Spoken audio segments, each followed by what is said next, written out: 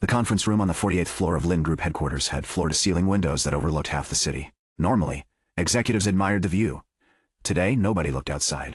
23 directors sat around the polished walnut table. Every seat was occupied. Every expression was cold. At the end of the room, a young man in a wrinkled black suit stood alone. Lin Tian. His tie was loose. There was dried blood on the cuff of his sleeve, where the original owner of this body had slammed his fist into a mirror several hours earlier. No one cared. To everyone in this room, the blood merely proved what they already believed. The useless young master had thrown another tantrum. Chairman Lin rested both hands on his cane. His silver hair was perfectly combed. His eyes, however, carried years of disappointment. The meeting will begin. Silence settled over the room. A projector lit up. Financial statements filled the screen. Losses, red numbers, failed investments, canceled projects. One disaster after another. The director of finance adjusted his glasses. Over the past 3 years, young Master Lin Tian has approved 17 investments. He clicked the remote. 15 ended in losses. Another click. One company declared bankruptcy. Another. The remaining subsidiary has accumulated losses exceeding 180 million. The room remained silent. Nobody needed convincing. The evidence had been building for years. The finance director lowered the remote. I have concluded my report. Chairman Lin slowly looked toward the young man standing alone. Do you have anything to say? Lin Tian looked around the room. Every face was unfamiliar. Yet, every memory inside this body recognized them instantly. Second uncle, third aunt, board members, senior executives, people who had watched the original Lin Tian embarrass himself again and again. Only, he wasn't the original Lin Tian anymore. 6 hours ago, Ethan Carter had been sitting aboard a private jet crossing the Pacific. The founder of one of the world's largest logistics companies. A man who had spent 30 years building businesses from empty warehouses into multinational corporations. Then an engine failure. Fire, darkness. When he opened his eyes again, he had become Lin Tian. The memories had arrived like a flood. The spoiled air, the reckless spending, the gambling, the drinking, the arrogance, the betrayals. Even Ethan found it difficult to defend the man whose body he now occupied. If he had been sitting on the other side of this table, he would have voted to remove Lin Tian as well. Chairman Lin spoke again. Lin Tian. Answer the board? Every pair of eyes settled on him. Ethan. No. Lin Tian. He exhaled slowly. The report is accurate. The room blinked. That wasn't the answer they expected. Second uncle frowned. So you admit it? I do. No excuses. No shouting. No blaming others. Several directors exchanged confused glances. This wasn't how Lin Tian behaved. Third aunt folded her arms. Admitting your mistakes doesn't erase them? I know. Another short answer. Chairman Lin's fingers tightened around his cane. Something about his grandson felt different. Before he could speak, another voice interrupted. If that's all, I believe there's nothing left to discuss. Everyone turned. A woman stood gracefully from her chair. She wore a cream-colored business suit. Long dark hair rested neatly over one shoulder. Elegant, calm, beautiful. Xu Yiren, Lin Tian's fiancée. Or perhaps, not anymore. She walked toward him without hesitation. Every step echoed through the silent room. She stopped an arm's length away. Her voice remained polite. Our engagement was arranged by our families. Lin Tian met her gaze. She wasn't cruel. She simply looked tired. I waited 3 years, she said quietly. I defended you more times than I can remember. Images surfaced from the inherited memories. Missed meetings, broken promises, public humiliation, drunken scandals. Even Ethan felt embarrassed watching them. Xu Yiren continued, I can no longer see a future with you. She reached into her handbag, placed a small velvet box onto the conference table. Inside rested an engagement ring. I wish to terminate our engagement. Silence. Not dramatic, not loud. Somehow, that made it hurt more. Lin Tian looked at the ring. Then back at her. I understand. This time, Xu Yiren froze. She had rehearsed countless responses on the drive here. Anger, desperation, accusations. She hadn't prepared for acceptance. That's all? Lin Tian gave a small nod. You've already given the original me more chances than I deserved. The words slipped out naturally. He corrected himself. Then I deserved. A flicker crossed Xu Yiren's eyes. For just a moment, she felt as though she were speaking to a completely different person. Then she shook the thought away. People didn't change overnight. She turned and returned to her seat. The ring remained on the table. Chairman Lin closed his eyes briefly. So, the engagement is dissolved? No one objected. Second uncle finally smiled. Father, I believe the board should proceed with a vote. Several directors nodded immediately. Documents were distributed. Each contained only one resolution: remove Lin Tian from all management positions, Raiji in strip inheritance, rights, Ujsi permanent, exclusion from future succession. Pens clicked open. One signature after another appeared across the pages. The secretary gathered them, counted carefully, then looked toward the chairman. 21 in favor. She hesitated. 1 abstention. Chairman Lin didn't ask who. He already knew. Director Zhao, the oldest independent director on the board. He had watched 3 generations of the Lin family grow up. He wasn't defending Lin Tian. He simply disliked voting against someone without leaving room for redemption. Chairman Lin nodded slowly. The resolution passes. A heavy silence followed. It should have ended there. Instead, the old chairman looked directly at Lin Tian. You are my grandson. His voice had become noticeably softer. I owe your late parents that much. Several board members frowned. Second uncle spoke immediately. Father, the vote. I know the vote. His calm reply silenced the room. Chairman Lin never repeated himself. He looked back at Lin Tian. I'll give you one final opportunity. Even the director straightened. This wasn't on the agenda. The chairman pressed a button on the remote. A photograph appeared on the screen. An old industrial complex, broken windows, rusting machinery, overgrown weeds. A faded company logo barely remained attached to the gate. Tianhe Foods. Several executives quietly laughed. Everyone knew the place. The forgotten subsidiary, a company that had lost money for 8 consecutive years. Its debts exceeded its assets. Banks refused additional loans. Suppliers demanded advance payment. Customers had moved elsewhere. The previous 3 presidents had all resigned. It was, by every measurable standard, worthless. Chairman Lin spoke. If you can return Tianhe Foods to profitability within 90 days, I will personally restore your position within the Lin Group. The room exploded. 90 days? Impossible. That company is already dead. It's a waste of time.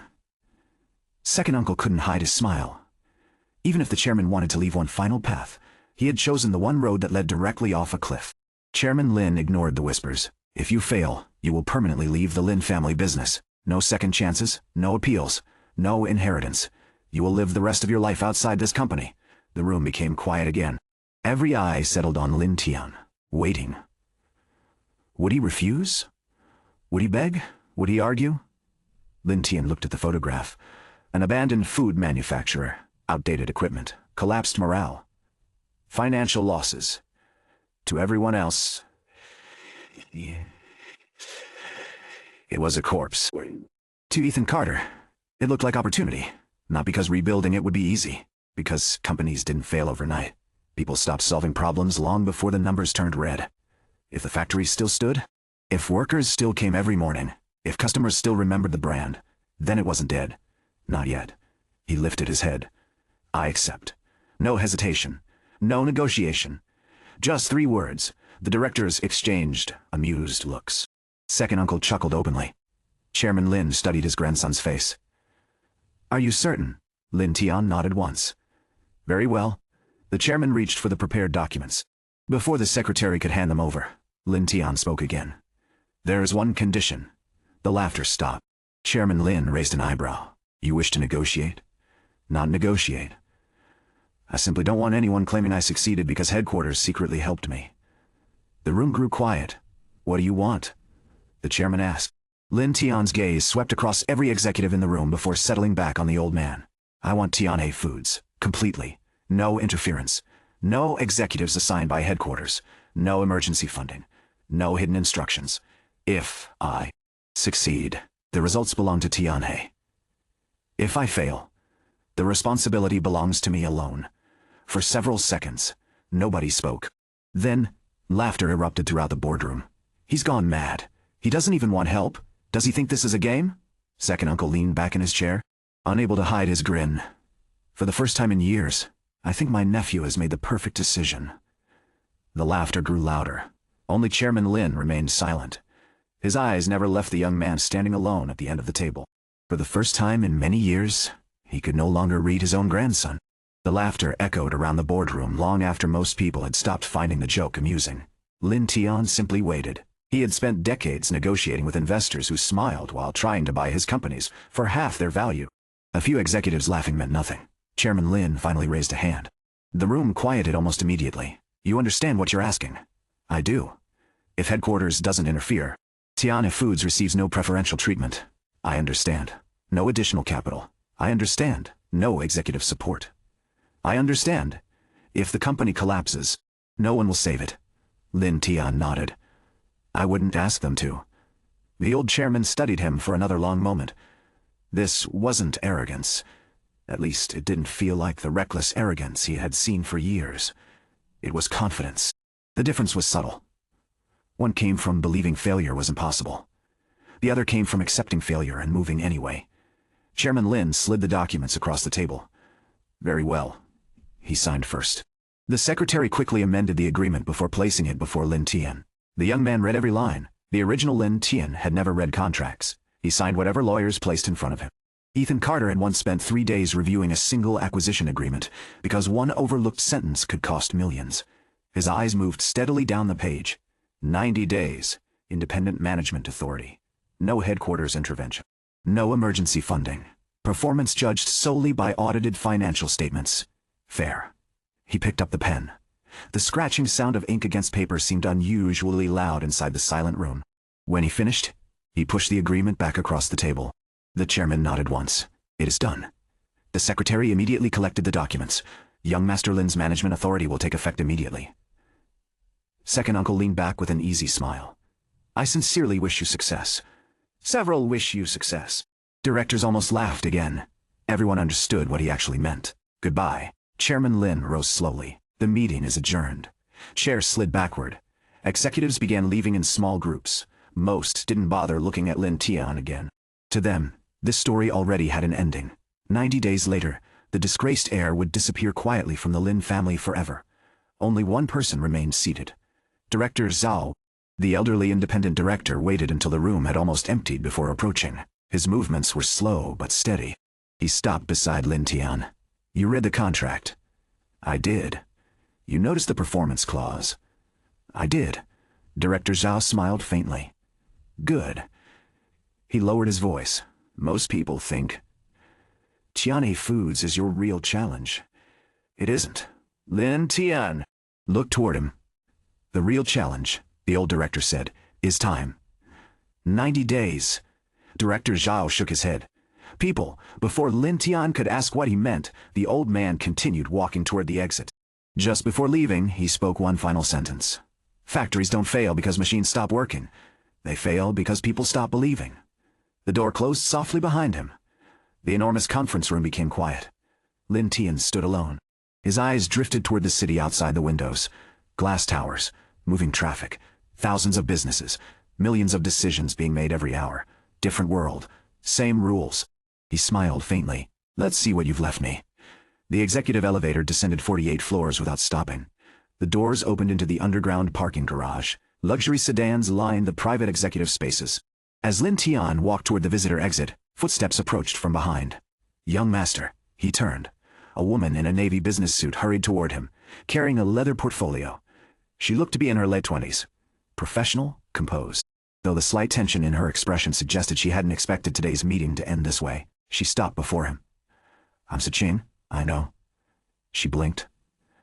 Then remembered, of course he knew. She had been the acting chief operating officer of Tianhe Foods for almost 2 years. Although the previous Lin Tian had only visited the company twice, both visits had lasted less than 30 minutes. Neither had involved speaking to the employees. Siqing opened the portfolio. This contains the latest financial statements, supplier contracts, employee records and operational reports. She hesitated. I thought you might need them. Lin Tian accepted the folder. Thank you. Another unexpected answer.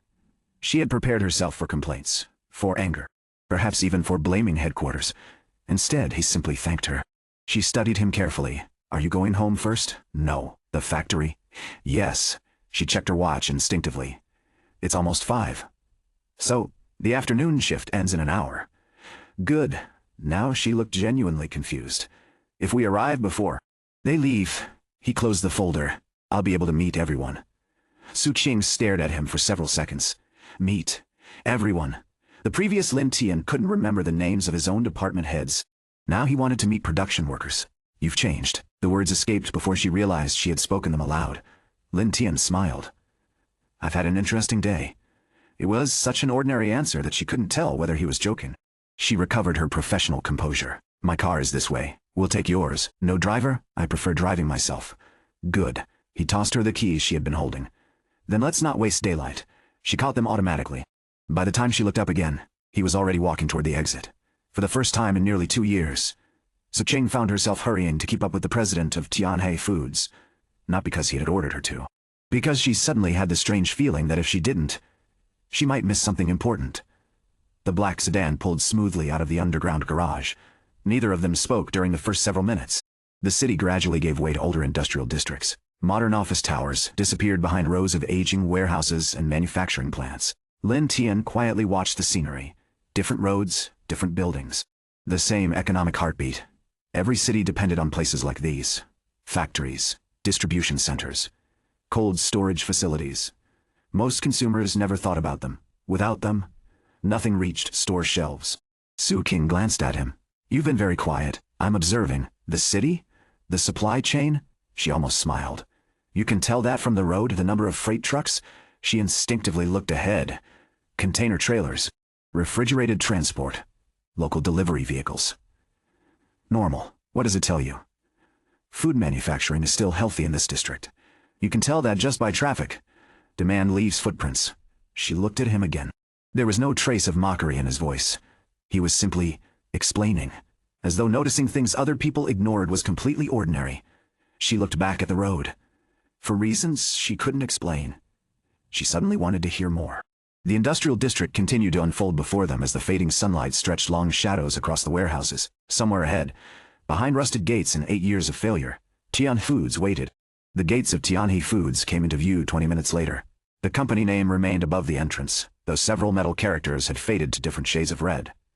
A security guard stepped out of the booth as Su Qing slowed the car. He recognized her immediately. Then he noticed the man in the passenger seat. His posture stiffened. President Lin? Lin Tian lowered the window. Good afternoon. The guard hesitated before returning the greeting. The previous president had driven through these gates without once acknowledging him. Su Qing handed over her access card. The barrier lifted. Inside, the factory looked better than the photograph from the boardroom. Not healthy, but not dead. But not dead. 3 production buildings stood around a broad loading yard. The paint had faded. Several exterior lights were broken, and weeds pushed through cracks near the drainage channels. Yet forklifts still moved between warehouses. Workers still loaded cartons onto trucks. Steam rose from the rear processing block. Operations continued. That mattered. Lin Tian watched a truck pull away. How many shipments today? 7. Normal volume. Less than half. Customer cancellations. Some. Others reduced their orders. Why? Su Qing parked outside the administrative building. Late delivery. Inconsistent quality and repeated price adjustments. Which came first? She understood the question immediately. Late delivery. Then, quality complaints? Yes. Then the price increases. She removed her seatbelt. We raised prices to cover the losses caused by production delays. And lost more volume. Yes. It was a familiar collapse. Poor operations caused higher costs. Higher costs led to higher prices. Higher prices drove away customers. Lower volume increased unit cost again. Management then blamed the market. Lin Tian opened the door. How many employees remain? 286. How many 3 years ago? 412. Voluntary resignations? Mostly. Good? Su Qing paused beside the car. Good? Employees who will leave. Voluntarily still believe other companies will hire them. He looked toward the factory buildings. The dangerous stage is when capable people stop leaving because everyone capable has already gone. She followed his gaze. You think we're not there yet? I intend to find out. The administrative building smelled faintly of old paper and instant coffee. A receptionist stood so quickly that her chair rolled backward. President Lin, her voice carried down the corridor. Office doors opened. Employees appeared one after another. Surprise spread faster than any official announcement. Lin Tian had arrived before. Everyone remembered those visits. He had complained about the smell, criticized the old furniture, and left before the production tour. This time he walked directly past the executive elevator. Su King pointed toward it. The conference room is on the 3rd floor. We're not going there. Where are we going? The factory floor. Several employees heard him. The corridor became even quieter. Su King led him through a side passage into a changing area. Disposable coats, caps, and shoe covers were stored beside the sanitation entrance. Lin Tian put them on without being reminded. A quality supervisor waiting nearby seemed momentarily uncertain what to do with the prepared speech in her hands. President Lin, I can first explain our walk with us. He entered the processing block. The temperature dropped immediately. Rows of stainless steel equipment stretched beneath fluorescent lights. Tiana Foods produced packaged sauces, ready-to-eat meals, and frozen dumplings under several old regional brands. At first glance, the line appeared orderly. Workers wore proper uniforms. Products moved steadily along the conveyors. The floor was clean. Anyone visiting for 10 minutes might have concluded that the factory's troubles existed only in its financial records. Lin Tian stopped beside a packaging line. How long has that machine been idle? Su Qing followed his gaze. One of 4 sealing units stood silent. A handwritten maintenance tag hung from its control panel. 3 weeks. Replacement part? Waiting for approval. Cost? The quality supervisor checked her notes. 28,000. Lin Tian looked at the 3 machines still operating. How much overtime did this department pay last month? No one answered immediately. Su King opened the portfolio. 106,000. To avoid spending 28,000, the supervisor lowered her eyes. The maintenance request was rejected twice. By whom? Operations Director Qian. Reason, he said cash. Flow was too tight. Lin Tian looked down the line. Workers were feeding trays into the remaining machines faster than the equipment should have required. A bottleneck had been created by saving money. Not saving, delaying. He moved closer to the conveyor. A middle-aged worker was adjusting cartons as they emerged from the final sealer. How many hours did you work yesterday? The woman glanced toward her supervisor before answering. 12 today. Probably 11. How many days this month? 26. Why isn't there a second shift? We have one. She pointed toward another section. They're helping line 3. Because the filling machine there breaks down. The supervisor stepped forward. President Lin. These are temporary issues. The worker's expression changed slightly. Lin Tian noticed. How long has line 3 been having temporary issues? The woman hesitated. 8 months. The supervisor's face tightened. Lin Tian didn't rebuke her. He continued walking. At the ingredient preparation area, several employees manually carried 20-kilogram containers from one station to another. A pallet jack stood unused against the wall. Broken? He asked. A young worker shook his head. No batteries. How long? 2 months. In cold storage, one aisle had been blocked by unsorted cartons. In the raw materials warehouse, 3 different labels had been placed over the same ingredient code. At the dispatch bay, completed orders waited in no obvious sequence. The newest carton stood closest to the loading doors. Older orders had been pushed behind them. Lin Tian stopped. First in, first out? The warehouse supervisor looked uncomfortable. Usually means no. We prioritize whichever customer complains. Who decides? The sales office calls us. So production follows whoever shouts loudest. No one replied. Su King had been writing since the first line. Her notes now filled 2 pages. She had known all these problems separately. Seeing them connected was different. The broken sealing unit caused overtime. The overtime exhausted workers. Exhausted workers made more mistakes. Mistakes delayed orders. Delayed orders created angry customers. Sales pressured dispatch. Dispatch ignored order sequence. Then old inventory sat longer, increasing quality risk. No single disaster. A chain of small failures. Lin Tian left the warehouse and entered the employee canteen just as the afternoon shift began ending. Workers came through the doors in groups, talking until they saw him. Conversation stopped. Some turned as though considering whether to leave. Continue eating, Lin Tian said. Nobody moved. He picked up an empty tray. The canteen worker behind the counter stared at him. What are they having? Rice? Cabbage and braised pork. I'll have the same. Su Qing stepped closer. There is a management dining room upstairs. Then you can eat there. She took a tray. I'll have the same. That earned the first quiet laugh of the evening. It came from somewhere near the back. The tension loosened by a fraction. Lin Tian carried his meal to an open table occupied by 3 production workers. They looked at one another. He sat before any of them could escape. Names, the oldest man answered first. Zhao Ming. Equipment Department. The name stirred a memory from the reports. 52 years old. 27 years at Tiani. Demoted twice. No disciplinary record. The woman beside him introduced herself as Liu Mai from Quality Inspection. The youngest was Chen Wei, a graduate trainee assigned to inventory control. Lin Tian looked at Zhao Ming. Why is Sealer 2 still broken? Zhao Ming's chopstick stopped. Maintenance request was rejected. I know. Why didn't you repair it another way? We can rebuild the damaged drive assembly. Then why haven't you? We need the old workshop. Use it. It was locked. By whom? Director Qian ordered it closed last year. Why? He said repair work should be outsourced. Was it cheaper? Zhao Ming looked at him steadily. No. Better? No. Faster? No. Then why? The answer was obvious enough that nobody wanted to say it. Lin Tian changed the question. Which contractor handles the repairs? Jinqing Industrial Services. Su Qing stopped eating. Director Qian's brother-in-law owns Jinqing. The table went silent. Lin Tian continued calmly.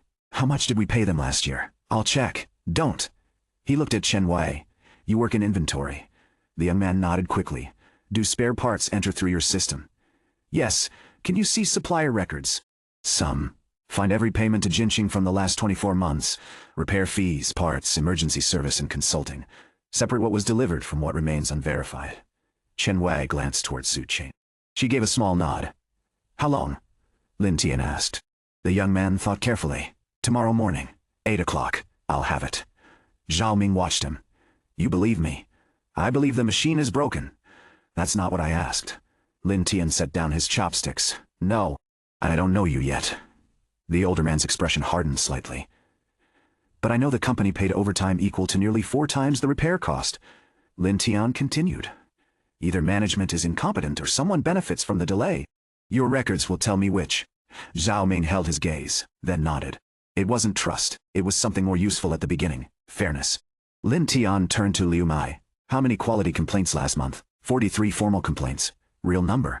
She hesitated. Probably over 70. Why the difference? Sales handles smaller complaints directly. So quality doesn't see them. Not always. Change that tomorrow. Every complaint enters one shared record. Su Qing spoke quietly. Our systems aren't connected. Use a spreadsheet. Several people at the table looked surprised. Most executives preferred announcing expensive software projects. Lin Tian continued eating. Technology should remove a problem. It shouldn't become another problem. Liu Mai nodded slowly. I can set it up tonight. Tomorrow morning is enough. He looked around the canteen. The workers were pretending not to listen. Most had stopped pretending very well. Lin Tian raised his voice just enough to reach the nearby tables. I'll meet every department head at 8 tomorrow. Several supervisors exchanged uneasy looks. Not in the conference room. That drew more attention. At the broken ceiling. At the broken ceiling. Machine. Silence settled again. Bring 3 things. He held up one finger. The biggest problem your department can solve without additional money. A second. The biggest problem that requires money. A third. And one rule that makes your job. And one rule that makes your job harder without improving anything. A worker near the serving counter spoke before fear could stop him. What if the rule came from management? Lin Tian looked toward him. Especially then. A few quiet laughs followed. This time they weren't mocking him. The shift whistle sounded outside. Workers began clearing their trays. As Zhao Ming stood, Lin Tian asked, How long to rebuild the drive assembly, if the workshop opens tonight? Yes. 4 hours. How many people? 3. Overtime? Zhao Ming shook his head. My team already finished 12 hours. Then tomorrow, the line loses another day. So does an exhausted technician who gets injured. Zhao Ming studied him again. 8 in the morning? 7. The older man gave the faintest smile. I'll be here at 6:30. By the time Lin Tian and Su Qing left the canteen, darkness had settled over the factory yard. The administrative building remained lit. Employees had begun talking again, but the tone had changed. Not hopeful. Hope required evidence. Curious. That was enough for one evening. Su Qing followed Lin Tian into the president's office. Dust coated the windowsill. The room was unnecessarily large, furnished with a leather sofa, a heavy desk and cabinets filled with unopened reports. A framed photograph of the original Lin Tian hung behind the desk. He was holding a ceremonial shovel at the launch of a project that had never been completed. Lin Tian removed the photograph and placed it face down. Su Qing set the portfolio on the desk. You found more in 2 hours than the last president found in 6 months. He found it. What? He simply didn't care. She had no answer to that. Lin Tian opened the latest financial statements. Cash available? 11.4 million. Immediate payroll obligation? 6.8. Supplier payments due this month? 9.1. So we're already short. Yes. Receivables? Yes. Receivables? 23 million. How much overdue? Nearly 16. Why? Customers deduct penalties for late shipments. Some dispute quality. Several simply know we're desperate. Outstanding bank debt. 42 million. Any facility-able? No. Inventory value, accounting value, or recoverable value? He looked up. Good question. She opened another file. Accounting value is 31 million. Recoverable value may be below 20. How much is expired? 4.2 million. Obsolete packaging. Another 3. Why hasn't it been written down? Director Qian refused. To hide the loss. Yes. Lin Tian turned another page. Lin Tian turned another page. Many directors report directly to you. 7. How many are useful? Su Qing paused. 3. How many are loyal to Tianhe rather than headquarters or themselves? 2. You included yourself. No. He looked at her. Why not? You don't know? Whether I'm useful yet. A hint of amusement touched his voice. Fair. He leaned back. Tell me about Director Qian. Qian Fu, Operations Director. 11 years at Tianhe. He controls production, scheduling, maintenance, procurement, warehouse access, and most contractor relationships. Too much authority.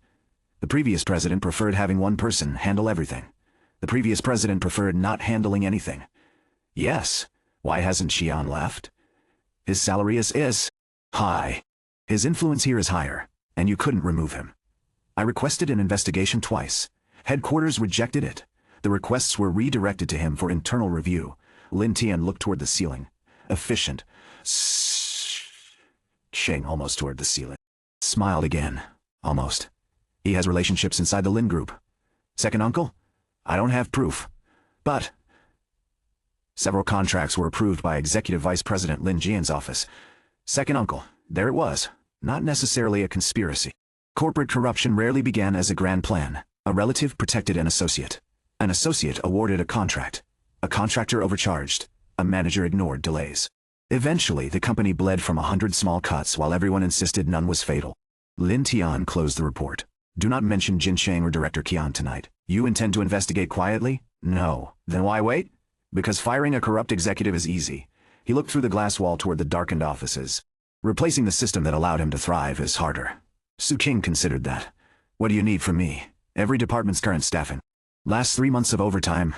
Customer complaints, product margins, and pending purchase requests. By morning? By 7. She glanced at the clock. It was already past 8. I'll need help. Choose anyone except a department director. Why? I want the people who actually prepare the reports. She understood. Directors presented numbers. Junior staff knew where the numbers came from. I'll arrange it and order food for the team, for everyone still working. She closed the portfolio. What will you do? Read.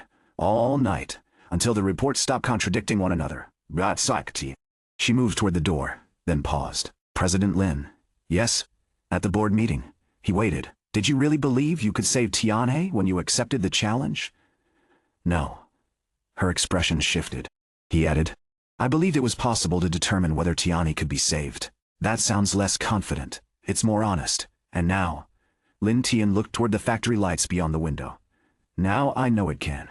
Su Qing stood there for another moment before leaving. At 7 the next morning, the broken sealing machine was surrounded by 31 people. Department heads stood closest. Supervisors and technical staff gathered behind them.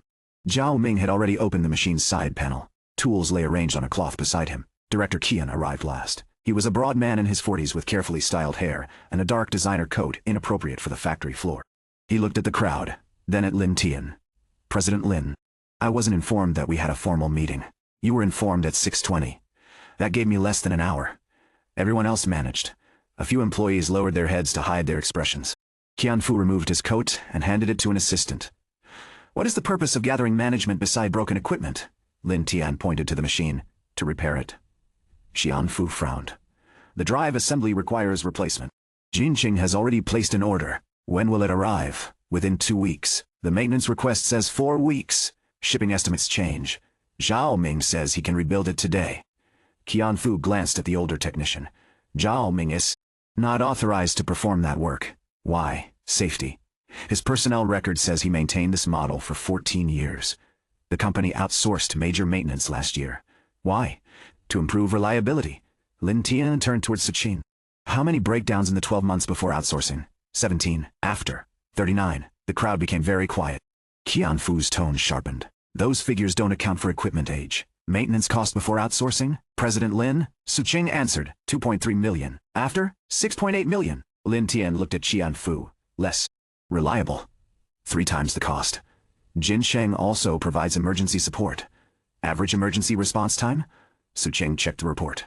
31 hours. Several technicians exchanged looks. Everyone on the floor knew those numbers. Nobody had ever said them in front of management. Qianfu's jaw tightened. President Lin, operational decisions cannot be judged from isolated figures. I agree. Lin Tian turned toward Chen. Why? The young graduate stepped forward carrying a laptop and a printed file nearly 2 centimeters thick. I reviewed the Jinsheng records. Qianfu's eyes narrowed. Who authorized you? I did, Lin Tian said. Chen Wai opened the file. Over 24 months, Tianhe Foods paid Jinsheng Industrial Services 15.7 million. Murmurs spread through the group. Of that amount, 4.1 million was listed as imported replacement parts. He turned a page. Warehouse records confirm receipt of parts worth approximately 1.6 million. Qianfu stepped forward. Approximately. You are a trainee. You have no authority to value industrial components. Chen Wai's face paled. Lin Tian didn't interrupt. The young man swallowed and continued. Serial numbers from 12 listed replacement assemblies match equipment already owned by Tianhe before the Jinsheng contract. The murmurs stopped.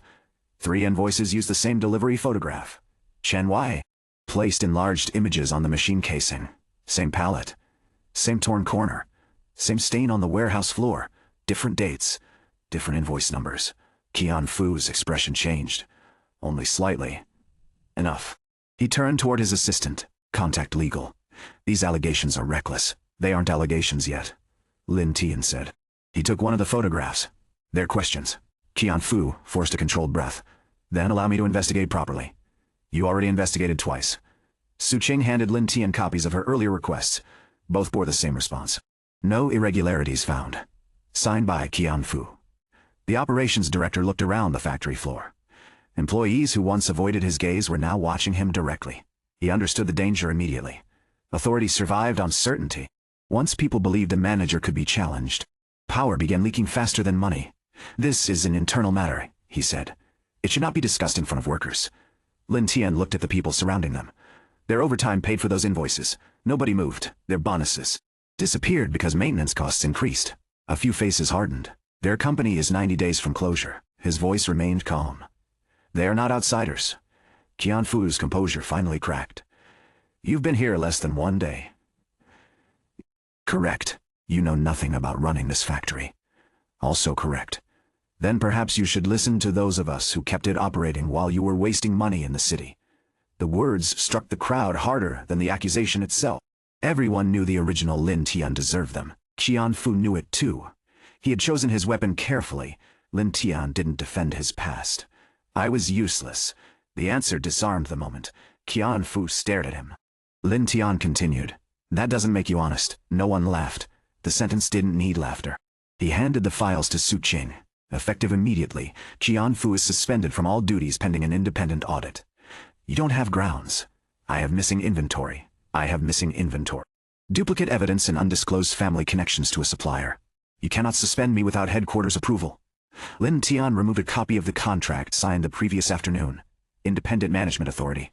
Qianfu looked at the chairman's signature. For the first time, he had no immediate answer. Your access cards, company devices, and office keys will be surrendered before you leave. Qianfu's assistant stepped backward. The movement was small. Everyone noticed. Qianfu looked toward the department heads, waiting for someone to speak. No one did. His protection existed at headquarters. Here, beside the machine that had cost workers weeks of overtime, he stood alone. This company will collapse without me. Lin Tian nodded toward Zhao Ming. Open the workshop. The technician picked up his tools. Qianfu's face darkened. You'll regret this, possibly.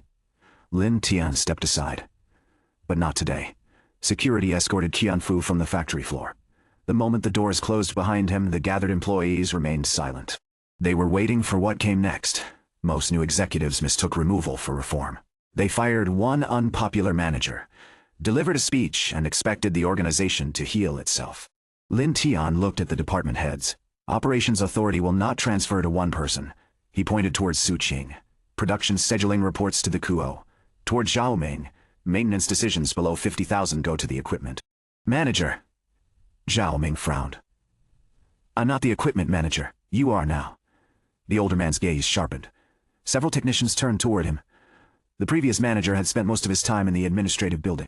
Zhao Ming had spent 27 years beside the machines. Warehouse access transfers to inventory control with dual approval for high-value parts. Lin Tian looked at Chen Wai. You found the records. Can you build the control? The young man straightened. Yes. You have 3 days. I'm only a trainee. Then make fewer expensive mistakes than the directors. A ripple of laughter moved through the group.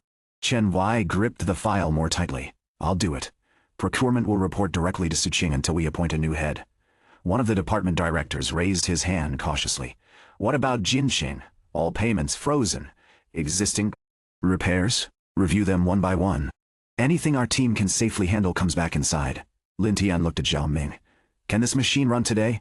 The older man glanced at the open panel. By noon. Then everyone else returned to work. The crowd began dispersing. Not quickly. People left in small groups, speaking under their breath. The story would reach every corner of the factory before breakfast ended. The useless heir had arrived. He had found 15 million in questionable payments overnight. He had removed the most powerful director before 8 in the morning, and he had promoted a man everyone respected. Hope still required evidence. But curiosity had become attention. By 11:30, Sealer 2 restarted. The machine coughed once, shuddered, then settled into a steady mechanical rhythm. Cartons moved through the line. A clean seal appeared across the first package. Then the second. Then the third. Workers gathered without being called. Zhao Ming inspected the output before handing one package to Lin Tian. 21,000 in parts, not 28. We reused the housing. How long will it last? At least 2 years if maintained properly. Lin Tian turned the package over. In his hands. Document the repair. For training. For every factory we own someday. Zhao Ming looked at him. The words were too ambitious for a company struggling to survive the month. Yet, Lin Tian had spoken them as naturally as discussing a maintenance schedule. The older man gave a slow nod. I'll document it. The line supervisor approached with a tablet. At this speed, we can clear the delayed order for Yongin supermarkets by tomorrow evening. When did we promise delivery? 3 days ago. Call them. They've already threatened cancellation. Then don't ask them not to cancel. The supervisor looked confused. What should I say? Tell them exactly what failed, exactly what we repaired, and exactly when the shipment will arrive. And if they still cancel, then we earned the cancellation. The supervisor hesitated before walking away. Su Qing joined Lin Tian beside the moving line. You think honesty will keep them? No. Then why do it? Because excuses haven't. Her phone rang before he could continue. She answered. Her expression changed as she listened. When? A pause. Send me the full notice. She ended the call. Our largest frozen food distributor suspended all new orders. Volume? Nearly 18% of annual sales. Reason? They received annual sales. Reason? They received an offer from Haixing Foods. Lower price, guaranteed delivery, and 60-day credit. Can Haixing deliver? Probably. Can they afford 60-day credit? Longer than we can? Around them, the repaired machine continued sealing packages. One problem solved. The next had already arrived. Lin Tian handed the finished package back to Zhao Ming. Where is the distributor? 2 hours away, Su Qing said. Who manages the account? Sales Director Luo. Tell him to meet us at the loading yard in 10 minutes. We're going there. No. Lin Tian watched another carton leave the line. We're bringing the customer here. Sales Director Luo arrived exactly 9 minutes later. He was in his mid-30s, neatly dressed, with the cautious confidence of someone who had survived years in a struggling company by avoiding unnecessary risks. He glanced toward the repaired production line before stopping beside Lin Tian. You wanted to see me. President Lin, tell me about Yongsheng Distribution. Luo answered without opening his tablet. They're our largest frozen food distributor in the eastern region. Annual sales? Approximately 83 million. Profitability? Average. Payment history? They've always paid. Decision maker? General Manager Wang Jine. Relationship. Luo hesitated. I've worked with him for 6 years. Can he still be convinced?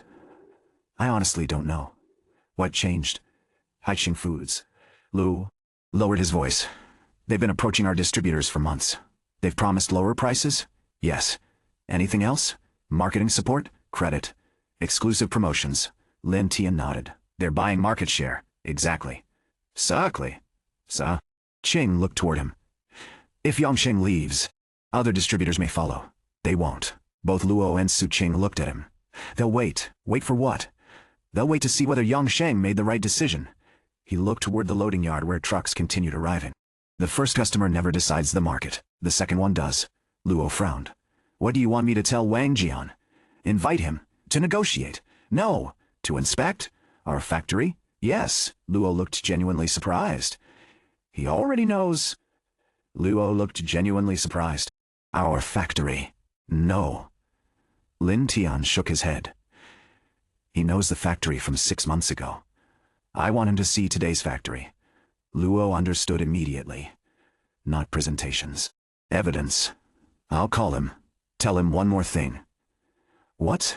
If he still chooses Haiqing after the visit, we'll thank him for his business. Luo stared. We won't counteroffer. No. No discount? No. No exclusive terms? No. President. Lin. If the only reason he stays is because we became cheaper, he'll leave again the moment someone else becomes cheaper. Luo slowly nodded. I understand. Good. He immediately walked away to make the call. Su Qing watched him disappear. You aren't fighting for the order. I am. Then why aren't we negotiating? Because negotiations begin after trust. She considered that. What if he refuses to come? Then we saved ourselves a wasted afternoon. Her phone rang again. She answered. Yes? A pause. He accepted? Another pause. I understand. She ended the call. So quickly? He was already driving here. Lin Tian smiled faintly. He wanted to see whether we were falling apart. Now he'll see. Something else. 1 hour later, a black SUV entered the factory. General Manager Wang Jian stepped out before the vehicle had fully stopped. He was in his early 40s, practical clothes, walking shoes instead of polished leather. A businessman who spent more time inside warehouses than boardrooms. He shook hands with Su Qing first, then turned toward Lin Tian. So, the famous young master. I've heard a lot. I imagine none of it was flattering. Wang laughed once. No. Lin Tian smiled. Fair. The answer immediately eased part of the tension. Sales Director Luo quietly noticed something. President Lin never tried defending his reputation. He simply accepted facts and moved forward. It made conversations strangely efficient. Lin Tian gestured toward the production building. Walk with me? No presentation? No. No conference room? No. No slides? No. Interesting. They entered through the same sanitation entrance. The repaired sealing machine continued operating smoothly. Workers moved with noticeably less urgency than yesterday. Not because demand had fallen, because the bottleneck had disappeared. Wang Jian stopped beside the line. When did this come back online? This morning. It was broken last week. It was. He watched another finished package emerge. Looks stable. It is. They continued deeper into the factory. Instead of introducing equipment, Lin Tian introduced people. This is Zhao Ming, our equipment manager. The older technician nodded politely. Wang, good to see the machine alive again. You know each other. Wang laughed. I have been complaining about delayed deliveries for almost 2 years. I probably spent more time talking to Zhao than the previous management. They continued walking. This is Liu Mei, quality inspection. She explained the new complaint tracking system. Spreadsheet, shared access. Visible to every department. Simple, immediate. Wang looked surprised. You built this overnight? We started yesterday. It isn't sophisticated. Liu Mei smiled. It works. He nodded approvingly. That's usually more important. At dispatch, Chen Wai demonstrated the reorganized loading schedule. Every shipment now carried. Production completion. Quality release. Loading sequence. Target departure. Customer priority. No more handwritten changes. No more guessing. Still basic. Already clearer. Wang slowly folded his arms. You've made a lot of changes. We've started. Lin Tian corrected him. This isn't finished. No, but it tells me something. What? You fixed obvious problems first. He looked toward the loading bays, most toward the loading bays. Executives buy software. They don't notice batteries. Lin Tian smiled. They're easier to replace. A truck reversed toward Dock 3. Workers immediately began loading. Wang watched carefully. No shouting, no confusion, no waiting. He looked toward Luo. When was the last delayed shipment? Luo checked. Yesterday morning. Today's everything on schedule. Wang remained silent, not convinced. Observing. Exactly as Lin Tian wanted. They finished the tour inside a modest meeting room overlooking the warehouse. No expensive furniture, just tea. Wang accepted the cup. I'll be direct. So will I. Our board already approved Haisheng's proposal. I know. They're offering prices nearly 7% lower. I know. They're also guaranteeing delivery. I know. Wang looked at him. You. Wang looked at him. Don't seem interested in negotiating. I'm interested in understanding. What? Why you're leaving. The reasons are obvious. List them. Wang blinked. Then answered. Late delivery. Quality inconsistency. Poor communication. Declining confidence. Lin Tian nodded. Price? 5th. Credit? 6th. Marketing useful. But not the reason. Wang smiled slowly. You really wanted to... Wang smiled slowly. Understand. I can't solve the wrong problem. Silence settled between them. Wang placed the teacup down. President Lin. I've worked with Tianhe for 9 years. I didn't want to leave. I simply couldn't continue explaining delayed deliveries to supermarkets. I understand. I watched today's factory. You've watched today's factory. Improved. But improvement isn't reliability. No, it's evidence. Lin Tian leaned slightly forward. So let me make you one promise. No discounts, no special contracts, no penalties. If we miss another confirmed delivery date during the war. Next 30 days, you may terminate every remaining purchase order immediately. No compensation. No legal dispute. You walk away. Even Luo inhaled quietly. That promise carried enormous risk. Wang looked directly at him. You're putting the decision entirely in my hands. No. I'm putting it in ours. If we can't deliver, we don't deserve your business. The room became quiet again. Wang slowly nodded. I appreciate the honesty. But my board has already voted. I know. I can't reverse it today. I know. So why invite me? Lin Tian looked toward the warehouse below. Because in 6 months, you'll choose suppliers. Again, Wang followed his gaze. I'd rather lose one order honestly, than win it through desperation, for the first time since arriving. Wang laughed genuinely. Your predecessor would have offered another 10% discount. Exactly. He stood. I'll continue with Haisheng. Luo lowered his eyes, but... Everyone looked back toward Wang. I won't terminate Tianhe completely. I'll reduce our orders, not eliminate them. Su Qing looked up. How much? 30%. Luo almost spoke. 30% was far better than losing everything. Wang continued. The remaining volume depends entirely on whether today's factory still exists 1 month from now. He extended his hand. I hope it does. Lin Tian shook it. So do I. After Wang left, Luo finally exhaled. I thought we'd lose the entire account. We almost did. But we didn't. No. Su Qing looked through the window at the departing SUV. You planned this. I hoped. You couldn't have known. I knew one thing. What? Good, good. Buyers respect competent suppliers.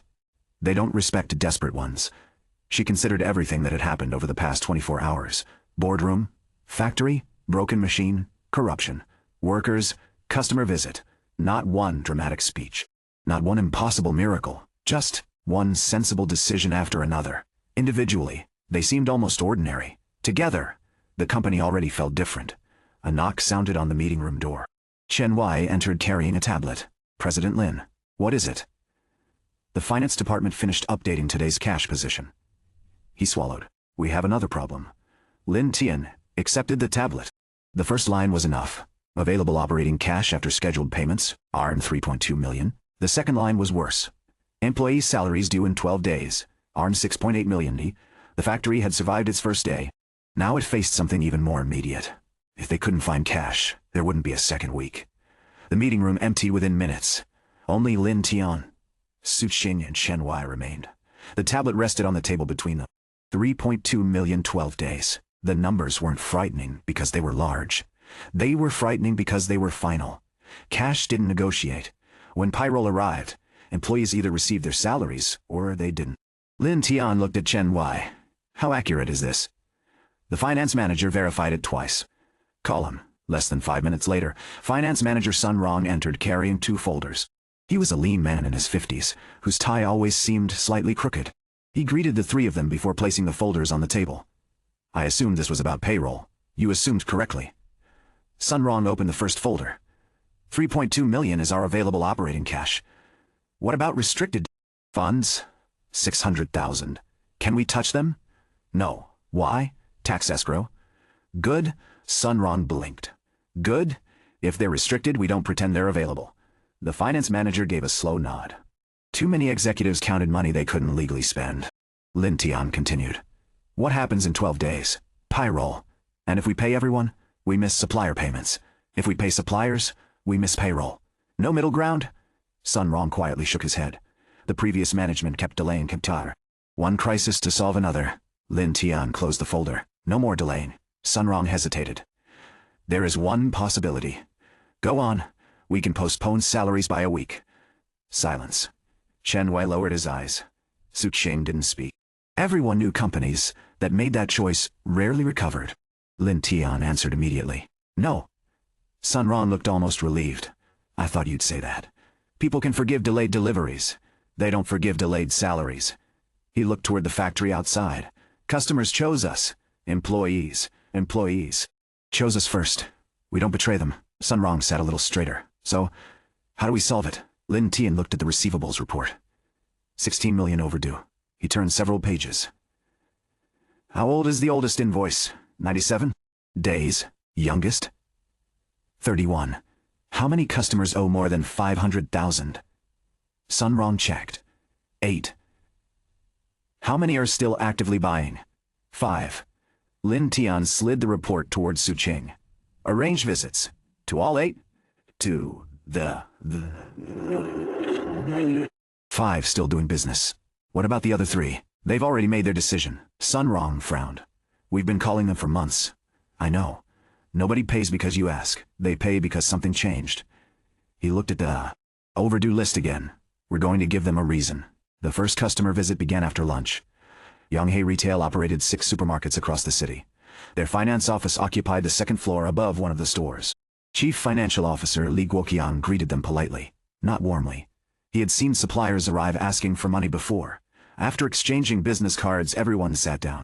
Li opened first. If this meeting concerns payment extensions, it doesn't. He looked slightly surprised. Lin Tian placed a copy of the outstanding invoice on the table. 40,000. 41 days overdue. Li glanced at it. The quality deduction is still under review. It is. We're discussing the remaining amount. Li looked. Again. The deduction represented barely 60,000. The rest had simply remained unpaid. He leaned back. Cash flow has been tight. Unsure. We intend to settle it soon. I'm sure. Li folded his arms. Then why come personally? Lin Tian smiled slightly. To understand whether you're choosing not to pay. Or unable to pay. Or unable to pay. The question landed differently. Not aggressive. Professional. Li answered honestly. Choosing. Why? Because every supplier wants priority. And we're low priority. Yes. Fair. Li blinked. Fair? We delivered late. We damaged trust. We're paying for it. The older man slowly nodded. I appreciate your honesty. So let me be equally honest. He opened another file. If I pay Tianhe today, I'll have 4 other suppliers at my door tomorrow. I know. So, I am asking for all of it. Li looked up. I'm asking you to choose one. Invoice. Silence. 1? Yes. Any amount? No. The oldest undisputed invoice. Li checked. 320,000. If I pay only this, it immediately improves our cash flow. It also proves something. What? That our relationship still exists. Li tapped the table thoughtfully. No. No interest, no. You'll continue supplying? Yes. You trust us? I trust incentives. Li laughed. You really aren't like the previous president. No. The previous president threatened legal action. And you? I prefer customers.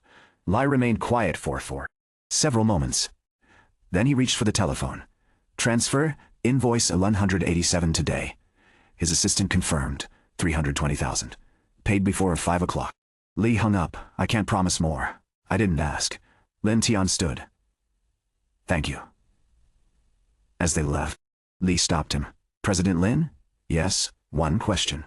Go ahead. If your company survives, will you still remember today's conversation? Lin Tian answered without hesitation. I'll remember that you paid before anyone else. Lee smiled. Lee smiled.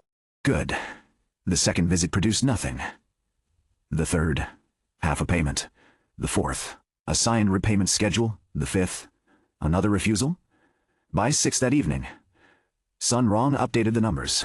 New cash collected are 4 million. Not enough, but enough to buy time. The finance manager looked almost energized. We've collected more in one afternoon than the previous month. We'll continue tomorrow. There are still over 40 overdue accounts. We won't visit 40. Sun Ron looked puzzled. No? Will? Is it whoever can actually decide? Owners, CFOs, managing directors, the people who lose sleep over cash. Su Qing closed another file. You think relationships recover that quickly? No, they recover one fulfilled promise at a time. Recover one fulfilled promise at a time. Phone vibrated. She answered briefly before covering the microphone. It's headquarters, for me, for both of us. She listened again. Understood. She ended the call. Chairman Lin wants tomorrow's operational report. Only the chairman? No. Chairman? No. Hesitated. The entire executive committee will attend. Lin Tian smiled faintly. That was faster than I expected. You think they're monitoring us? I know they are. Second uncle? Especially him. He stood and walked toward the office window. Below, the evening shift had already begun. The repaired ceiling line continued operating. Forklifts crossed the loading yard. For the first time in months, no completed orders waited for equipment that couldn't run. Su Qing joined him. The board probably expects bad news. They'll receive news. You sound very confident. I'm prepared. She looked at him. You've only been here 2 days.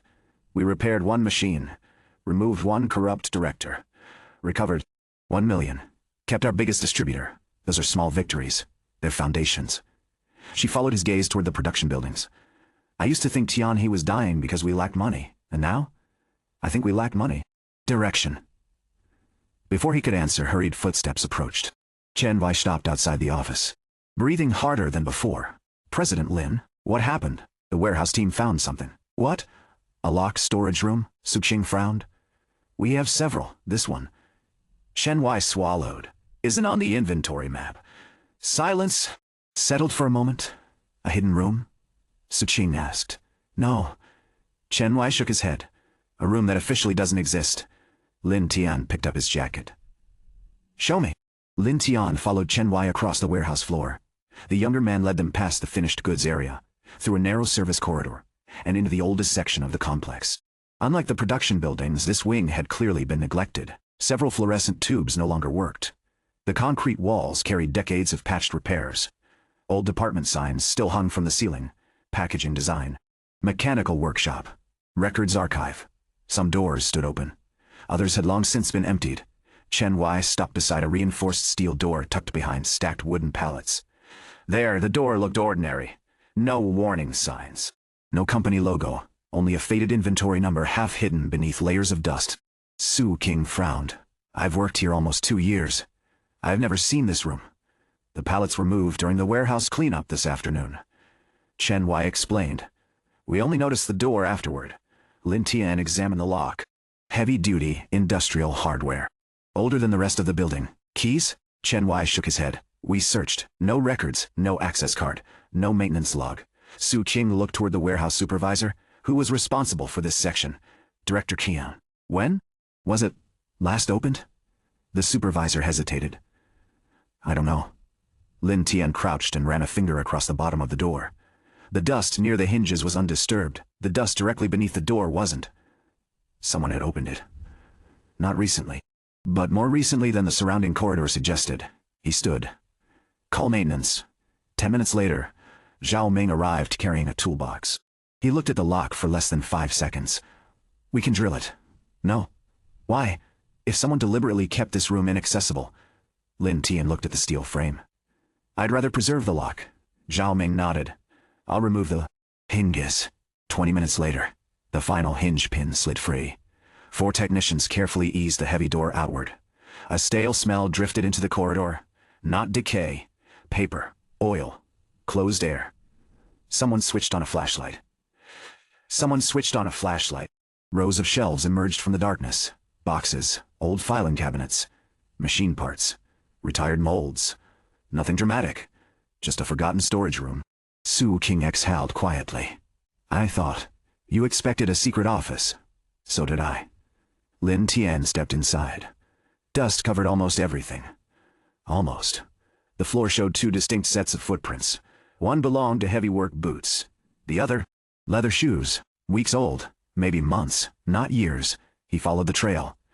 The boot prints stopped beside several wooden crates, replacement motors, gearboxes, hydraulic pumps, still wrapped in factory packaging. Zhao Ming immediately recognized the labels.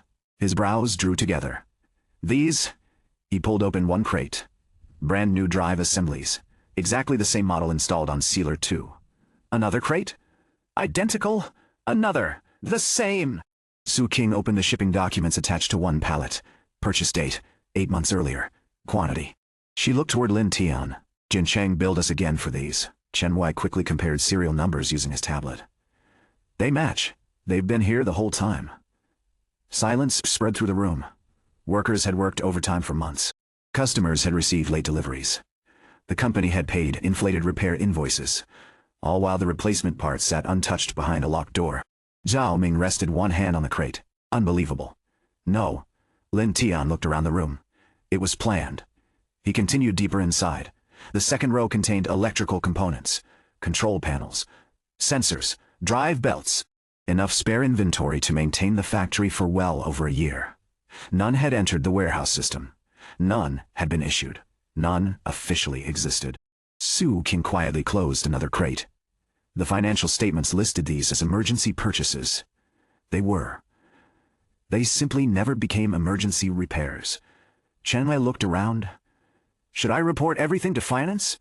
Yes, and inventory. Tonight, we'll need several people. Use whoever stayed after shift. They'll ask why. Show them. Word spread through the factory before the inventory team even arrived. Within half an hour, more than 20 employees had gathered outside the room. Nobody had called them. Curiosity had. Lin Tian didn't send them away. He simply stepped aside. One by one. They looked inside. Some recognized parts they had requested months ago. Others recognized labels from invoices they'd processed. Several technicians walked directly to specific shelves.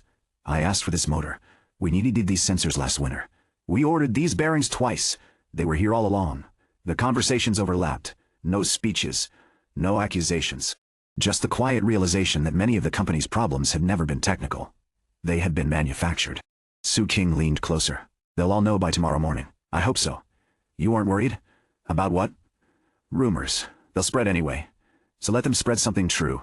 By 9 that evening, the inventory team finished counting the first section. Chen Wai handed over the preliminary summary. Estimated value. He checked the total again. 9.8 million. Su King looked up sharply. Nearly 10 million. And that's only this room. Several unopened cabinets still remained. Sun Rong arrived from finance after receiving Chen Wai's message. He took one look at the stacked reports. This changes everything. Not everything. Lin Tian corrected him. It changes cash flow. Sun Rong quickly began calculating. If even half these purchases are already paid, they improve our asset position. They also reduce planned maintenance costs and free working capital. Lin Tian nodded. Tomorrow morning.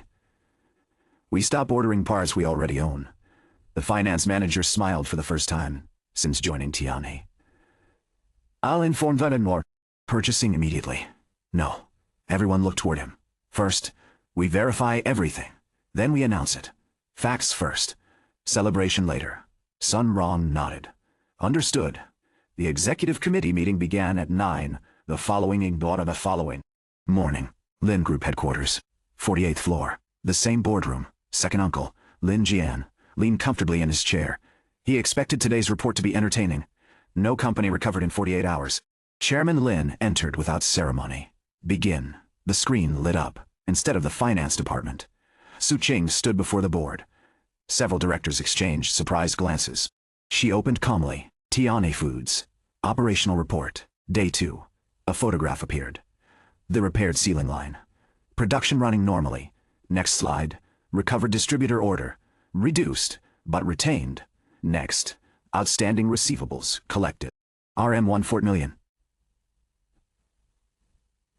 Several directors straightened. Next. Maintenance workshop reopened. Internal repair costs restored. Next. Operations Director Qian Fu suspended pending investigation. The room became noticeably quieter. Second uncle's smile faded. Chairman Lin remained expressionless. Continue. Su Qing advanced another slide, a photograph of the hidden storage room. Rows of unopened industrial parts.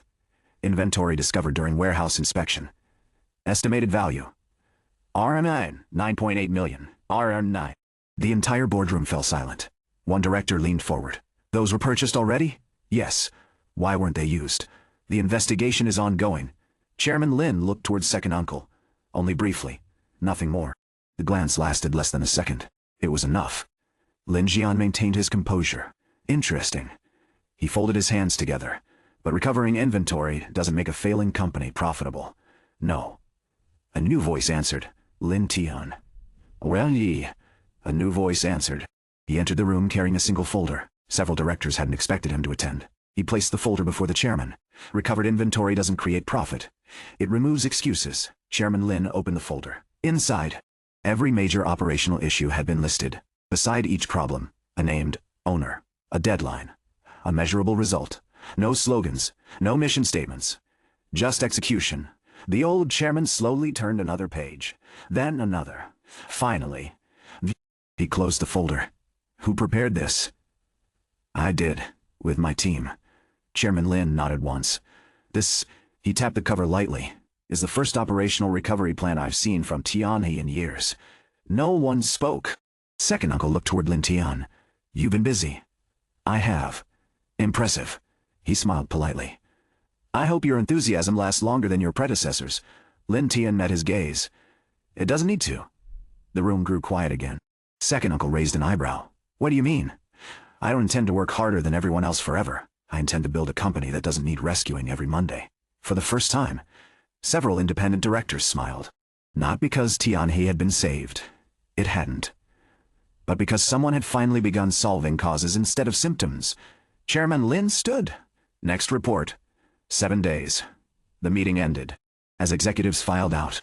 Director Zhao stopped beside Lin Tian. You've changed the conversation. Not yet. You have. The elderly director looked back toward the closed boardroom doors. 2 days ago. They were discussing whether you deserved another chance. Today? They're discussing whether Tianhe might actually survive. He smiled faintly. Keep making them discuss the company. It's much harder for them to discuss you. The afternoon sun hung low over Tianhe Foods when Lin Tian's phone vibrated. An internal call. Reception. President Lin, what is it? A supplier insists on seeing you. I have an appointment? No. He refused to leave. Name? The receptionist hesitated. He said, You owe him 3 million. Lin Tian looked towards Su Qing. Conference room. I'm coming. 5 minutes later. A broad-shouldered man in his 50s stood beside the conference table. His suit had clearly been expensive years ago. Now the cuffs showed wear. He wasn't wealthy. He was someone who had built a business one truck at a time. The moment Lin Tian entered, the man stood. My name is Huang Zhiguo, owner of Donghai Packaging. Lin Tian shook his hand. Please sit. Huang remained standing. I've already been sitting outside for 2 hours. I can stand a little longer. Su Qing quietly placed a file. Onto the table. Donghai supplies cartons. Outstanding balance. She checked. Arm 3.07 million. Oldest invoice. 73 days. Newest. 12 days. Lin Tian closed the file. What happens if we don't pay? Huang answered immediately. I stop deliveries. When? Tomorrow? Can you afford that? No. Then, why do it? Because my own staff needs salaries. The room became quiet. No anger. No threats. Just another businessman reaching his limit. Lin Tian poured him a cup of tea. You've continued supplying us for over 2 months without payment. I believe we'd eventually be paid. And now, my bank doesn't. He opened his briefcase. Inside sat a formal notice. Loan renewal denied. Working capital frozen. If Tianhe doesn't pay, I'll close before you do. Lin Tian read every page before returning the documents. How many employees? 84, family business? My father started it. You inherited it. 22. 22. Years ago. Profitable? Usually. You expanded for us. Yes. Bought 2 new printing machines. With loans, everything fit. Tianhe hadn't just been damaging itself. It had dragged healthy partners down with it. Lin Tian looked toward Sunrong. Current payable schedule?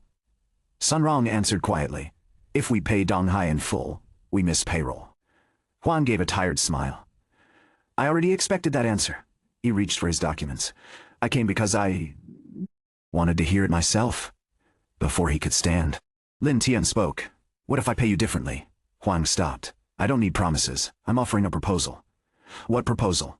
Lin Tian pulled a blank sheet of paper toward himself. You need cash. Correct. I need packaging. Correct. So, let's stop pretending we're negotiating debt. He began writing. Starting tomorrow. Tianhe prepays every new order. Huang frowned. But the old invoices remain. We repay those weekly. Every Friday. Fixed amount. No excuses. No delays. Huang looked at the paper. That doesn't solve my cash flow. It solves tomorrow morning. Lin Tian continued writing. Your bank rejected renewal because your largest customer appears unreliable. Yes, I'm going with you. Silence. Huang looked up. What? We visit your bank manager. Why? Because he's making a decision using outdated information. You think he'll listen? I don't know. But I'll explain exactly what has changed. Sunrong immediately understood. Not asking for another loan. Restoring confidence. Huang stared at the proposal. No company president has ever offered to visit my bank. They usually ask suppliers to understand. Lin Tian folded the paper. I prefer understanding each other. For a long moment. Huang said nothing. Finally, he nodded once. I'll postpone tomorrow's suspension until Friday. Fair. He extended his hand. This time, it wasn't the handshake of a creditor. It was the handshake of 2 businesses trying to survive together. The following morning. Instead of remaining inside the office, Lin Tian sat inside Huang Zhigou's aging delivery truck. The seats smelled faintly of cardboard and engine oil. Huang glanced sideways. You've really done this before? Driven trucks? No. Visited suppliers? Lin Tian smiled. Many times. Usually because I was the supplier. They pulled into the parking lot of Huaxin Commercial Bank. Branch manager Luo received them in a modest office overlooking the main lobby. He clearly recognized Huang. Then noticed Lin Tian. His polite smile became considerably more restrained. President Lin, this is unexpected. I hope not unwelcome. That depends. Manager Luo folded his hands. Tianhe's financial position isn't exactly reassuring. I agree. Huang quietly looked down. He had heard these words several times already. Lin Tian placed 3 documents on the desk. Not financial statements, production reports, maintenance records, cash collection reports. Manager Luo skimmed them. His brows slowly rose. The factory resumed normal output. 1 production line. Receivables collected. 1.14 million. He turned another page. Suspended procurement. 9.8 million in recovered inventory. Manager Luo looked toward Lin Tian. These are internal operational reports. They are. Why show me? Because you're deciding whether Donghai survives. Their survival depends on repayment. It depends on confidence. Manager Luo remained silent. Lin Tian continued. Huang doesn't need another permanent loan. He needs time. How much? 90 days. The number lingered in the room. Exactly the same deadline the chairman had given Tianhe. Manager Luo looked toward Huang. If I extend the facility, what guarantees do I have? Lin Tian answered first. You don't. The manager blinked. What? You have evidence. He pointed at the reports. Judge us by execution, not promises. Another pause. Finally, Manager Luo leaned back. I'll review the application again. Huang almost spoke. The manager raised a hand. I said review, not approve. Lin Tian stood. That's all we came to ask, outside the bank. Huang remained unusually quiet. Only after reaching the truck did he finally ask, why help me? Lin Tian looked toward the busy street. Because if suppliers fail, we fail next. Back at Tian? Back at Tian. The atmosphere inside the factory had subtly changed. Department heads no longer waited for permission before reporting problems. They brought solutions with them. Zhao Ming entered carrying a clipboard. We repaired another conveyor ourselves. Cost? 900. Previous contractor quotation? 22,000. Lin Tian nodded. Documented. Lu Mai arrived next. The shared complaint tracker identified 3 recurring defects. Cause? 1 packaging temperature sensor. Replacement? In storage? Install it. Chen Wai followed. Inventory variance reduced from 28% to 11. Good. Target, below 2. Chen Wei grinned. I thought you'd say 0. 0 usually means someone stopped counting. The young graduate laughed. I'll remember that. The office phone rang again. This time, reception sounded nervous. President Lin. Headquarters is here. Who? Executive Vice President Lin Jian. Second uncle. He hadn't announced his visit. He hadn't requested permission. He had simply arrived. Lin Tian looked toward the factory yard through the window. A black luxury sedan had already stopped outside the administration building. Second uncle stepped out slowly. His eyes swept across the factory. Workers. Forklifts. Loaded trucks. Loaded trucks. Running production lines. Not the dying company he had expected to find. He adjusted his suit, then smiled. The kind of smile experienced businessmen reserved for conversations that mattered. He wasn't here to congratulate his nephew. He was here because Tianhe had become interesting. Lin Tian met him at the entrance instead of waiting in the president's office. Second uncle glanced at the production floor before extending his hand. Tianhe looks livelier than I expected. It was already alive. Lin Tian shook his hand. It simply needed to start working together. A faint smile crossed Lin Jian's face. You've learned how to answer questions. I've learned to answer the right ones. They walked side by side through the administration building. Neither hurried. Employees greeted Lin Tian naturally. Some nodded towards Su Qing as she passed. Several technicians stopped Zhao Ming to discuss repair schedules. No one noticed they were being observed. Lin Jian did. Culture revealed itself when people forgot they were performing. You've changed the atmosphere. Not yet. You keep saying that. Because atmosphere follows systems. They entered the conference room. Tea had already been prepared. Su Qing, Sun Rong, and Luo Ming sat along one side of the table. Lin Jian looked at each of them before taking his seat. You've gathered quite a team. They're gathering themselves. Lin Jian accepted the tea but didn't drink it. I came because I was curious. I assume so. You've been here 4 days? 4 days. Productive days. The chairman seems pleased. He seems patient. Lin Jian chuckled. A better description. He opened a thin folder. The investigation into Qianfu has started. No conclusions yet. I expected that. But something interesting appeared.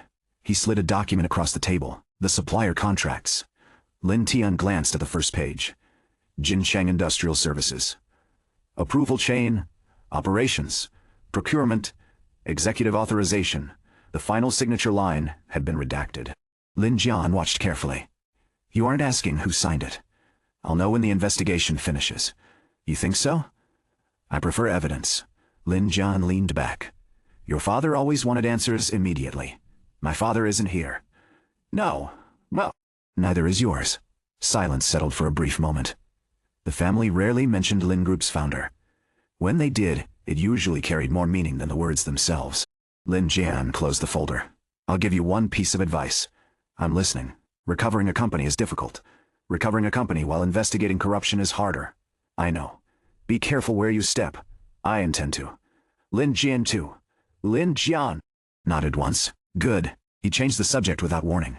The chairman assigned you 90 days. Correct. How many do you think you actually have? Lin Tian answered immediately. 90. Lin Jian smiled. Wrong. He finally lifted this teacup. You have until your first major mistake. The sentence lingered after he drank. When a company is failing, success is forgiven. Mistakes aren't. He placed the cup back onto its saucer. Especially when family politics become involved. Lin Tian understood exactly what he meant. The board currently tolerated experimentation because Tianhe had little left to lose. The moment results appeared, ownership would matter again. Power always followed value. I appreciate the warning. I'm not warning you. Lin Jian stood. I'm reminding you. He buttoned his jacket. The easiest part of rebuilding a business is rebuilding the business. Without another word, he left. The conference room remained quiet until his footsteps disappeared.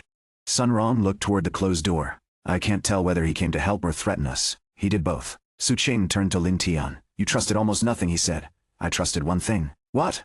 That people have started paying what? Attention. She nodded slowly. The company isn't invisible anymore. No. And that's dangerous. The following morning began before sunrise. At 6:30, the loading yard already echoed with reversing alarms and diesel engines. Lin Tian stood beside Dispatch Dock 2 with a clipboard. The supervisors looked mildly uncomfortable. President Lin, you don't need to be here this early. I know. Then, I want to watch. The loading supervisor shrugged. All right, For the next 40 minutes, nobody explained anything. Lin Tian simply observed. Truck arrivals, paperwork, forklift routes, driver waiting times, loading sequence. One truck waited nearly 20 minutes before anyone approached it. Another finished loading but remained parked because shipping documents hadn't been printed. A forklift crossed the yard empty 3 separate times, by 7:15. Lin Tian closed the clipboard. How many trucks today? 12. Average waiting time? The supervisor checked. About 47 minutes. Why? We're busy. No. Lin Tian pointed toward the empty forklift returning across the yard. You're right. Busy moving forklifts, not products. He drew a rough sketch on the back of the clipboard. 3 loading docks. 4 staging areas. 1 dispatch office. Drivers check in here. He circled the office, then wait. Another circle. Paperwork starts only after loading. A third. Forklifts cross each other's routes. The supervisor looked at the drawing. I never noticed. Because you stand here. Lin Tian handed him the clipboard. Walk the driver's path. What? Every morning. Why? You can't improve waiting time. If you've never waited. The supervisor looked at the simple diagram again. I'll test it. Today. Not test. Measure. By mid-morning. Su King entered the office carrying updated production figures. We're ahead of schedule. How far? 6%. Good, but... She handed over another report. Our sales team. He read the summary. 12 sales representatives. 7 hadn't visited customers in over 3 weeks. 4 spent most of their time preparing reports. 1 had requested medical leave. No field visits? They say customers refuse appointments. Lin Tian stood. Call them. 20 minutes later, the entire sales department gathered in the conference room. Most expected criticism. Instead, Lin Tian wrote 1 sentence across the whiteboard. EGI customers don't buy reports. He turned toward the team. How many customer visits yesterday? Silence. Last week? 1 representative answered quietly. 12 people. 12 visits. He nodded. Why? A senior salesman spoke. They don't want to see us. Which customers? The angry ones. So you avoid them. We can't sell to someone who refuses to meet. Lin Tian wrote another sentence. Then visit someone else. Bow. Several else. People looked confused. If a customer won't meet, visit the warehouse, the retail store, the distributor, the delivery manager, the purchasing assistant, the store owner. Someone always knows why business is changing. He looked him up. Around the room. Information doesn't wait in offices. He divided the whiteboard into 4 columns. Customers, competitors, stores, suppliers. Every salesperson submits 4 observations every day. Not opinions, observations. What products are moving? What competitors are discounting? What customers complain about? What supermarkets place near the entrance? The youngest salesperson raised her hand. That's marketing. No, that's seeing. He erased 1 corner of the board. Sales begins with seeing. The room grew noticeably quieter. He continued. No one here is allowed to spend an entire day without learning something the company didn't know yesterday. The meeting lasted only 18 minutes. As everyone filed out, Su Qing remained behind. They expected another sales target. I know. Instead you gave them homework. I gave them eyes. That afternoon, Chen Wei hurried into the office carrying a stack of printed reports. You should see this. What happened? The first warehouse recount finished. He spread the papers across the desk. Inventory accuracy, 96%. Lost stock entries reduced dramatically. Then he pointed to another page. I compared spare part consumption over the past 3 years. Lin Tian studied the graph. Purchases had tripled. Machine downtime had doubled. Internal repairs had almost disappeared. Exactly what he'd expected. Chen Wei looked almost excited. The numbers prove it. They support it. Lin Tian corrected him. Proof requires the investigation. Chen Wei nodded immediately. Right. I'll remember. Before either man could continue, a message appeared on Su Qing's phone. She read it once. Then again. The chairman wants you at headquarters. When? This afternoon. Reason? He didn't say. Lin Tian closed the inventory report. Good. Su Qing looked up. Good. He usually says less when he wants to hear more. An hour later, the elevator doors opened onto the executive floor of Lin Group headquarters. The chairman's secretary rose immediately. President Lin. Chairman Lin is waiting. She opened the office doors. Unlike the boardroom, the chairman's office was understated. Large windows overlooked the city. Bookshelves lined one wall. A simple wooden desk occupied the center. Chairman Lin stood beside the window instead of behind the desk. He didn't turn immediately. How many days has it been? 5. And how many reports have I received? 4. The old man nodded. Too many. Lin Tian waited. The chairman finally faced him. I didn't ask you here for another report. What did you ask me here for? The old man walked to a side cabinet and unlocked its lowest drawer. From inside he removed a worn leather notebook. Its corners had darkened with age. The pages had swollen slightly from decades of handling. No company logo, no title, only a faded, handwritten name inside the cover. The chairman rested the notebook on the desk. I found this while clearing an old archive. Lin Tian looked at the cover. The handwriting was unfamiliar, yet something about it felt strangely deliberate. The chairman tapped the notebook once. It belonged to the man who built Tianhe Foods. Lin Tian rested his hand lightly on the notebook. He didn't open it. Instead, he looked at the chairman. You didn't call me here just to show me an old journal. No. Chairman Lin returned to the window. I called you because I wanted to see whether you would reach for the notebook before asking why I kept it. And you didn't. What does that tell you? That you're interested in context before conclusions. The old man smiled faintly. It also tells me you've spent enough time cleaning up other people's mistakes. He nodded toward the notebook. Open it. The leather creaked softly. The first page contained only a date. 28 years earlier. Below it, a single sentence had been written in neat black ink. Factories don't fail because machines wear out. They fail because truth stops reaching the people who make decisions. Lin Tian read it twice. The wording felt strangely familiar, not because he had seen it before, because it echoed principles he had learned through decades of running companies. He turned the page. The entries weren't daily records. They appeared only when something important happened. Some described negotiations with suppliers. Others explained why certain production lines had been designed the way they were. Margins contained sketches, workflow diagrams, cost calculations, observations from factory visits. Nothing sentimental, everything practical. Chairman Lin watched quietly. Tianhe's founder wrote only when he believed he'd learned something worth preserving. Who inherited the notebook? No one. It remained in the archive after he retired, and no one read it. I suspect several read it. People tried. He walked back to the desk. They wanted shortcuts. They found operating notes. Lin Tian turned another page. An entire spread had been devoted to maintenance.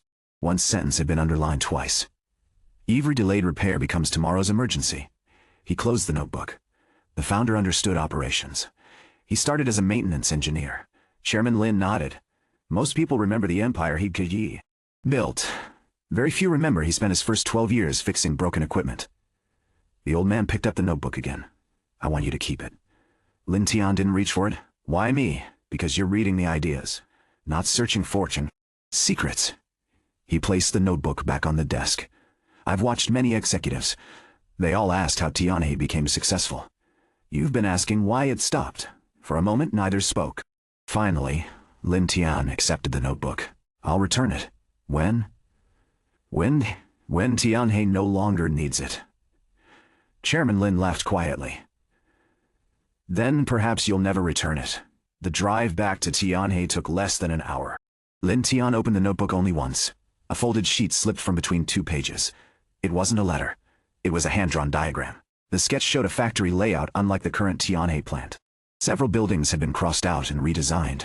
One note, written beside the warehouse, caught his attention. Never allow procurement, maintenance, and inventory to report to the same person. He folded the sheet carefully and returned it to its place. By the time he reached the factory, dusk had settled across the loading yard. Su King was waiting outside the administration building. You were gone longer than expected. The chairman had something to show me. Good news, useful news. She noticed the old notebook. I've never seen that before. Neither had I. Didn't ask another question. Instead, she handed him a tablet. The sales reports arrived. Already? The team actually visited customers. Lin Tian looked through the summaries while they walked. Store photographs, competitor pricing, shelf placement, consumer complaints, distributor observations. Some reports were rough. Some overlooked obvious details, but every report contained something new. He stopped at one page. Prepared by the youngest salesperson, Xiang. Observation 3, Gedi 3. Supermarkets moved Haisheng's frozen dumplings from the middle shelf to the entrance freezer this week. Promotion ends in 12 days. Observation 4. Guide customers buy Haisheng because the package says restaurant quality. Several shoppers said they had never heard of Tianhe. Lin Tian circled both notes. Find He Xin. Minutes later, the young salesperson entered the office carrying a notebook. I made mistakes in the report. You made observations. She looked confused. I want you to explain this. He pointed to the promotion note. I visited 4 stores. They all moved day. Display. What made you write down the promotion end date? I asked. The store manager told you. The freezer technician. Lin Tian nodded. You asked the wrong person. She blinked. Wrong? The wrong person gave you the right answer. Hey.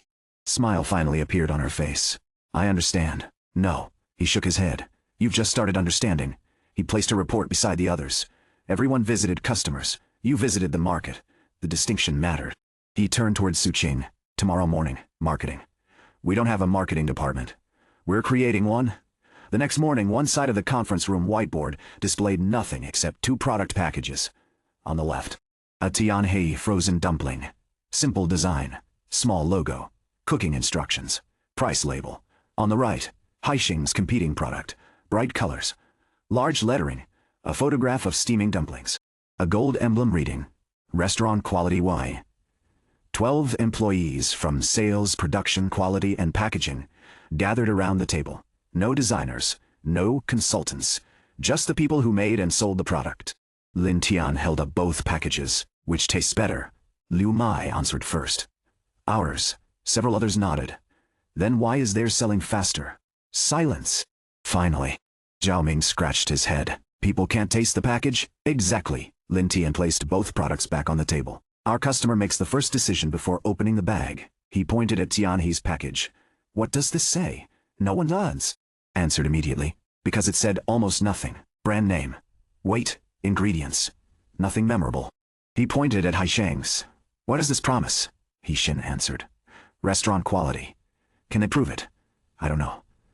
They don't have to. He looked around the room. They only have to make someone curious enough to buy once. Sun wrong. Frowned. So we redesign every package? No. Lin Tian shook his head. We don't have the money. He picked up a marker. What can we change without replacing every bag in inventory? The room began thinking differently, not from zero. From constraints. Liu Mai spoke first. Stickers. He nodded. Luo Ming added, retail display cards. Another nod. Chen Wai raised a hand. We already own unused cardboard displays in Warehouse 3. Good. He Xin looked down at her notes. What about recipes? Everyone turned toward her. She continued. My mother buys frozen dumplings. She always asks what soup to make with them. The room fell quiet. Lin Tian smiled. Now we're discussing customers. He wrote 3 words across the board. Wide help before selling. No expensive campaign. No celebrity endorsement. Just practical improvements the company could afford. By lunchtime, the meeting had produced a list. Recipe cards inside selected shipments. Freezer display improvements using existing materials. Quality stickers highlighting the production date. Simple preparation videos linked through QR codes. Nothing individually remarkable. Together they gave Tianhe a voice it had never had. As everyone prepared to leave, Su Qing remained seated. You never told anyone what to create. I told them what problem to solve. She looked at the board covered with handwritten ideas. 5 days ago, no one in this room would have spoken. They're beginning to own the... would have spoken. They're beginning to own... company. They're beginning to own their work. Before the conversation could continue, Zhao Ming knocked once and entered. President, what happened? The independent auditors arrived. So soon, they came directly from headquarters. Who sent them? The chairman. Zhao Ming stepped aside. 3 auditors walked into the room carrying sealed document cases. The lead auditor presented an authorization letter. By order of Chairman Lin, we are commencing a full financial and procurement audit of Tianhe Foods. He looked directly at Lin Tian. Our investigation begins with every contract approved during the past 3 years. Lin Tian glanced toward the old notebook resting on the corner of his desk. The founder had written that truth had to reach the people making decisions. For the first time in years, it finally would. The lead auditor introduced himself as Xu Cheng, 23 years with Lin Group's internal audit division. His reputation had reached most subsidiaries long before he ever did. He handed identical authorization packets to Sunrong and Su Qing. Nothing leaves the premises without documentation. Nothing enters the investigation without a receipt. We're here to establish facts. Lin Tian nodded. If my office helps the investigation, use it. Xu Cheng looked around the conference room. I won't be using your office? No? I'll be using the records room, closer to the documents. He turned to the other auditors. Separate procurement. Separate maintenance. Separate maintenance. Finance. No shared interviews. The three auditors immediately dispersed. There was no dramatic announcement. No accusations. Only organized movement. That alone changed the atmosphere throughout the building. People realized this wasn't another internal review. It was an audit designed to survive court. By mid-afternoon, the first requests began arriving. Every maintenance approval. Every procurement authorization. Contract amendments. Email records. Warehouse issue. Slips.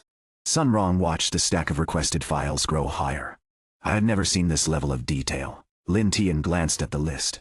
They aren't investigating transactions. They're investigating decisions. What difference does that make? A transaction tells you what happened. A decision tells you why. Near the maintenance workshop, Zhao Ming supervised another equipment inspection when Xu Cheng approached carrying a clipboard. Mr. Gut. Yes, you repaired Sealer too. I did. Walk me through it. For the report? For the timeline. They spent nearly an hour reconstructing events. Maintenance requests. Rejected approvals. Replacement quotations. Actual repair costs. Zhao Ming produced his handwritten notebooks. Every breakdown. Every temporary repair.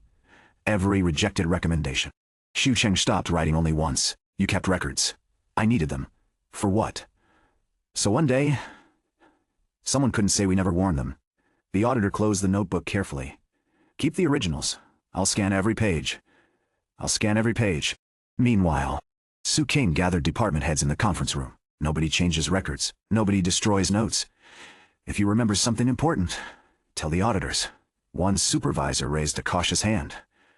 What if it reflects badly on our department? She answered without hesitation. If the truth reflects badly, the truth isn't the problem. The room fell silent. When the meeting ended, several supervisors didn't return directly to work. Instead, they walked toward the temporary audit office carrying folders of their own. Late that evening, Lin Tian remained in his office reviewing the day's production figures. A soft knock interrupted him. Come in. Su Cheng entered carrying 2 paper cups. Coffee. He accepted one. You've been here since 6. So have you. She sat opposite him. Neither spoke immediately. The silence was comfortable. Eventually, she placed another document on the desk. The first customer reports. He looked through them. The sales team had returned from 34 field visits. Shelf photographs, competitor promotions, store manager comments, consumer feedback. One report appeared repeatedly. Customers liked Tianhe's products after trying them. Many simply never chose them first. Lin Tian tapped the page. This is easier to solve than poor quality. You think so? Quality problems require rebuilding trust. Visibility problems require being noticed. She leaned forward. The recipe cards are already being printed. The QRs are already being printed. Code videos? Yixin recruited 3 employees from production. They're filming in the staff kitchen. No agency, no budget. He smiled. Good. She looked at him for a moment. You never seem disappointed by simple solutions. The best operational improvements usually are. He opened the founder's notebook lying beside the reports. A page marked with a folded corner caught his attention. One sentence had been written in slightly darker ink than the rest. Yivery Company eventually becomes too complicated for its own good. The winner is the one that simplifies before crisis forces it to. He closed the notebook. What is it? The founder solved problems the same way. You've read much of it. Only enough. She looked toward the notebook. I almost asked whether I could borrow it. You still can. She shook her head. No. Why not? It was entrusted to you. He slid it across the desk anyway. Read one page. She hesitated before opening it. Her eyes stopped on a sketch of a production line. No motivational quotes. No stories. Only arrows. Handwritten notes and one sentence beneath the diagram. The shortest distance between 2 departments is usually a conversation. She closed the notebook. I understand why the chairman gave it to you. Why? It isn't teaching management. It's reminding people to pay attention. Before either could continue, Chen Wei knocked once before entering. I have the updated inventory reconciliation. He paused after noticing the notebook. Sorry. Come in. He spread the reports across the desk. We finished counting every warehouse. Final variance? Lesson? Then 1.8%. Excellent. He pointed to another figure. Recovered usable inventory? ARM 10.6 million. Sun Rong entered only seconds later. Clearly having followed Chen Wei, I've already updated the financial forecast. He handed over revised projections. if procurement stays under control, if receivables continue improving, if overtime returns to normal. He stopped himself. Lin Tian looked at the numbers. What do they say? Sun Rong smiled. They say we can meet payroll. The room remained quiet for a heartbeat. Not because the crisis had ended, because the first impossible milestone had quietly become achievable. Su Qing looked at the forecast again. We were discussing salary delays less than a week ago, and now we're discussing normal operations.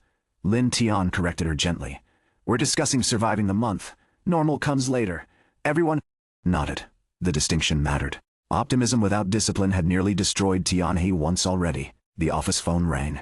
Reception transferred the call immediately. President Lin. It's Chairman Lin's office. The chairman's secretary spoke crisply. Chairman Lin requests your attendance at tomorrow morning's executive committee meeting. Purpose? He asked me to. Tell you only this.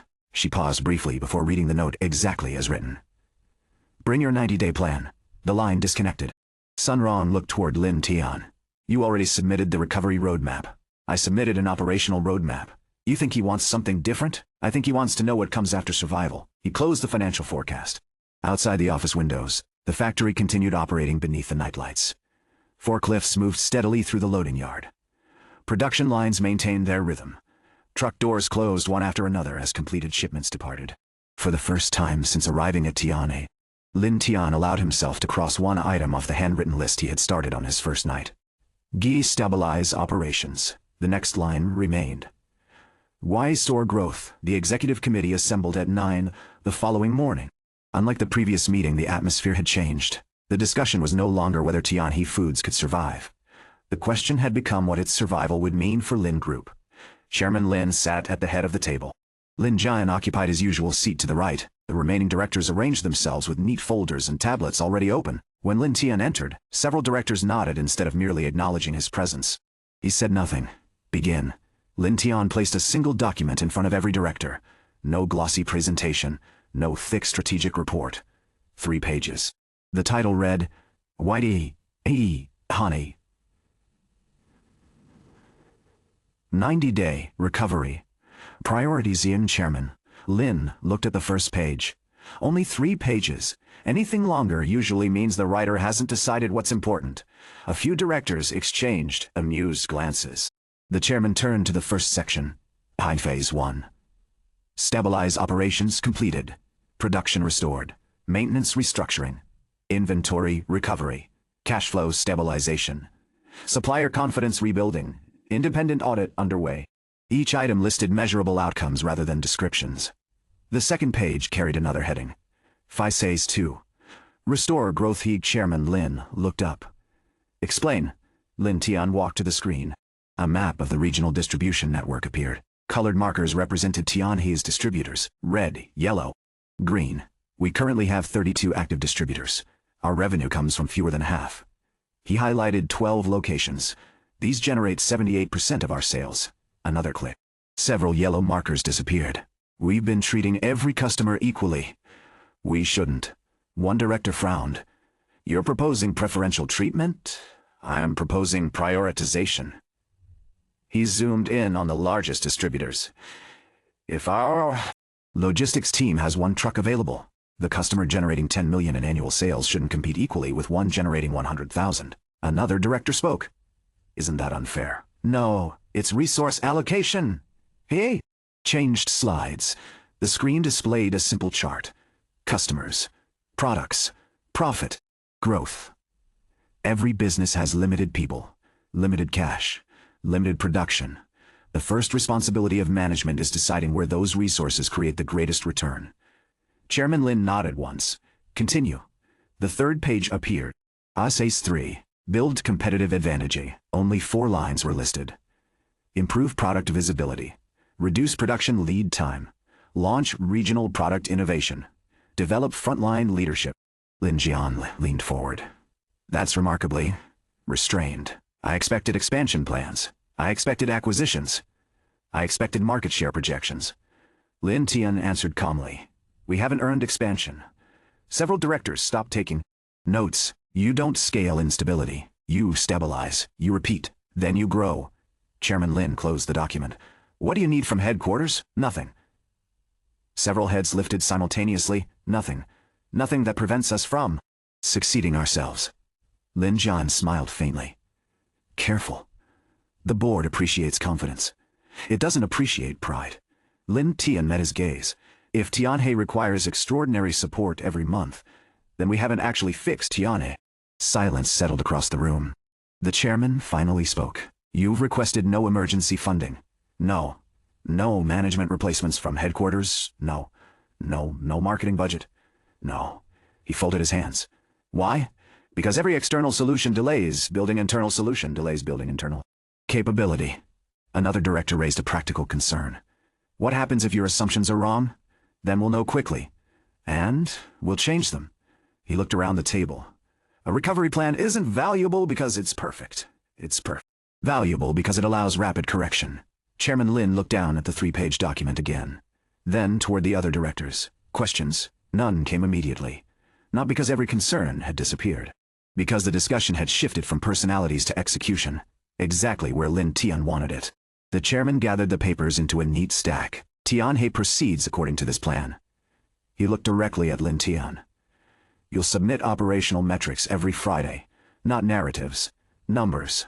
Understood. The meeting adjourned. As understood. Lin Tian stepped into the corridor.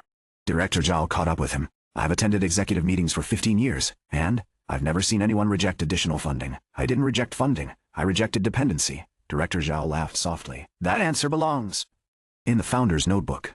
He continued toward the elevators before Lin Tian could reply. Back at Tianhe, the audit had expanded.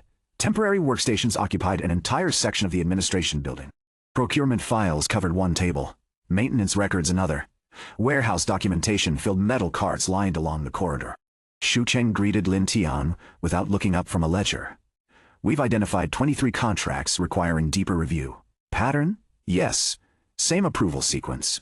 Same supplier cluster. Same payment timing. No conclusions yet. I wouldn't expect any. Xu Cheng finally looked up. I do have one request. What is it? I need access to every archived board meeting minute from the last 3 years.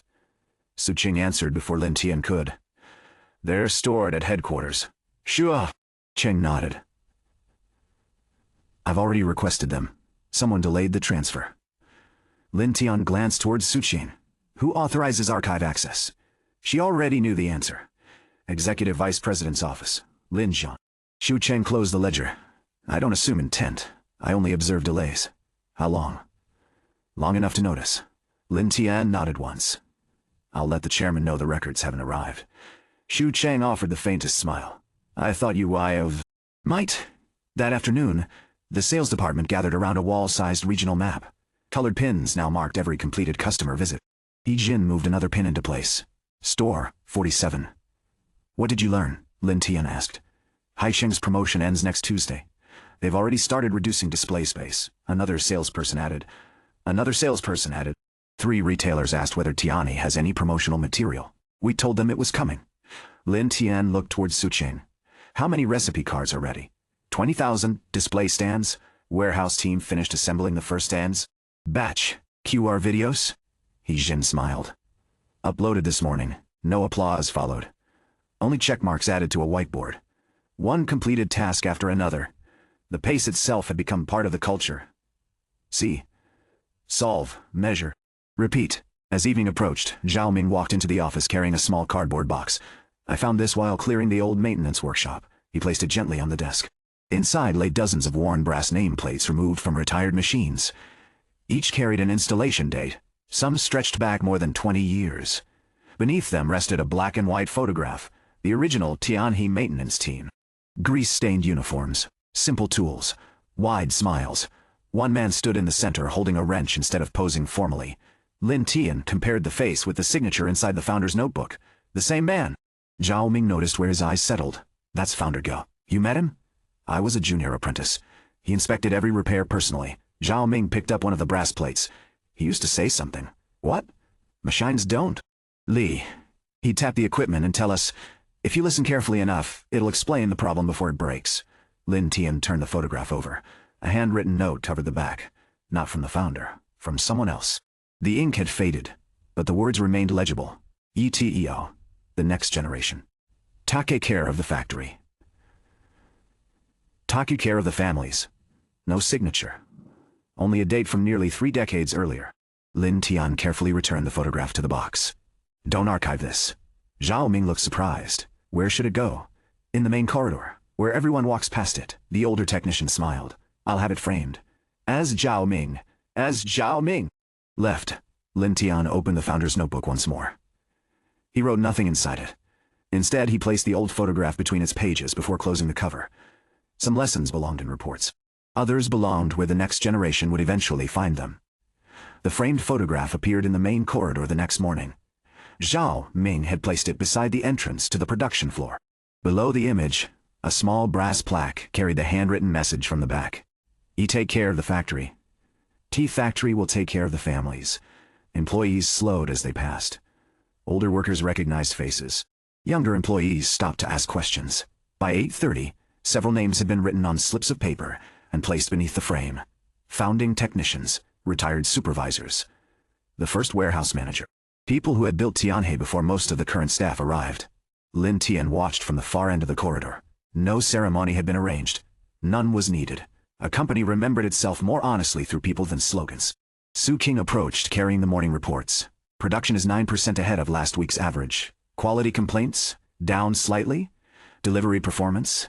94% on time. Not enough. No. She handed him another page. Sales placed 3 recovery orders yesterday. Small ones. Still orders? He looked toward the photograph. Good. She followed his gaze. Zhao Ming said the founder used to eat with the maintenance team every Friday. Did he? Apparently. Apparently. We. Should ask why. Why? Traditions usually began as solutions. The founder might have eaten with technicians to show humility, or to hear problems before managers filtered them. Only one of those reasons was useful. Before Su Qing could answer, Xu Qing stepped into the corridor. The lead auditor carried no files this time. That made his arrival more serious. President Lin. Acting Kuosu, we need a private room. The temporary audit office had been cleared of everyone except Xu Cheng and one legal representative from headquarters. A sealed evidence bag rested on the table. Inside lay printed approval records, bank transfer instructions, and copies of 3 maintenance contracts. Xu Chen remained standing.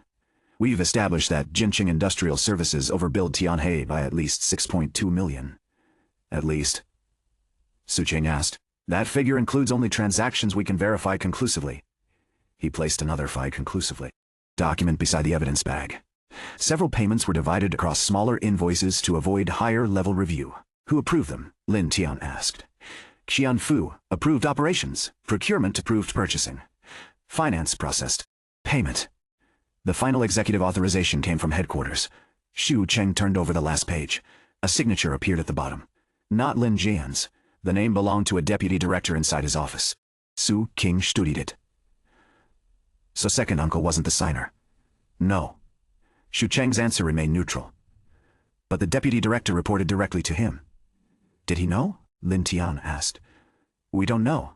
Has he been interviewed? Why? That. Why? Individual resigned last night. The timing answered more than any confession. Xu Cheng continued. Qian Fu also attempted to leave the city this morning. Attempted? Authorities stopped him at the airport.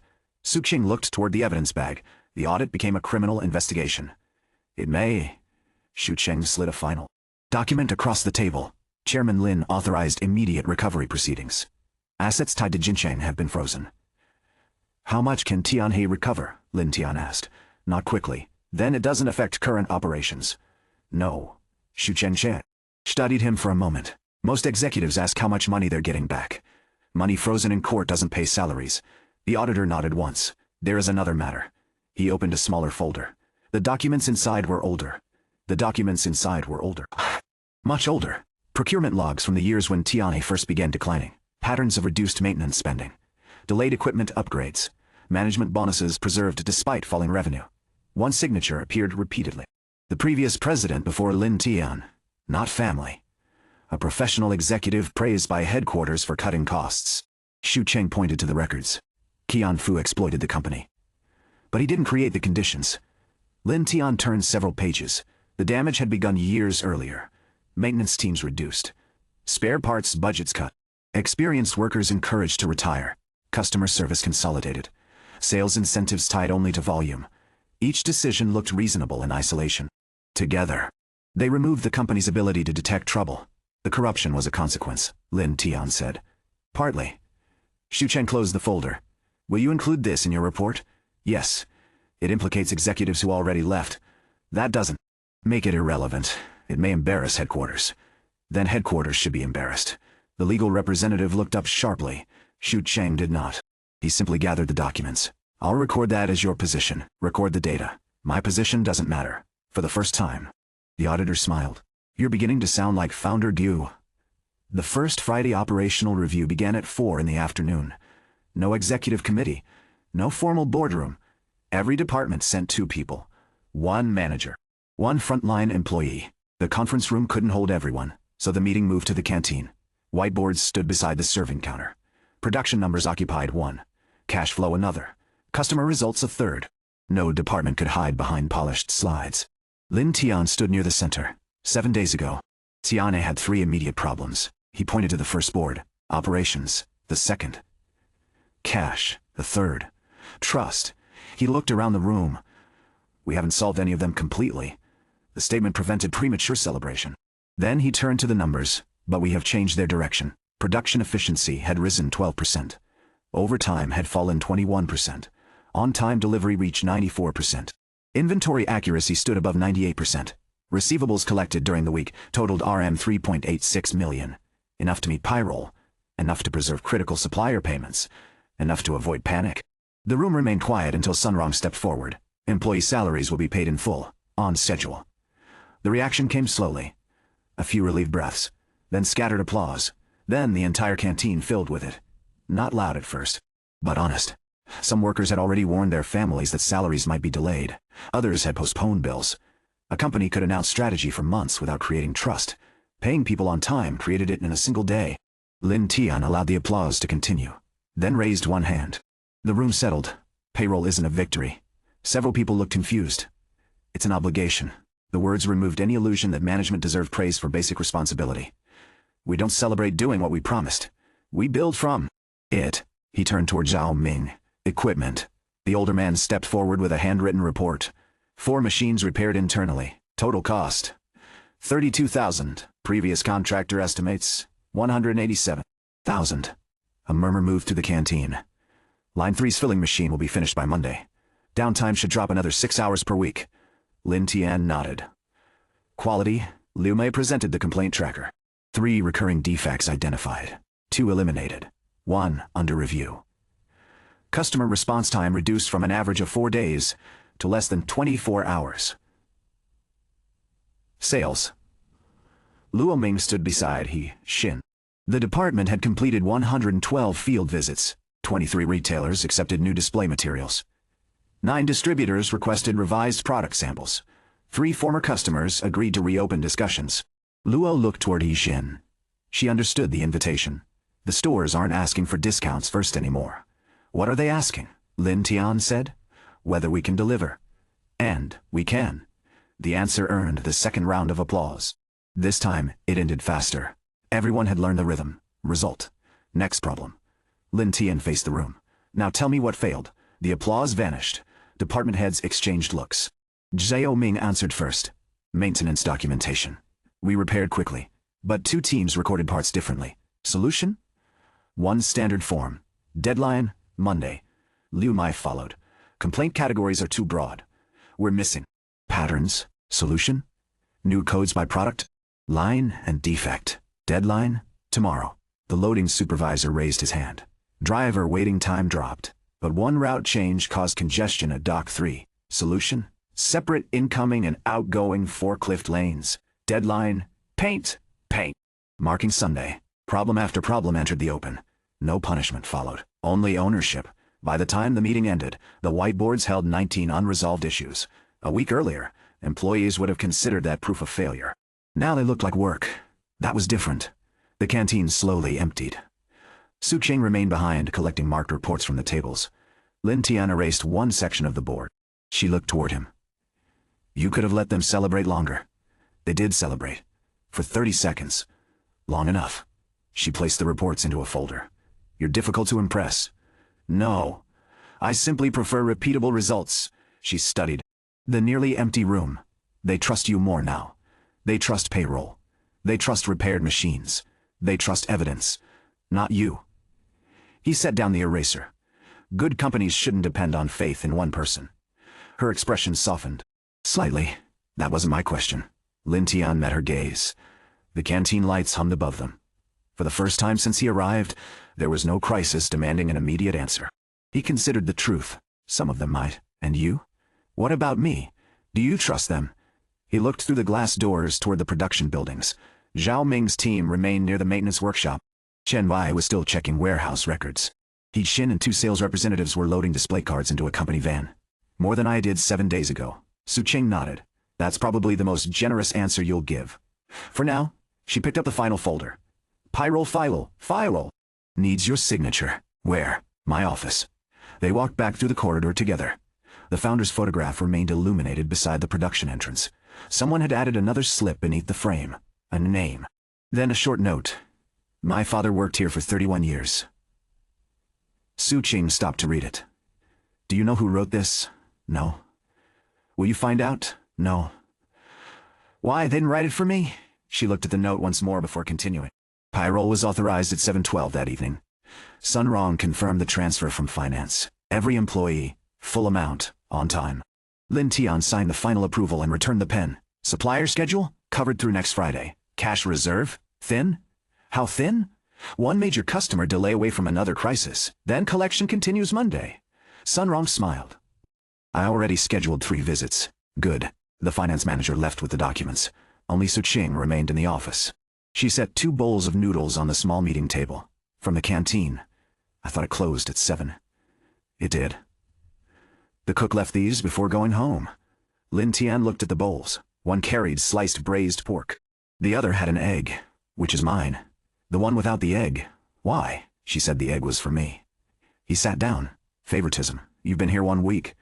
I've been here almost 2 years. Fair. They ate beside stacks of reports. The noodles had softened slightly, but they were warm. For several minutes, neither discussed operations. It was the first ordinary meal they had shared. Not an interrogation in the canteen. Not food ordered for an overnight team. Just 2 exhausted people eating after work. Su Qing broke the silence. What did you do before? The question was simple. The answer wasn't. Lin Tian looked down at the noodles. Before Tiani? Before the board meeting. The inherited memories offered dozens of easy responses. Parties, failed projects, travel, waste. None explained the person sitting across from her. You changed too quickly, she said. I know. People don't become competent overnight. No. Then who are you? Her voice held no accusation. Only a question she had postponed because the company needed results more than explanations. Lin Tian set down his chopsticks. He couldn't tell her the truth. Not yet, perhaps not ever. But he could give her something real. Someone who wasted a life. She remained silent. And got one chance to stop wasting it. The words were closer to truth than any lie he could construct. Su Qing watched him carefully. That sounds like regret. It is. About what? Time. The room became quiet again. She didn't press further. Instead, she returned to her meal.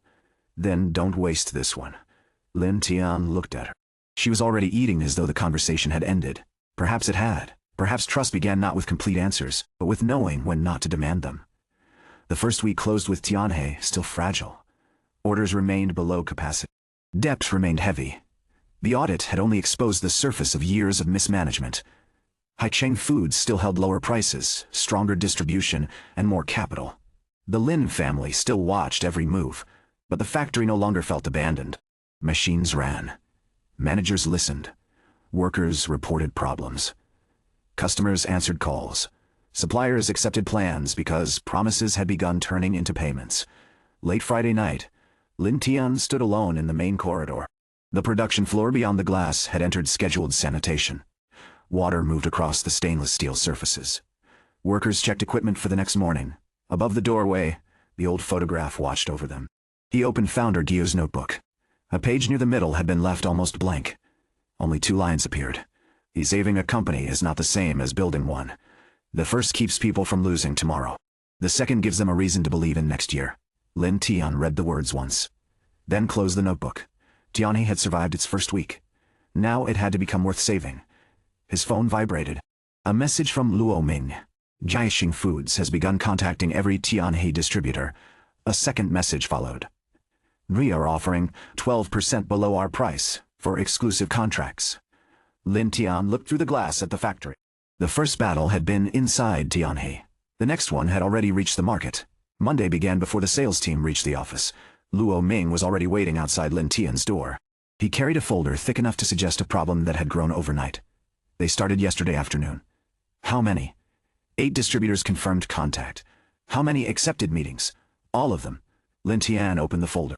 Heir Foods had moved quickly. Exclusive distribution rights. 12% below Tianhe's current wholesale price. Extended payment terms. Free promotional displays. Quarterly rebate incentives. They're not trying to win every customer. No. They're trying to win our confidence. Luo Ming frowned. I don't understand.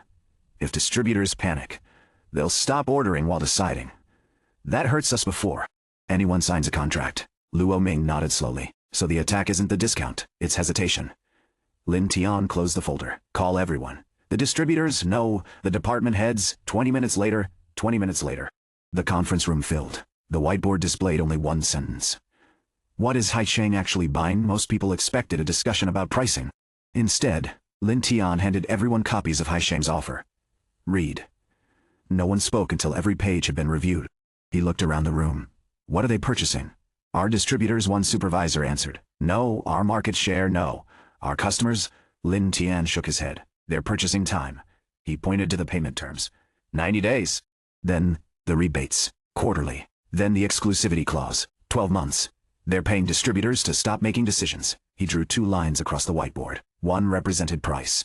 The other represented trust. Price changes today. Trust changes every delivery. He underlined the second line. Which one can we control? Our deliveries, Su Qing answered. Our quality, Lu Mei added. Our service, Luo Ming said. Lin Tian nodded. Good. Then we don't fight on their battlefield. The meeting shifted immediately from strategy to execution. Sales, Luo Ming opened his notebook.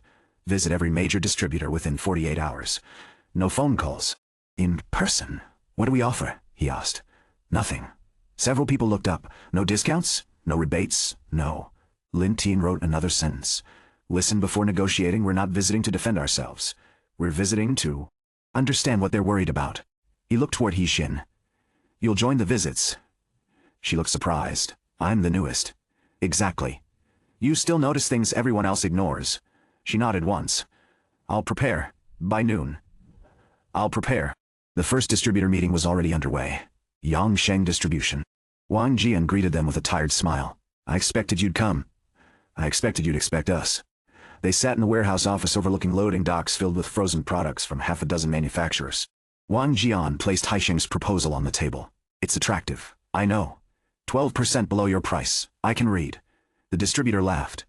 You've become much less nervous. I've become much less nervous. I've become much busier. He slid the proposal back. Concerns you? Wang Jian blinked. You aren't going to negotiate. Not until I understand the problem. The older man leaned back. All right, my concern isn't the discount. It's continuity. He pointed through the office window. My customers don't care who manufactures frozen dumplings. They care whether my trucks arrive full every morning. If I switch to Heir, I know they'll deliver. He looked directly at Lin Tian. I don't know whether Tianhe can. Lin Tian nodded. A fair concern. No promises? No speeches? No. He opened a thin folder of his own. Inside were Tianhe's delivery records from the previous week. Departure times. Arrival times. Missed deliveries. Corrective actions. No marketing. Only data. This is what we've done. He placed another page beside it. This is what we expect next week. Then another. If we miss a confirmed delivery, call me directly. Wang Jian looked through the reports carefully. You brought your... Wang Jian looked through the reports carefully. Failures. Yes, most suppliers hide them. They happened. Hiding them doesn't unhappen them. The distributor smiled. I like that answer. He closed both folders. I won't sign Heir's exclusivity. I won't increase your orders either. I wasn't asking. I know. Outside the warehouse. Heijin looked puzzled. We didn't sell anything. We protected something. What? The opportunity to sell again. She considered that as they walked toward the company car. So every meeting isn't about winning. No? Sometimes it's about winning. Preventing defeat. Back at Tianhe, Zhao Ming intercepted Lin Tian before he reached the office. Dock 4, what happened? Come see. The loading dock looked ordinary until Zhao Ming pointed toward the floor. Fresh yellow paint. Forklift lanes. Pedestrian crossings. Waiting zones for drivers. The warehouse team finished yesterday. Lin Tian watched a truck reverse into position. The forklift completed loading without crossing another route. Driver paperwork had already been printed before loading began. The truck departed 7 minutes after arriving. Average waiting time? 22 minutes. Yesterday? 43. No new equipment? No. Just paint. Zhao Ming grinned. And arguments. Arguments. Everyone wanted. The lanes somewhere different. How did you decide? We watched 10 trucks. The floor decided. Lin Tian nodded. Good. The audit team requested another meeting before the afternoon ended. Shu Cheng spread several charts across the table. We've completed the first phase. What did you find? The fraud mattered. He tapped the first chart. But it wasn't the largest source of loss. He pointed to another. Idle production capacity. Average utilization over 3 years. 58%. Then another. Freight costs. Duplicated delivery routes. Emergency shipments. Partial truckloads. We've been paying premium logistics costs because production planning kept changing. Shu Cheng folded his hands. Theft attracted attention. Inefficiency emptied the company. Lin Tian studied the figures. Can I use these? In operations? Yes. They're yours. The audit belongs to the chairman. The data belongs to Tianhe. That distinction mattered. The audit wasn't merely assigning blame. It was exposing opportunities. By late afternoon, every department gathered around a new whiteboard. The titles surprised them. Money we are already wasting in. No one spoke at first. Then Zhao Ming stepped forward. Compressed air leaks. How much? I don't know. Measure it. Liu Mei followed. Packaging damage during internal transport. Measure it. Chen Wai added. Products moved twice before shipping. Measure it. Soon the board filled. Electricity, fuel, storage, waiting time, paper, rework. Nothing dramatic. Nothing worthy of headlines. Together, they represented hundreds of small decisions draining cash every day. Lin Tian looked around the room. We're searching for revenue. We should also stop losing it. That evening, Su Qing found him reviewing the completed whiteboard. I counted 36 waste items. I counted 36 opportunities. She leaned against the doorway. I've been wondering something. What? You never call them mistakes. No. Why? Mistakes belong to yesterday. Waste still exists today. She laughed softly. So that's another management principle. No. He picked up the marker. It's accounting. She shook her head. You're impossible. And yet you keep working with me. I've noticed. They left the conference room together. As they passed the founder's photograph, 2 production workers were explaining the names beneath the frame to a newly hired operator. No manager had asked them to. No policy required it. Culture had begun teaching itself. Su Qing noticed the scene. You were right. About what? Some traditions begin as solutions. And some become identity. They continued toward the exit. Outside, another truck rolled through the factory gates carrying Tianhe products toward the city's supermarkets. The shipment wasn't larger than the week before. It wasn't more profitable. But it left on time. And in a recovery, consistency was often the first sign that momentum had become real. The next 48 hours tested whether consistency could survive pressure. Haixing's representatives reached distributors before Tianhe's sales team could complete every visit. Some customers listened politely and delayed decisions. Others demanded matching discounts. 2 smaller distributors suspended orders entirely. By Wednesday morning, Luo Ming's wall map carried 3 black pins. He stood in front of them with both hands on his hips. We lost them. Lin Tian examined the names. Combined annual revenue was modest. Combined territory was not. They served rural districts. Yes. Can Yongsheng cover them? Not efficiently. Then Haicheng didn't buy 3 distributors. Luo Ming understood first. They bought access. Lin Tian circled the affected districts. Exactly. Haixing had chosen customers Tianhe considered small because those customers controlled routes larger distributors didn't want. It wasn't a price attack. It was a distribution attack disguised as one. He turned toward Hixin. What did the field reports say about those districts? She searched through her notes. Smaller stores. Lower average order. Longer delivery distances. Mostly family-run retailers. Product preference. Basic. Dumplings. Buns and breakfast items. Brand sensitivity? Low. Delivery sensitivity? High. Lin Tian nodded. Then we stopped treating them like miniature city distributors. Luo Ming frowned. What do we do instead? Build the route around the stores. Before noon, Chen Wei joined the sales team around the regional map. He brought warehouse data. Su Qing brought production capacity. Sun Rong brought cost estimates. The 4 sets of information had never previously occupied the same table. That was why no one had seen the solution. Chen Wei marked clusters of small retailers across the 3 districts. These stores order individually. Most shipments leave less than half full. Sun Rong added the freight cost. The number explained why larger distributors avoided them. Su Qing reviewed the product mix. 7 products account for nearly all rural sales. Then don't send 23, Lin Tian said. He drew a route connecting the clusters. Fixed delivery days. Standard product bundle. Minimum combined order by district.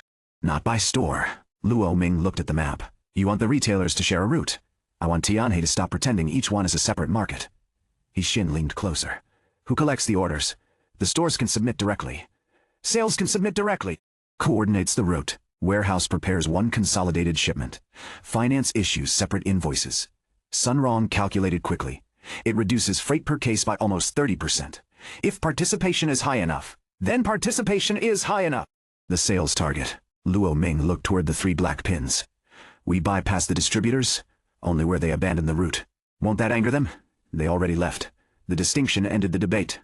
The first route meeting took place in the back room of a neighborhood supermarket. 9 shop owners attended. 3 came late. 1 left twice to serve customers. No one cared about Tianhe's 90-day plan. They cared about whether frozen buns arrived before Saturday morning. Luo Ming began with a prepared introduction. Lin Tian stopped him after 2 sentences. Ask them what they need. The owners answered all at once. Minimum orders were too high. Deliveries arrived unpredictably. Sales representatives changed too often. Damaged cartons took weeks to replace. 1 woman near the door spoke louder than the rest. And your company never answers the phone after 5. Luo Ming wrote every complaint down. Lin Tian waited until the room settled. We can offer 1 fixed delivery every Thursday. Orders close Tuesday evening. 7 core products. No promotional discount. Several owners frowned. The woman near the door crossed her arms. Haisheng is cheaper. Then buy Haisheng. The room quieted. Lin Tian continued before the statement could harden into insult. But ask them what day the truck arrives. No one answered. Because Haisheng had offered lower prices without committing to a rural delivery schedule. The woman narrowed her eyes. And you will. Thursday. Every week. If the district reaches the minimum combined order. What if 1 shop doesn't order?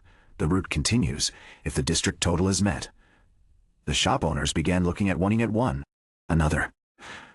For the first time, they weren't negotiating only with Tianhe. They were coordinating among themselves. 1 man near the freezer asked, who tells us whether the total is reached? He Jin raised her hand. I will. You? Yes, every Tuesday, before 8. He studied her for a moment. Then give us the order sheet. By the end of the meeting, 7 stores had signed up, not contracts. Commitments for 1 trial delivery. Enough to test the route. Outside. Luo Ming exhaled. I thought telling them to buy Haisheng would end the meeting. It ended the wrong negotiation. What was the wrong negotiation? Whether we could be the cheapest. They walked toward the car. We can't. So we discussed with a car. We can be dependable. Thursday's trial route left Tianhe at 6:10 in the morning. The truck carried only 7 products. Every store's order was separated and labeled before departure. Xin rode with the driver. Luo Ming followed in another vehicle. Lin Tian stayed at the factory. A system couldn't depend on the president personally escorting every delivery. At 8:40 the first message arrived. Each store 1 completed. 6 minutes. Then another. Yi store 2 completed. Damaged carton found before unloading. Replaced from reserve stock at 11:27. Hall 9 deliveries completed. Route finished 38 minutes ahead of estimate. There had been 9 stores by departure. 2 more had joined after hearing about the schedule. Lin Tian forwarded the message to the department heads. No congratulations. Only 1 instruction. Why document everything that went wrong? The reply came from Jin 5 minutes later. Y'all already doing it? The market attack continued. Haisheng increased rebates for 2 major distributors. A supermarket chain removed Tianhe from 1 promotional freezer. A regional wholesaler requested 60-day payment terms. Tianhe couldn't answer every move, so it stopped trying. Resources moved toward customers who valued what the company could reliably provide. Production schedules narrowed around profitable core products. Low-volume items shifted to fixed manufacturing days. Delivery routes were consolidated. Sales visits focused on customers with realistic recovery potential. The company became smaller in its attention, stronger in its execution. By the end of the second week, revenue had not increased, but gross margins stopped falling. Cash forecasting became accurate within 5%. Emergency freight costs dropped. Overtime fell again. Tianhe was learning that recovery didn't always look like growth. Sometimes it looked like fewer surprises. Friday's operational review opened with a failure. The new rural route had completed every delivery, but 2 invoices contained incorrect quantities. Chen Bai presented the cause. Warehouse used the store code. Finance used the customer account name. 2 stores have similar names. Solution? Lin Tian asked. 1 shared customer number across sales. Warehouse and finance, deadline? Monday? He Xin raised her hand. I should have checked before departure. Luo Ming turned toward her. The invoice wasn't your responsibility. It became my problem at the store. Lin Tian looked at her. Will you change? I'll carry a route summary matching order, invoice, and store contact. Good. No blame. No rescue. Just a better process. The review continued. Production reported fewer changeovers. Maintenance reported reduced downtime. Quality complaints had dropped 18% from the previous week. Receivables collection remained difficult, but enough customers had resumed partial payments to keep the cash forecast intact. Then Sunrong presented the final page. Operating cash has improved. How much? Su Qing asked. Enough to stop measuring survival in days. The room waited. We now measure it in weeks. A quiet laugh moved through the canteen, not celebration. Relief with discipline still attached. Lin Tian looked at the board, then used the weeks well. After the meeting, Xu Chen requested Lin Tian remain behind. The auditor waited until the canteen emptied. We completed the headquarters authorization review, and the deputy director who resigned approved the contract amendments. On whose instruction? We found no written order from Lin Jian.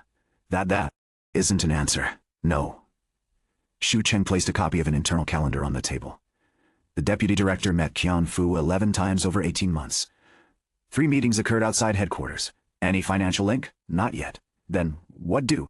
You have? A pattern strong enough to continue. He slid over another document. Chairman Lin has suspended the deputy director's access to all group systems. He also authorized interviews within the executive office. Second uncle agreed. He didn't object. That interested Lin Tian more than resistance would have. A guilty executive often blocked an investigation. A careful one cooperated while controlling what investigators could find. Or Lin Jian was innocent. Evidence had to remain more important than suspicion. Xu Cheng gathered the documents. One more thing. What? Qian Fu asked to speak with you. Why? He says he can explain who selected Tianhe. Selected it for what? The contracts. Lin Tian's gaze sharpened. When? Tomorrow morning. Qian Fu looked smaller without authority. The interview room contained a metal table, 4 chairs and a camera mounted near the ceiling. Xu Cheng sat beside the legal representative. Lin Tian took the chair opposite Qian Fu. No greetings were exchanged. Qian Fu's hands remained flat on the table. You destroyed me. No.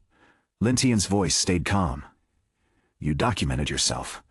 The former operations director looked away. I didn't start it, then start talking. Qian Fu swallowed. Jinshin wasn't supposed to become this large. What was it supposed to be? A controlled vendor. Controlled by whom? The executive office wanted one contractor handling maintenance across several subsidiaries. Which executive? I never met him. You met him. The deputy director. Yes, 11 times. Qian Fu's face tightened. He said Tianhe was wasting too much on internal maintenance, so you outsourced it. At first. And later, the contractor raised prices. You approved them. They told me. The arrangement had support. Who is they? The deputy director. Anyone else? Qian Fu hesitated. Xu Cheng leaned forward. This interview is being recorded. I know. Then understand what withholding information means. Qian Fu closed his eyes briefly. There was a list. What list? Lin Tian asked. Subsidiaries marked for restructuring. Tianhe was on it.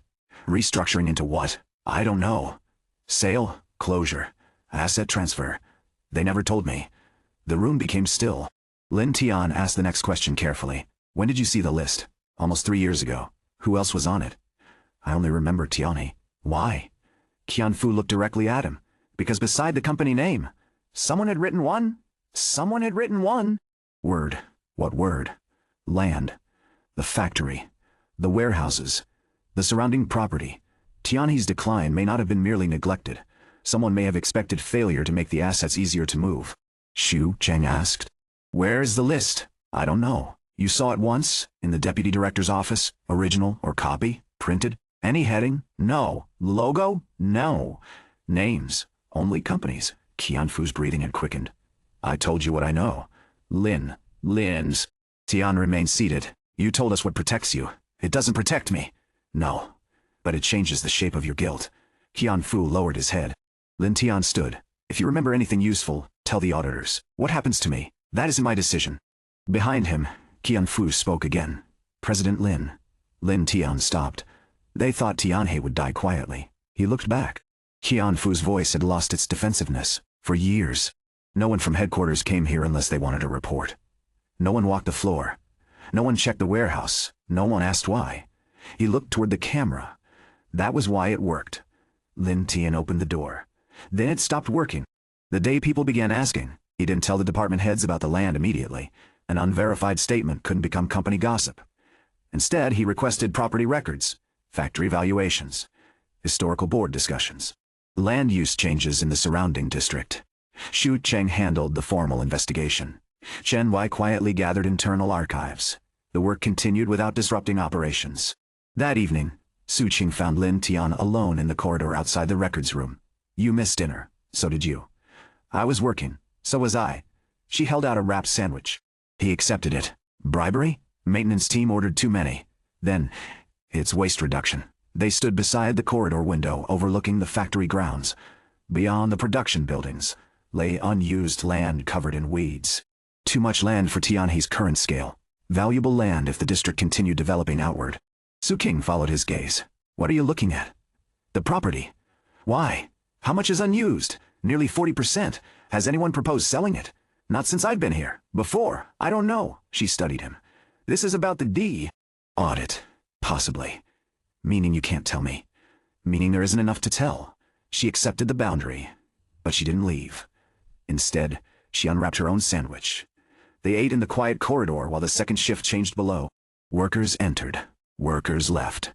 The factory continued regardless of what executives suspected in offices. After several minutes, Su Qing spoke. When I first came here, I thought the land was the saddest part. Why? Too much empty space, like the company had already accepted becoming smaller. Lin Tian looked across the dark field. And now I think it looks unfinished. The word stayed with him. Not abandoned, not wasted, unfinished. He turned toward her. So do I. The following Monday, Tianhe received its first meaningful recovery order. Not from a new customer. From Yangsheng Distribution. Wang Jian increased volume from 30% to 45%. The message contained no praise, only a purchase order, and one handwritten note scanned beneath it. Your trucks arrived when you said they would. Continue Luo Ming printed the note and carried it through the sales office. He Jin read it twice. That's all? That's enough, Lin Tian said. The order didn't restore Tianhe. It proved that performance had begun changing customer behavior. Production adjusted schedules. Warehouse prepared capacity. Finance updated cash flow. No department treated the order as sales victory alone. That was the larger victory. The company moved as one system. By afternoon, the order entered production without overtime. Emergency purchasing or last-minute route changes. 2 weeks earlier, that would have been impossible. Now it was merely work. Lin Tian stood beside the production line as sealed packages moved toward inspection. Liu Mai checked the first batch. Zhao Ming listened to the repaired machinery. Chen Wei confirmed inventory consumption on his tablet. Su King watched the line from the opposite side. For a moment their eyes met above the moving conveyor. No words were needed. The factory was answering for them. The production line completed Yangsheng's order 6 hours ahead of the previous schedule. No one celebrated. The team used the extra time to inspect the process. Liu Mei found 2 packaging seals slightly outside target pressure. Zhao Ming adjusted the machine before defects appeared. Chen Wei compared actual material consumption against the production plan. Variance remained below 1%. Su Qing updated the shift board herself. The order had succeeded because every department had seen the same priorities. That mattered more than speed. When the final pallet entered cold storage, Luo Ming arrived from the sales office. Yangsheng confirmed the next delivery window. When? Lin Tian asked. Friday morning. Can we meet it? Su Qing answered without checking her notes. Yes. Luo Ming hesitated. They also asked whether we can handle another 10% next month. Lin Tian looked toward the pallets. Don't answer yet. We can produce it. Production isn't the only question. He turned to Chen Wei. Manageable if suppliers hold current lead times. Logistics? 1 additional truck rotation. Cash? Sun Rong had entered behind Luo Ming and heard the question. Possible? Comfortable? No. Then calculated properly. The increased order appeared positive, but growth consumed cash before it produced cash. Materials had to be purchased. Workers had to be scheduled. Products had to be delivered. Customers paid later. A company could die while growing if management admired revenue and ignored timing. Lin Tian looked around the group. Tomorrow morning, full capacity review. No one promises volume until we know what the promise costs. The review began with 3 numbers: production capacity, working capital, delivery capacity. Su King presented the first. At current efficiency, we can increase output by 18% without adding another shift. Beyond that, overtime or equipment investment. Maintenance risk, manageable below 15%. Zhao Ming added, above that, we begin postponing preventive work. Lin Tian marked 15% as the operational limit. Chen Wai presented materials. The 7 core products are stable. 2 suppliers remain cautious. Packaging inventory covers 18 days. Frozen vegetable supply covers 12. Meat contracts are adequate, but payment terms are short. Sun Rong followed with cash. If Yongsheng increases orders by 10%, we need an additional 1.4 million in working capital before receiving payment. Can we fund it internally? Lin Tian asked. Yes, without delaying suppliers. Yes. Without reducing payroll reserve. Sun Rong paused. No. Then the answer is no. Luo Ming looked across the table. We reject the order. We don't reject demand. We negotiated structure. He wrote. 3 options. Deposit. Shorter payment terms. Staged volume. Yongsheng wants more product. That gives us room to discuss how the growth is funded. Luo Ming nodded. I'll speak with Wang Jian. Not alone. Sun Rong looked surprised when Lin Tian pointed toward him. You'll join? Finance? The person discussing payment terms should understand cash. The old structure would have sent sales to promise everything, and finance to complain afterward. The new structure placed both in the room before the promise existed. Wang Jian received them the following afternoon. He studied the staged volume proposal. You're asking me to pay faster. We're asking you to choose. Lin Tian placed 3 schedules on the table. 5% additional volume at current terms. 10% with payment reduced to 30 days. 15% with a partial deposit. Wang Jian looked towards Sun Rong. You built this, we built it together. The distributor tapped the 3rd option. Other suppliers don't ask for deposits. Other suppliers may have more capital. Lin Tian said, or they hide the cost in price. You aren't embarrassed to admit your limits. Limits become dangerous when customers discover them after signing. Wang Jian leaned back. You really don't sell the way normal people sell. Does it work? The distributor smiled. Sometimes. He reviewed the numbers again. 10%. 30-day payment. But I want priority during peak season. Define priority, Lin Tian said. What does that mean? Committed volume receives priority. Unforecasted demand doesn't. Wang Jian laughed. You've already found the argument we'll have 3 months from now. Then we can solve it today. The revised agreement was signed before they left. Not because Tiane had conceded more. Because both sides understood exactly what had been promised. Outside the office, Sun Rong stared at his copy. We improved cash flow and increased volume. Yes, I usually receive contracts after sales signs them. That explains many of our problems. Sun Rong gave a tired laugh. I've spent 10 years being asked to fund decisions I never saw. Then stop waiting to be asked. The finance manager looked toward him. What do you mean?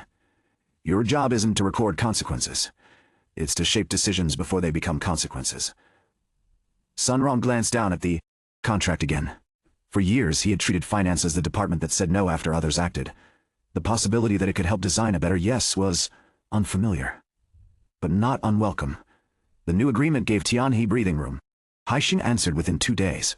Its discount increased from 12% to 15%. The offer now included freezers for distributors signing exclusive 12-month agreements. Luo Ming brought the updated proposal to Lin Tian. They're spending heavily. Can they sustain it? I don't know. Find out how. Ask the market. The sales team returned to stores, distributors, and suppliers. They didn't ask whether Haixing was strong. They observed delivery delays, promotion cycles, supplier payment behavior, product availability. Yijin returned with the first useful clue. 3 stores received Haixing freezers, and 2 are still empty. Why? The products didn't arrive. Another salesperson reported that Haixing's sales representatives had promised different.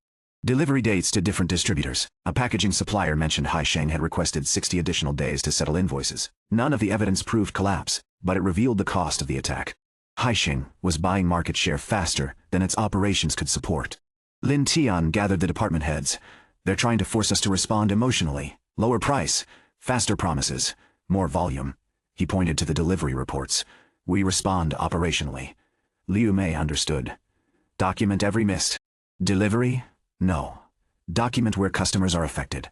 He turned to Luo Ming. Don't attack Haisheng. Help the customers they disappoint.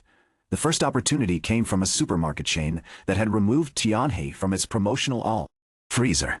Haisheng's shipment arrived 2 days late. The freezer stood half empty during the weekend campaign. The store manager called Yijin, not because Tianhe was preferred, but because she had visited 3 times without demanding an order. We need stock by tomorrow morning. Yijin contacted the factory at 4:20 in the afternoon. The old Tianhe would have promised immediately. The new Tianhe checked. Warehouse inventory, truck availability, product dates, order quantity. At 4:42, Suqing confirmed capacity. At 4:50, Sunrong approved payment terms. At 5:10, the order entered dispatch. The truck left before sunrise. By opening time, Tianhe products filled the empty freezer. No discount, no dramatic negotiation. Only availability. The store manager doubled the emergency order the following week. Yijin added a green pin to the sales map. Did we win them back? She asked. Not yet, Luo Ming said. They called us. That means we became useful. Lin Tia nodded. Usefulness comes before loyalty. The operational rhythm held until Wednesday afternoon. Then line 3 stopped. The filling machine froze midway through production. A warning alarm sounded across the floor. Operators cleared the area. Zhao Ming arrived within minutes. He opened the panel, inspected the drive assembly, and swore under his breath. Suqing reached him first. How long? If the shaft is damaged, 8 hours. If the motor went with it, 2 days. The Yongsheng order was already in production. Half remained unfinished. Under the old system, management would have called an external contractor and waited. Zhao Ming called his internal team. One technician brought the repair history. Another checked spare parts. Chen Wei searched the restored inventory records. We have the shaft. Where? Recovered storage. Motor. 1 compatible unit. Zhao Ming looked toward Lin Tian. The spare motor was invoiced twice by Jinsheng. Can you use it? Yes, then use it? Yes, then use it. The maintenance team worked directly beside production.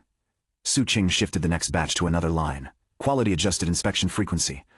Warehouse reorganized loading sequence. Zales informed Yongsheng that the delivery window remained unchanged, but carried a mechanical risk. Wang Jian replied with only 3 words. Keep me updated. 4 hours later, line 3 restarted. The order finished before midnight. No emergency contractor. No concealed delay. No missed delivery. Zhao Ming remained beside the machine after everyone else moved on. Lin Tian approached. What failed? The bearing. Why? Misalignment?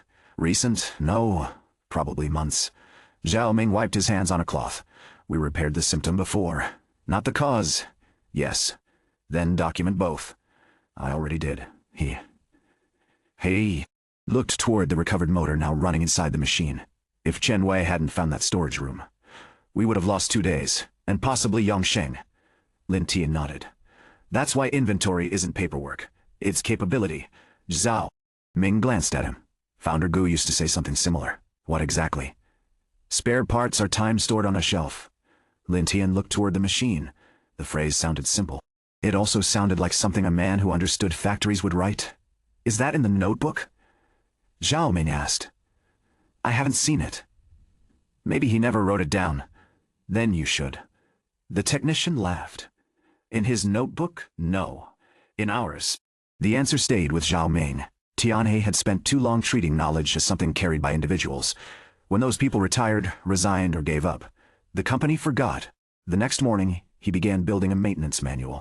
Not a collection of machine specifications. A record of failures, causes, repairs, warnings. And what technicians should notice before breakdowns occurred.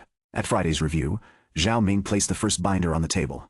White Tianhe equipment knowledge record. Only 12 pages had been completed. No one dismissed it for being small.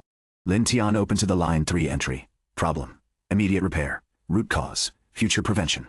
Spare part requirement. Estimated downtime avoided. Who wrote this? He asked. The team? Not you, I started. They corrected me. Good. Zhao Ming looked offended for half a second. Then understood. A manual written by one expert became another dependency. A manual built by the team became a system. Lin Tian closed the binder. Every critical machine gets one. Deadline, first version in 30 days. Reviewed by operators? Yes. Quality? Yes. Production? Yes. He nodded. Proceed. The review moved to sales. Yongsheng's increased volume had entered production. 3 supermarket chains resumed limited orders. The rural route now served 14 stores. Haixing retained most of its exclusive agreements. No one pretended otherwise. But its market attack had stopped accelerating. Tianhe had not defeated the larger competitor. It had survived being targeted. That distinction mattered. Sun Rong presented cash flow. For the first time this quarter, projected receipts exceed projected urgent payments. By how much? Su Qing asked. Not enough to relax. Enough to plan. He turned to the next page. We can settle Donghai. Packaging's first scheduled debt payment in full. The room quieted. Supplier recovery had remained less visible than production. But Huang Zhiguo had extended trust when Tianhe had little to offer. Paying him according to plan would prove the company valued that trust. Transfer it Monday morning, Lin Tian said. Already prepared. Good. Sun Rong continued. The bank also approved Donghai's 90-day loan review. Approve the review or the extension? Lin Tian asked. The extension. That earned genuine satisfaction. Tianhe's recovery had prevented one supplier from collapsing. The effect extended beyond its own walls. Lin Tian looked around the canteen. This is what supply chains mean. Not contracts. Consequences. If we delay payment, a supplier delays wages. Repairs stop. Materials disappear. Then our production fails. He pointed toward the numbers. A company is never alone in its mistakes. No one needed a slogan beneath the statement. Several people in the room had almost learned it through unemployment. Huang Zhiguo arrived at Tianhe on Monday without an appointment. He entered carrying a red paper bag. Reception tried to call ahead. He waved them off. I can wait. Lin Tian found him in the main corridor studying the founder's photograph. Mr. G. Huang. The supplier turned. President Lin. You should have told us you were coming. Then someone would have prepared tea. Is that a problem? I didn't come for tea. He handed over the red bag. Inside were several boxes of pastries. For the employees. Not management. Lin Tian passed the bag to reception. We'll put them in the canteen. Huang looked toward the production floor. The payment arrived this morning. According to arrived. Schedule. I know. Then why are you here? The older man considered the question. To see whether I believed it. The bank transfer? The change? He had supplied Tianhe for years. He had heard promises from executives who never visited the factory. Seen payment schedules revised after every deadline. Received apologies written by assistants. Now trucks moved in organized lanes. Workers stopped to report problems. The corridor displayed the people who had built the company instead of banners praising current leaders. Huang nodded slowly. I believe part of it. Only part. The part you've already done. Lin Tian smiled faintly. That's enough. Huang looked toward him. My bank extended the loan. I heard. They said your factory data helped. Your business earned the extension. My business nearly failed because yours didn't pay. Both can be true. Huang accepted that. He reached into his jacket and produced a new quotation. Packaging prices, lower, 3%. Why? More stable order schedule, less emergency production, fewer small deliveries. He pointed toward the quotation. You reduced my costs. I reduced ours, and accidentally helped me. Most good systems do. Huang laughed. Don't become too proud. I'll try. Before leaving, he stopped beside the photograph once more. My father knew one of those men. Which one? Huang pointed to a technician near the edge of the image. They used to argue about carton thickness. Who won? Neither. They argued for 20 years. He walked away smiling. Another connection returned to the factory. Not created, remembered. That afternoon, Xu Cheng delivered the first formal audit report. It contained 186 pages. Lin Tian opened the executive summary. Confirmed procurement fraud, control failures, negligent oversight, improper authorization, estimated recoverable losses, recommended disciplinary action. The report also included a section on property strategy. The word Elandmine did not appear in any approved restructuring plan, but 3 years earlier, an external valuation of Tianhe's factory property had been commissioned. The request originated from the deputy director's office. Lin Jian had been copied on the authorization email. Su Qing read the page beside Lin Tian. He knew about the valuation. He knew it happened. That's not the same thing. No. The valuation report estimated the property was worth more than Tianhe's operating business. Significantly more. Another document showed preliminary contact with a real estate investment firm. No sale proposal reached the board. No formal decision followed. But someone had explored the possibility while maintenance budgets were cut and the subsidiary weakened. Xu Cheng remained across the table. We can't prove Tianhe was deliberately damaged for the land. Can you disprove it? Su Qing asked. No. What happens next? The chairman has the report. He'll decide whether to expand the investigation. Tian closed the file. And second uncle? Requested a copy. Will he receive it? He already has. That answer arrived before any summons. An hour later, Lin Jian called. Come to headquarters. Now? Now. Lin Jian waited alone in a private conference room. The audit report lay open before him. He didn't offer tea. You believe I tried to destroy Tianhe? I haven't said that. You didn't need to. Lin Tian took the opposite seat. Did you? No. The answer came without hesitation. Then explained the valuation. Lin Jian turned the report toward him. 3 years ago, the group reviewed underperforming assets. Tianhe was one of 12 subsidiaries. Was land sale considered? Yes. By you? By the strategy office? Under you? Correct. Lin Tian waited. Lin Jian continued. The property was more valuable than the business. That was a fact. Still is. Why wasn't it presented to the board? Because the proposal was incomplete. Or inconvenient.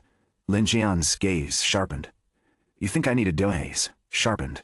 Tianhe to fail. I think someone benefited from no one asking why it was failing. The room cooled. Careful. Nephew. Evidence doesn't become disrespect because it's uncomfortable. Lin Jian closed the report. I authorized the valuation. I did not authorize fraud. I did not instruct Qian Fu. I did not approve Jinqing's invoices. Your deputy, director did. Without my knowledge, 11 meetings. Not every meeting appears on my calendar. 3 outside headquarters. I employ thousands of people. That doesn't answer responsibility. Lin Jian leaned back. No, it doesn't. The doesn't. Admission changed the conversation. He looked down at the report. I selected that deputy director. I promoted him. I allowed him control because he delivered results. When those results looked clean, I stopped examining how they were produced. He tapped the page once. If you're asking whether I committed fraud, no. If you're asking whether my office created room for it. He paused. Yes. Lin Tian studied him. There was no apology. But there was no evasion either. What will you do? I've submitted my resignation from direct oversight of subsidiary restructuring. That was more serious than a public statement. It reduced power. Voluntarily or strategically, it still carried consequence. The chairman accepted? Lin Tian asked. He hasn't answered, and the investigation, I requested it expand into your office, especially my office. Silence settled between them. Lin Jian looked toward the city beyond the glass. When you arrived at Tianhe, I thought the chairman was teaching you humility. He was. I thought you'd fail. Many people did. I wasn't one of many. No, I was family. The word carried. No warmth. Only weight. Lin Jian looked back at him. That makes the mistake worse. Lin Tian didn't forgive him. There was not enough evidence for blame. Not enough history for trust. But something had shifted. Second uncle was no longer standing outside the consequences of his own management. Why warn me that the easiest part was rebuilding the business? Lin Tian asked. Because I knew the land review existed. You expected attention once Tianhe recovered. Yes, you could have told me. I wanted to know what you'd do before giving you another enemy to blame. Lin Tian's expression hardened. You used the company as a test. I used you as one. There's a difference. To you. Not to the friends. Employees. Lin Jian accepted the rebuke without argument. You're right. The words came quietly. That made them more credible. He pushed a sealed folder across the table. This is every document from the original asset review. Why give it to me? Because Tianhe survived. And now you need to decide what the land is for. Lin Tian didn't touch the folder. Immediately. Not sell or keep? No. Use. Lin Jian stood. A company that owns 40% unused property while struggling for cash has a strategic problem. Even if no crime exists. He buttoned his jacket. Don't let suspicion prevent you from making the correct decision. And don't let value make you forget who depends on the place. For once, the two principles did not oppose each other. They completed the question. Lin Tian returned to Tianhe after dark. Su King was still in her office. He placed the sealed folder on her desk. Second uncle gave us the full asset review. Us, Tianhe? She opened the folder. Maps, valuations, development scenarios, warehouse expansion, partial sale, lease options, joint ventures. The land had been viewed only as property. No document considered how it might support operations. Su King spread the maps across the table. 40% unused. Yes, some areas aren't connected to utilities. Correct. The western section has road access and separate title boundaries. She looked up. You've already noticed. So have already noticed. They studied the maps together. A sale would produce cash. A lease could create recurring income. Expansion could support future growth. But Tian had not earned expansion yet. And selling during recovery risked funding inefficiency instead of fixing it. Su King pointed to the western warehouse zone. This building is almost empty. What was it used for? Dry storage before the logistics system changed. Condition. Poor. Location. Near the regional road. She followed his reasoning. A distribution hub. Possibly. For Tianhe, not only Tianhe, the rural route had already revealed the weakness of fragmented distribution. Small retailers lacked reliable delivery. Small manufacturers likely faced the same problem. An underused warehouse could become shared infrastructure. Storage, order consolidation, regional delivery, not a property sale, an operating capability. Su King looked toward him. You're thinking about using the land to solve the root problem, and the road problem to make the land productive. We don't have capital. Then the first version can't require much. The warehouse needs repair. Measure it, vehicles, partners, staff, existing team for the pilot. She looked at the maps again. This could become much larger. Then it starts small. Her finger remained on the western section. A trial hub. 7 products? Not products. Routes. She understood. The hub wouldn't exist to store everything. It would coordinate delivery where existing distribution failed. You've been waiting for the next growth engine, she said. No, I've been waiting for a problem worth building around. She looked at him across the maps. This is beyond saving. Tianhe. Yes. For the first time, the company wasn't only correcting the past. It was choosing a future. The next morning, Lin Tian gathered the core team in the empty western warehouse. Dust covered the windows. Faded floor markings disappeared beneath years of neglect. Several lights no longer worked. A rusted sign still read. B storage zone. BJ Ming examined the roof. Leaks in 3 sections. Chen Wai checked the loading bays. 2 usable. 1 needs repair. Luo Ming walked the floor. Too large for our current rural route. Lin Tian nodded. That's why we don't build it for one route. He placed the regional map on an old packing table. The 14 rural stores appeared first. Then more retail clusters. Independent supermarkets, restaurants, small food businesses. Routes larger distributors ignored because order volume was scattered. This warehouse becomes a consolidation point. Retailers place small orders. Orders combine by route. Manufacturers deliver here. We deliver by schedule. Sun Ron looked around the warehouse. Manufacturers? Other companies? Eventually, Tiani runs logistics for competitors. Not direct competitors. Complementary products. Cooking oil. Sauces. Dry goods. Anything the same stores already need. Luo Ming stared at the map. We stop selling only products. We sell access. Reliability, He Shen corrected. Lin Tian looked toward her. Exactly. Su Qing folded her arms. Pilot scope. 1 district. 20 stores. 3 delivery days. Only Tianhe products at first. Measure order frequency. Freight cost. Measure order frequency. Freight cost. Delivery time and payment behavior. Zhao Ming pointed toward the roof. And the building. Repair only what the pilot needs. No renovation for appearance. No new office. No signage. The technician grinned. Now you're speaking my language. Sun Ram remained cautious. Budget? Lin Tian looked around the neglected warehouse. Bring me the cheapest safe version. Not the cheapest version. The cheapest safe version. That single word prevented cost-cutting from becoming the same. Disease Tiana had just escaped. The team separated across the warehouse. Zhao Ming inspected repairs. Chen Wei measured storage sections. Luo Ming and He Qin marked root zones. Su Qing evaluated workflow. Sun Rong calculated costs. No consultants arrived. No headquarters committee approved the idea. A future operating model began with 6 people standing in dust, asking what the building could do. Lin Tian remained beside the old packing table. Founder Gia's notebook lay open near the map. He had brought it without planning to use it. As wind moved through a broken window, several pages turned on their own. They stopped at an entry written 26 years earlier. A rough sketch showed 3 factories connected to one warehouse. Beneath it, Founder Gu had written, "Mall companies lose because each tries to stand alone. By the road becomes cheaper when many travel together." Lin Tian stared at the drawing. The layout wasn't identical. The idea was a shared warehouse, consolidated transport, multiple businesses using one route. The notebook had described something Tianhe never built, or never completed. He turned the page. Only half remained. The lower section had been torn away. At the top, one final line survived. If the group refuses, begin with the district. Lin Tian looked across the warehouse. Su King noticed his stillness and approached. "What did you find?" He turned the notebook toward her. She read the entry, then looked at the regional map beside it. Founder Gu planned this. He considered it.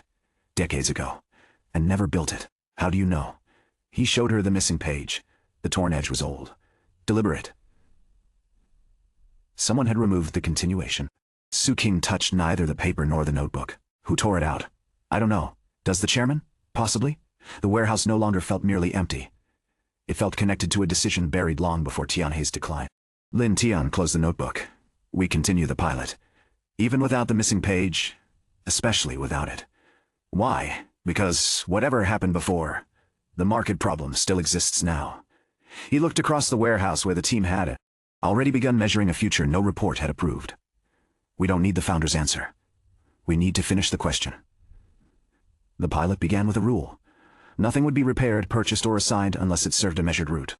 Zhao Ming disliked a condition until Lin Tian handed him the first cost sheet. Roof repairs for the entire warehouse would consume nearly 600,000. Repairs covering the pilot zone required less than 1/10. Temporary patching? Zhao Ming asked. "Safe patching." "There's a difference." "I know." The technician reviewed the marked section again. 2 loading bays, 1 storage lane. A small dispatch area, enough for 20 stores. Not enough for anyone to pretend the pilot had already succeeded. "We'll need drainage work," Zhao Ming said. "Why?" "Water collects outside Bay 2, during heavy rain, during any rain." "Fix the cause." "Less than damaged." "Fix the cause." "Less than damaged." "Stock." Zhao Ming nodded. No argument followed. The company had already learned what happened when cheap repairs became permanent decisions. Chen Wai built the first warehouse map from tape, chalk, and numbered signs. Every pallet location received a code. Every store order received a route label. Every route had a departure time. He refused to purchase new software. The existing inventory system could already track locations. It had simply never been configured properly. He spent 2 days matching warehouse codes with customer records. On the 3rd morning, he placed a printed route sheet in front of Lin Tian. 1 order, 1 customer number, 1 pallet location, 1 invoice reference, no duplicate names. Not unless someone creates them. Who can? Only finance and inventory together. "Good." Chen Wai hesitated. "I removed sales' ability to create customer accounts." Luo Ming, standing beside him, objected immediately. "That slows onboarding. It prevents 5 spellings of the same store. Sales needs speed. Finance needs invoices that match." Their voices sharpened. Lin Tian let the disagreement continue. Neither was wrong. That was why the problem had survived.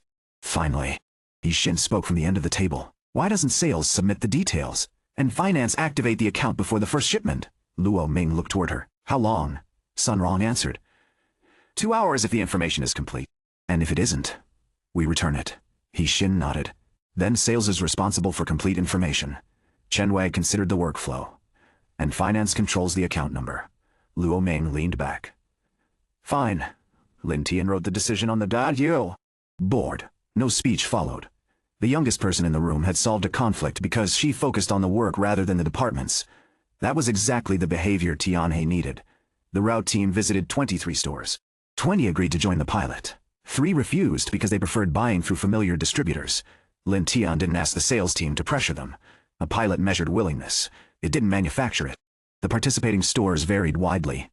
Family supermarkets, 2 neighborhood restaurants, a frozen food stall inside a wet market, a convenience chain with only 4 outlets. Their individual orders were small. Combined, they filled a truck. More importantly, their delivery locations formed a route instead of a scatter. Yixin pinned every store onto the district map. "We can finish the first circuit in 6 hours. The driver disagreed. 8. Why? Parking. She had calculated distance. He had calculated reality. They drove the route together before the first shipment. One road narrowed during school hours. A market blocked truck access after 9. 2 stores required hand unloading through alleys. The planned sequence failed before a single carton left the warehouse. Heir returned with a revised map. 7 hours and 20 minutes. The driver studied it. Possible. What changed? Market first. School district after 9. Restaurants before lunch preparation. Good. She placed the original route beneath the revised one. Not discarded. Preserved as evidence of what assumptions had been wrong. The Western warehouse reopened without ceremony. No ribbon, no executive photographs. At 5:40 on Monday morning, 20 store orders waited in labeled lanes. The repaired lights illuminated only the section in use. Beyond it, most of the building remained dark. Su King walked the lanes with a checklist. Store 12. Chen Wai checked the pallet. 7 cartons dumplings. 4 buns. 2 breakfast rolls. Invoice. Heir held it up. Matched. Contact. Confirmed last night. Payment status? Wrong, checked the route sheet. 9 prepaid. 11 on 7-day terms. Credit approvals? Complete. Lin Tian watched from beside the loading bay. Every question belonged to a different department. Every answer existed on one sheet. That was the real pilot. Not the truck. Not the warehouse. Shared information. At 6:10, a vehicle departed.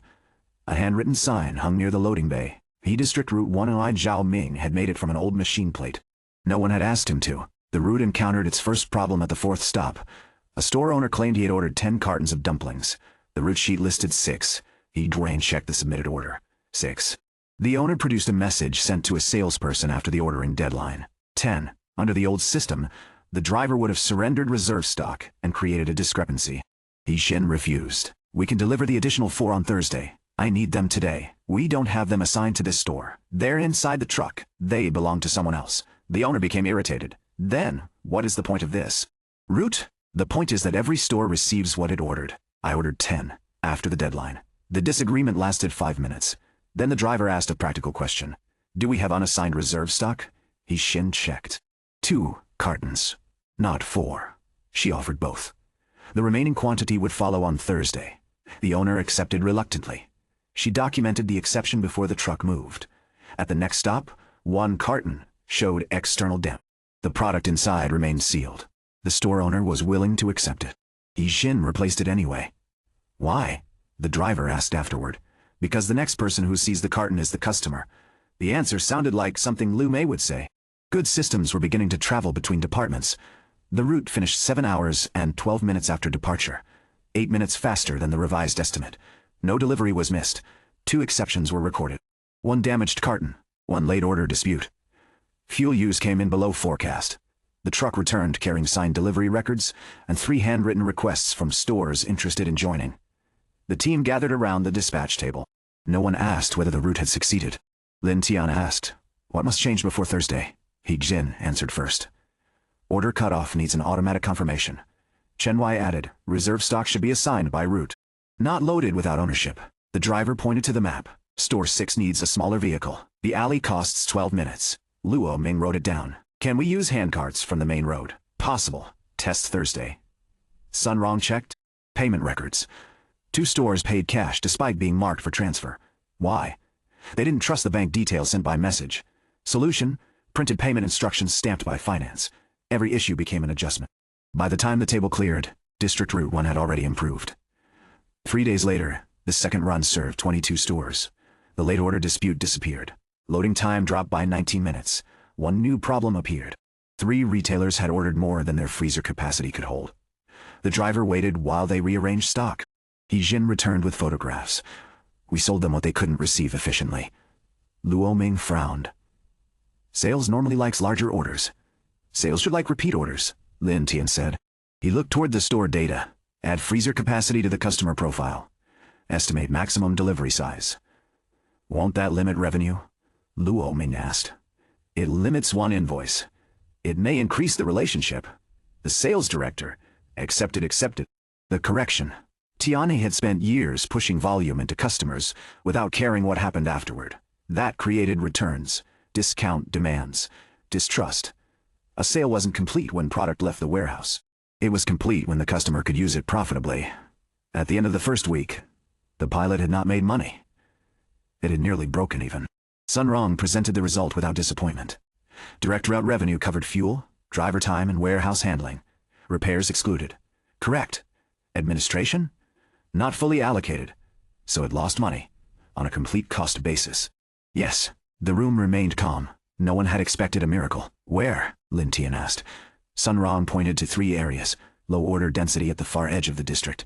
Excess handling for restaurant customers. Warehouse labor waiting between route days. Chen Wei added another. Storage is underused, because we only handle Tianhe products. Correct. Luo Ming looked toward the regional map. Then we add stores. Not yet, Lin Tian said. He pointed to the route. Density first, not distance. 20 more stores scattered across the district would increase complexity. 5 stores near existing stops would improve economics. Yijin marked the strongest gaps. We target these zones. Why these? 2 minutes from current stops. Similar product mix. Known payment behavior. Good. The next sales target wasn't revenue. It was route density. The first external manufacturer approached them before they approached anyone else. Donghai Packaging delivered Tianhe's regular order on Tuesday. Huang Ziguo walked through the western warehouse and noticed cartons from 22 retailers staged by route. What are you doing here? Testing shared distribution. For frozen products? For now? Huang examined the map. My customers in this district also complain about delivery costs. You sell packaging. Small restaurants buy takeaway containers. Food stalls buy boxes. Independent stores buy bags. He pointed to several locations. Some of them are already on your route. Su. Qing looked toward Lin Tian. Complementary goods. Same customers, no direct competition. Juan understood the silence. You want to carry packaging. We want to test whether carrying it improves the route. What do you charge? We don't know yet. That's not reassuring. It's honest. Huang laughed. How many cartons? Enough for 1 route, 1 product category. Pre-sorted by store. No credit risk transferred to Tianhe. Huang considered the conditions. I'll select 5 customers. 3, Lin Tian said. Why 3? Because the first test should be small enough to fail safely. Huang shook his head. You negotiate even when I'm volunteering. I measure even when you're volunteering. They agreed on 3 stores. The packaging test revealed a problem no one had expected. Frozen products required cold chain handling. Packaging did not. Combining them inside the same vehicle reduced usable space and complicated unloading. The route took 11 minutes longer, but the 3 stores increased their total order value. One restaurant owner placed a larger frozen food order because he could receive both supplies together. Sun Rong calculated the result. Delivery cost increased. Customer value increased more. Then it works, Luo Ming asked. Not yet, Lin Tian pointed toward handling time. It works only if we separate the cargo. Zhao Ming proposed a removable partition system. No specialized vehicle, no permanent modification. A lightweight barrier, dry cargo near the rear door, frozen goods deeper inside. The first version used aluminum frames from retired warehouse racks. It cost less than 1 restaurant's monthly order. The following route saved 9 minutes. Simple, measurable, repeatable. The Western warehouse began proving a principle larger than Tianhe's products. Small businesses didn't need more suppliers. They needed fewer delivery problems. Headquarters noticed the pilot after the 3rd weekly report. Chairman Lin summoned no meeting. He sent only 1 question. What is the business model? Lin Tian replied with 3 lines. Consolidate fragmented orders, share route cost across complementary suppliers, through, handling and delivery once density is proven fee. Chairman's response arrived an hour later. Who owns the customer relationship? Lin Tian looked at the message longer. It was the correct question. If Tianhe controlled every customer, suppliers would fear dependency. If suppliers controlled every interaction, route coordination would fail. He brought the question to the team. Luo Ming answered first. Tianhe, Huang Ziguo, invited for the discussion. Disagreed immediately. My customers remain mine. Then, who handles complaints? Su Qing asked. Depends on the complaint. Delivery, Tianhe. Product, supplier, payment. Sun Rong looked toward Huang. Supplier? Unless the route collects on your behalf. Huang shook his head. No collection. Not yet. The room began separating responsibilities. Customer ownership was too broad. They needed ownership by issue, order relationship, product responsibility, delivery responsibility, payment responsibility, data access. They created the first operating agreement on 1 page. No exclusivity, no transfer of customers. Shared route data, limited to logistics needs. Supplier responsible for products and invoices. Tianhe responsible for handling and delivery. Complaints routed by category. Lin Tian sent the model to the chairman. The reply came near midnight. "I now you have something worth testing. No approval. No praise, just recognition that the idea had become a structure." At the fourth Friday review, the rural route reached 31 stores. Donghai Packaging served 9 of them through the same system. Route utilization rose above 80%. Average delivery cost per customer fell by 34% from the original fragmented method. The pilot still earned little, but it no longer lost money. Sun Rong placed the final calculation on the board. Excluding warehouse repairs, operating profit is positive. "How positive?" Zhao Ming asked. "Small enough that your lunch could eliminate it." The room laughed. Zhao Ming looked at the wrapped rice box in his hand. "I'll eat carefully." The mood lasted only a moment. Lin Tian pointed to the assumptions behind the number. 1 route, 1 district, mostly reliable customers. No major vehicle failure. No bad debt. This is not proof of scale. He turned to Luo Ming. "What breaks at 2 routes?" "Sales. Coordination. At 3, warehouse staging." Chen Wai added. "Inventory separation." Su Qing continued. "Production demand becomes less predictable." Sun Rong concluded cash collection becomes more complex if suppliers request settlement through us. "Good." Lin Tian wrote each risk on the board. The team had stopped interpreting problems as reasons to stop. They were now using problems to define the next design.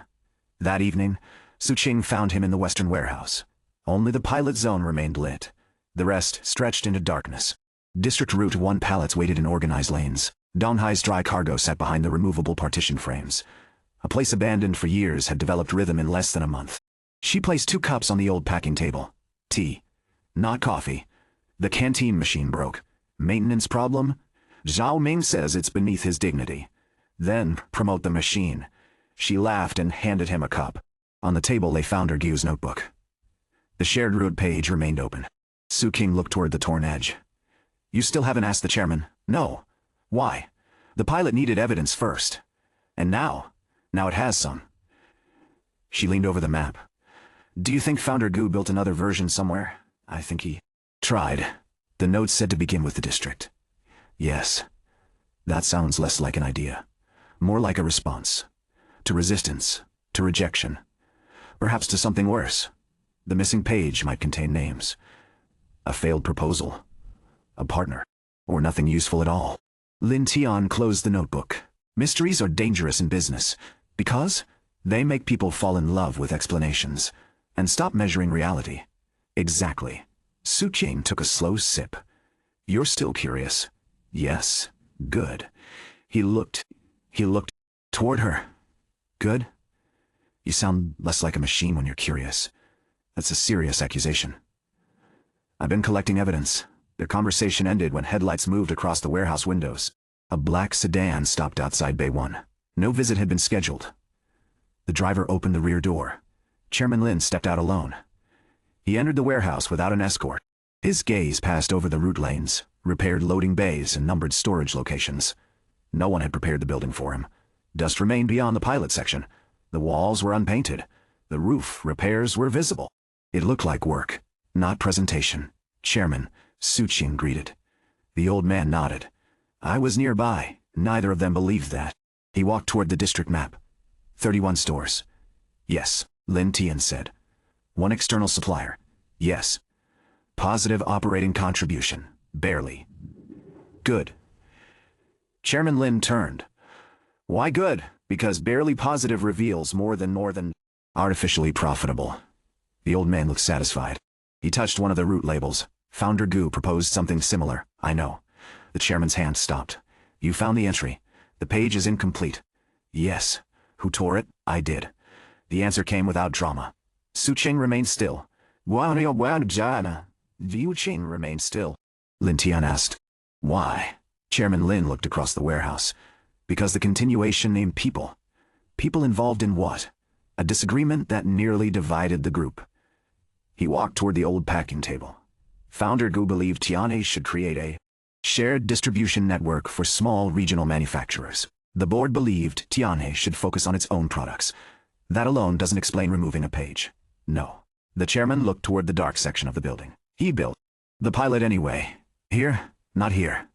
In another district. Was it successful? For 6 months, what happened? The group withdrew support. Why? Because several executives feared the network would make Tianhe more important than make Tianhe more important. Headquarters.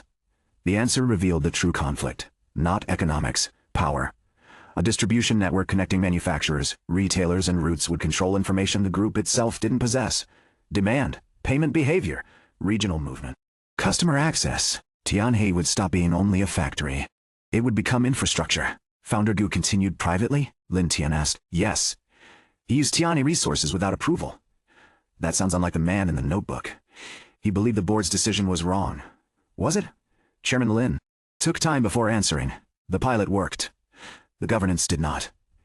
He looked at Lin Tian. A good idea executed outside accountability becomes a dangerous precedent, and a bad decision protected by authority remains bad. Also true. The old man rested one hand on the table. The conflict ended when Founder Gu agreed to close the project. He tore the page? No. I did years later. Why preserve the rest? Because the idea deserved to survive. Why remove the names? Because I didn't want old grievances becoming inherited loyalties. Lin Tian understood the logic. He didn't fully agree with it. History without names becomes cleaner than truth. History with names often becomes revenge. The chairman's reply carried decades of experience. Neither principle won.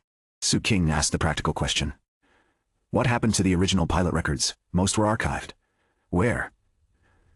The chairman looked toward the western wall. Tianhe's old district office. It closed 24 years ago. Records were 24 years ago. Transferred here. Chen Wai had searched internal archives. Nothing matching the project appeared. Lin Tian asked, under what name? The chairman answered with a phrase that sounded ordinary enough to disappear inside decades of files. Regional Cooperative Delivery Trial. Su Qing took out her phone and sent the title to Chen Wai. The chairman watched her. You act quickly. We've lost enough time. Good. He looked around the warehouse again. Will you continue? Yes. Even knowing the first attempt created political conflict, that conflict came from governance, not the root. And how will you avoid it? Transparency. Defined ownership. Independent supplier relationships. Measured pilot limits. No hidden subsidy. No expansion without evidence. The chairman nodded after each answer. And if headquarters refuses? Lin Tian looked toward the root board. Then we'll present the economics. And if the economics aren't enough? Then the pilot stops. The old man's eyes narrowed slightly. You would abandon it. I would abandon this version, not the problem. Something in the answer reached him. Founder Gu had treated the first board rejection as something to defy. Lin Tian treated it as information to redesign around. Same persistence, different discipline. Chairman Lin stepped away from the table. Send me the operating agreement, not a proposal. The version you're actually using. I will. He walked toward the exit, then stopped beside the dark half of the warehouse. When Founder Gu closed his pilot, 3 small suppliers failed within the following year. The old man didn't turn. He never forgave the board. Did the board regret it? Boards don't regret. People do. He continued outside. The sedan departed minutes later. No instruction had been given. No funding offered. But the past had finally stopped hiding behind a torn page. Chen Wai found the first archive box at 2 in the morning. He didn't open it alone. He called Lin Tian, Su Qing, and Xu Cheng. The 4 met in the records room before sunrise. The cardboard had softened with age. A faded label remained on one side. Regional Cooperative Delivery Trial. Year 1 and inside were route maps, supplier agreements, weekly operating reports, store surveys, vehicle logs. The project had been measured in detail. Founder Gu had not acted recklessly. He had built controls. But the financial sheets revealed why the board resisted. Tianhe paid most initial costs. Participating suppliers benefited immediately. The recovery model depended on future route fees. The pilot had started proving itself shortly before support ended. Xu Cheng reviewed the authorization pages. These approvals are incomplete. Meaning? Su Qing asked. Some expenses were shifted through ordinary logistics accounts. Founder Gu hid them? Or someone hid them for him? A second signature appeared. Repeatedly. Not a current executive. Not anyone connected to the recent fraud. The name belonged to a young finance manager from decades earlier. Chairman Lin. He had helped fund the pilot. Then later removed the names from the notebook. Lin Tian studied the old signature. The chairman had not been a neutral observer.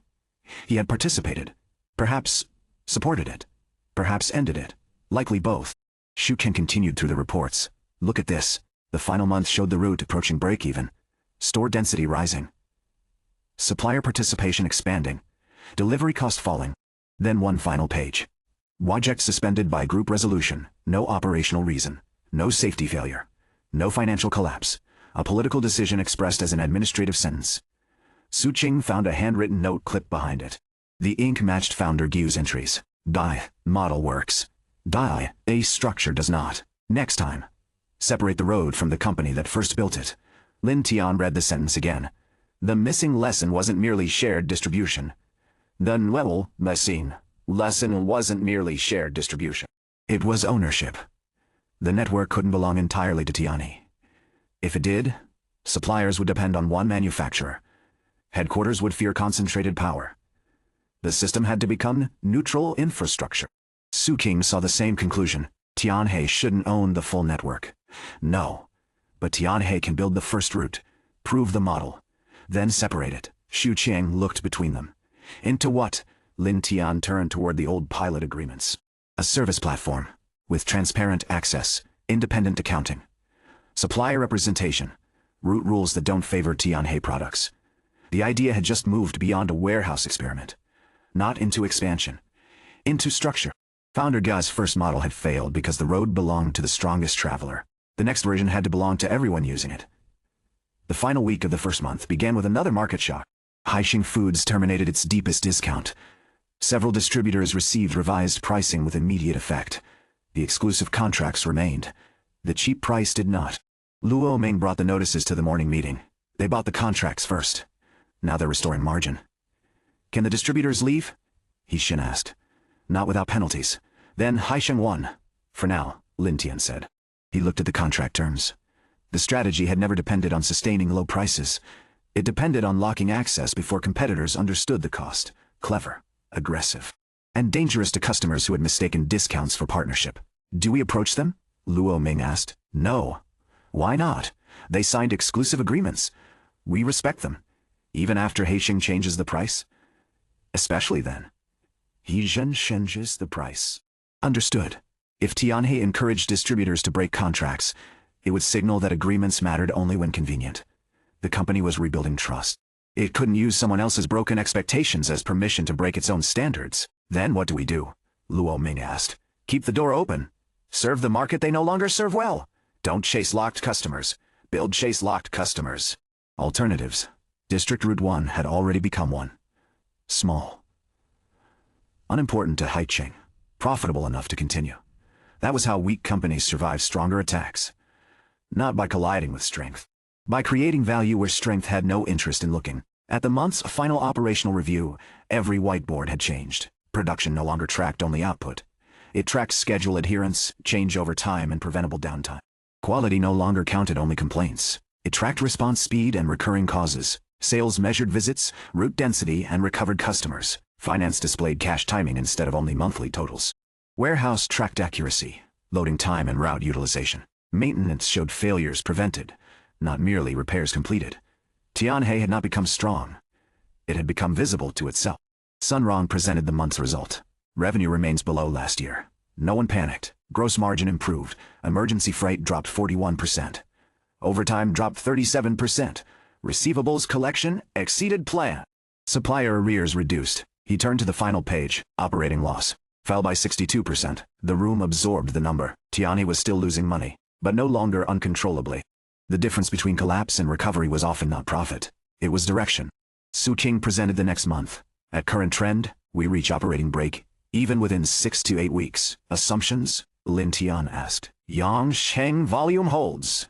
Core production efficiency improves another 4%. No major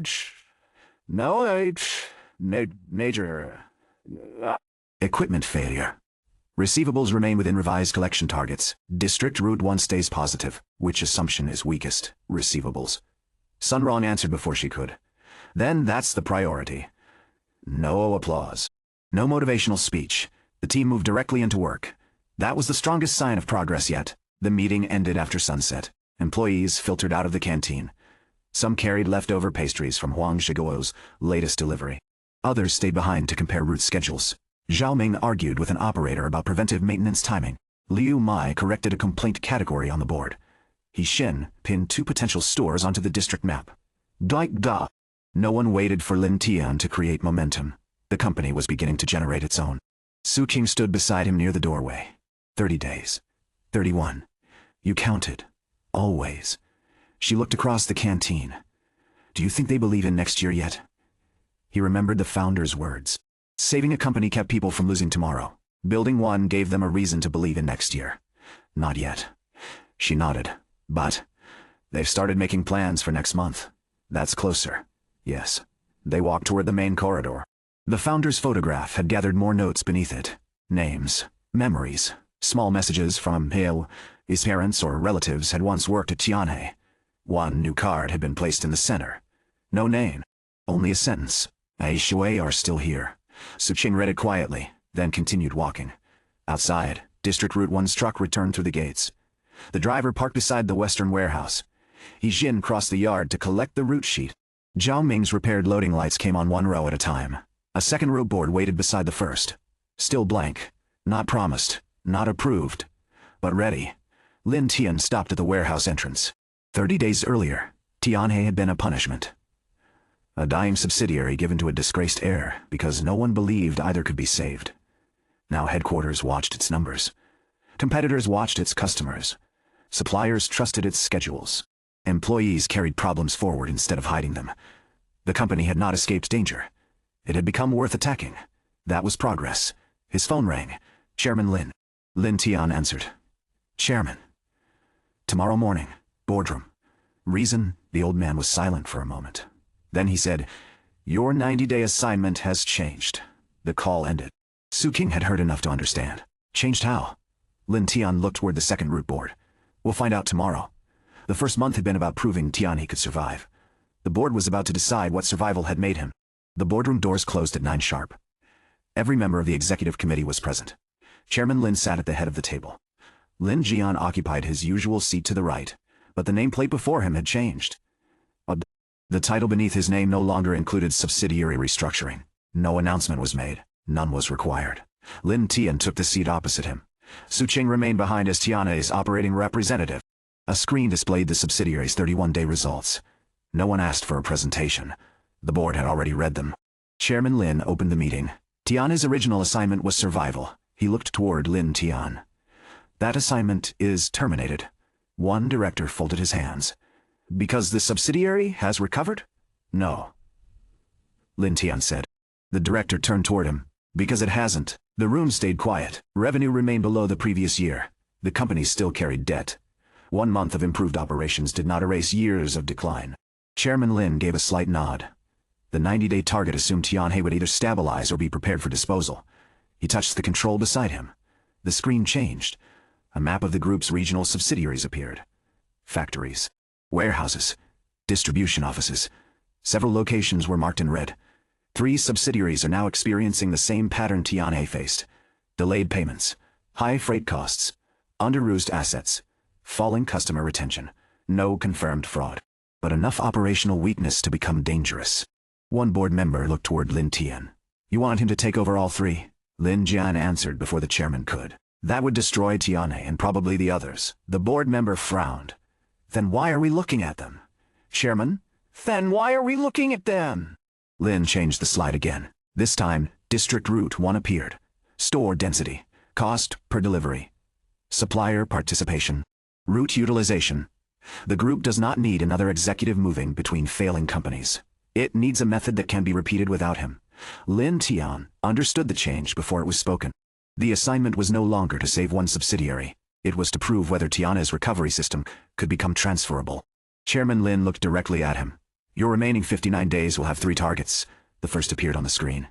Tianhe operating break-even in the second. District Route Model Validation G the third. Jing Group Recovery Framework G A. Group Recovery Framework. Director near the end of the table spoke.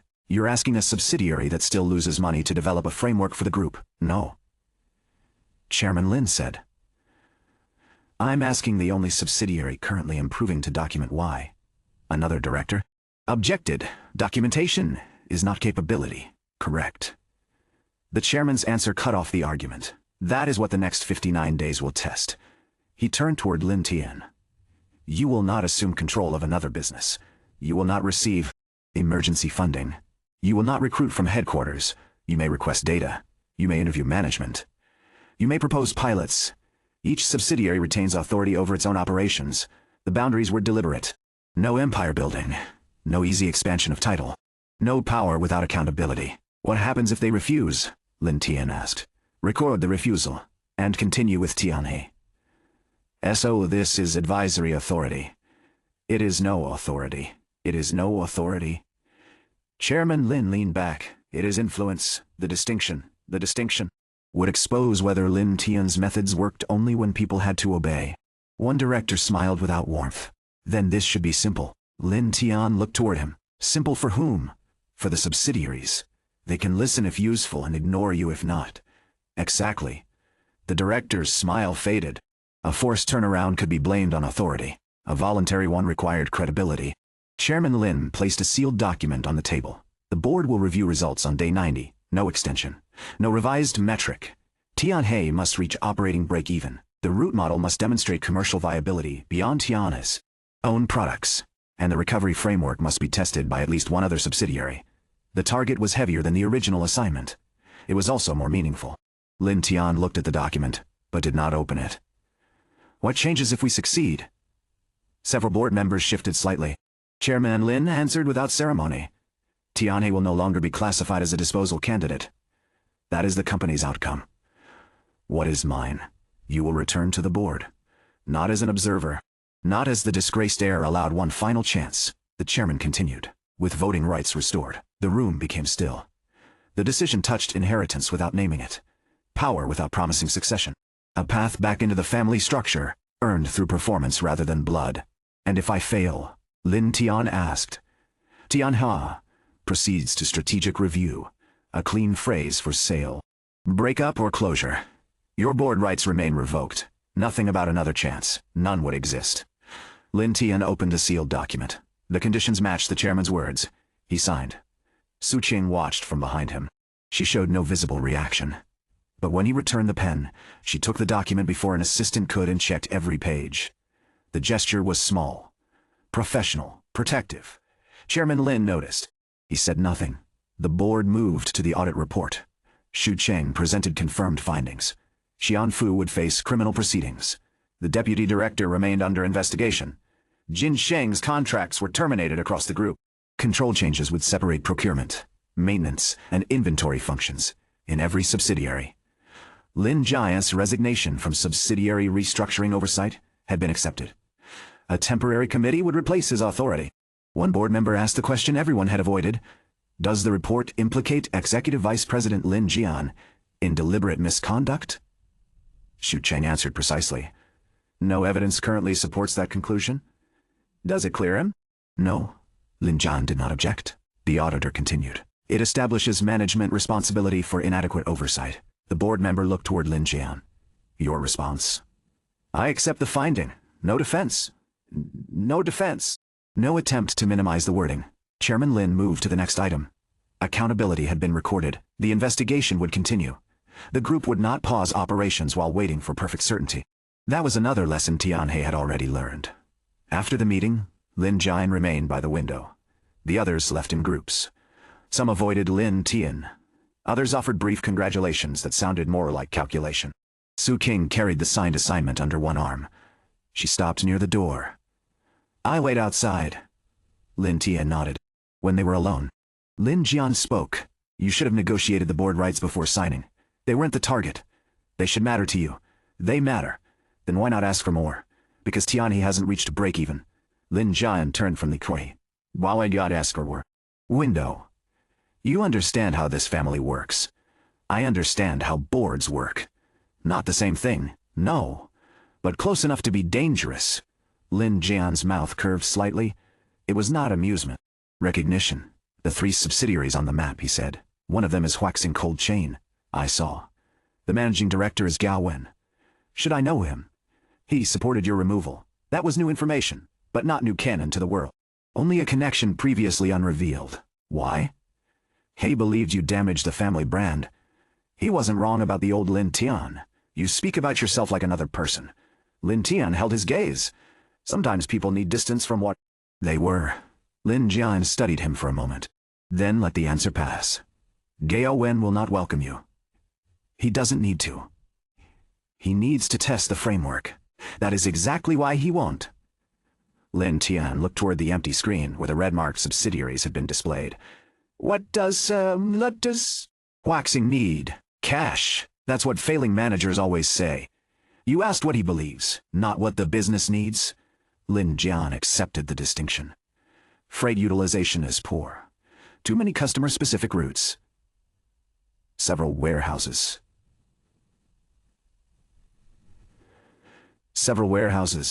operate below capacity, and they expanded quickly because the group wanted market share. Who approved it? I did. There was no hesitation. Do you regret it?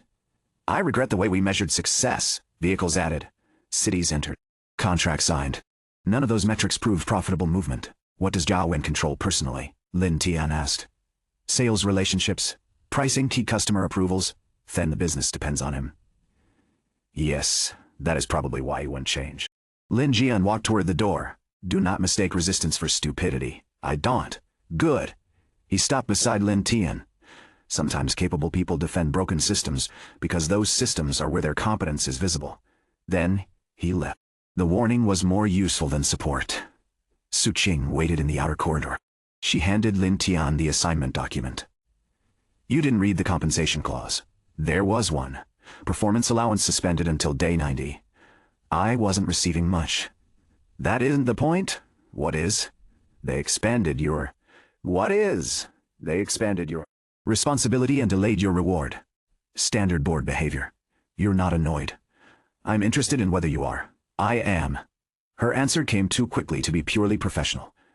She realized it. So did he. They continued toward the elevators. Why? He asked. Because they're using Tianhe's progress to solve group problems before Tianhe is safe. That is true.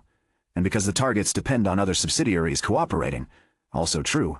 And because the targets depend on other subsidiaries cooperating. Because they restored nothing before asking for more. The elevator doors opened. They entered alone. Lin Tian pressed the lobby button. You wanted them to restore my board rights now. I wanted the terms to reflect what you've already done. He looked toward her. The elevator descended.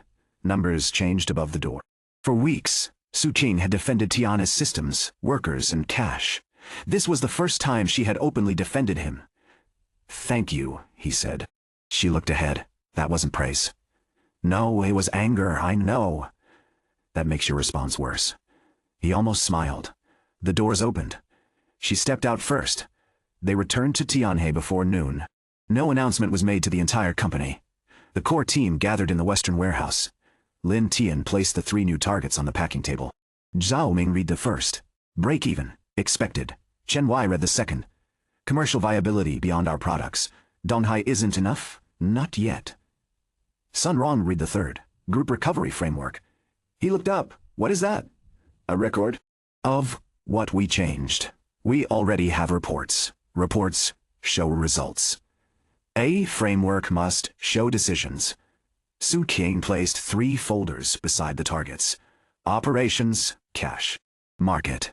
We need to separate which actions were specific to Tianhe and which principles can travel. Luo Ming frowned.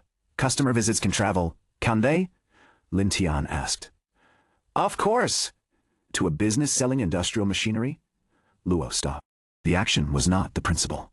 The principle was direct contact with customers before designing recovery. Heijin understood first, so we document the question. Not just the answer. Lin Tian nodded. What did we need to know? How did we measure it? What decision followed? What changed? What failed? What would make the method invalid elsewhere? Xiao Ming tapped the table. For maintenance, we didn't just repair machines. We restored internal knowledge and separated responsibilities, Chen Wei added. Sun Rong looked toward the cash files. We mapped payment timing instead of only totals, Luo Ming continued. We prioritized customers by recovery potential, not size alone. Su Qing wrote each principle on the board. Truth-reaching decision-makers. Cash before accounting profit. Reliability before growth. Root cause before temporary repair. Cross-functional decisions before departmental promises. Measured pilots before scale. The list grew, not slogans, operating rules born from consequences. Lin Tian drew a line beneath them. This is version 0. No polished language. No consultant format. Every principle needs evidence from Tianhe and a test from another company. Zhao Ming pointed toward the map. Which company? Not waxing first. Everyone looked at him. It was the largest problem, the most visible, and the least likely to cooperate. Then which? Su Cheng asked. Lin Tian placed the 3 subsidiary summaries on the table. The second company was Jinhai Household Foods, smaller than Tianhe, profitable on paper, cash-starved in reality. Customer complaints increasing, factory utilization stable, inventory rising. Its problem was less dramatic, which made it more dangerous. Jinhai, Lin Tian said. Why them? Luo Ming asked. Because they don't believe they're failing. Jinhai's managing director responded to the interview request within an hour. The reply contained 3 sentences. Jinhai remains profitable. Jiqi current cash pressure is seasonal Geno recovery. Assistance is required. Ein Su Qing read it twice. That was efficient, he answered the question. We didn't ask. What question? Whether his numbers are real. She looked toward him. You think they aren't? I think he's defending profit before we mentioned it. Sun Ron reviewed Jinhai's summary. Reported profit rose 8%. Cash declined 23. Inventory increased 31. Receivables increased 40. Chen Wei added. Production stayed nearly flat. The company was booking revenue faster than it collected cash. Possibly pushing goods into distributors. Possibly extending terms to protect sales targets. Possibly both. Can we access detailed data? Su Qing asked. The board authorized requests, not compliance. Correct. Lin Tian drafted one response. No recovery assistance will be provided. Jean, please share. Monthly inventory, aging. Receivables aging and customer return data for group framework benchmarking. The wording removed the accusation. Jinhai could reject help. Refusing benchmarking would look different. The data arrived before the end of the day, not complete. Enough. Sun Ron found the first problem within minutes. Receivables over 90 days doubled. Chen Wei found the second. Finished goods older than 60 days nearly tripled. Luo Ming found the third. Returns are recorded as promotional exchanges. Jin looked confused. What does that mean?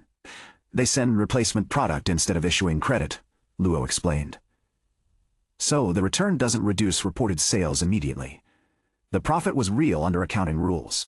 The economics were deteriorating. Jinhai was selling products customers could not move, replacing unsold goods and counting distribution as demand. Lin Tian looked at the figures. They don't need a turnaround. Not yet. They need the truth before they do. The second request went directly to Jinhai's managing director. Wei found 3 indicators worth reviewing. No intervention.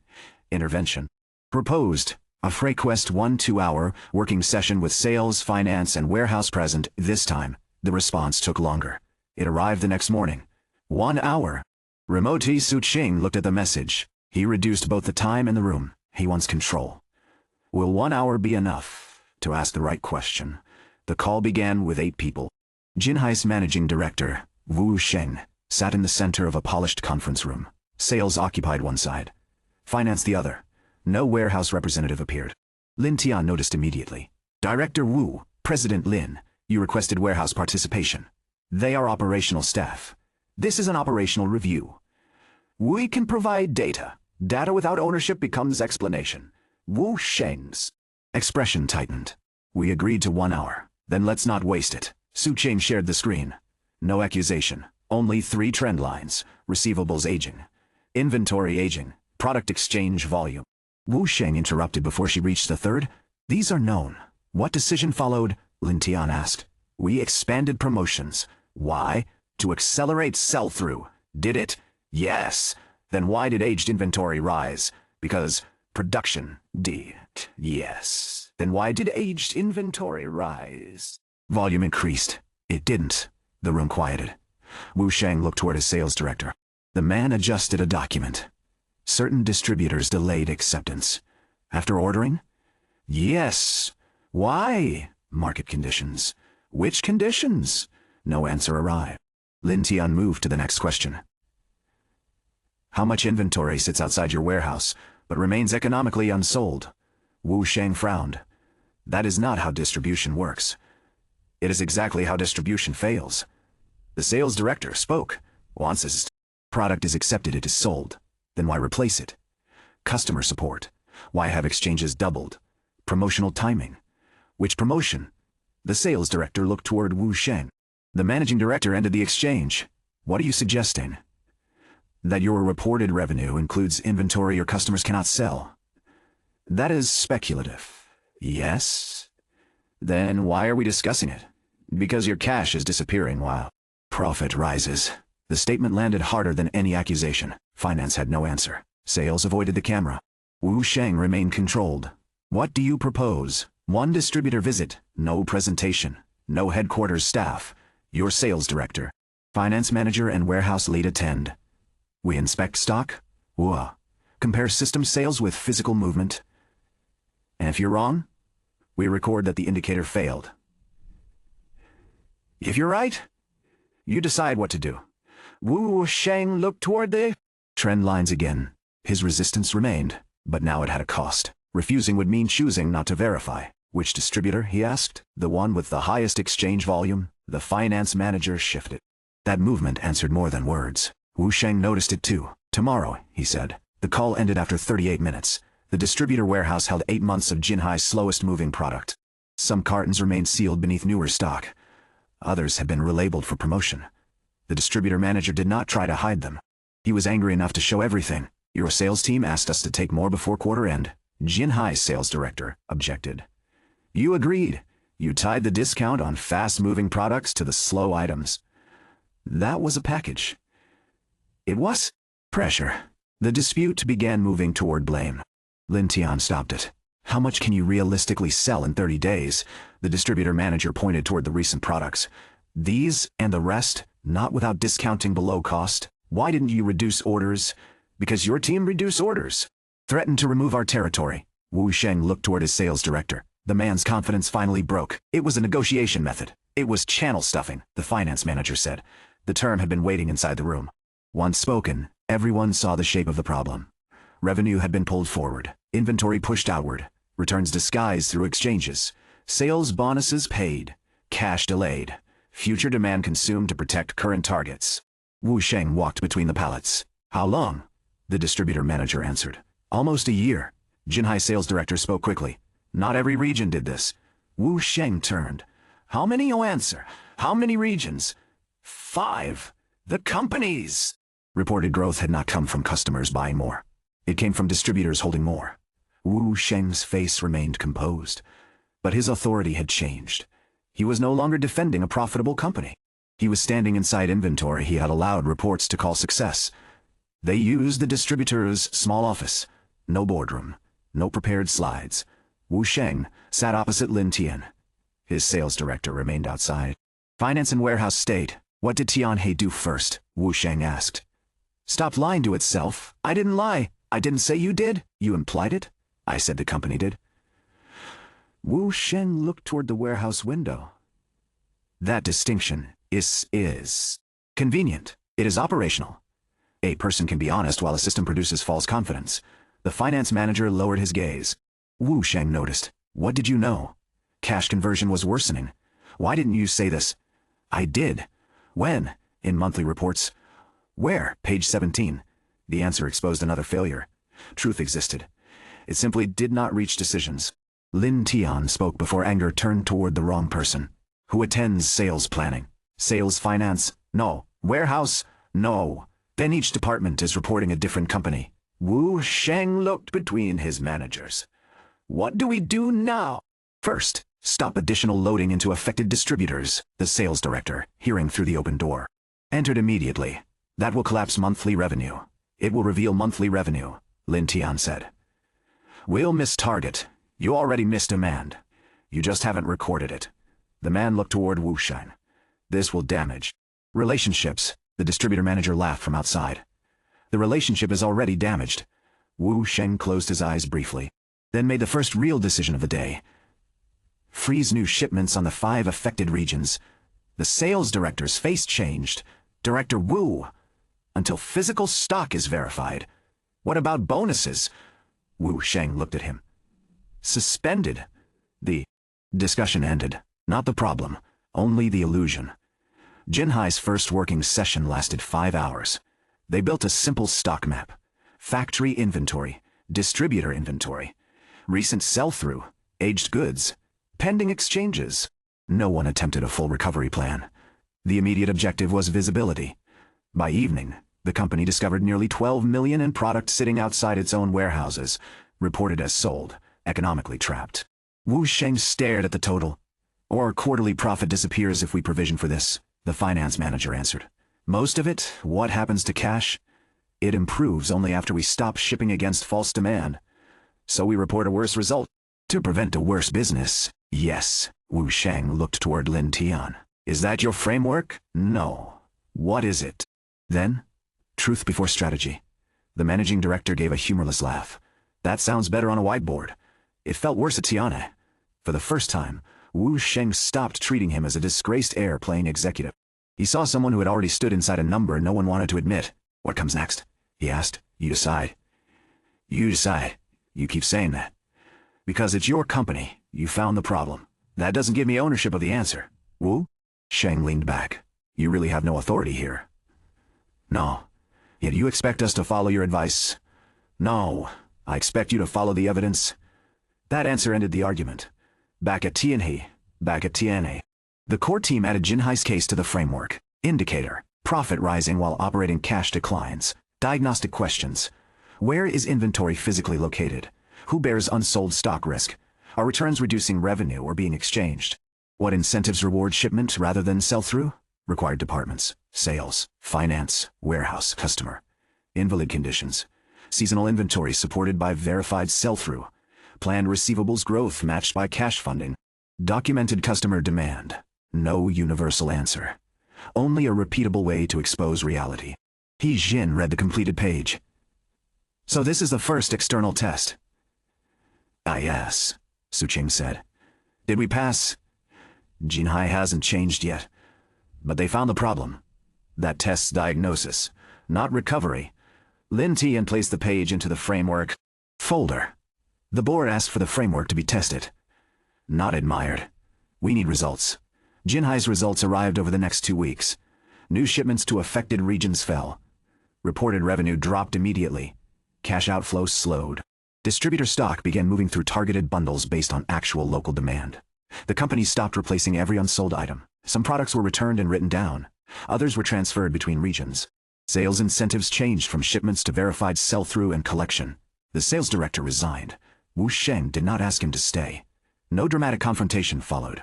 The man had built his authority on targets that no longer existed. Once the system changed, his position became indefensible. Jinhai's quarterly profit forecast fell by 70%. Its cash survival improved. The board disliked the first number. The bank preferred the second. For the first time, the framework had traveled. Not as a Tianhe solution copied elsewhere. As a method that revealed a different company's truth. Tianhe continued its own race. District Route 2 launched with 12 stores, instead of 31. The smaller start was deliberate. Route 1 had begun with inherited relationships. Route 2 entered a denser urban edge with higher delivery expectations. 2 external suppliers joined from the first day. Donghai Packaging, a regional sauce producer. The operating agreement prevented Tianhe from favoring its own goods during loading or delivery. That principle was tested immediately. The sauce producer's cartons arrived late. Loading order had to change. A warehouse supervisor suggested delaying the external goods to protect Tianhe's departure time. Chen Wei refused. The route agreement treats all confirmed cargo equally, but this is our truck, and their paid space. The supervisor looked toward Lin Tian. He did not intervene. The rule had already answered. The truck left 11 minutes late. The sauce producer received a penalty under the shared agreement. Tianhe absorbed none of the cost. Neutral infrastructure worked only if rules survived inconvenience. Route 2 completed with 1 missed delivery window. The cause was documented. No exception hidden. No supplier blamed for more than it owned. By the 4th run, it reached positive contribution. The western warehouse now used 2 lit sections. The darkness beyond them remained. Expansion followed demand. Not ambition. Tianhe's break-even target became more difficult as volume returned. Higher orders increased material needs. 2 suppliers requested shorter payment terms after hearing about the audit. Sunrong negotiated with data, instead of reassurance. Confirmed production schedule, receivables forecast, route growth, debt repayment history. 1 supplier agreed to maintain terms. The other refused. Tianhe reduced order dependence rather than overpromise. A second source was qualified. More expensive by 2%. Less dangerous than allowing 1 supplier to control production. Zhao Ming's maintenance manuals covered every critical line. Operators added warning signs technicians had overlooked. One note prevented another filling machine shutdown. The estimated downtime avoided was recorded, not as a theoretical saving. As hours of production preserved, Liu Mai's quality team traced a recurring seal complaint to temperature variation during late shifts. The problem was not the machine. It was the time between product, leaving cold storage, and entering packaging. Warehouse and production changed staging limits. Complaints fell again. No single breakthrough pushed Tianhe toward break-even. Dozens of small truths did. On day 68, Ande entered Lin Tian's office, carrying the newest forecast. He placed it on the desk without speaking. Suqing read over Lin Tian's shoulder. Projected monthly operating result, negative ARM 420,000. The previous month had lost more than triple that. But the target was 0. How much can still move? Lin Tian asked. Sun Rong had already prepared the answer. Root contribution could add 120. Reduced overtime, 40. Packaging terms, 30. Receivables don't affect operating profit. Correct production mix. Suqing turned to the next page. 2 products remain negative after full handling cost. Why are we making them? Legacy distributor commitments. When do they? Disty distributor commitments. Commitments end? 1 in 3 weeks, 1 in 5. Can we renegotiate? Luo Ming was called in. He reviewed the products. They anchor larger orders, do they? Historically, now. He returned an hour later with customer-level data. 1 product anchored nothing. Distributors accepted it because Tianhe kept offering it. The second supported 2 valuable accounts. They stopped the first, repriced the second. 1 distributor rejected the increase. The other accepted lower volume. Projected loss narrowed. Still not enough. Sun Rong looked toward Lin Tian. We may miss by less than 200,000. Missing by less is still missing. No one disagreed. The room remained quiet until Li Shen arrived for an unrelated sales update. She saw the product mix sheets. What about the freezer displays? Luo Ming looked at her. What about them? We'd provide them free to 23 stores. They're cardboard. They still cost money. Not enough. And the cooking videos? What are you suggesting? Stores using the display and videos reorder more often. Stores that don't use them still receive materials. She placed her field notes on the table. 14 stores actively used Tianhe's recipe support. 9 did not. The engaged stores had higher sell-through and fewer discount requests. The company had treated marketing tools as free decoration. They were operational support. Stop sending materials automatically, Lin Tian said. Offer a retailer support package. Luo Ming frowned. Charge them. Not necessarily. Set participation conditions. Minimum display compliance. Sales data sharing. Scheduled restocking. Training for staff. In exchange, provided recipe materials, short videos and priority promotional support. The objective was not to create a new fee. It was to stop spending on customers who did not use the tools. More importantly, it would focus the sales team on stores willing to participate. Within a week, 11 stores joined, 4 declined. 8 never responded, costs fell. Orders among participating stores rose modestly. The gap narrowed again. On day 75, Haisheng made its second direct move. It approached the sauce producer using District Route 2. The offer was simple. Leave Tiana's shared route. Receive 6 months of subsidized distribution. The supplier informed Suqing before responding. Not out of loyalty. Because the operating agreement required disclosure of conflicts affecting route continuity. The core team met that afternoon. Can we match it? Luo Ming asked. No, Sun Rong said. Should we? No, Lin Tian answered. The sauce producer's owner attended remotely. He looked uncomfortable. Hai King's offer saves us nearly 200,000. Then you should consider it, Lin Tian said. Suqing glanced toward him, but did not interrupt. The supplier continued. They require exclusivity for all routes, for the region. Customer data access? Yes. Pricing control? They call it coordination. What happens after 6 months? Normal commercial terms. Defined, not fully. Lin Tian leaned back. This is not a distribution offer. It is customer acquisition. The owner knew that. He also knew 200,000 mattered. What can Tianhe offer? Transparent route economics. Non-exclusivity. Ownership of your customer relationships. No subsidy. The supplier's expression tightened. That is less attractive today. Yes, and safer later? Possibly? You won't promise? No. The owner looked towards Suqing. And you agree with him? She answered carefully. I agree that you should choose based on the full cost, not the first 6 months. The meeting ended without a decision. The next morning the sauce producer withdrew from Route 2. No one criticized him. The departure reduced route utilization below profitability. District Route 2 turned negative. The board target required commercial viability beyond Tianhe products. One supplier leaving should not destroy the model. Yet it nearly did. That was evidence too. The team gathered in the warehouse. Route 2's staging lane was half empty. Zhao Ming looked toward the unused partition frames. So Haisheng can kill the route by buying one supplier. Yes, Lin Tian said.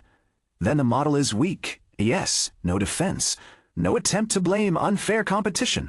Su Qing wrote the problem on the board. Bugao supplier concentration Donghai represented most remaining external volume. If it left, Route 2 became a Tianhe delivery service again.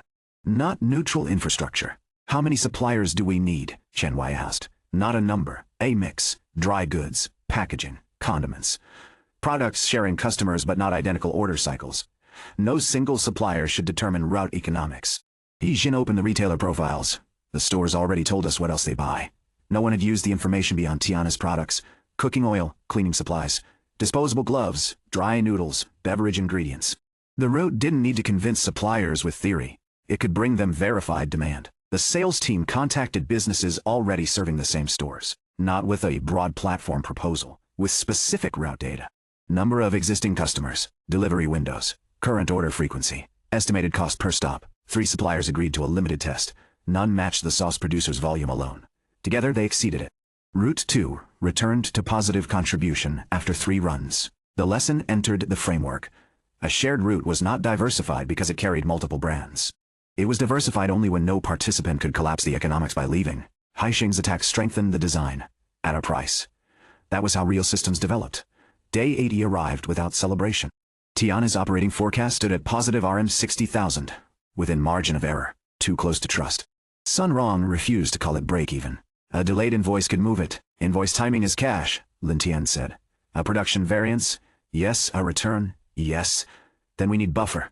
They had 10 days. No one searched for a dramatic sale. They searched for unstable assumptions. Maintenance found expected downtime understated by 6 hours. Quality found a potential return provision too low. Finance found a warehouse utility charge allocated incorrectly. Each correction worsened the forecast. Positive 60 became negative 90. The numbers felt like retreat. They were progress. False confidence had been removed before the board could remove it for them. The team looked for operational improvements that could be completed within the period without borrowing from the future. Production reduced 1 unnecessary changeover by combining 2 small runs. Warehouse negotiated fixed pickup windows with a transport partner. Sales recovered 1 overdue distributor account by accepting a structured payment tied to new orders. The payment improved cash, not profit. It still reduced risk. Route 1 added 4 nearby stores. No extra vehicle time. Route 2 adjusted 1 delivery day to share return capacity with Route 1. Fuel cost fell. The forecast moved again. Positive 140. Still thin. Then Liu Mai brought a complaint analysis. One product generated most customer replacements, not because of defect, because the package showed a serving image larger than the actual portion. Customers believed the product was smaller than expected. Legal compliance was not the issue. Expectation was, changing packaging would take months, but a simple retailer label could clarify piece count. The support program tested it in 11 stores. Replacement requests dropped. The provision could be revised based on actual data. The forecast reached positive RM 310,000. No one declared victory. They waited for the month to close. On day 87, Jinhai sent its first independent framework report. Wu Sheng had used the diagnostic method on a second region, without Tianhe present. His team found distributors carrying excessive stock before the quarter closed. They stopped shipment, adjusted incentives, mapped cash consequences. The report included failures. 1 distributor threatened to leave. Sales resisted. Finance initially overstated recoverable cash. The framework had not produced a perfect result. It had produced repeatable behavior. That mattered more. The final page carried Wu Sheng's note. Otigyo. No longer require Tianhe to lead the next review. Su Qing read it. That sounds ungrateful. It's the best possible outcome. The method had become less dependent on its creator. The third board target was close to complete. On day 89, the sauce producer returned. Not fully. Its owner requested permission to use District Route 2 for customers, excluded from Haisheng's exclusive coverage. The operating agreement allowed it. Luo Ming wanted to refuse. He left when they offered money. He followed his economics, Lin Tian said. And now he wants ours. Yes. That doesn't bother you. It informs the contract. No preferred space. No subsidy. No guaranteed capacity beyond confirmed windows. The supplier accepted. Neutral infrastructure could not become emotional infrastructure. Rules had to survive disappointment as well as convenience. Route 2 closed the period with 6 external suppliers. No single participant represented more than 28% of non-Tianhe volume. Commercial viability had become measurable, not guaranteed.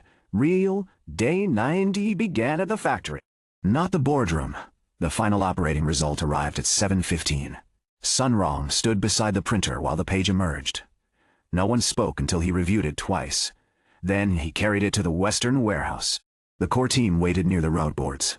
He placed the result on the old packing table. Monthly operating profit, RM 276,000. Small against Tiana's debt. Small against the group. Large enough to cross zero, honestly. Zhao Ming read the number. We made money? For 1 month, Sun Rong said. After full operating cost?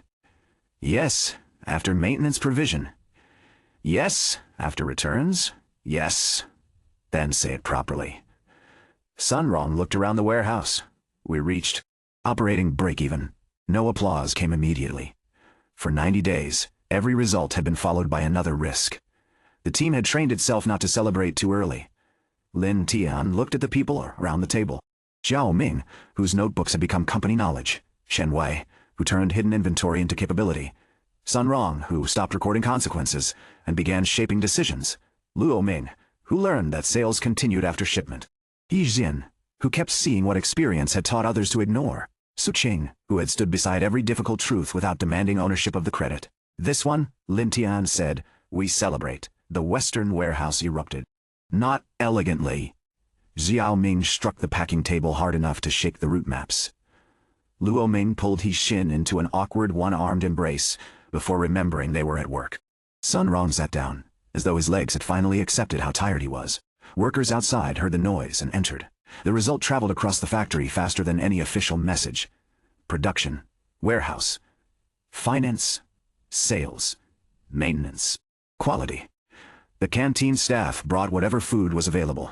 Someone found paper cups. Someone else hung the day 90 result beneath the founder's photograph. The note reading "Jwei are still here" remained above it. For once, payroll was not the reason people felt safe. The company had earned enough through its own operations to meet the month. That was different. That was the beginning of independence. Su Qing found Lin Tian outside the warehouse after the noise became too loud. He stood near the loading bay watching Route 1 depart. You left your own celebration. It isn't mine. They'll disagree. They're allowed. She handed him a paper cup of tea. The canteen machine had been repaired. Zhao Ming changed his mind. He said profitable companies deserve coffee. This is tea. He said the coffee still tastes terrible. Lin Tian accepted the cup. For a while, they watched the truck move through the gates. You did it, she said. We did. I knew you'd say that. Then why phrase it incorrectly? She looked toward him. Because the board won't say, we. The reminders of Tian's result would become his judgment. Its people would become evidence. Its survival would alter his position in the family. Are you ready? She asked. For the board? For what comes after? He looked toward the factory. 90 days earlier, survival had been enough. Now, break-even created new choices. Growth, expansion, the shared logistics model, the 3 struggling subsidiaries, the audit, the family, and the older mystery still resting inside Founder Go's notebook. No, he said. Su Qing seemed surprised. Then he continued. But readiness is usually an excuse to delay. She smiled. That sounds like something from the notebook. It isn't. Good, why? Some words should be yours. The statement reached deeper than she intended. Neither moved away from it. Then his phone rang. Chairman Lin. The board was waiting. This time, Su Qing entered the boardroom beside him. Not behind. Her nameplate read, Woizu Su Qing, Acting Chief Operating Officer, Tian Fujing. The full executive committee attended. Xu Cheng sat near the legal team. Wu Sheng joined remotely from Jinhai. Huan Siguo appeared as an external supplier representative for part of the session. The board would not receive a heroic summary. It would receive witnesses. Chairman Lin opened with the operating result. Tianhe reached break-even on day 90. One director asked. Is the result sustainable? Su Qing answered. 1 month does not prove sustainability. Then the target is technically met but strategically uncertain. Yes. Her refusal to exaggerate strengthened the number. Sun Rong presented the assumptions. Production stability. Order mix. Route contribution. Maintenance provision. Returns. No hidden subsidy. No emergency group funding. A director near Lin Jian asked, "How much of the result depends on Yongsheng?" 22% of revenue growth, Luo Ming answered. Risk, moderate mitigation. Shorter terms. Staged volume and broader route demand. Every question met an owner. Not Lin Tian alone. The company had developed people capable of answering for the system. Chairman Lin moved to the second target. District Route 1 and Route 2 results appeared. Store count. Supplier count. Route utilization. Operating contribution. Customer retention. Supplier concentration. Failure events. The sauce producer's departure and return remained in the report. A director questioned the decision to accept it back. Why reward disloyalty? Lin Tian answered. The route is infrastructure. Not a club, if access depends on whether management feels betrayed. It is not neutral. Huang Zhiguo supported the point. As a supplier, I would not join a network where personal favor can override written rules. The director looked unconvinced. Chairman Lin did not ask for agreement. Only evidence. The external suppliers had reduced average delivery cost. Retailers had improved order reliability. Tianhe earned positive handling and delivery contribution. The model had passed its limited test. Not scale, not permanence. The target said validation. Nothing more. Then Jinhai appeared. Wu Sheng presented the case himself. No attempt to hide the revenue decline. Reported quarterly profit fell 70% after correction. Several directors reacted immediately. He continued. Operating cash outlook improved. Aged distributor inventory declined. New shipments now require verified sell-through. Regional teams have independently used the diagnostic framework. One director asked, "Did President Lin direct these changes?" No. Then how is this his result? Wu Sheng looked into the camera. He helped us see the problem. We made the decisions. That is the result. The answer established exactly what the board had wanted to test. Influence without authority. A method that survived outside Tianhe. Chairman Lin closed the reports. All 3 targets are met. No applause followed. Boards did not celebrate. People did. He looked toward the company secretary. Record the resolution. The secretary read from the prepared document. Tianhe Foods is removed from the group's strategic disposal list. The first consequence. The company will continue under independent operating oversight for 12 months. No immediate absorption back into headquarters control. Tianhe's district distribution pilot is approved for 6 additional months under separate accounting. The road would remain visible. Not hidden inside factory numbers. And Lin Tian's voting rights on the group board are restored effective immediately. The room changed. Not dramatically. No one gasped. But several directors adjusted their papers. Power altered behavior before anyone acknowledged it. The secretary continued. Lin Tian is appointed executive director for operating transformation. The title was not chairman. Not successor. Not control of the group. It gave him responsibility for developing recovery methods across subsidiaries. With no direct authority over their management, the role matched the test. A difficult position. Visible enough to attract resistance. Limited enough to expose whether his capability was real. Lin Tian looked toward Chairman Lin. Disappointment wasn't in the assignment? No, the chairman said. Do you accept? What resources? 3 analysts? Data access subject to audit controls? No operating budget without board approval. Reporting line to the executive committee. Not you, not me.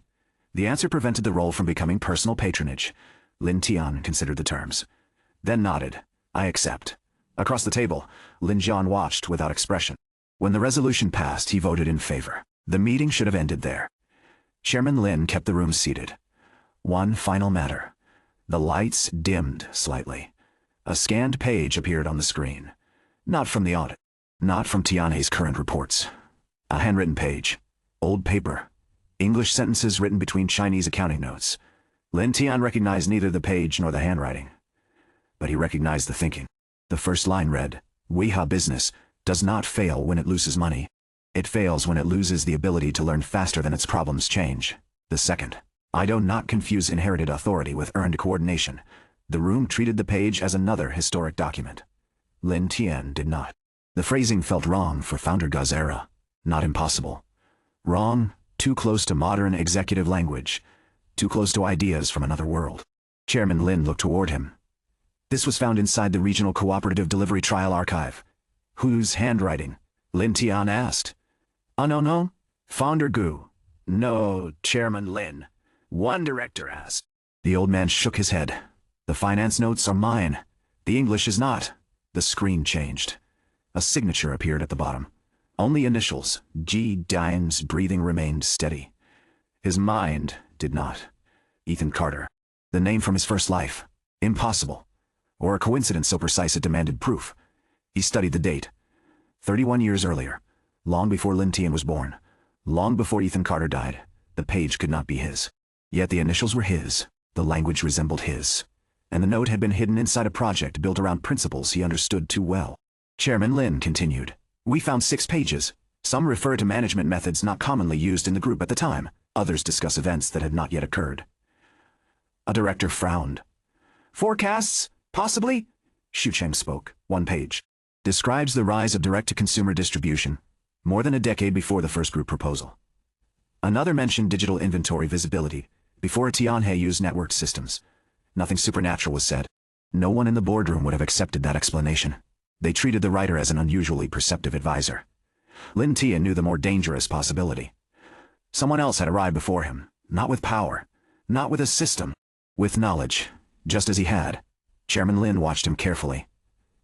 Founder Gu referred to the writer only once. The final scan appeared, a short handwritten line from the founder. Mr. Carter says the future belongs to companies that connect what others keep separate. The boardroom vanished from Lin Tian's attention for one silent second. Carter. Not initials alone.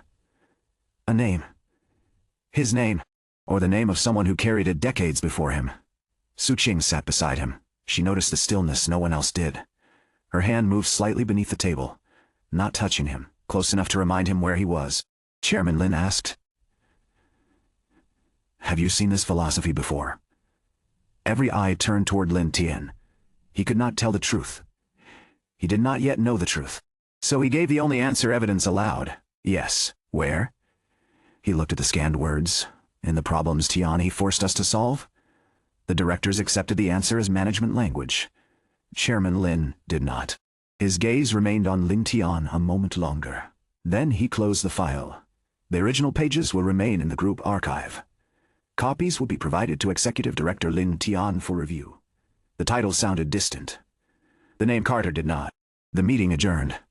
Outside the boardroom, executives surrounded Lin Tian. Congratulations. Requests for meetings. Questions about subsidiary reviews. People who had dismissed him now spoke as though they had always expected his return. He answered briefly, committed to nothing. Su Qing stayed near enough to prevent the crowd from controlling his time. When the elevator arrived, she stepped inside and pressed the close button before another director could join. The doors sealed. Silence replaced the corridor. She looked toward him. Who is EC? I don't know. It was true. Then why did you look like you did? How did I look?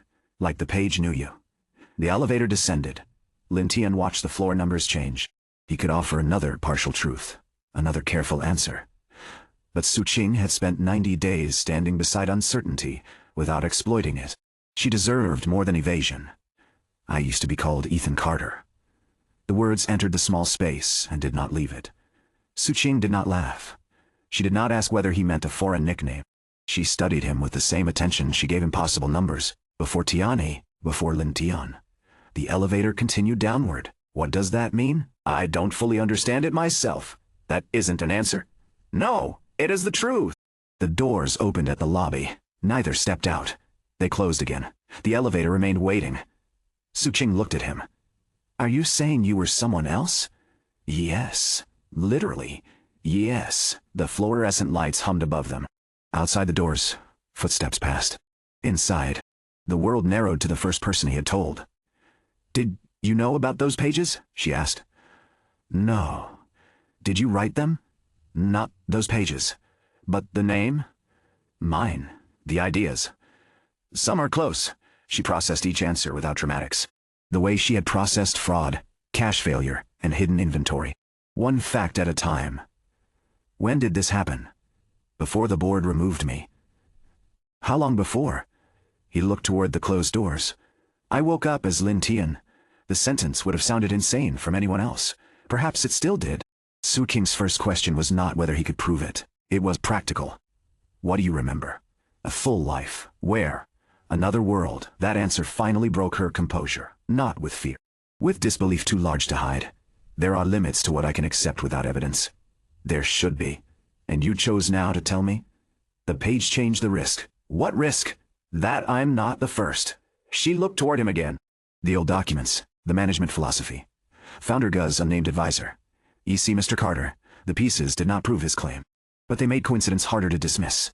What do you want me to do? She asked. Nothing. That is never true when someone tells you something like this. He considered her words. Help me examine the pages. As Tiana's crew. As the person I am. Trust most. The answer landed between them. No professional title could soften it. Su Qing looked away first. When she spoke, her voice was quieter. You should be more careful saying things like that. Why? Because I may believe you. He had expected suspicion. Perhaps even distance. Belief was more dangerous. The elevator doors opened again. This time, they stepped out. That evening, the factory held a modest celebration. No banquet, no media. Long tables in the canteen. Food from local suppliers. Pastries from Donghai. Workers from both shifts rotating through. The framed founder photograph remained above the entrance. Beneath the day 90 result, someone had added a new card. Next month begins tomorrow. Zhao Ming complained that the message ruined the celebration, then placed his own note beneath it. Maintenance begins tonight. The canteen laughed. Lin Tian stood near the doorway while employees ate with their families. Children pointed toward the production floor through the glass. Older workers introduced spouses to the names beneath the founder's photograph. The factory had not become grand. It had become alive. Chairman Lin did not attend. Lin Zhan did not attend. The board sent no representative. That was appropriate. Tian's people had earned the night. Su Qing joined Lin Tian carrying 2 plates. One for you. Which one? The one without the egg. He looked down. Both had eggs. She smiled. Things improved. They sat near the far wall. No reports between them. No urgent call. For several minutes they simply ate. Then Su Qing spoke quietly. I haven't decided whether I believe everything. You shouldn't. But I believe you believe it. That is a start, and the pages exist. Yes. And someone named Carter worked with founder Gu. Yes. She looked up toward the workers beneath the photograph. What happens if we discover he was like you? We learn what he did. And if he failed, we learn why. And if he didn't? Lin Tian considered the question. The previous Carter had influenced founder Gu. Built ideas decades ahead of their time, then disappeared from the records. Success would not explain that absence. It would deepen it. Then we find out what he was preparing for. Su Qing turned toward him. You think the pages contain more than management advice? I think someone who understood the future would not hide only business principles. Do you remember the future of this world? No. Then your knowledge doesn't apply perfectly. No, that bothers you. It protects me. From what? Thinking experience is prophecy. She nodded slowly. That answer, more than the impossible claim, sounded like him. Across the canteen, He Xin called Su Qing toward a group photograph. She stood, then paused. You said I'm the person you trust most. Yes, don't make me regret believing that. I won't promise what I can't control. Her expression sharpened. That was nearly a good answer. What was missing? You can promise not to lie to me. He looked at her. The demand was simple. Far more difficult than operational transparency. There would be truths he could not explain. Memories no evidence could support. Fears connected to a life no one else had lived. But withholding was not the same as lying. I promise. She accepted it, then walked toward the waiting team. Lin Tian remained seated. The room gathered around the camera. Someone called for him. He stood and joined them. Zhao Ming pushed him toward the center. Lin Tian moved aside and placed the older technician there instead. The camera flashed. One factory, one team. 90 days of consequences turned into a single image. Later, people would remember the result. The board resolution. The restored title. The moment Tianhe returned from the edge, Lin Tian would remember something else. For the first time since waking in this world, someone knew he had once been Ethan Carter. And somewhere inside the group archive, 31-year-old pages carried the same name. Tiana's first battle had been survival. The next would be larger, not merely because other companies needed saving, but because the future he thought belonged only to him had already left footprints in the past. The following Monday, The celebration had already disappeared beneath routine. District Route 1 departed at 6, Route 2 at 6:30. Maintenance reports arrived before breakfast. The canteen returned to ordinary coffee. Profit had become history. Now it had to become habit. Lin Tian stood before the operations board. The monthly result remained pinned in one corner. Beneath it, someone had written another line in black marker. Protect the process that created the result. He left the note untouched. His new office occupied a corner of headquarters. He spent less than an hour there before returning to Tianhe. The room contained polished furniture, floor-to-ceiling windows, a secretary, an assistant. Neither knew how District Route 1 loaded a truck. Neither knew why Tianhe measured payment timing before revenue.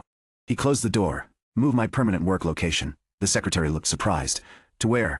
Executive Director. The Western Warehouse. She hesitated. The board prepared this office. I know. Should I request approval? No. Just arrange a desk. By afternoon, a plain wooden desk stood beside the old packing table. The headquarters office remained. Mostly empty. The archive review began that evening. Only 4 people attended. Lin Tian, Su Cheng. Shu Cheng, Xuan Wai. The first box contained rote reports. The second contained supplier correspondence. The third held meeting minutes. Nothing supernatural appeared. Only disciplined work. Founder Gu had documented everything. Performance by district, fuel consumption, store participation, complaint categories, route density. The methods felt familiar. Not because of reincarnation. Because good operations solved similar problems regardless of era taught. Shu Chen closed another folder. The pilot wasn't hidden. It was reported. So why did everyone forget it? Chen Wei asked. Because the project disappeared. Su Qing answered. Company's archive canceled work. They rarely archive lessons. Lin. Tian nodded. Search for disagreement, not success. Projects were remembered by results. Real decisions usually hid inside objections. The first disagreement appeared in a handwritten meeting transcript. Group Strategy Committee. 27 years earlier. Founder Gu spoke only twice. Most discussion came from other executives. One sentence had been underlined. Distribution creates information. Information creates influence. An executive had written beside it.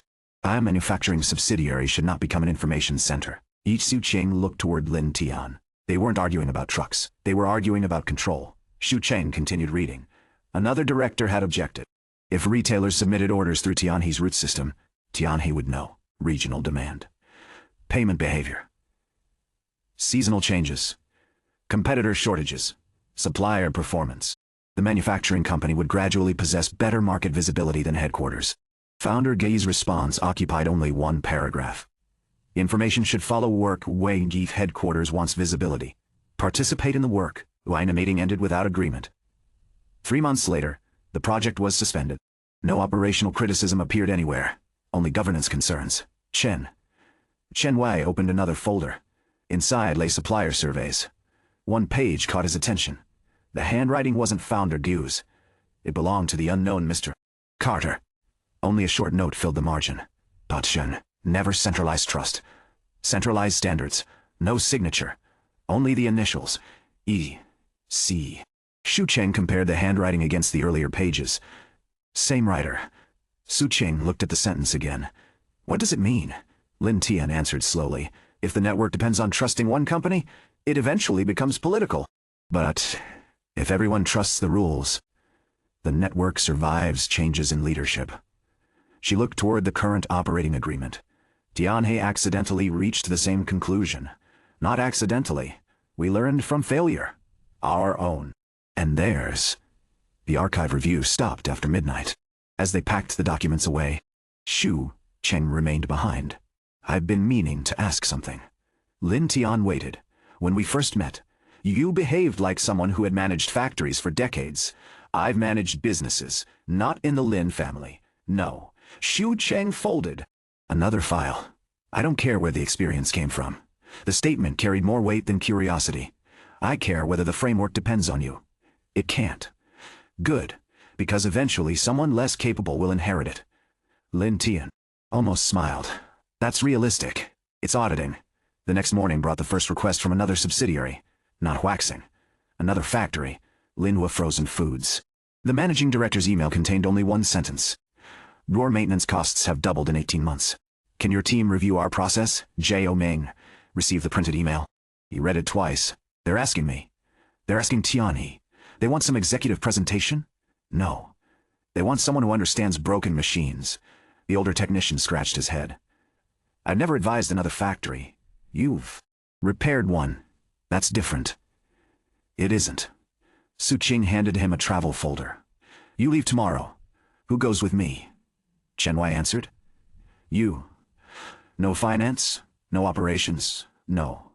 Just me. Lin Tian nodded. The framework says the person closest to the problem leads the review. Zhao Ming looked unconvinced. I'm not good at presentations. Good. They requested maintenance, not presentations. Lin Hua's maintenance workshop looked strangely familiar. Old equipment. Crowded spare part shelves. Technicians who had learned to survive emergencies instead of preventing them. The factory manager greeted Zhao Ming politely. Then introduced 3 department heads. Operations. Procurement. Maintenance. Within 10 minutes they began blaming one another. Procurement complained about repair requests. Operations complained about downtime. Maintenance complained about delayed approvals. Zhao Ming listened, then walked past all 3. Where are you going? The factory manager asked. To the machines. The workshop supervisor hurried after him. 4 hours later, Zhao Ming returned, carrying a notebook. No presentation slides. Only observations. You've got 3 problems. He pointed toward the maintenance manager. You repair after breakdown. Then procurement. You buy whatever becomes urgent.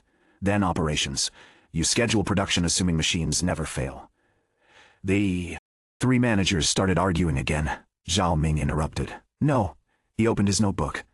Show me one maintenance calendar. Silence. 1. None existed. He nodded once. That's the first problem.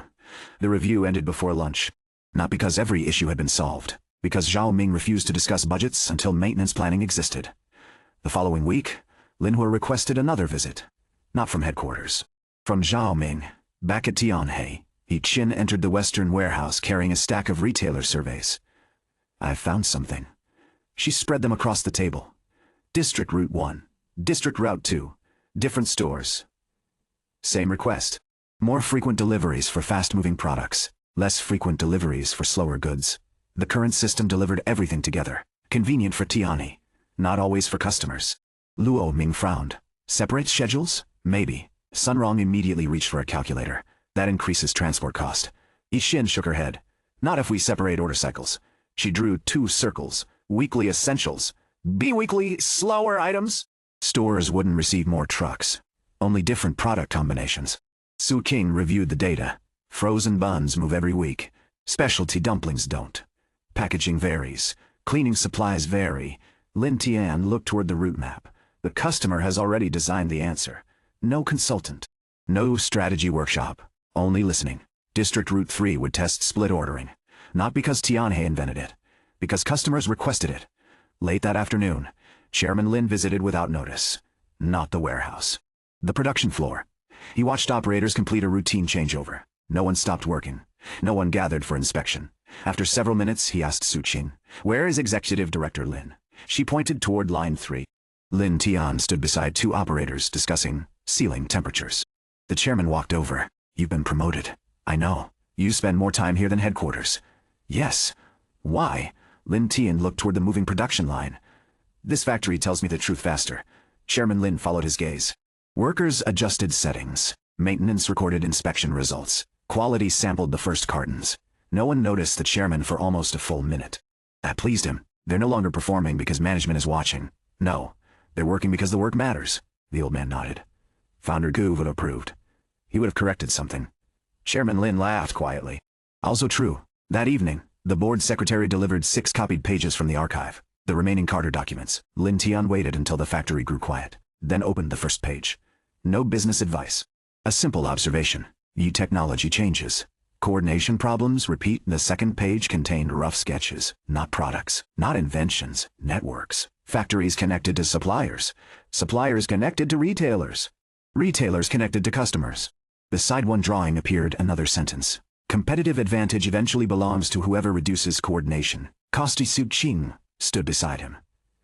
That sounds like your thinking. It sounds like experience. Is there a difference? There a difference? Should be. He turned another page. This one contains something different. A list, not of companies, not of projects. Questions. Who owns the customer? Who owns the information? Who owns the standard gin? The last question had been crossed out, rewritten beneath it. Who owns the trust? Heir spoke for a long time. The page felt unfinished, like someone thinking aloud, not writing for publication. Su King finally asked, if he really was like you, why didn't he build all of this? Lin Tian closed the folder gently. Maybe he ran out of time. Or maybe he discovered the problem wasn't designing better systems. She waited. It was convincing people to adopt them. Outside the warehouse, District Route 1 returned. Workers unloaded pallets with practiced rhythm.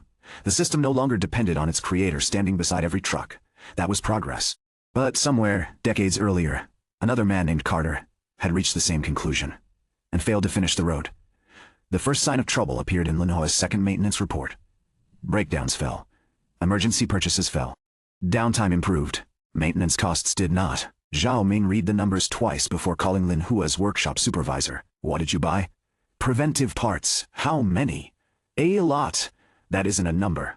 The supervisor sent the list. Belts, bearings, seals, motors, sensors.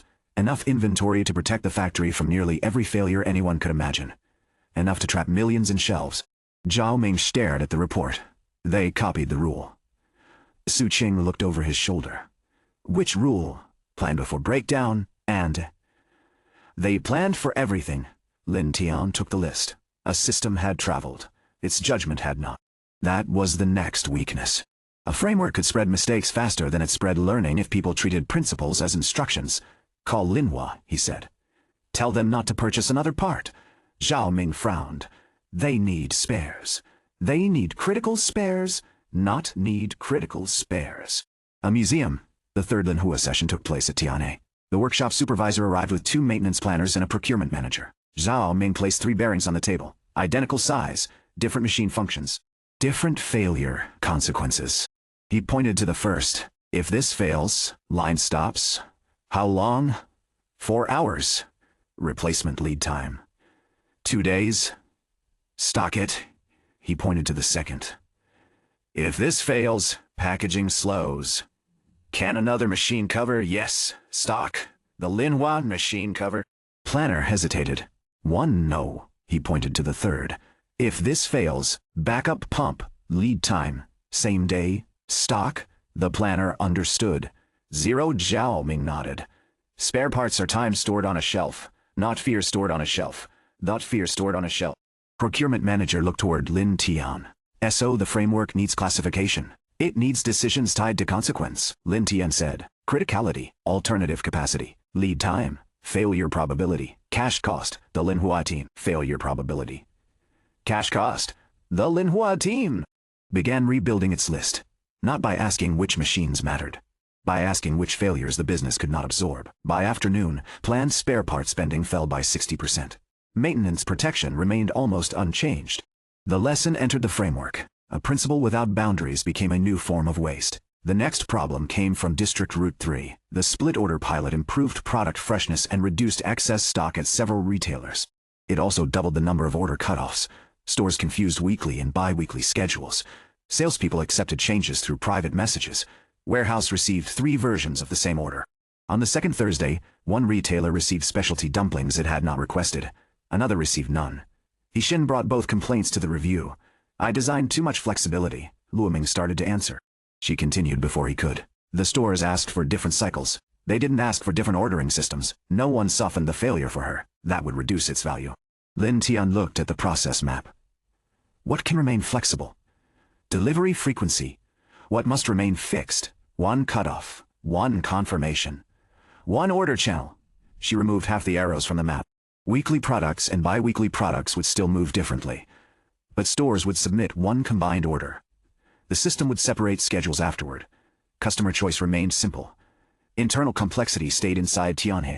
The revised pilot ran without a mismatch the following week. Yixin placed the failed version beside the new one. Another mistake preserved. Not hidden. The operating transformation office received 9 requests in 14 days. 3 wanted help. 2 wanted endorsement for plans already decided. 4 wanted Tianhe's name attached to funding requests. Lin Tian rejected 6. The headquarters analysts were unsettled. One of them, Tang Kai, placed the request list on the Western warehouse desk. We were appointed to support group recovery. We are. Then why are we refusing most subsidiaries? Because they didn't request recovery. They requested capital. Restructuring approval and board support. Those are solutions. What are the problems? Tankai looked down at the files. Each request began with an answer. New warehouse, new equipment, new regional office, more working capital. None began with evidence. We could still assess the proposals, he said. Then we become another approval office. Isn't that part of the role? No. Lin Tian turned the files back toward him. Ask each company what changed. Compared to what? Demand, cash, capacity, customer behavior, process reliability. If they cannot define the change, they don't know what problem they are solving. Tankai hesitated. Some directors will complain. They already have. You're comfortable with that? No. Then why do it? Comfort is not a control. The analyst carried the files away. 2 days later, only one rejected subsidiary returned with data. The others returned with influence. Calls to board members. Messages to Lin Jian. Complaints that the new transformation office was obstructive.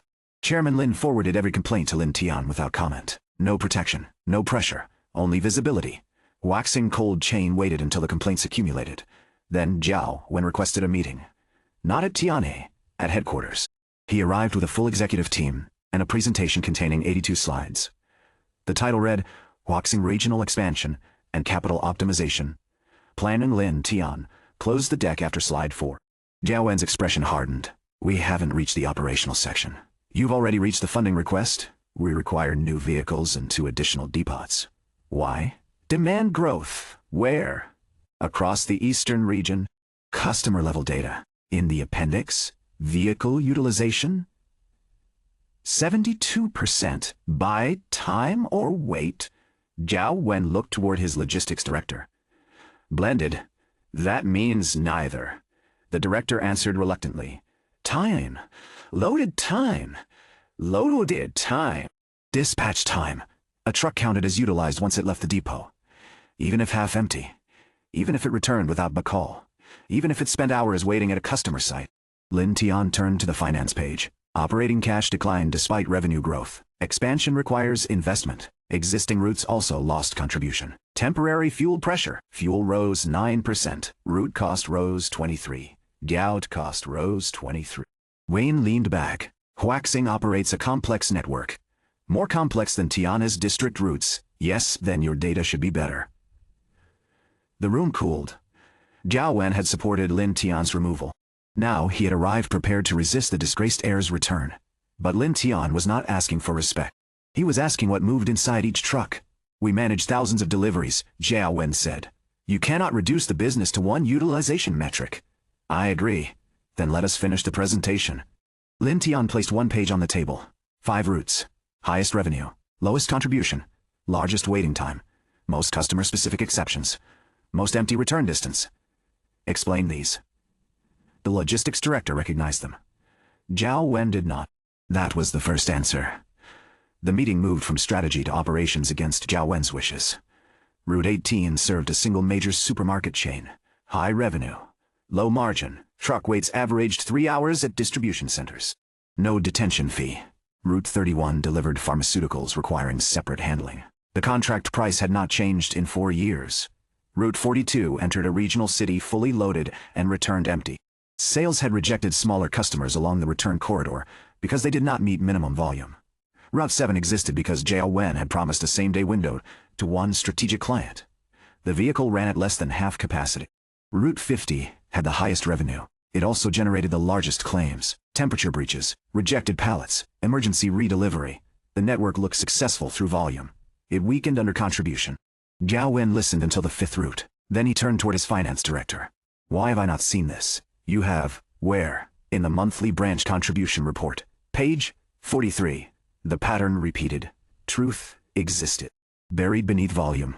Protected by presentation. Jiao Wen looked toward Lin Tian. You knew this before today. I knew the indicators, not the causes. So you used this meeting to embarrass me? No. I used the meeting to discover whether your team could explain its own routes. The answer was. Harsher because it was accurate. Several could. But they had never spoken together. Sales owned promises. Logistics owned trucks. Finance owned reports. Operations absorbed consequences. Jiao Wen owned the final number. No one owned the route as a business. He did not agree to a full review. He agreed to one pilot, one branch, 1 month. No public involvement from Tiani. No announcement to headquarters, no changes to customer contracts without his approval. Lin Tian accepted every condition, except the last. Jiao Wen's eyes narrowed. You expect control over my customers? No. I expect the branch team to propose changes based on evidence. You approve them? No, you do. That is still my approval. Yes. The distinction mattered. Jiao Wen retained authority, but he had to exercise it in view of consequences. He selected the weakest branch. Lin Tian selected the strongest manager inside it.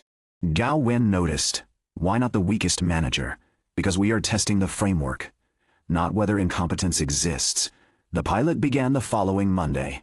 The Eastern Branch operated 112 vehicles. Its manager, Peng Rui, knew every major customer. He also personally approved every route exception. Drivers called him before changing sequence. Sales called him before promising delivery windows. Warehouse called him when cargo missed cutoff. For 10 years, his responsiveness had protected the branch. It had also prevented anyone else from learning to decide. On the first day, Tang Kai watched Peng Rui answer 37 calls before noon.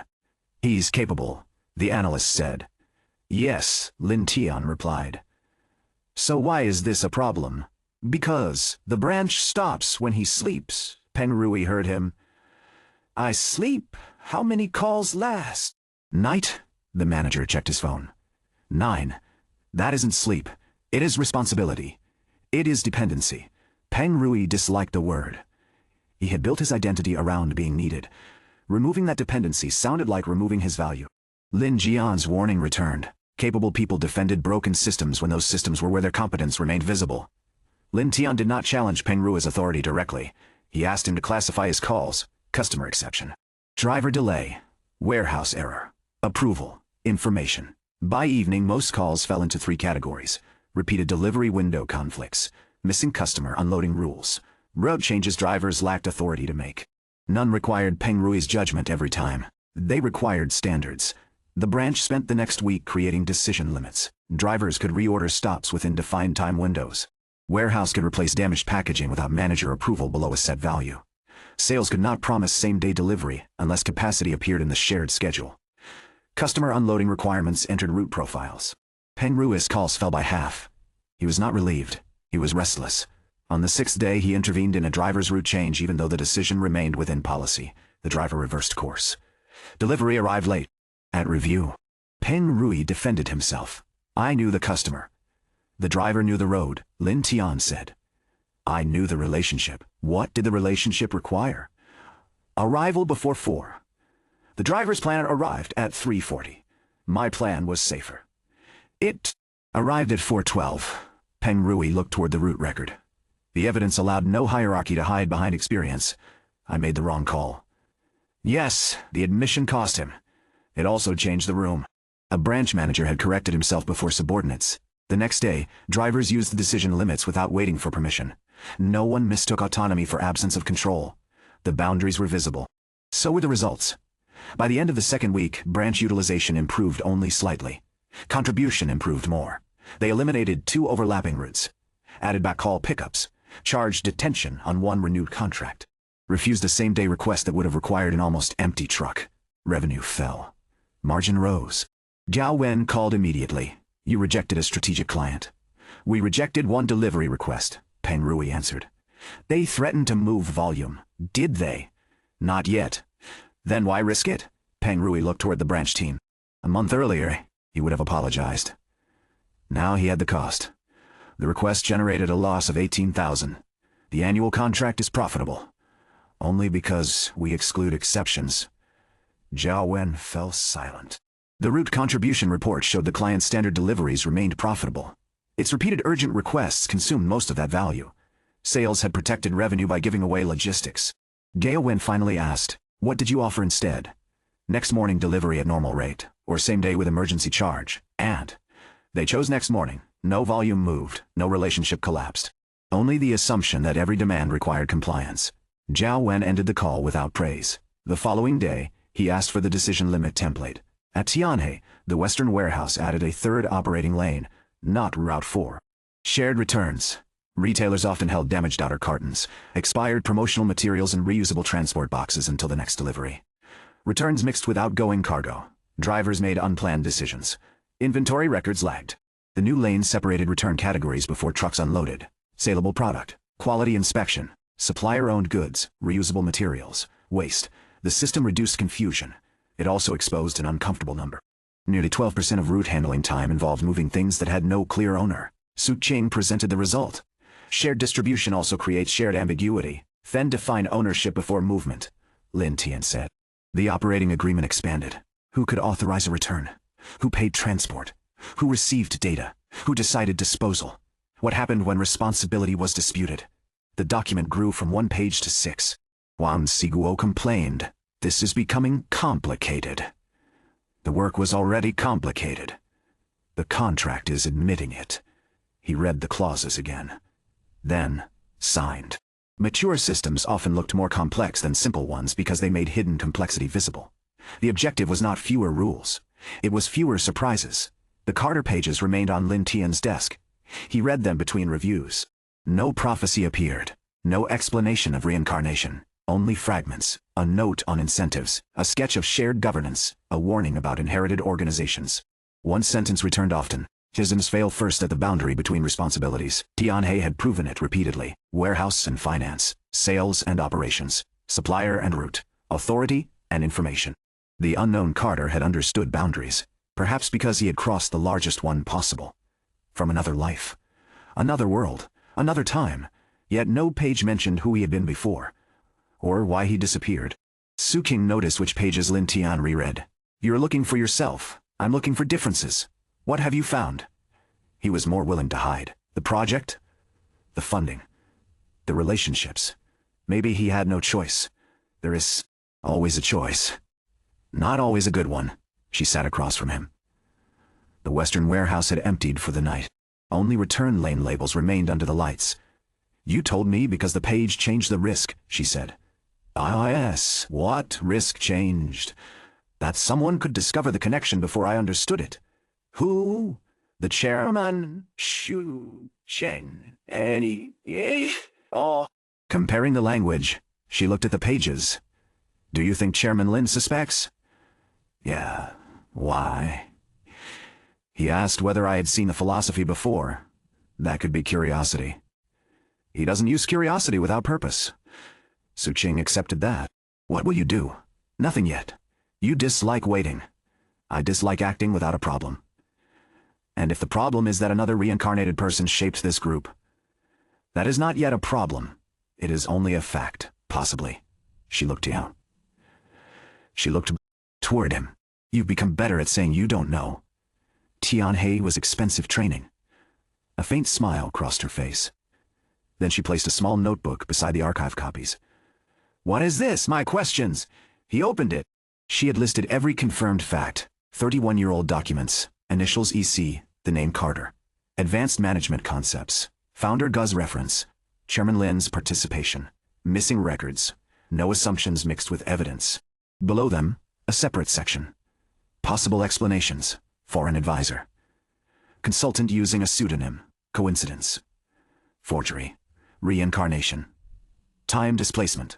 Unknown. Lin Tian looked toward her. You included reincarnation. You asked me not to lie. I'm still deciding what I believe. That is fair. She tapped the final page. And I want the same rule from you. What rule? Facts separate from explanations. He closed the notebook. Agreed. Their trust had changed, not because she accepted the impossible, because she refused to use uncertainty as permission for dishonesty. Huaxing's branch pilot reached its 30th day. Revenue declined 4%. Operating contribution rose 11%. Emergency routes fell 28%. Driver overtime fell 19%. Customer complaints remained stable. Pengru received fewer than 5 after-hours calls per night. Still too many. Far fewer than before. Jiao Wen attended the final review in person. He examined every metric. Then challenged the strongest one. Contribution rose because you delayed maintenance spending. The finance director answered. No. Show me. She did. Maintenance spending had increased slightly. Emergency repair spending fell. Gao Wayne moved to customer retention. No major client left? No. Any reduced volume? On. Reason. We stopped subsidizing urgent deliveries? Competitor took them? Partially. How much contribution lost? Negative contribution improved. Xiao Wen looked toward Peng Rui. You're comfortable losing volume? No. Then why do you look comfortable? Because now I know what the volume costs. The answer did not come from Lin Tian. That mattered. Gao Wen closed the report. Extend the pilot to 2 branches. Lin Tian spoke before anyone celebrated. Not yet. Zhao Wen's gaze sharpened. You've been asking for expansion. No, I've been asking for evidence. We have it. We have one branch. With 1 strong manager, 1 month, 1 customer mix. What do you propose? Peng Rui leads the next branch. Zhao Wen looked toward his manager. Not your team? No, why?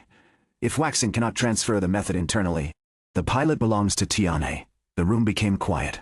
Zhao Wen had expected the transformation office to expand its influence. Instead, Lin Tian was refusing dependency. Peng Rui looked less certain. I've never led another branch. You led this one, with your framework, with your decisions. Zhao Wen considered both men, then nodded. Second branch. Peng Rui leads. Your office observes. The method moved again, not through authority, through someone who had changed inside it. The success created a new problem at headquarters. Directors began requesting Lin Tian's attendance at every difficult subsidiary meeting, not because they valued the framework, because his presence transferred responsibility. If a decision failed, the transformation office had advised it. If it succeeded, management had implemented it. Tan Kai saw the pattern first. They're using us as insurance? Yes. What do we do? Stop attending decision meetings. The analyst stared at him. Then how do we influence decisions? Require written problem statements, data, options. Decision owner, expected result, review date. We respond to the quality of the process, not choose for them. Tang Kai looked worried. The board will say we are withdrawing. The board can read the records. The transformation office issued a simple rule. It would diagnose, facilitate, challenge, document. It would not approve operating decisions belonging to subsidiary management. Several requests disappeared immediately. The remaining ones improved. Responsibility had been forced back toward authority. The unknown Carter's warning returned. Never centralize trust. Centralize standards. At Tianhe, the second month closed with profit again. Lower than the first. More stable. No unusual order. No unusual order. No temporary savings. Root contribution grew. Core production margin held. Supply arrears continued declining.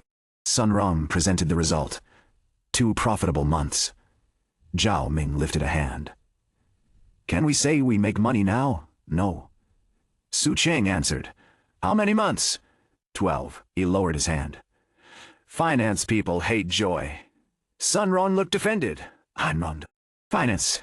You're learning. The room laughed. Then Lin Tian moved to debt. The company could now accelerate repayment, or preserve cash, or invest in the shared root model. Every option had value. None could be funded fully. What is the priority?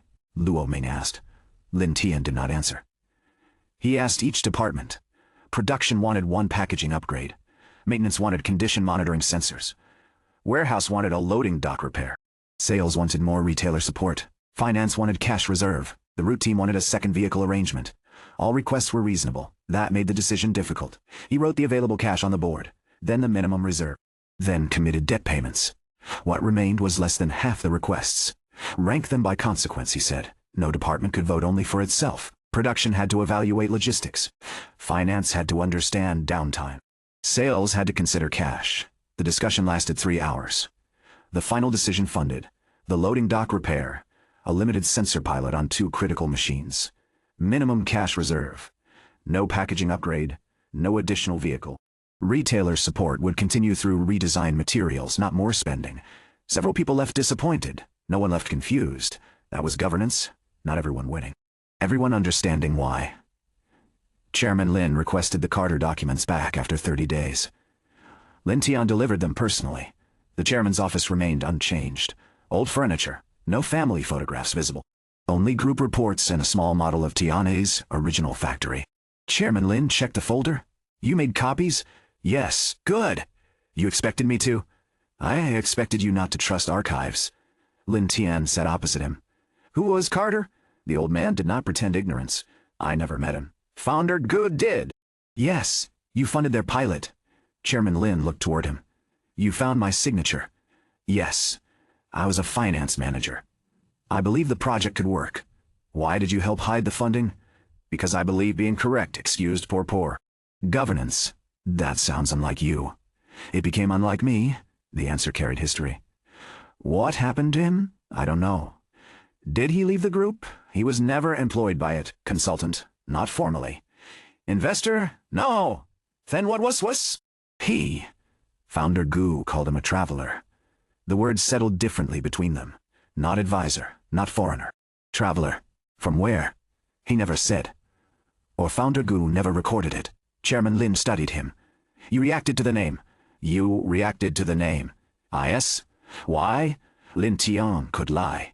The promise made to Suqing did not extend automatically to the chairman. But every hidden truth created another boundary, another place where trust could fail. He chose a narrow truth. Ethan Carter was my name. The chairman did not move. In what context? Before I became the person sitting here, the room remained silent.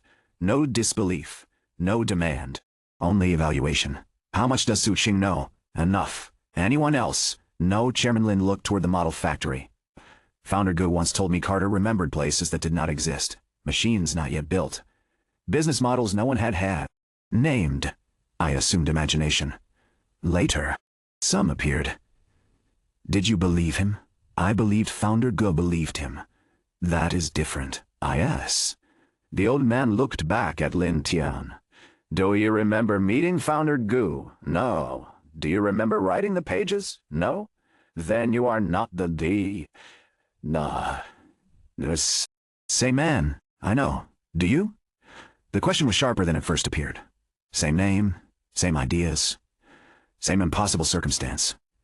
The temptation to interpret the earlier Carter as a previous version of himself would be powerful, but no evidence supported it. I don't know who he was, Lin Tian said. Good. Chairman Lin leaned back. He disappeared after the pilot closed.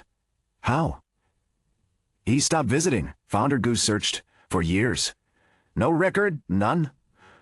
Why hide the one? Why hide the pages? I didn't. I hid the names. You preserved the philosophy. Yes. Why? Because I regretted choosing structure over purpose.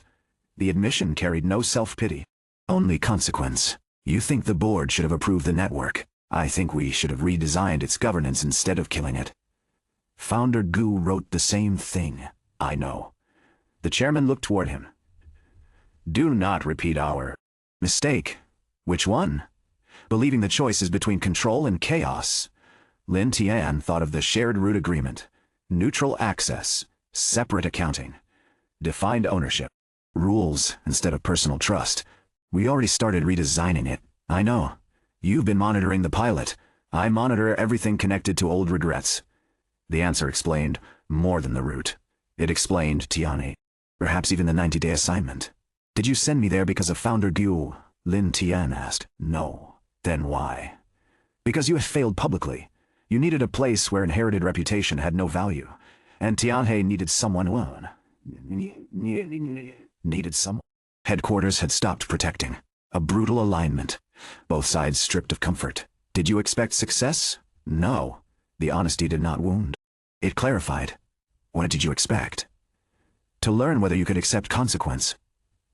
And Chairman Lin looked toward him for a long moment. You learned faster than I did. The closest thing to praise the old man had offered.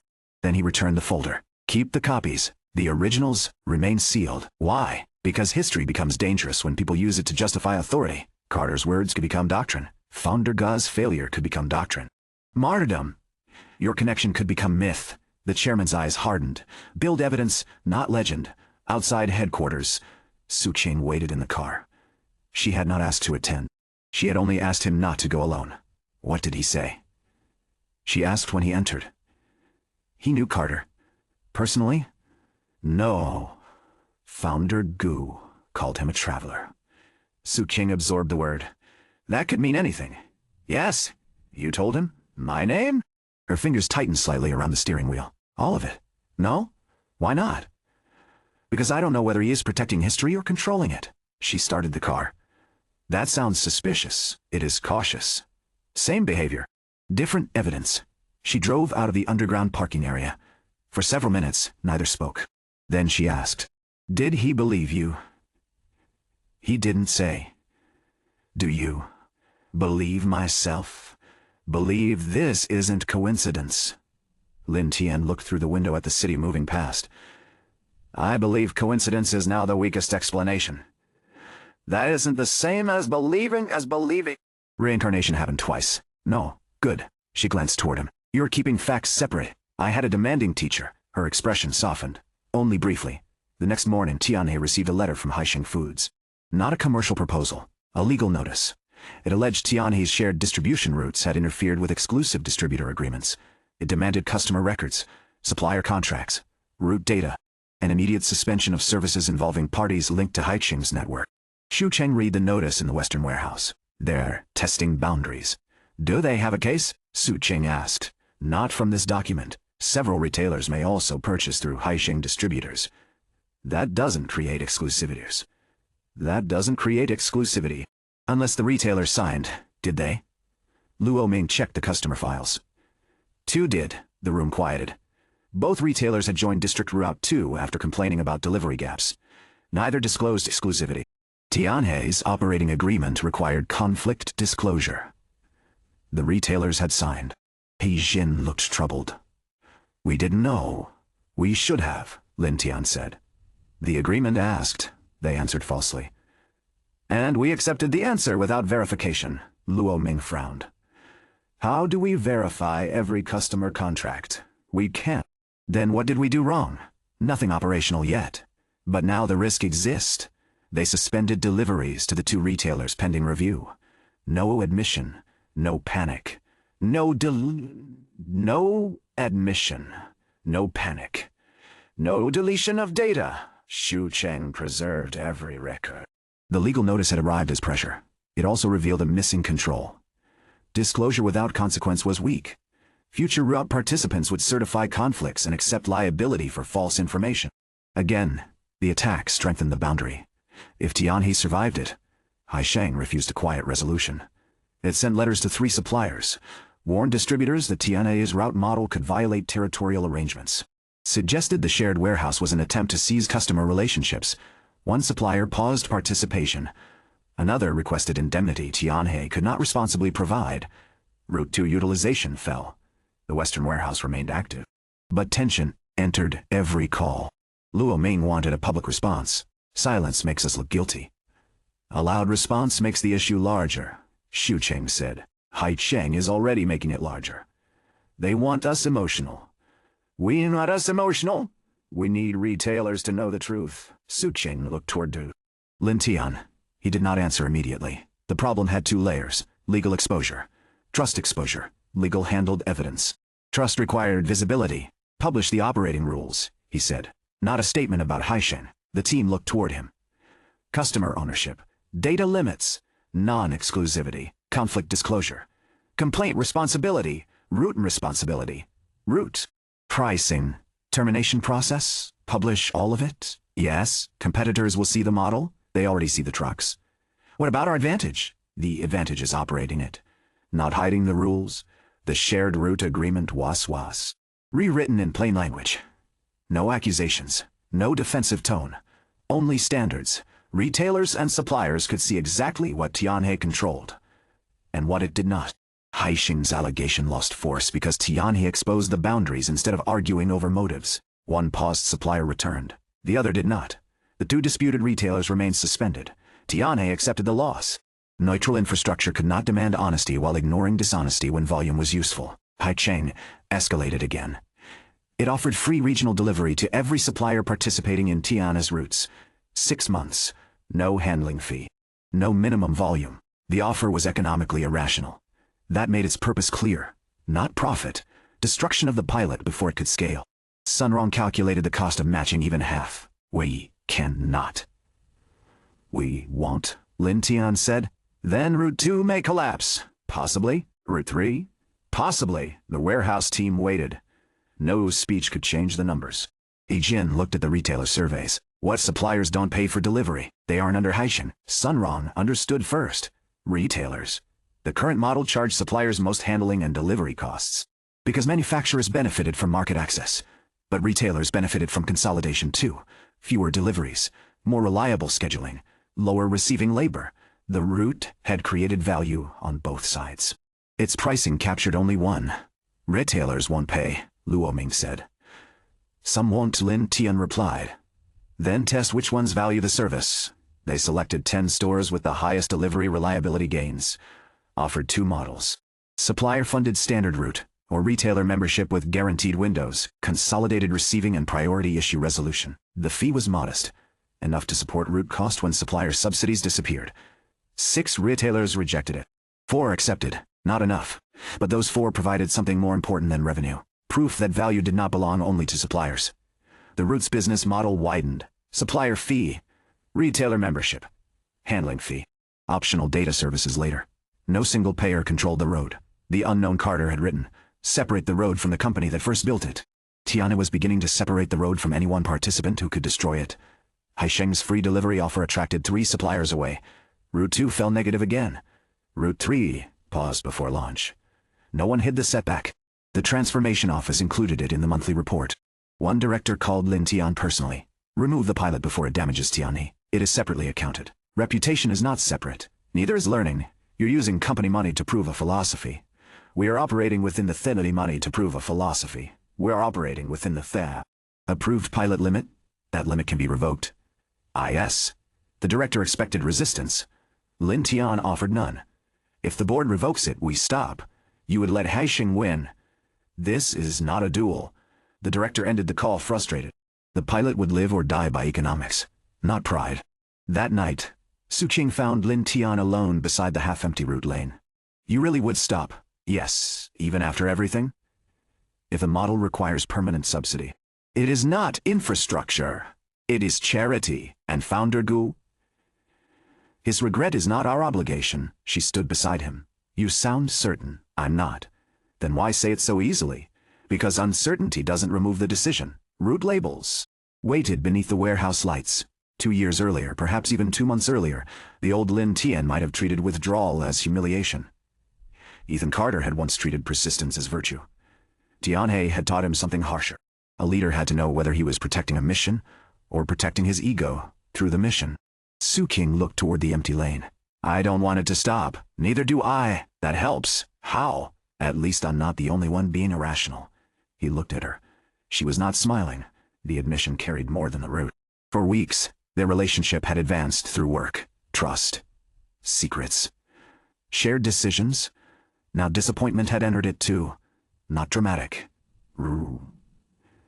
He reached for the route report at the same time she did.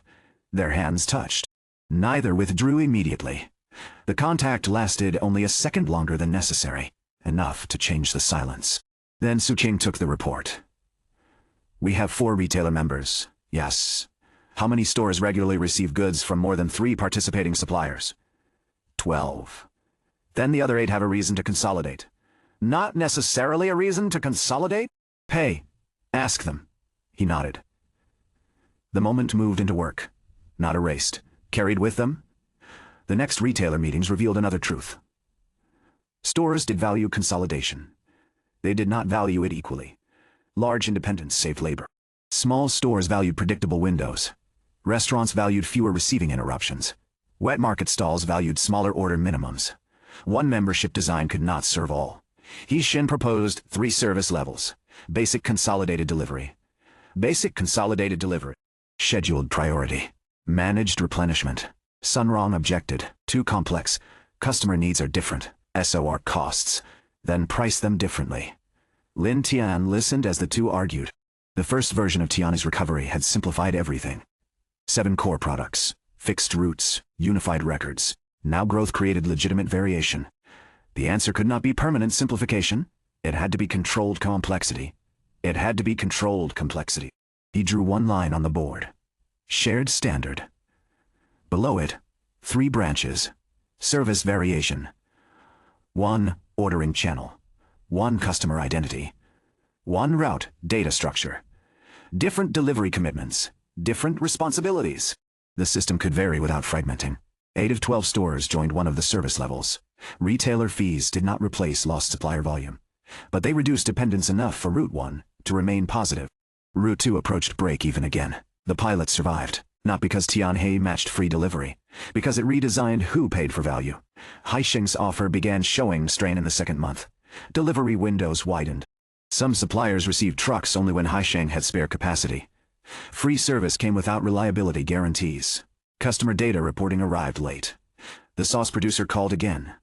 This time, he did not ask for route space. He asked for a comparison. Guaranteed window. Fee, data ownership, termination. Lin Tian sent the public operating rules. No. Special proposal. The owner returned 2 weeks later, not because Tianhe was cheaper, because the price described a service. Haisheng's free offer described only an absence of price. The supplier resumed partial participation.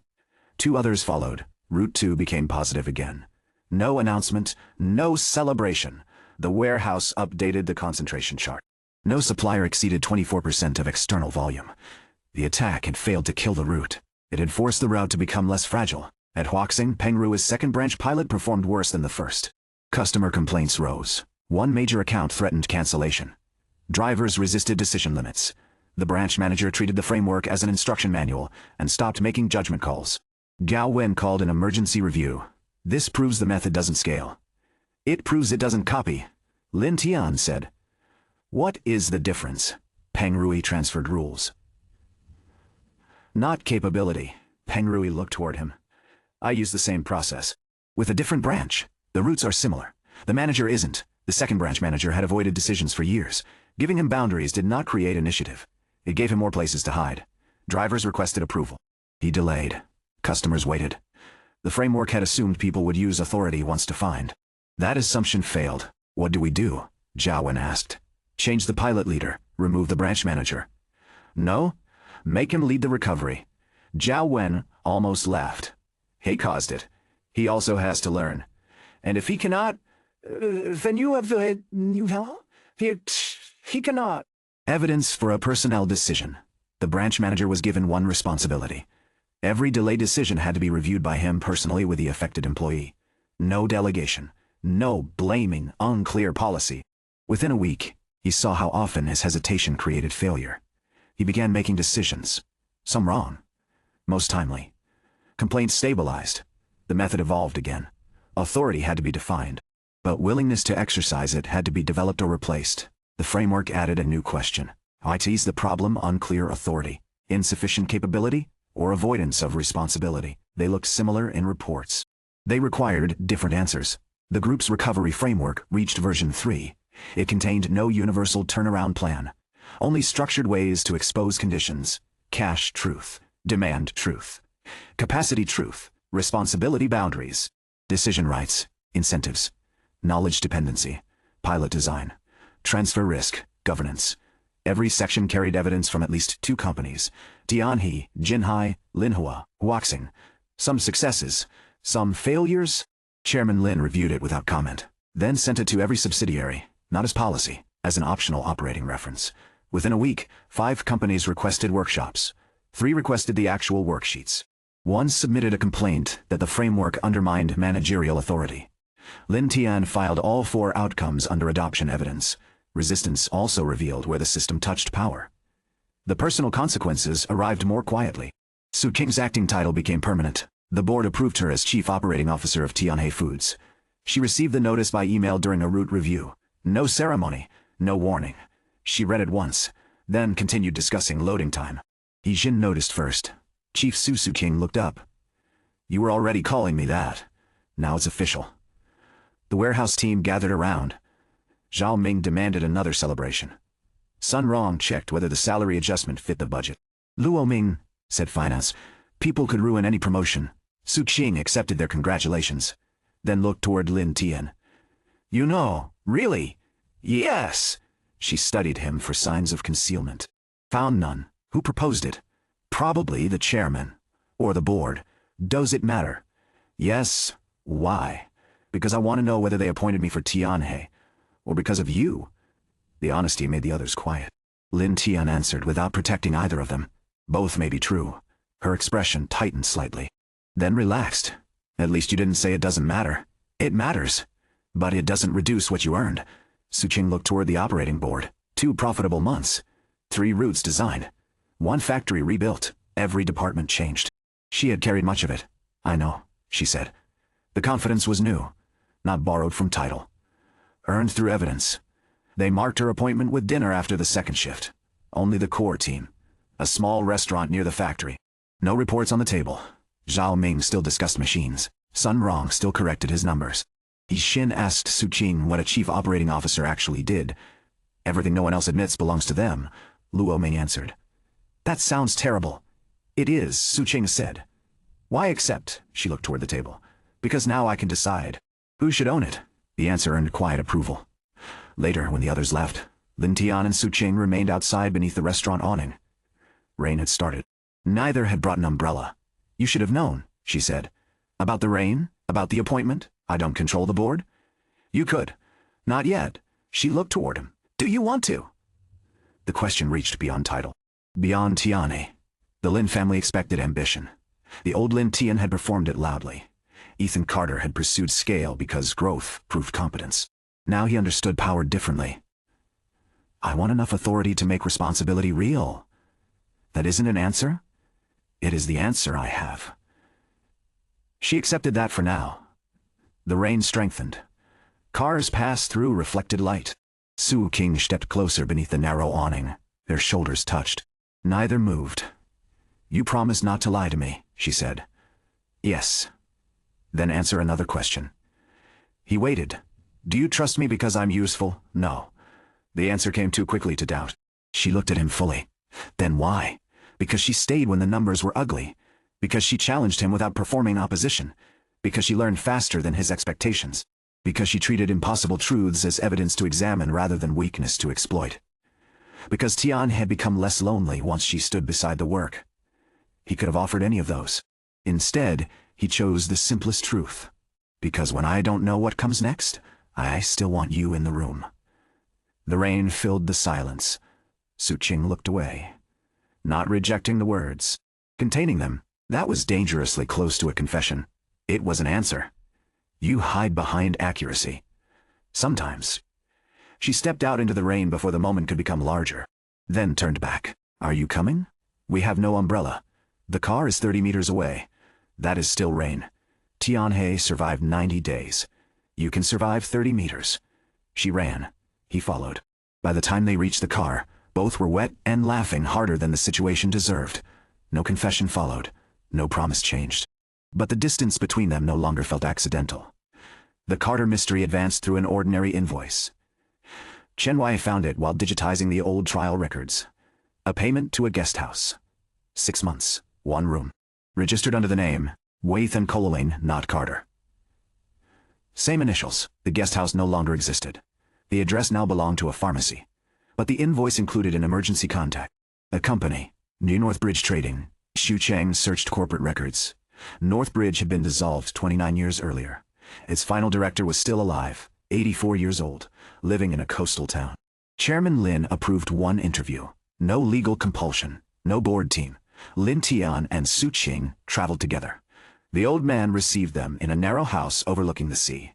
His name was Shenbo. He remembered Founder Gu. He remembered Founder Gu. He remembered the root trial, and he remembered the foreigner who called himself Ethan. Foreign? Lin Tian asked. Shenbo shook his head. Chinese face. Foreign habits. What habits? He wrote everything. Asked why before asking how. Didn't understand some ordinary things. Like what? Bank procedures, government, offices, local business customs. Local business customs. The pattern felt familiar. Knowledge without context. Capability without history. Where did he come from? Suqing asked. He said overseas. Which country? Changed every time? Shenbo smiled faintly. I thought he was hiding from debt. Why did Northbridge Trading pay for his room? Founder Gu. Ask me. You knew Founder Gu personally. We traded frozen goods, before Tianhe became large. What work did Ethan do? Nothing official. He talked. Drew systems. Argued, mostly with Founder Gu. About the shared route? About the shared route? Everything. Shenbo looked toward the sea. He said factories were becoming less important than connections. Founder Gu hated that, then built the route. Why? Because he hated being wrong. More. The old man laughed at the memory. Then his expression changed. Ethan disappeared after the project closed. Did he leave a message? Lin Tian asked. On. Shenbo stood slowly. From a locked drawer he removed a metal cigarette case. He had stopped smoking decades earlier. Inside lay a folded piece of paper. The handwriting matched the Carter pages. Only one sentence appeared. The first road failed because we built it for companies. The next must be built for people who still need one after companies change. Beneath it was a date. And another line. When the Western warehouse opens again, give this to the one asking the same questions. Su Qing looked toward Lin Tian. The Western warehouse had remained closed for decades. Until him. Shenbo watched their reaction. Founder Gu told me someone would come. When? Before he died. Did he name me? No. Hey, said I would recognize the questions. Lin Tian held the note but did not unfold it further. There was nothing further to reveal. No prophecy. No explanation. Only a message prepared for a future unknown person. Or for him. Why didn't you contact the group when the warehouse reopened? Su Qing asked. I didn't know. How did you know now? Chairman Lin called. The answer changed the visit. The chairman had not merely approved the interview. He had arranged the connection. He knew you had this? Lin Tian asked. He knew I had something. Not what? Shenbo looked toward him. He asked me not to send it. He said the person should come. Why? Some answers changed depending on whether you travel for them. The phrase sounded like Founder Gu, or Carter, or an old man who had carried their secrets long enough to make them his own. On the return journey, the note remained between Lin Tian and Su Qing. Neither tried to interpret it quickly. The highway ran beside dark water. What does built for people mean? Su Qing asked. Retailers? Drivers? Suppliers? Employees? All of them? That is too broad. Yes. Then it isn't an operating model. Not yet. Note, Han knew the Western warehouse would reopen. He believed it would, decades later. Maybe he expected the original model to return, with another person asking the same questions. Yes. Do you think he knew you would come? Answer remained firm. Why not? Because prediction becomes too convenient once we want meaning. She nodded. Facts separate from explanations. Still, one fact resisted ordinary logic. The note had waited for someone reopening the Western warehouse. Tian had done exactly that. Will you tell the chairman we received it? She asked. He already knows. Will you tell anyone else? Not yet. Why? Because it has no operating consequence. And personally. He looked toward the road ahead. It means another Carter expected the work to continue. That sounds like pressure. It is only pressure if I accept his unfinished work as mine. Do you? No. Then. No. Then. After a moment. But I understand why he couldn't let it disappear. Tianhe's third month closed with its strongest result. Not because revenue surged. Because variability declined. Production output landed within 3% of plan. Cash receipts within 4%. Route departure accuracy exceeded 96%. Quality complaints fell again. Maintenance emergency spending reached its lowest level in years. The company's debt remained. Its market share remained limited. Haixing remained larger. None of those facts changed.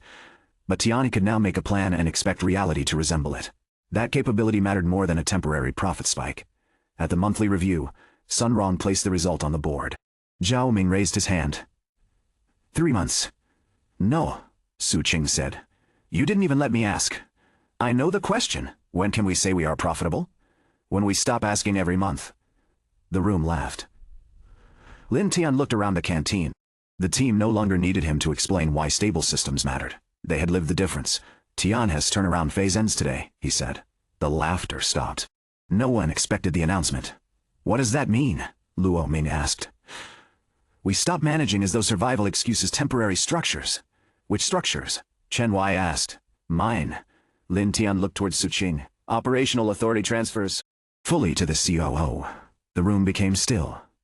Su Qing had known this conversation would come. Not today. What are you doing? She asked. My group role. You already do both. Poorly. That isn't true. It will become true as more subsidiaries enter the framework. He turned to the team. Tian cannot become another company dependent on another company dependent on one person, especially me. Zhao Ming frowned. You're leaving? No. Then why does it sound like leaving? Because authority is moving, not responsibility. Su Qing held his gaze. You decided this without me. I decided it was necessary. That is not the same as deciding how. The correction landed. He had repeated the same behavior he criticized elsewhere, identified the right principle, chosen the structure alone. The room waited. Lin Tian accepted the mistake immediately. You're right, no defense. We designed the transition together. Su Qing's anger did not disappear, but it became workable. When then? No. The team spent the rest of the morning mapping decisions, pricing, production schedule, supplier terms, route operations, capital requests, hiring, quality escalation, customer exceptions, which belonged to the Kuo, which required board approval, which stayed with department heads, which no longer required executive involvement at all.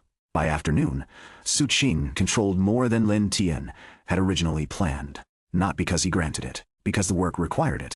Tianhe's next stage began with its most important transfer yet. Not a route, not a framework. Authority. After the meeting, Su Qing remained in the empty canteen. You really planned to announce it and leave us to work out the details. Ah yes, that was stupid, yes. You agreed too easily. Would disagreement improve it? No. It would make me feel better.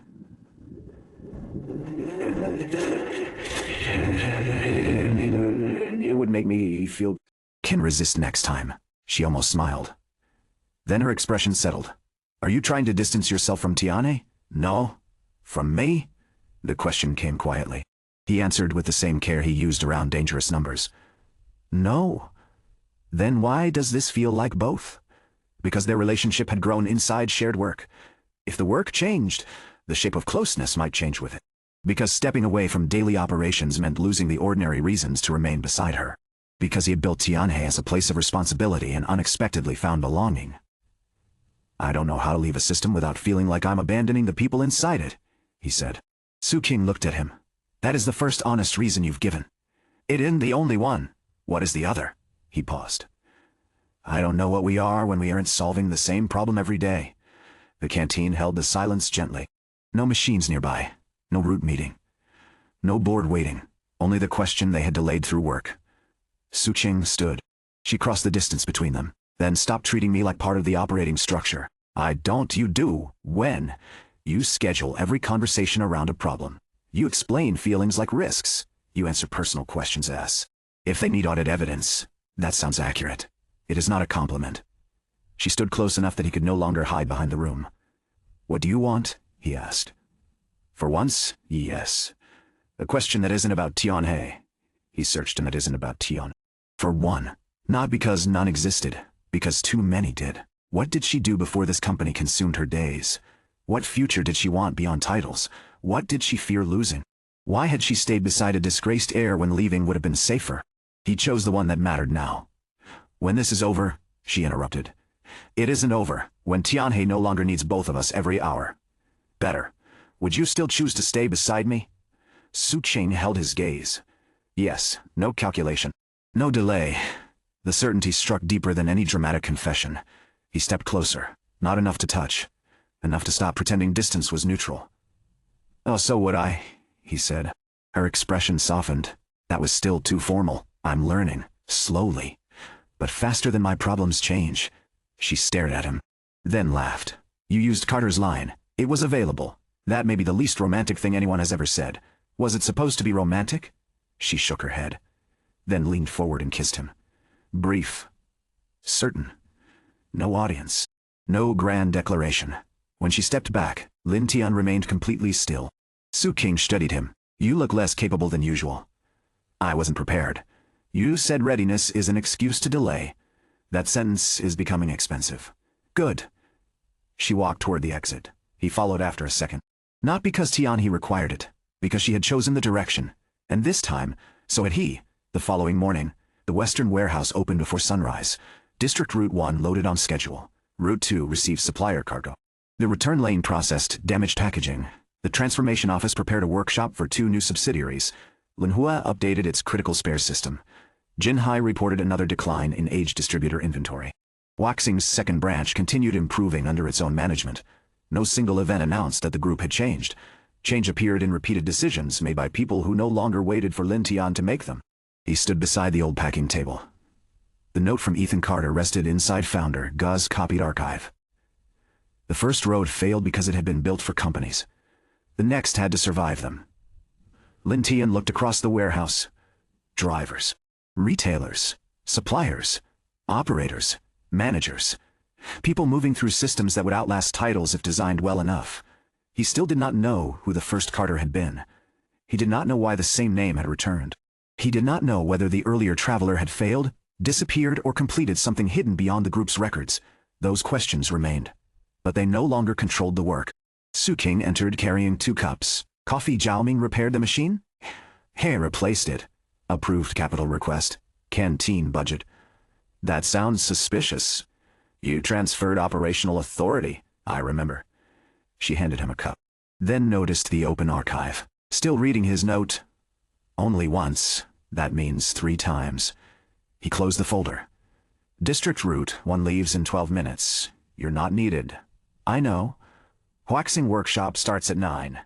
Tang Kai is leading. Lin Hua called. Zhao Ming answered.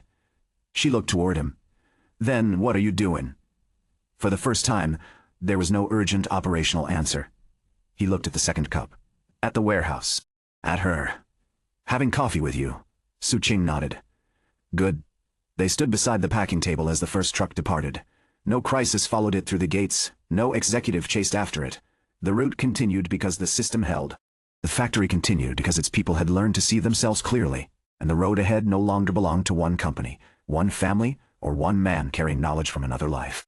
It belonged to everyone capable of continuing the work after he stepped away.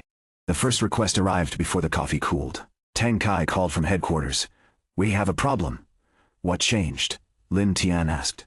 The analyst paused. 3 months earlier, he would have begun with a solution. Now he understood the question. The board circulated the recovery framework. I know. Someone converted it into a mandatory scoring system. Lin Tian set down his cup. Who? Group administration. What does it measure? Whether subsidiaries? Completed each framework section. Completed how? Uploaded forms. The distinction was enough. The framework had been created to expose reality. Headquarters had turned it into proof of compliance. How many subsidiaries received it? Su Qing asked. All of them. Deadline. Friday. It was Tuesday. Lin Tian looked through the warehouse windows. Route workers continued loading without knowing that a tool built from their failures was becoming bureaucracy elsewhere. Send me the notice. Tang Kai did. The document contained 37 required submissions.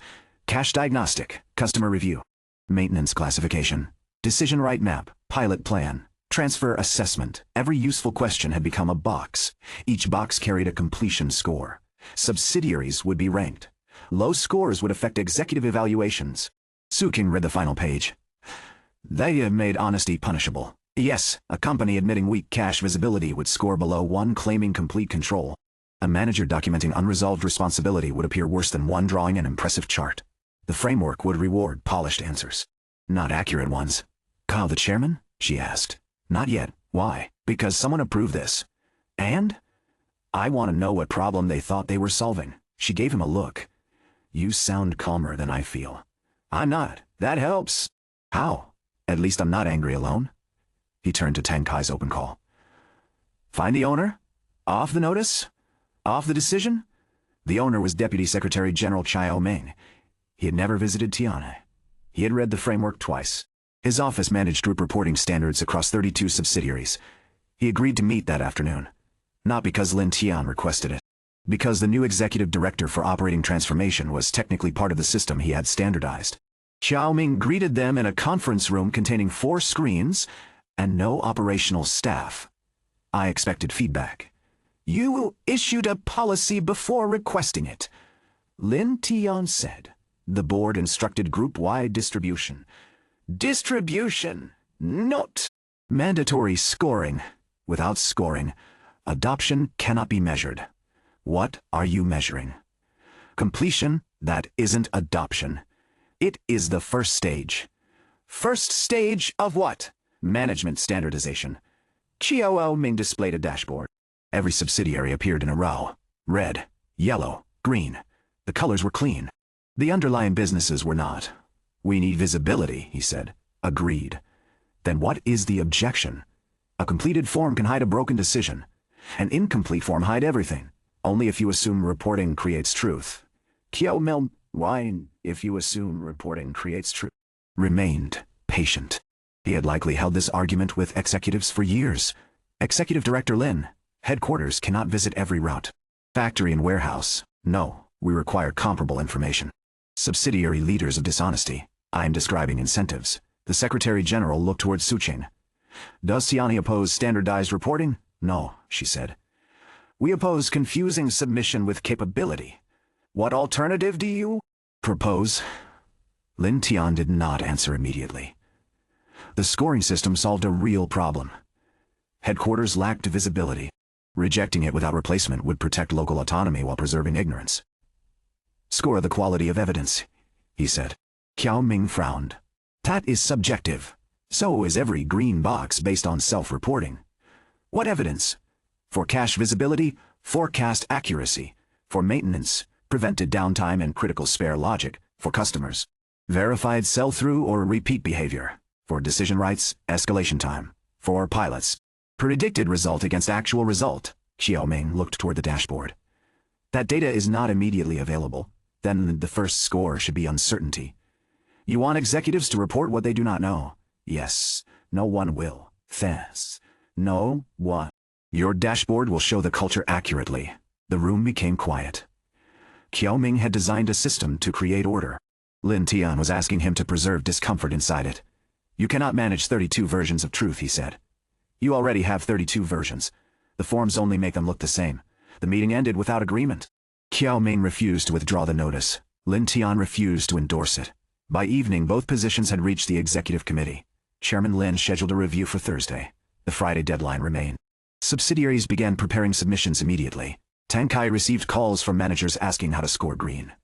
Not how to identify risk. How to score green. The framework was already changing behavior. In the wrong direction. One manager asked whether unresolved customer complaints should be excluded because the review period had not closed. Another asked whether an untested maintenance plan counted as implemented if a director had signed it. A third requested Tian's completed forms to copy the language. Tang Kai rejected every request. Then called Lin Tian again. They're going to blame us for low scores. Yes. What do we tell them? The truth. That isn't practical. It is the only practical answer with a delayed payoff. Tang Kai exhaled. You know that sounds like exhaled. You know that sounds likely philosophy. Then make it operational. How? Ask them to submit one unresolved risk with evidence, even if the form doesn't request it, especially then. Tianhe completed its own submission on Wednesday. Its dashboard would have looked poor. Cash reserve below target. One route near minimum contribution. 2 machines still carrying concentrated failure risk. Retailer membership retention unproven. Supplier participation exposed to competitive pressure. Decision transfer incomplete in capital planning. Every weakness had an owner. Every owner had a next review date. Suqing signed the submission, then attached the evidence. No attempt was made to improve the color. Sunrong reviewed the score estimate. We'll rank below companies we helped. Probably, Lin Tian said. Zhao Ming looked offended. Lin Hua copied my system. They'll score green on maintenance planning. We found their overstock. That came after implementation. So they score higher because they made a larger mistake. If the score measures completion, the technician looked toward the forms. This system is stupid. It is incomplete. Suqing corrected. That is a polite word for stupid. Politeness is not the same as inaccuracy. It is today. No one argued further. Thursdays. Executive review began with Qiao Ming's dashboard. 27 subsidiaries had submitted early estimates. 18 projected green, 7 yellow, 2 red. Chairman Lin looked at the distribution.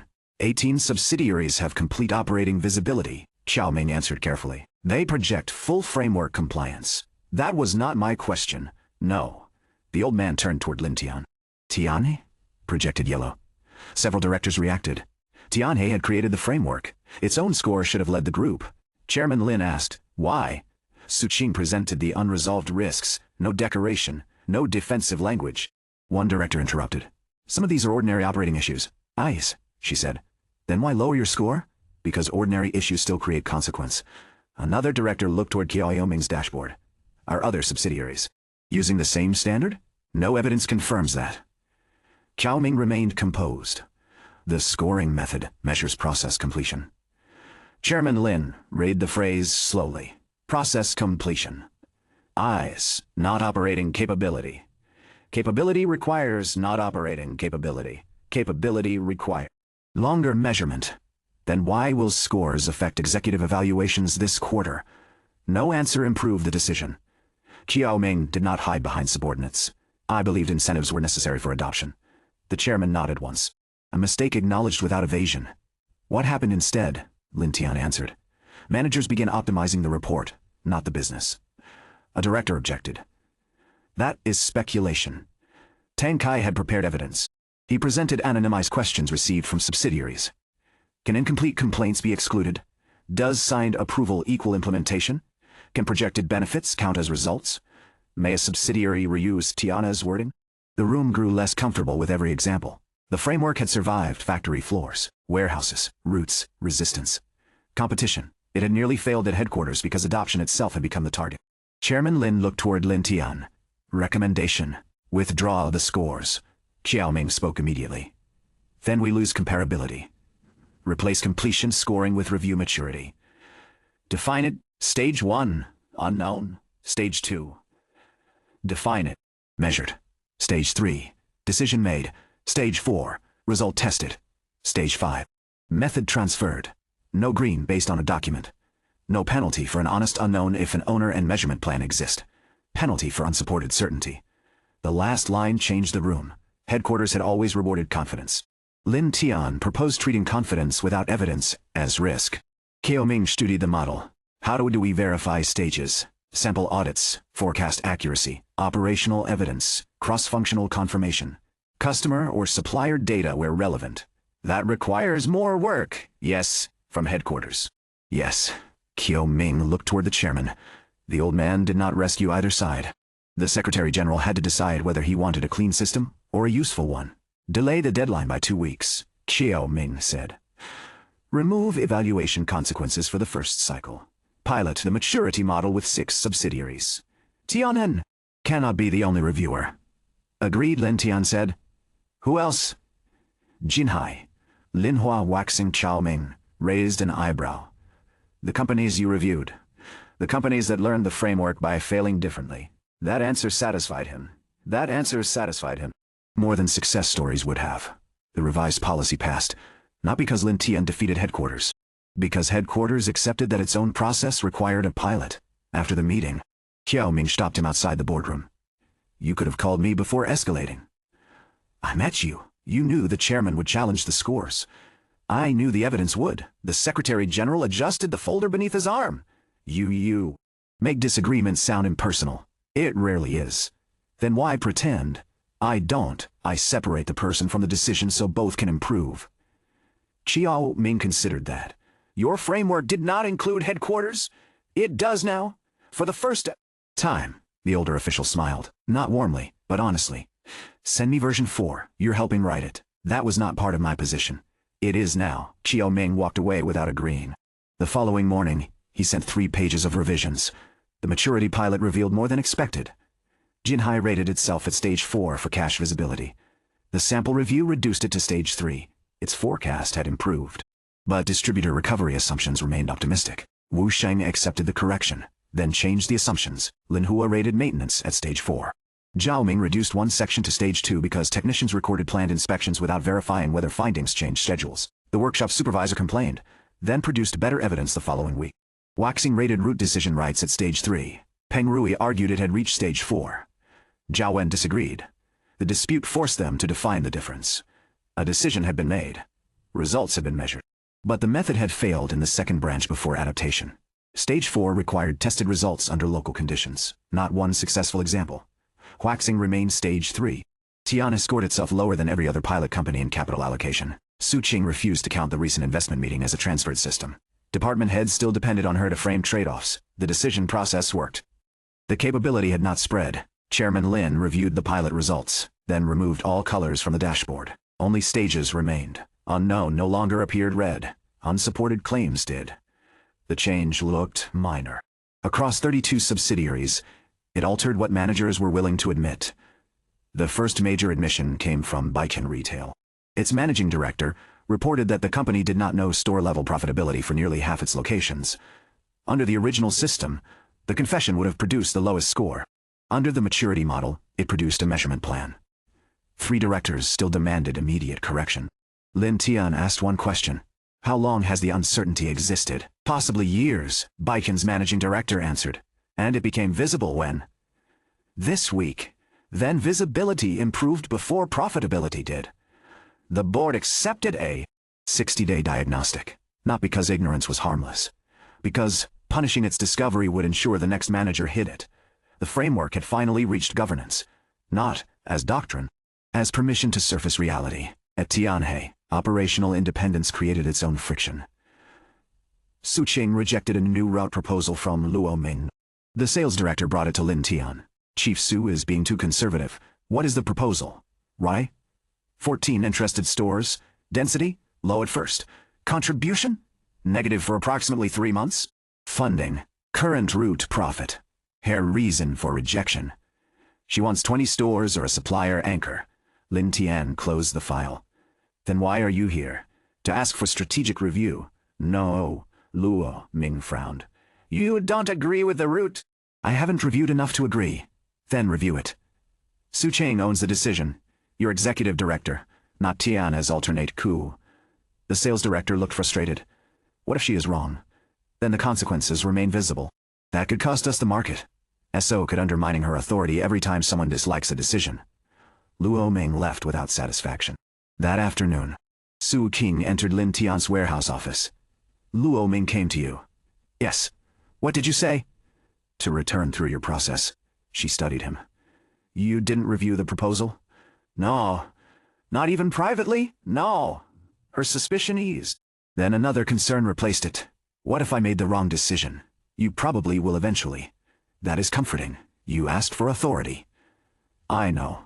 Authority includes the right to be wrong inside agreed boundaries. And your responsibility? To challenge the boundaries, not replace your judgment. She sat across from him. This is harder than when you decided everything. Yes, for both of us. Yes. She looked toward Route 1's board. Luo Ming's proposal has strategic value. Then why reject it? Because Tiana's cache cannot support 3 months of uncertain density. Can the design change? Probably. That sounds like the next conversation, with Luo Ming. Not me, she nodded. Then stayed seated. The operational issue had ended. She did not leave. Lin Tian waited. You're getting better, she said. At what? Not using work to keep me here. You're still here, because I chose to be. He understood the distinction. He moved the root files aside. What did you eat for lunch? Su Qing stared at him. That is your personal question. It isn't about Tiana. I had noodles. Were they good? No, why eat them? The restaurant was close. That sounds like poor capital allocation. She pointed toward the files. You lasted 11 seconds. I'm learning. Slowly. She remained for another 20 minutes. They discussed nothing important. That made the time important. Luo Ming returned to Su Qing with a revised proposal. No fixed 3-month subsidy. Route 4 would launch only after 12 stores signed, paid scheduled delivery commitments, and 2 suppliers guaranteed minimum volume. The route geography changed. Instead of reaching all 14 interested stores, it served 9 inside a dense corridor. The remaining 5 stayed on existing distributor arrangements. Growth became smaller. Economics became stronger. Su Qing approved the pilot. She informed Lin Tian afterward, not for permission, for visibility. He asked only one question. What changed? The proposal learned to survive rejection. Route 4 began 2 weeks later. It did not carry Tianhe products first. Its anchor supplier sold dry noodles. The second supplied restaurant cleaning products. Tianhe joined after route economics were established. For the first time, the road existed before Tianhe used it. The Carter note moved one step closer to an operating model.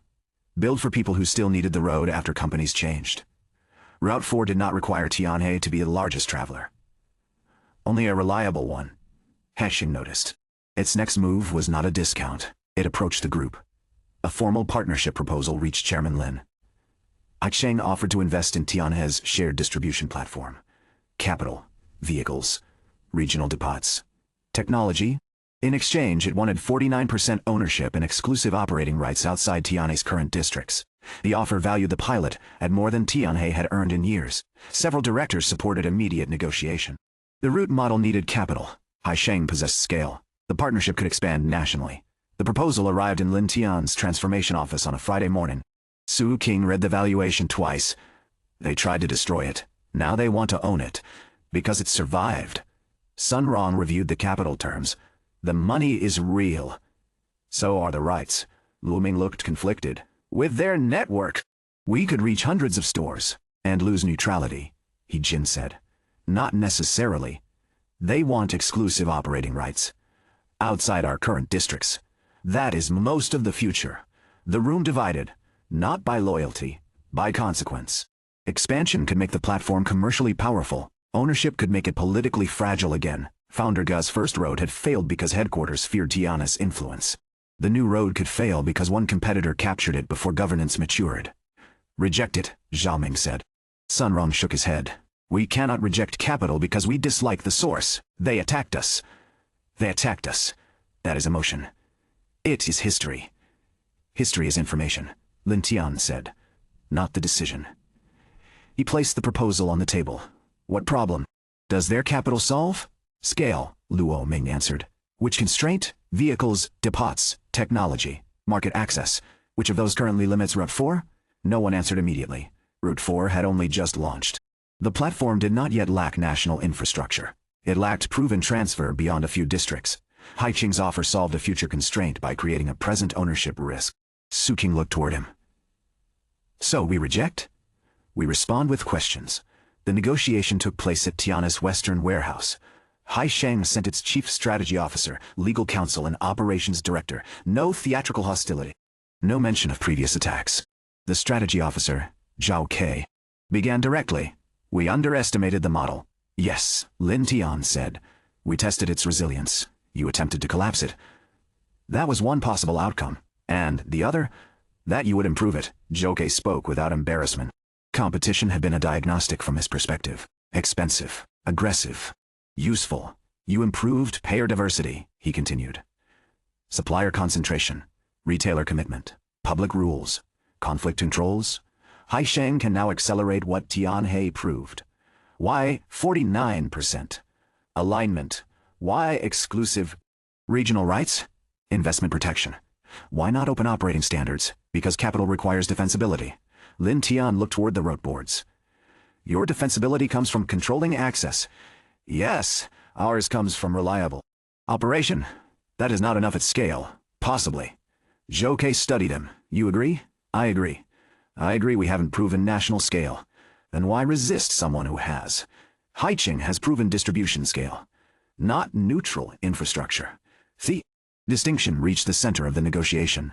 Haiqing knew how to move goods. It also sold competing goods, controlled distributor relationships, used exclusivity strategically. Its network served Haishing's position first.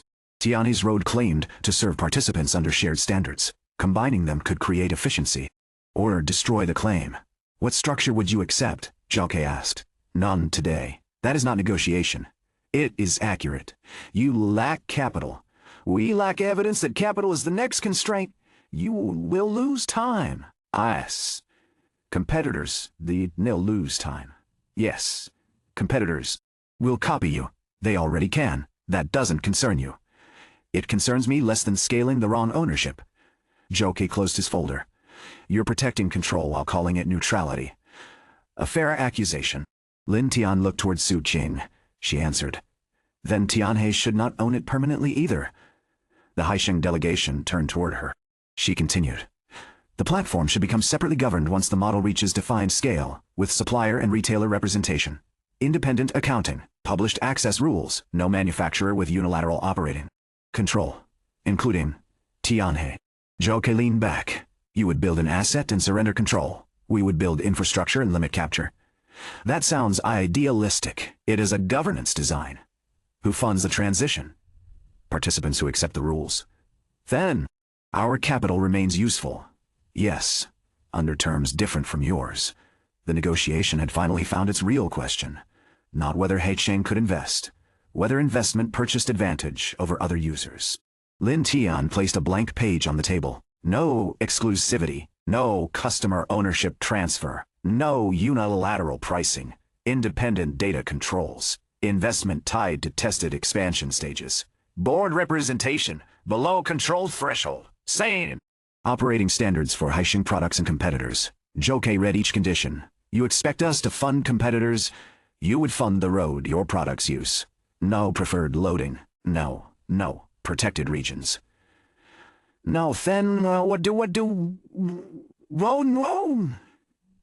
No. Receive? Return on infrastructure performance, not market control. The Heisheng team requested a private recess. They returned 20 minutes later. We cannot accept those terms, Jokai said. I know. Then why meet? To discover whether our purposes matched. They do not. Not yet. Jokai stood. Your model will need us eventually. Possibly. And will need us eventually. When it does, the price will be higher. Possibly. You use that word often. It protects decisions from confidence they haven't earned. The delegation left without agreement. No victory followed. Tianhe had declined capital it might later need. Heisheng had revealed exactly what it valued. Control of the road. Not merely use of it. Both sides had learned. The board was less patient. 3 directors accused Lin Tian of wasting strategic value. One called the governance conditions unrealistic. Another argued Tianhe lacked the balance sheet to dictate terms. Chairman Lin allowed every objection, then asked Su Qing to present Route 49 retailer commitments. 2 anchor suppliers. Positive contribution projected after the 4th cycle. No Tianhe volume required for launch. The route was small. Its implication was not. The platform could begin serving a market without Tianhe owning the customer or dominating cargo. One director remained unconvinced. How does this justify refusing hundreds of millions? It doesn't, Lin Tian said. The room shifted. Then you admit the refusal may be wrong. Us, why make it? Because the offer solved scale before we proved governance. You could negotiate governance after investment. After investment. After investment. Ownership becomes the governance. The director looked toward Chairman Lin. The old man asked. What evidence would justify reopening talks? Lin Tian answered. 3 independent routes. 2 regions. No. Participant above 25% of platform revenue. Stable contribution across 6 months. Transferable operating standards. Independent dispute process. And a legal structure separate from Tianhe. The final condition drew more attention than the others. Chairman Lin looked toward him. You are proposing to remove the platform from the subsidiary that created it. When it becomes large enough, who controls the new entity? No single manufacturer. Then the Lin Group loses control of an asset. Funded by Tianhe, it retains ownership proportional to contribution. Without control. One director laughed quietly. No family group would approve that. Lin Tian looked around the table. Then we should stop calling it neutral. Infrastructure. The challenge was not directed only at Heisheng. It reached the Lin Group too. Founder Gu's first pilot had died because headquarters feared losing influence. Decades later, the board faced the same question. Did it want a platform that served the market, or an asset it controlled? Chairman Lin did not force an answer. Prepare the separation criteria. Legal, financial, operational. Board review in 60 days. The proposal remained alive. So did the conflict. That evening, Lin Jian visited the Western warehouse. He had not come since the chairman's unannounced inspection. Route 4's board stood beside the others. No Tianhe logo dominated it. Only participant names and service windows. Lin Jian read the Heisheng conditions. You refused too early, possibly. You should have accepted negotiation rights. We did negotiate. You set terms they could not accept. They revealed terms we could not accept. That is not the same as preserving optionality. No, Lin Jian looked toward the independent governance proposal. You're serious about separating the platform. Yes, the family will resist. Yes, chairman included. Probably. My father regrets killing Founder Nin Gu's route. He may regret losing control more. Lin Jian nodded. You understand him better now, somewhat. He walked along the loading lanes. You know what Heisheng sees. An acquisition target. A threat. That too. They built their power through exclusive relationships. Your public standards weaken the value of private access. Only if participants prefer rules. They prefer whichever costs less in the short term. Lin Jian stopped. You sound like Founder Gu. You never met him. Him. That may be why. Lin Tian waited. His uncle had not come to discuss history alone. What do you need? He asked. Lin Jian looked toward him. The deputy director investigation is complete. The warehouse noise seemed to recede. Result. He acted with Qian Fu, procurement fraud. Yes. Land valuation? He passed the information to an external property group. Which one? Rongtai Development. Connection to Haixing. None found. Connection to the Lin Group? Lin Jian's silence answered first. Then he said, one director's family trust held an indirect interest. Current director? Yes. Who? Director Zhao, the oldest independent director. The one who had abstained when the board expelled Lin Tian. The one who had left room for redemption. The connection did not prove he directed fraud. It created another boundary where interest had been hidden. Does the chairman know? Lin Tian asked. Yes, board, tomorrow. But tell me now. Because Tian's land will be part of the discussion. The old valuation. The unused property. The western warehouse. The route platform. Rongtai had once considered the land valuable as real estate. Now its operating value had increased. A platform needed space. Connectivity. Access. The land was no longer merely a disposal asset. It had become strategic again. Director Zhao will argue the trust was passive, Lin Jian said. Was it? Legally? Possibly. Economically, he benefited if Tianhe was sold. Did he influence the disposal review? He voted in favor of it. Disclosure? None. That was enough for governance, not enough for criminal accusation. Lin Tian looked toward the root boards. Every current success rested on land someone had once expected to sell. Why did you support the valuation? He asked. Lin Jian did not avoid the question. Because Tianhe was losing money. The land looked more valuable than the company. Was that unreasonable? No, then what was your mistake? I stopped asking whether the company could become valuable again. The answer carried years. Lin Jian had not conspired to destroy Tianhe. He had accepted decline as final. Others had used that assumption. I'll attend tomorrow, Lin Tian said. You were already expected. His uncle turned to leave. His uncle turned to leave, then stopped. Director Zhao will mention your parents. Lin Tian's attention sharpened. Why? Because the trust invested through a vehicle your father once reviewed. Connection? I don't know. Or you won't tell me. I don't know. Don't know. Distinction mattered. Lin Jian left him with it. Su Qing arrived 10 minutes later. She took one look at him. What changed? He told her. Director Zhao, Rongtai. The undisclosed interest. The land. His father's possible connection. She listened without interruption, then opened her notebook. Facts on one page. Possible explanations on another. You're doing that now? He asked. Yes. Why? Because this is personal. That makes evidence more important. He almost smiled. She had used his own method against the place it was most needed. Director Zhao abstained during my removal, he said. Fact. He may have protected me. Possible explanation. He may have wanted Tianhe assigned to me so it would fail. Possible explanation. My father reviewed the investment vehicle. Fact. According to Lin Jian. He may have known about the land plan. Possible. He may have opposed it. Possible. He may have supported it. Possible. The page remained uncomfortable. That was its purpose. Su Qing closed the notebook. What do you want to be true? The question bypassed evidence. He considered it. That my parents weren't part of stripping Tianhe. And what are you afraid is true? That they were. She nodded. No reassurance. No claim that good people could not make bad decisions. He trusted her more for refusing comfort without evidence. Tomorrow, she said. We listen before deciding who anyone was. Yes, and tonight, he looked toward the warehouse clock. Route 4 was due back in 20 minutes. No work required both of them to wait. Dinner, he said. Is that a question? Will you have dinner with me? Better. Somewhere not selected by distance. Much better. She gathered the notebook. Your choice? That sounds dangerous. Your choice? That sounds dangerous. Manage risk. Not restaurants. Then tonight you learn. The board convened at 8 the following morning. Director Zhao arrived before everyone else. He was in his 70s. Thin. Controlled. The same man who had once refused to vote against Lin Tian without leaving a path back. He did not look toward the younger man until the evidence appeared. Xu Cheng presented the investigation. Qian Fu and the deputy director had manipulated procurement.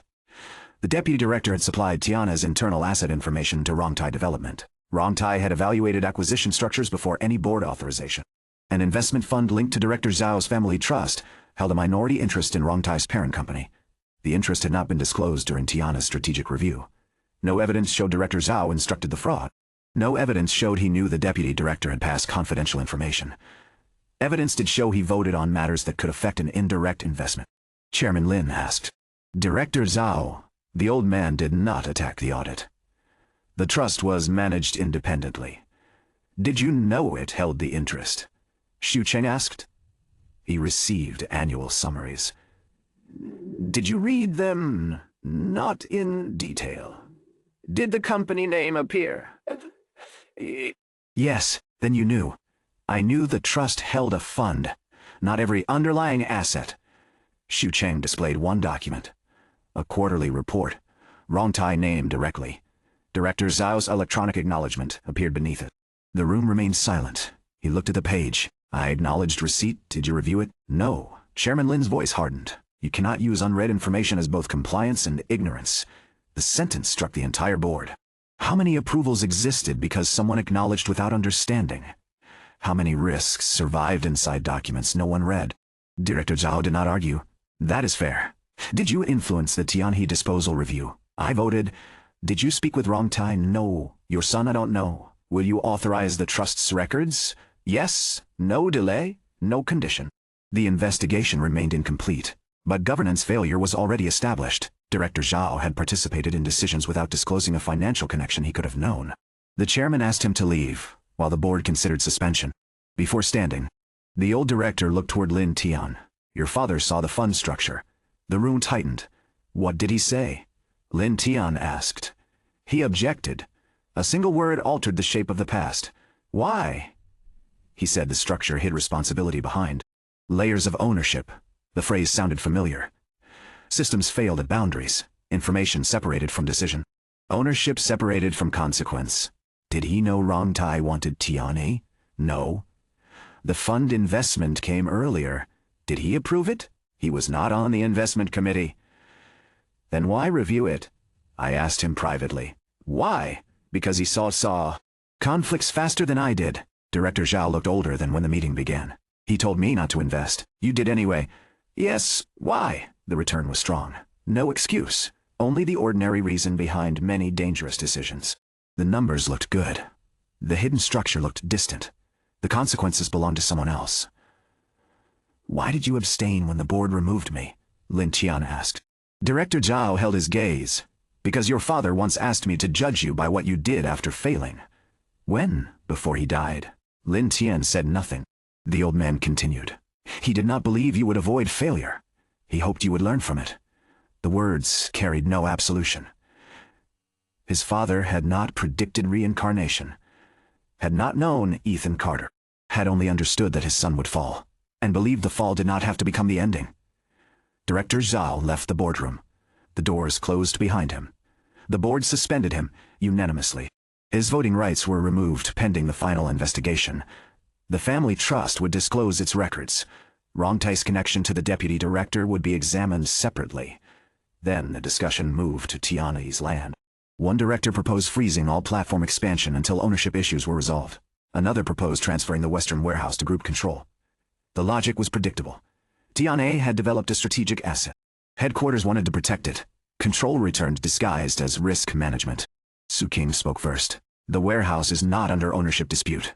The land remains wholly held by Tianhe. The director replied, the concern is whether prior decisions were influenced. Then investigate prior decisions. Do not create a new transfer without evidence. The group must secure the asset.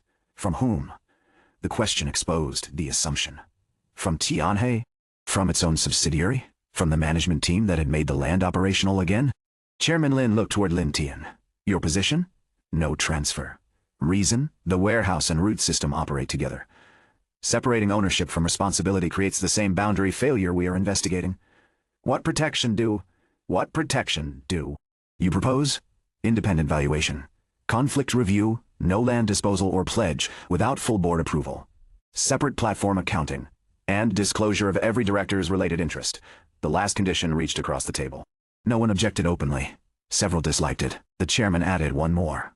Tian has minority shareholders and creditors receive notice of any future asset transfer. Transparency beyond the family, beyond the group. The board approved the protections. The warehouse remained with Tianyi. For now. After the meeting, Chairman Lin asked Lin Tian to remain. Su Qing waited by the door. The chairman looked toward her. You may stay. It was the first time he had included her in a family matter without treating her as an operating witness. She returned to the table. Chairman Lin placed an old envelope before Lin Tian. The paper had yellowed. His father's name appeared on the front. This was left with me. Why give it now? Because Zhao's statement changes the context. Did you read it? Yes. The answer was immediate.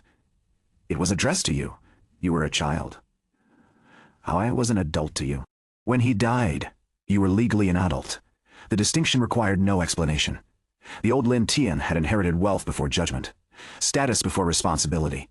The chairman had withheld the letter, a serious decision, possibly an unforgivable one. Why? Lin Tian asked. Because it asked me not to protect you from consequence. That doesn't explain hiding it. No. The chairman looked toward the envelope. I feared you would use his faith in you as proof you deserved authority. Did he have faith in me? Read it. Lin Tian opened the envelope. The letter was short. No dramatic farewell. No hidden business secret. His father wrote about failure. He expected Lin Tian to inherit opportunities he had not earned. Expected people to praise him too early. Expected the family name to protect him long enough for bad habits to become identity. Then one paragraph changed the room. If my son fails, do not rush to save his position. Ye protect his chance to become someone who can carry consequence. Kaithos are not the same thing. Below it, authority given too early becomes a wall between a person and reality. When he finally meets reality, let him decide whether to blame the wall or climb over it. Lin Tian read the final lines twice. No mention of Tianhe. No prediction of the board vote. Only a request that consequence be allowed to reach him. The chairman had honored it brutally, perhaps imperfectly. Perhaps with his own pride mixed into duty. Why now? Lin Tian asked again. Because you no longer need the letter to excuse you. The answer struck precisely.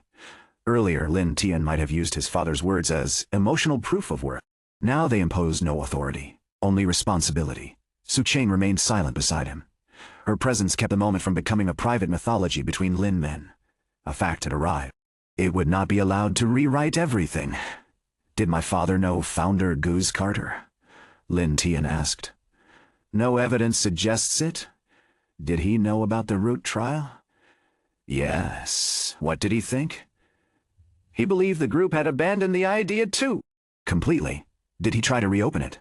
No. Why? He believed Tianhe lacked the leadership. The truth carried another edge. His father had not idealized the company. He had understood that good models could not survive weak capability. Did he believe I could lead it? He did not know. Chairman Lin looked toward him. He hoped you might eventually become someone who could answer that yourself. Lin Tian folded yourself. The letter. The past had not endorsed him. That made it more valuable. Outside headquarters.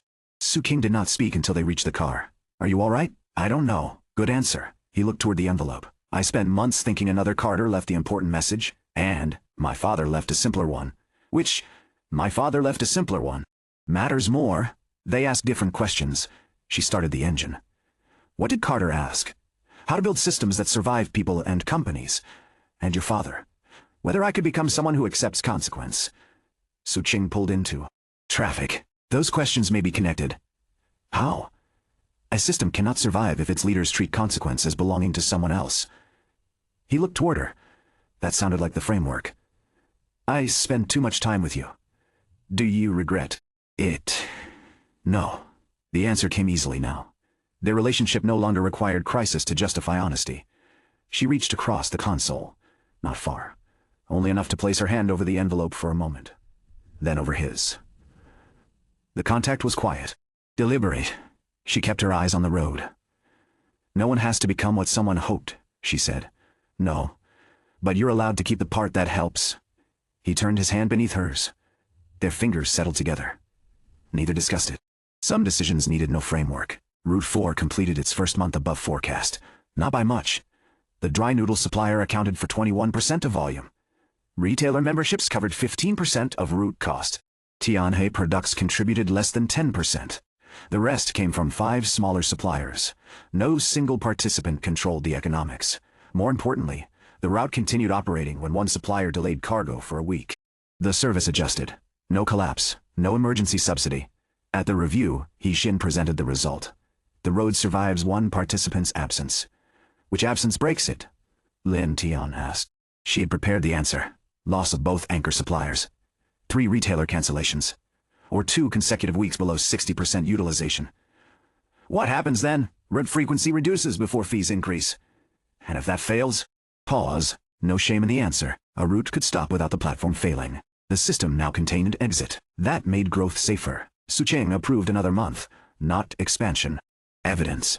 The platform separation plan developed alongside operations. Xu Cheng led legal design. Sun Rong led financial separation. Chen Wei led data boundaries. He Jian represented retailers. Huang Ziguo represented suppliers. A driver representative joined after Su Cheng pointed out that everyone discussed service windows without including the people responsible for meeting them. The first governance meeting became chaotic. Suppliers wanted lower fees. Retailers wanted guaranteed windows. Drivers wanted fewer last-minute changes. Tianhe wanted reliable cargo cutoff. Finance wanted predictable settlement. No one controlled the room through title. For 2 hours, progress disappeared beneath conflicting interests. One headquarters observer called the model unworkable. Then the driver representative asked a simple question. Who pays when a store keeps us waiting? Retailers looked toward suppliers. Suppliers looked toward the platform. The old system treated waiting as invisible. The driver's time belonged to no one. Once asked, the question could not be removed. They created detention rules. Grace period. Documented arrival. Store responsibility after the threshold. Exceptions for verified access failures.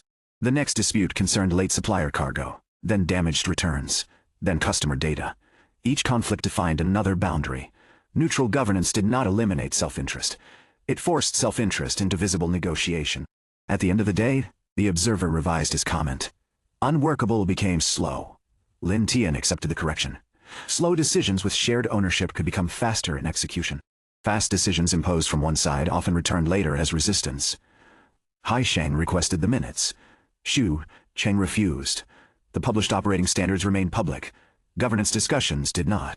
Zhou Ke sent a shorter message directly to Lin Tian. You are building the structure we said. Investors would not fund. Lin Tian replied. Xin. The next test is whether you are right. Wei. The response came an hour later. Wei usually are. No hostility. No concession. The competition had changed. Haiqing was no longer trying to kill the road immediately. It was waiting for governance to exhaust it. That was a reasonable strategy. Shared structures often failed not from bad economics, but from decision fatigue. The platform needed proof that participation did not make every choice impossible. Su King addressed it at the next meeting. Not every participant votes on every issue. They divided decisions. Operating standards required broad representation. Daily scheduling belonged to management. Pricing changes required affected groups, not unanimous approval. Safety rules could not be overridden by commercial vote. Disputes moved through defined stages. Transparency did not mean universal control. Neutrality did not mean absence of authority. The governance design became functional, not ideal, usable. The group framework faced a similar test. Subsidiaries began reporting more uncertainty. Board meetings became longer. Some directors complained that the maturity model created too many unresolved items. Qiao Ming responded before Lin Tian could. The unresolved items already existed. The dashboard merely stopped hiding them. The Secretary General had changed. Not into a disciple. Into an owner of the improved system. He introduced review limits. Only risks above defined consequence thresholds reached the executive committee. Lower risks remained with subsidiary teams. Patterns across companies were aggregated. One warehouse issue was local. 6 similar warehouse issues became group risk. Headquarters stopped demanding every answer. It began identifying where shared action created value. Bulk qualification of critical spare suppliers. Common customer credit indicators. Standard conflict disclosure. Cross-subsidiary training for root economics. The group recovery framework evolved into something larger than turnaround. A way for decentralized companies to learn together without pretending they were identical. The first Carter had tried to build shared roads for goods. Lin Tian was building shared roads for knowledge too. 6 months after Tianhe's first profitable result, the company held its annual supplier meeting. A year earlier, many suppliers had demanded advance payment. Now they sat in the canteen discussing forecasts, route schedules, and joint promotions. Donghai Packaging had recovered every overdue invoice. Wang Ziguo stood beneath founder Gui's photograph holding the final repayment receipt. "I should charge interest for the stress," he said. Sun Rong answered. "You did. Not enough. You also lowered our price. That was before I knew finance would remember everything." Zhao Ming raised a paper cup. "To suppliers who complain but still deliver." Huang lifted his own. "To factories that finally pay." "The factories that finally pay." Room laughed. The receipt was framed beside the first scheduled repayment notice, not as proof that debt had disappeared, as proof that trust could be repaid in sequence. Lin Tian watched from the side. Su Qing joined him. "You're doing it again." "What?" "Standing outside your own event. It's a supplier meeting. You know what I mean." He did. He still instinctively separated himself from results once others could carry them. Part discipline, part discomfort with belonging. She held out her hand. Not hidden beneath a table, not inside an elevator. Openly. Several employees would see. Perhaps already had. "Come inside," she said. He took it. No announcement followed. No one stopped the meeting. Zhao Ming noticed and grinned. Sun Rong pretended not to. He Xin looked delighted. Luo Ming immediately turned away with exaggerated professionalism. The world did not collapse because the relationship became visible. They joined the table. Chairman Lin arrived near the end, unannounced as usual. The canteen quieted. He looked toward the framed repayment receipt, then toward the route map displaying 4 operating districts. "Continue," he said. The meeting resumed less naturally. Huang Zhiguo handed him a cup of tea anyway. The chairman accepted. Afterward, he walked through the western warehouse with Lin Tian and Su Qing. 4 rub boards now stood beneath the lights. The unused darkness had shrunk, not vanished. Expansion remained measured. "The platform separation review is next week," Chairman Lin said. "S. Do you believe the board will approve?" "No." Su Qing looked toward Lin Tian. "You could say uncertain about the vote?" "I am uncertain about the vote." "Believe several directors oppose it?" the chairman asked. "Do you oppose it? Believe the group should surrender control?" "I believe control should match responsibility. Tianhe built the platform. Participants sustain it. The group funded the land. Tianhe's operations preserve its value. The group funded the land. Tianhe's operations preserve its value.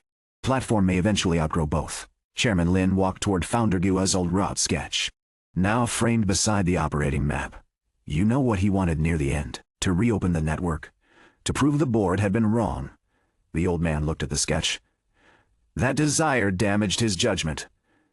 He chose suppliers who supported him personally, rejected managers who had opposed the first trial, began treating the network as vindication.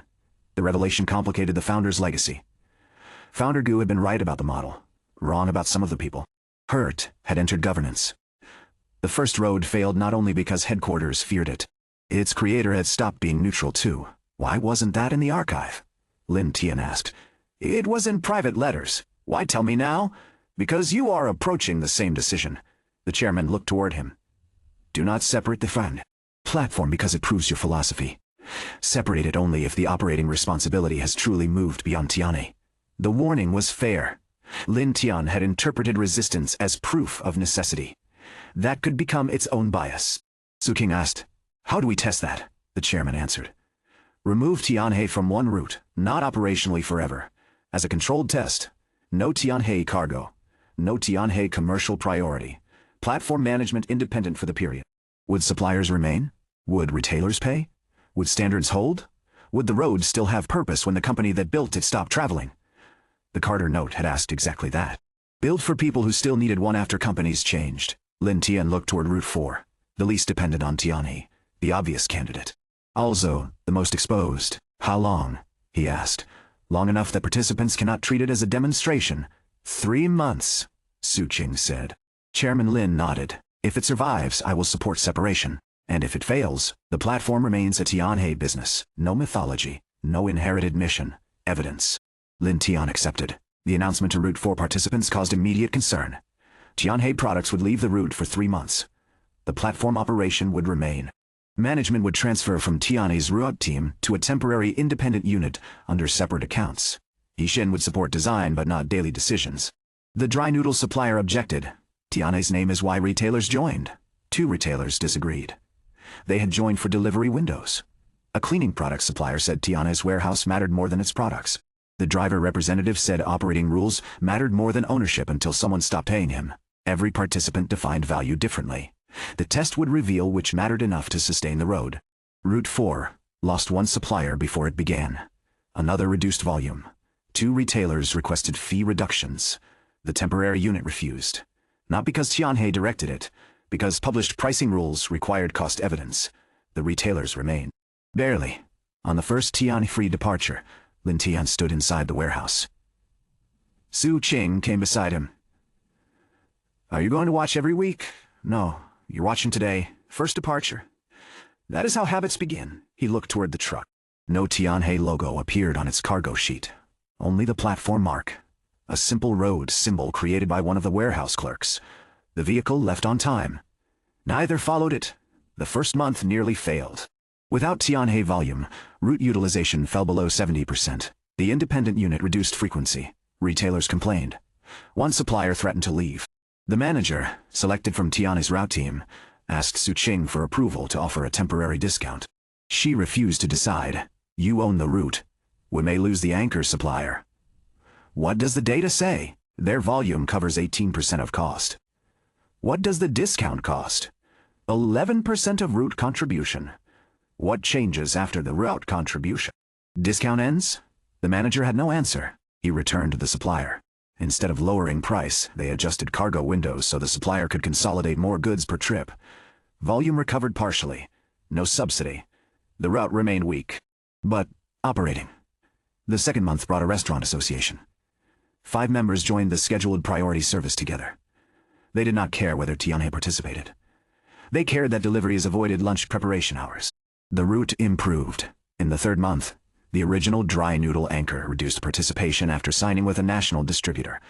A dangerous loss. Under the old structure, Route 4 would have collapsed. The platform manager used retailer demand data to approach 2 replacement suppliers. Not Tiana's sales team. Not Lin Tian. One joined, the other did not. Route 4 ended the test with lower revenue than before. Positive operating contribution. 7 suppliers. 14 retailers. No Tianhe cargo. The road survived the company that built it. The separation review filled the boardroom. Legal structure. Ownership. Capital contribution. Governance rights. Data controls. Warehouse charges. Management accountability. The proposed entity would begin as a jointly held platform company. Tianhe retained the largest single stake. The Lin Group held indirect value through Tianhe. Suppliers and retailer representatives received limited participation rights. No single manufacturer could exceed 30% voting control. Operational management remained accountable to an independent board. Access standards were published. Related party transactions disclosed. The Western warehouse stayed owned by Tianhe and leased at market terms. The platform did not receive the land. It received the right to use space under contract. The distinction protected both sides. One director objected. We are creating a company we cannot control. Su Qing corrected him. We are creating a company no participant can control alone. That is the same weakness. It is a different strength. Until interests conflict. The interests conflict. Already conflict. The governance makes the conflict visible. Another director asked whether Tianhe would be disadvantaged against suppliers using the same route. Yes, Lin Tian said. The room turned toward him. Equal access means Tianhe loses private advantage. Then why approve it? Because the platform creates more value by serving many participants than Tianhe can capture alone. You are giving away strategic information. Data boundaries protect participant details. Aggregated route data belongs to the platform, not Tianhe. The director shook his head. No rational company builds a network and accepts becoming only one user. Chairman Lin looked toward Route 4's results. Founder Ge's first pilot failed because Tianhe remained the owner of every relationship. He turned toward the board. We had the opportunity to redesign it. We chose closure. 30 years later, we chose closure. The market has answered whether the problem disappeared. It had not. Small suppliers still paid too much to move goods. Retailers still managed fragmented deliveries. Drivers still absorbed invisible waiting. Factories still protected information they were not using well. The board is not deciding whether to surrender an asset. The chairman continued. It is deciding whether the asset becomes larger than our ability to control it. The vote began. Not unanimous. Not close enough to be comfortable, but enough. The platform separation passed. Tianhe's road would become its own company. After the meeting, no one celebrated. The work ahead was too large. Xu Cheng needed incorporation documents. Sun Rong needed opening accounts. Chen Wei needed data separation. Su Qing needed lease terms. Yi Chen needed participant onboarding. The independent manager needed staff. Every principal now required legal and operational form. Lin Tian stood before the boardroom windows. Chairman Lin remained behind. "You won," the old man said. "No, you know what I mean. The vote passed. That is not the same as the structure working." The chairman gave a slight nod. "You have finally learned not to celebrate my approval." Celebrated Tianhe's break-even. That was different. Yes, the old man looked out over the city. Your father would have argued against separation. Lin Tian turned. Why? He distrusted shared ownership. Because of the fund structure. Because responsibility becomes easier to hide when ownership fragments. That risk remains. How do you answer it? Transparent decision rights, named responsibility, independent audit, consequences that follow control. And when those fail, redesign. Chairman Lin looked toward him. Not close. Only if the purpose no longer survives. The answer pleased him, and saddened him. Perhaps because it was the answer the board had failed to find decades earlier. Carter disappeared before Founder Gu learned that, the chairman said. Maybe. Do you still think he was someone like you? Yes. Do you think he expected this? No. Why remain so certain? Because building meaning backward is easy. If I decide every old sentence predicted me, I stop making my own decisions. The chairman nodded. Good, then he handed Lin Tian a final document. Not from the archive boxes. A copy of Founder Gu's last private letter. One paragraph had been marked. A. Carter believed roads mattered because destinations changed. Jai believed companies mattered because people needed somewhere to belong. Argued as though one had to be wrong. Perhaps the better company is the one had to be wrong. Perhaps the better company is the one. That gives people belonging without trapping them inside it. Lin Tian read it. Founder Gu's final lesson was not about winning the argument. It was about outgrowing it. The new platform received a name chosen by its participants.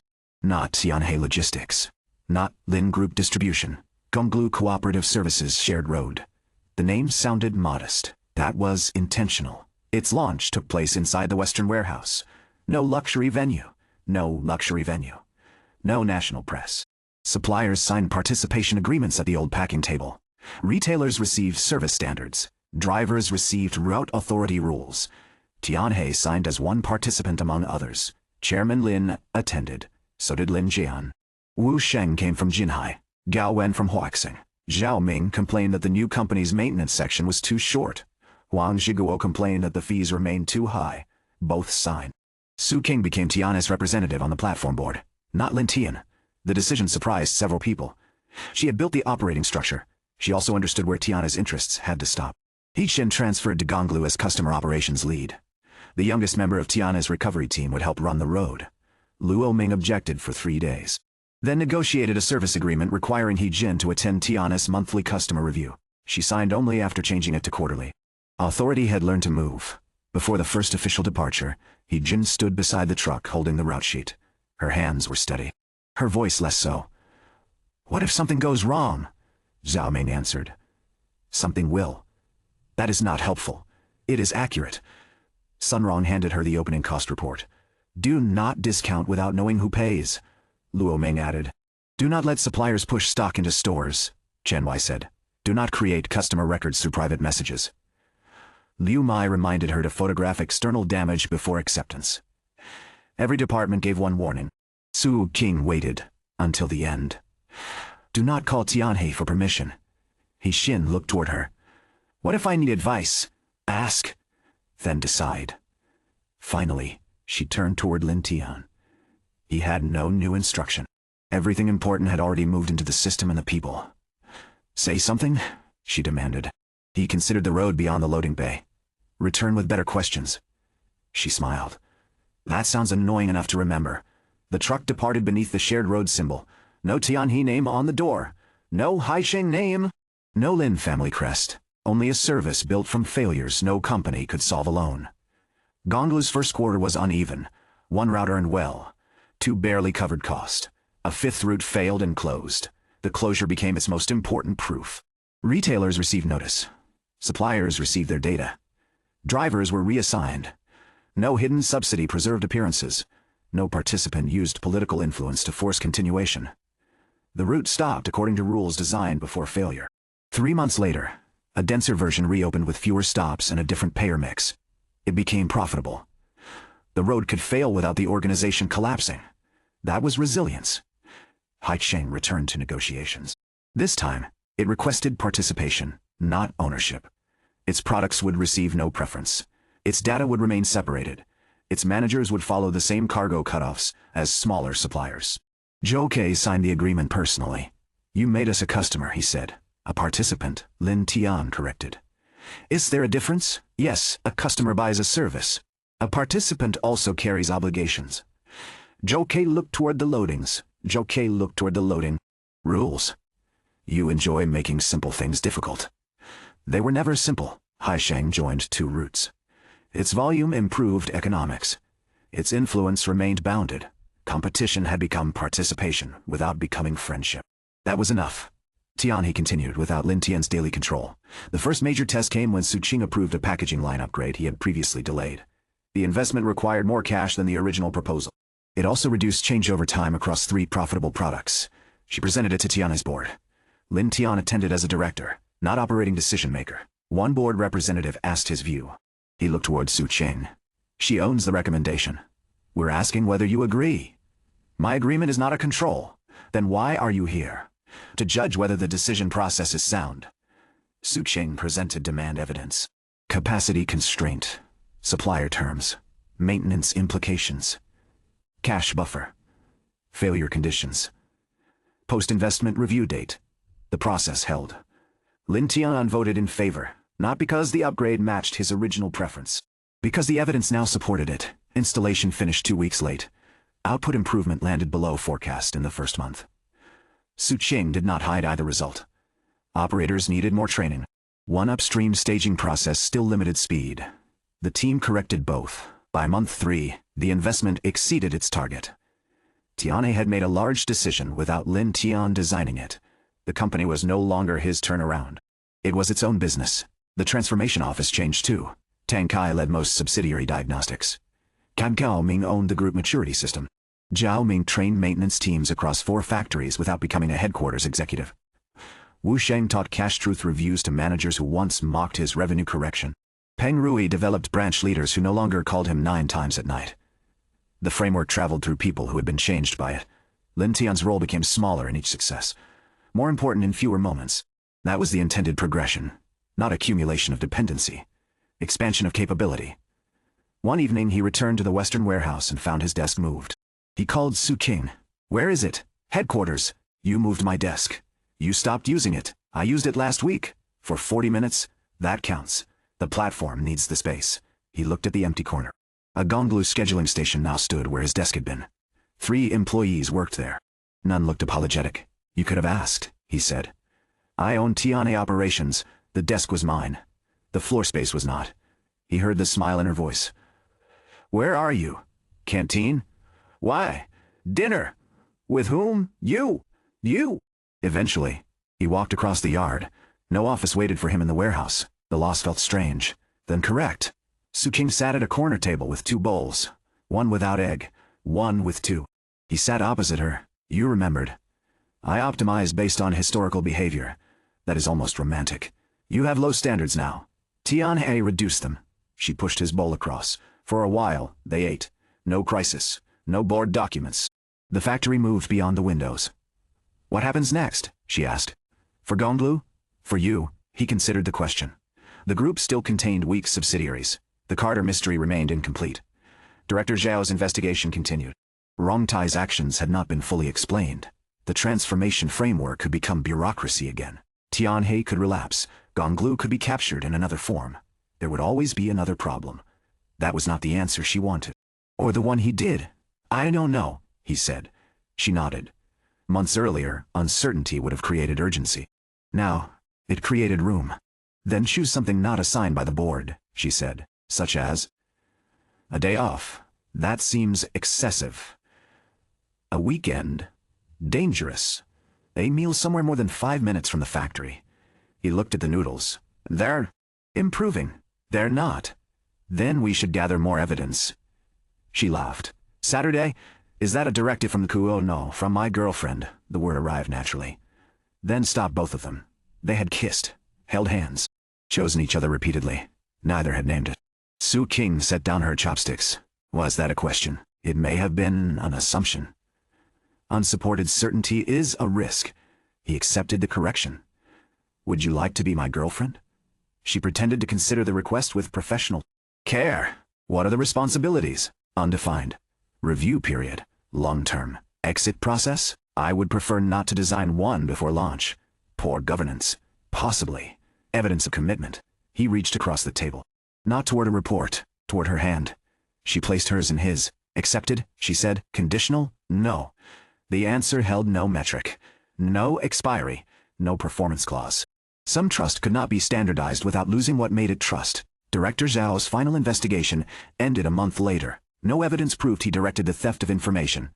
His son had discussed Tiana's land with Rongtai. The director had not disclosed the conversation. His family trust benefited from Rongtai's growth. The board found serious conflict of interest violations. He resigned. Before leaving, he requested one meeting with Lin Tian. They met in Tian's old conference room. No lawyers. The decision was already final. Director Zhao placed a folder on the table. Your father's review notes. Why did you keep them? Because he was right. The notes examined the layered investment vehicle, shell entities, indirect control, hidden related party exposure. His father had marked one sentence twice. Complexity is being used to make responsibility difficult to locate. The same pattern the group continued fighting. Different era. Same boundary. Why ignore him? Lin Tian asked. I believed diversification reduced risk. It reduced visibility. Yes, the old man looked toward the factory outside. I voted to dispose of Tianhe because I believed the company had no future. You also benefited if the land was sold. Yes. Did that influence you? Director Zhao took time. I told myself it did not. That isn't an answer. It is the most honest answer I have. People rarely experienced corruption as a single decision. To become corrupt, they accepted one convenient interpretation, then defended the system that made it profitable. Why give me this? Lin Tian asked. Your father wanted responsibility visible. I spent years hiding from mine. The old director stood. Do not turn my failure into proof that every complex structure is dishonest. Gonglu is complex, I know. Make its responsibility easier to find than mine was. He left the folder. Then left Tianhe. No forgiveness was requested. None offered. Only a lesson transferred at the end of authority. That night, Lin Tian added his father's notes to the private archive. Founder Gu. The first Carter. Chairman Lin. His father, Director Zhao. Different people had reached the same problem from different directions. How could organizations coordinate without hiding consequence? Founder Gu built belonging. Carter built connections. Chairman Lin built control. His father distrusted hidden ownership. Director Zhao proved why. None possessed a complete answer. Neither did Lin Tian. Su King stood beside the shelf. Are you going to keep all of it here? Copies? Originals? Group archive. Why copies? So lessons remain near the work. She looked toward the western warehouse beyond the window. His desk was gone. The road systems remained. That sounds like Founder Gu. Maybe. Does that bother you? Less than before? Why? Similarity isn't destiny. She nodded. And Ethan Carter? Also not destiny. Lin Tian. He looked toward her. That one is becoming mine. 1 year after the board sent him to Tianhe, the group held its annual meeting. The same boardroom. Many of the same faces. Different numbers. Tianhe had completed 9 consecutive profitable months. Debt had fallen substantially. Supplier arrears were cleared. Product range remained disciplined. No reckless return to expansion. Gonglu operated 7 routes across 2 regions. 1 had failed. 6 remained active. Haiqing participated in 2. Tianhe in 5. No manufacturer controlled the platform. Jinhai's reported revenue was lower than the year before. Its cash position was stronger. Distributor inventory normalized. Linhua's maintenance cost declined after correcting its spare parts excess. Waxing closed 1 unprofitable depot instead of building 2 new ones. Contribution improved. Its managers made decisions without waiting for Zhao Wen. The group maturity dashboard showed fewer stage 5 claims than the old system had shown green scores.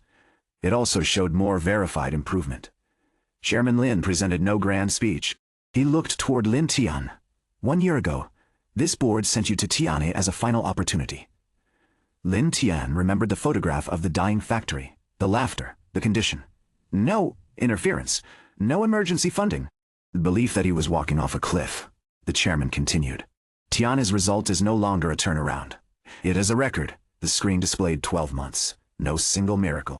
Steady capability. The transformation framework is adopted as the group's operating review method. Gonglu will continue under independent governance, and the operating transformation office will become permanent. One director asked the expected deeds. Question: who leads it? Chairman Lin looked toward Lin Tian. The old answer would have been obvious. The successful heir. The restored executive. The man whose methods shaped the system. Lin Tian answered before the chairman could.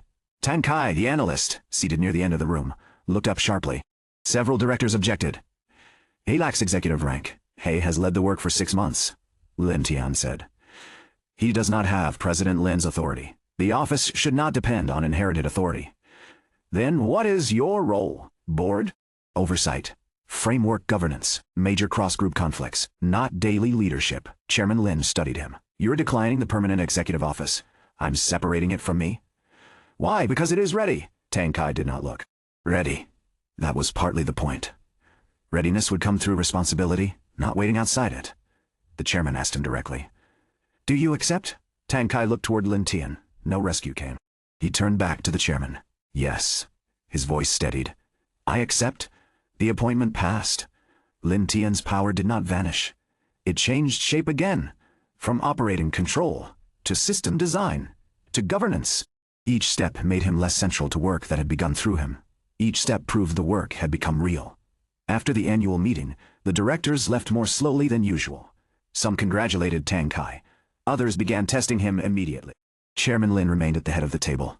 Lin Jian stood near the window. Su Qing waited beside Lin Tian. The old chairman spoke. The succession committee meets next month. No one pretended not to understand. The Lin group would eventually require a new chairman. The family had delayed the question through crisis. Tianhe's recovery had returned Lin Tian to consideration. Lin Jian remained powerful. Other family branches held support. The transformation results changed the balance, not the rules. You expect me to compete, Lin Tian said. I expect you to decide. Those are different. Yes. Chairman Lin looked older than he had 1 year earlier. Not weaker. More aware of time. Do you want the position? The question once would have defined the story. The disgraced heir returning, defeating those who mocked him, taking control of the empire that expelled him. Ethan Carter would once have measured success through scale. The old Lin Tian would have measured it through status. Now, he thought of Tianhe, Gonglu, Jinhai, Linhua, Huaxing. Systems changed by authority. Systems damaged by it. I don't know, he said. Lin Jian turned from the window. Chairman Lin did not appear disappointed. Then learn before the committee decides for you. I won't accept a decision made only because of blood. No chairman is chosen only because of blood. In this group, blood opens the room. Capability decides who remains. Does it? The question reached the family directly. Chairman Lin accepted it. Not always. Then the succession process should use the same standards we demand from subsidiaries. Lin Jian spoke. You want to redesign succession? Yes. While being a candidate, yes. That is a conflict. Then, candidates should not control the design.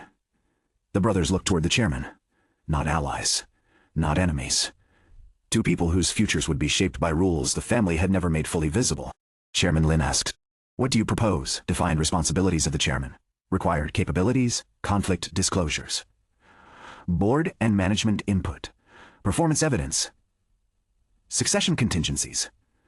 No private promises. No family branch voting. Blocks hidden behind nominees. Lin Jian gave a quiet laugh. You plan to make inheritance auditable. I plan to make authority explainable. That may be harder, probably. Chairman Lin closed his folder. Prepare a proposal together. Neither man expected that. With him, Lin Jian asked. With each other, the old man stood. If you cannot design a fair process while both wanting different outcomes, neither of you should lead the group. Then he left, in the empty boardroom. Then he left. Lin Jian looked toward Lin Tian. Do you want the chair? I said I don't know. That is not useful. It is accurate. You may be the only candidate who thinks uncertainty is a qualification. It is better than certainty without evidence. Lin. John gathered his documents. We begin Monday. You agreed quickly. I want the position. The honesty simplified everything. Why? Lin Tian asked. Because I have spent 20 years carrying this group. Because I believe I understand its group. Risks. Because I do not trust someone else to protect what I built. The last reason mattered most. Control born from responsibility. And fear. What about you? Lin Jian asked. Lin Tian looked around the boardroom. I want the group to survive whoever becomes chairman. That is not a reason to become one, no. It may be a reason not to. His uncle considered him. Monday, then left. Su King remained by the table. You really don't know? No. Do you want my opinion? Yes, you would be good at it. That isn't the same as wanting it. I know. She moved closer. You also dislike positions where the work can continue without you.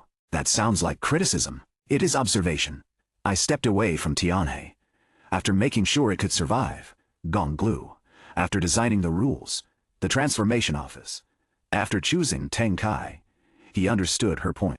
He accepted authority when a system needed building. He withdrew once it could stand. The chairmanship had no natural endpoint. No moment when responsibility became complete. It would demand remaining at the center. Maybe I don't want permanent centrality, he said. Then don't become chairman because the story looks satisfying that way. He looked toward her. She had said it casually. Yet, the sentence reached beyond the boardroom. The disgraced heir's obvious ending was triumph over the family. But a life was not obligated to follow the cleanest narrative. What would you choose? He asked. For you? For us? Su King took his hand. A life where your work matters. And where you come home before midnight often enough that I remember why. I agreed to be your girlfriend. That sounds like two targets, both mandatory. Scoring method. She pulled him toward the doors. Evidence-based. They left headquarters together. Outside, the city moved through evening traffic. Tianhe's factory lights would already be on. Gonglu's routes would still be returning. Teng Kai would be discovering how many calls followed a promotion. Lin Jian would begin calculating the succession process before Monday. Chairman Lin would wait to see whether his heirs built rules stronger than their ambition. The first Carter's mystery remained incomplete. Perhaps it always would. A traveler had arrived decades too early. Left questions. Failed to finish a road. Another man carrying the same name had arrived later. Not to complete a prophecy. Not to inherit a mission. Only to face similar problems with another chance. Lin Tian looked towards Su Qing beside him. What do you want for dinner? She stopped walking. That is your first question after a succession challenge. It isn't about the group. You are improving slowly, faster than your problems change. Some of them. She considered the restaurants across the street. Then chose one without checking distance from any factory. He followed. Behind them, the Lin Group tower remained lit. Ahead, no route had been assigned. For the first time since waking as Lin Tian, the next road would not begin with punishment, crisis, or someone else's unfinished question. He would have to choose it himself. Monday began before the succession proposal existed on paper. Lin Jian arrived at 7:30. Not headquarters time. Factory time. He entered Tiana's western warehouse wearing a dark suit that looked out of place beside loading pallets and road boards. Lin Tian was already there. Su King had left 20 minutes earlier for the morning production review. Gonglu's first trucks were preparing to depart. Lin Jian looked toward the empty corner where Lin Tian's desk had once stood. You don't have an office here anymore. No, yet you asked to meet here. It reminds us what authority is supposed to serve. His uncle glanced at the root board. That sounds like an argument prepared in advance. It is a location. Locations can be arguments. Fair. Lin Tian led him to the old packing table. 2 folders waited there. One marked Chairman Responsibilities. The other Croissage. Lin Jian opened neither. You began without me. I listed questions. That is beginning. Yes. His uncle sat. What do you think the chairman does? Too much. That is not out of definition. Is the first problem? Lin Tian drew one line down the center of a blank page. On the left, governance on the right. Management. The group chairman approves strategy. Major capital allocation. Executive appointments. Risk boundaries and succession. Lin Jian added. External relationships. Government. Banks. Major partners. Family shareholders. Those are influence functions. They still belong to the role. Some do, not all should. Lin, not all should. Not all should. Lin Jian looked toward him. You want to reduce the position.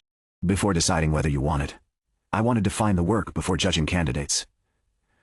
That conveniently favors someone who builds systems, and disadvantages someone who depends on informal influence.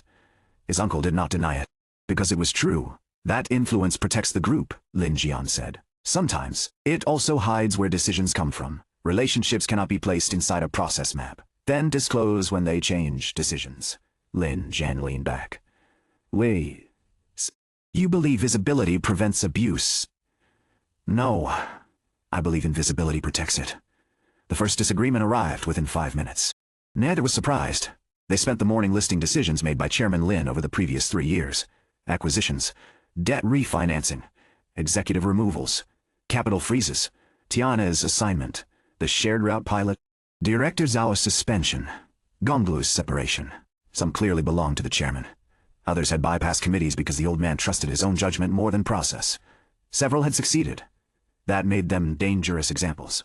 A good outcome could teach an organization to tolerate weak governance. Lin Jian pointed toward Tiana's assignment. Without personal discretion, you would have been removed permanently. Possibly. The board had already voted. Yes. Father created an exception. He also chose the terms alone, and the result justified him. The result does not make the process transferable. His uncle does not make the process transferable. Looked irritated. You survived because he acted as chairman, not committee administrator. I survived because Tiana's people changed the company. That opportunity existed because of him. Yes, Lin Tian did not erase the contribution. He separated it. Chairman Lin had preserved a path. He had also designed a test around personal belief. The outcome could have been different. A succession system could not assume the next chairman's instincts would be equally disciplined. What would your process have done? Lin Jian asked. Allowed the board to assign a recovery test under declared terms. They would never have approved it. Then the governance problem existed before the decision. That answer saves your theory and loses the opportunity. Then the theory needs redesign. His uncle studied him. You always accept criticism too quickly. Only accurate criticism. It makes arguing with you unpleasant. That may be useful for the chairman role. Do not campaign during process design. I'm not. That sounded like it. Lin Tian removed the comment from the notes. Lin Jian stared at him. You actually deleted it. It was irrelevant. His uncle almost laughed. The meeting continued. By noon, they had reduced the chairman's formal responsibilities to 6. Group purpose and long-term direction.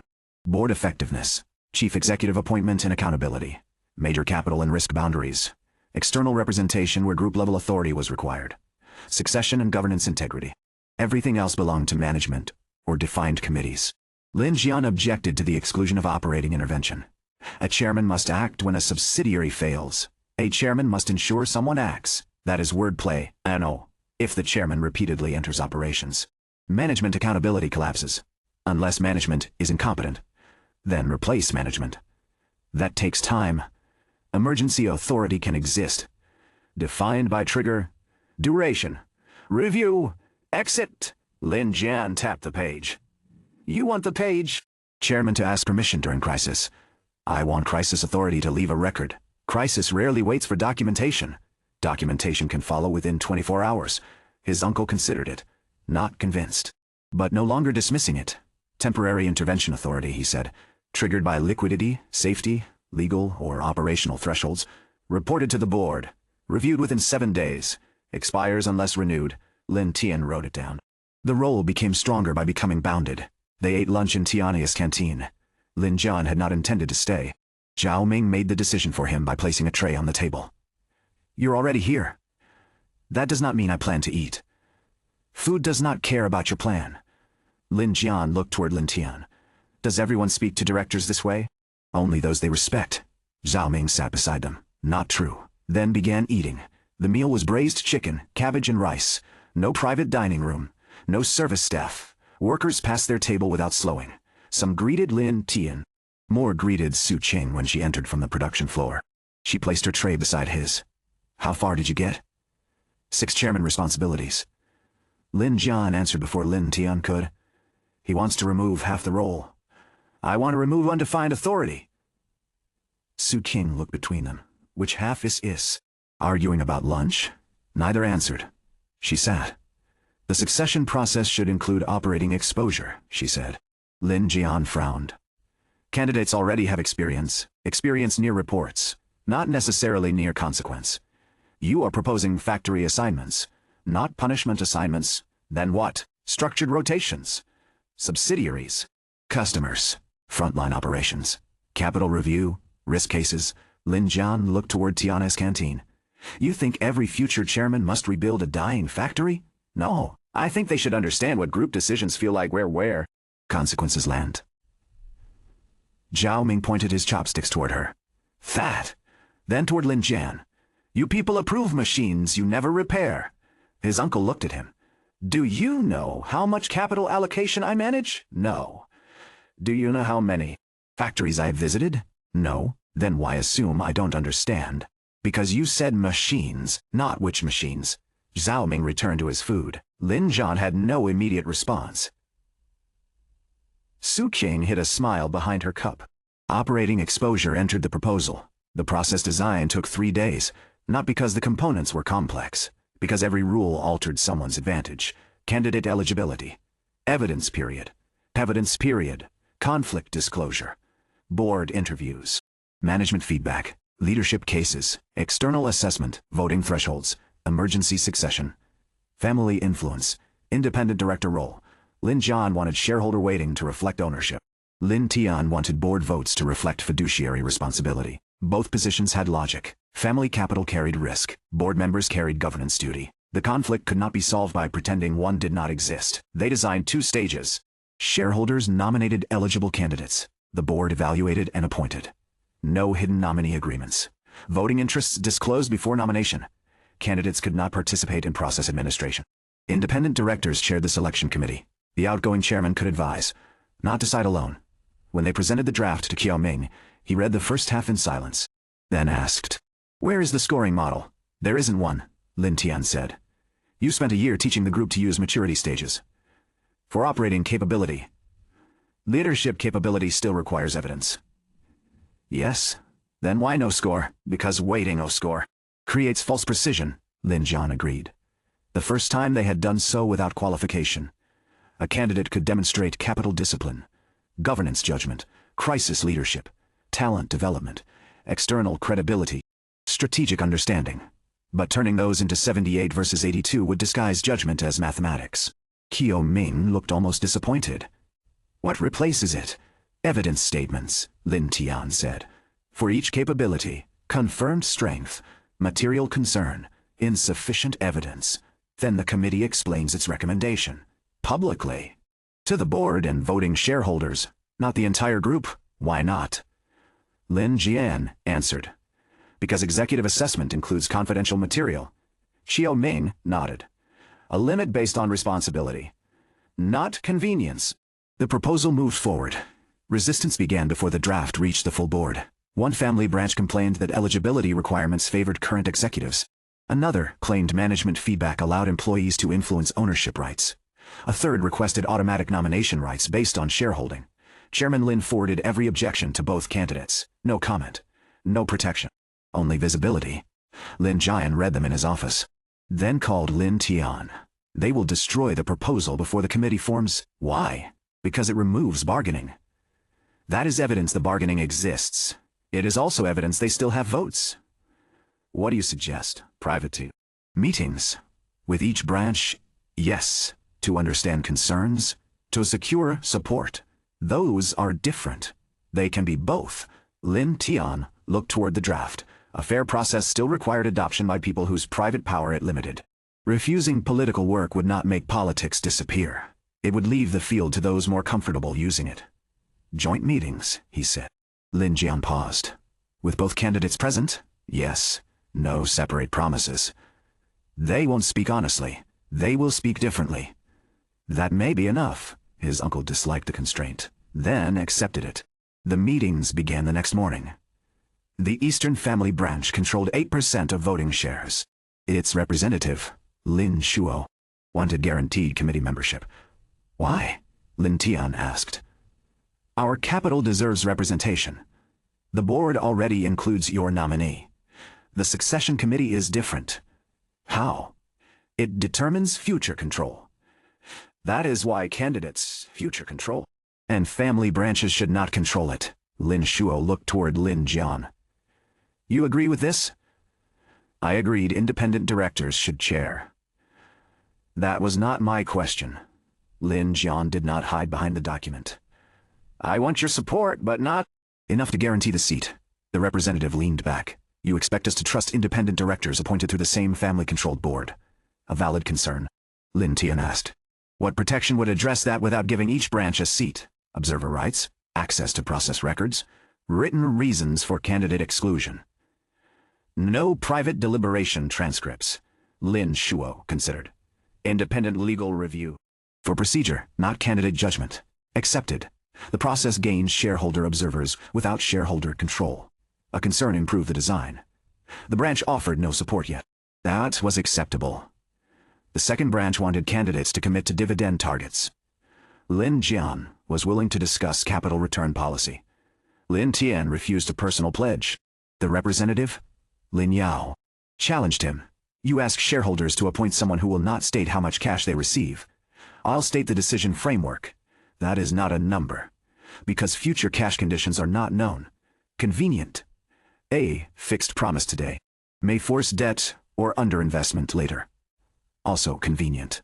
Lin Jian intervened. A 3-year capital return range could be reasonable. Based on what assumptions? Lin Tian asked. Current forecast. Then disclose conditions that suspend it. Lin Yao watched them argue. You two intend to run the group together? No, both answered. For the first time, the representative smiled. They developed a policy commitment instead of a dividend promise. Target payout range. Minimum liquidity conditions. Debt thresholds. Strategic investment exceptions.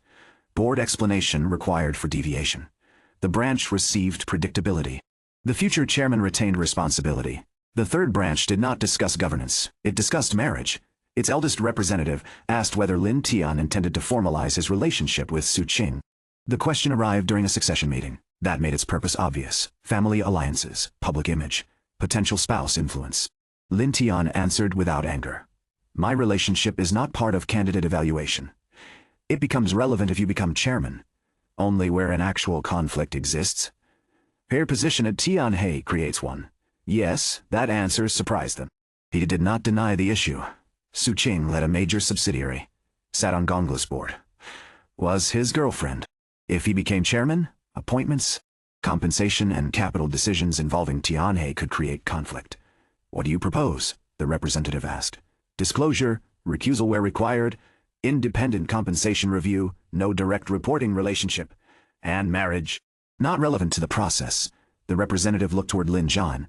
His uncle's family position was more conventional. Long-established marriage, children, connections across business circles. Lin Jian could have used the contrast.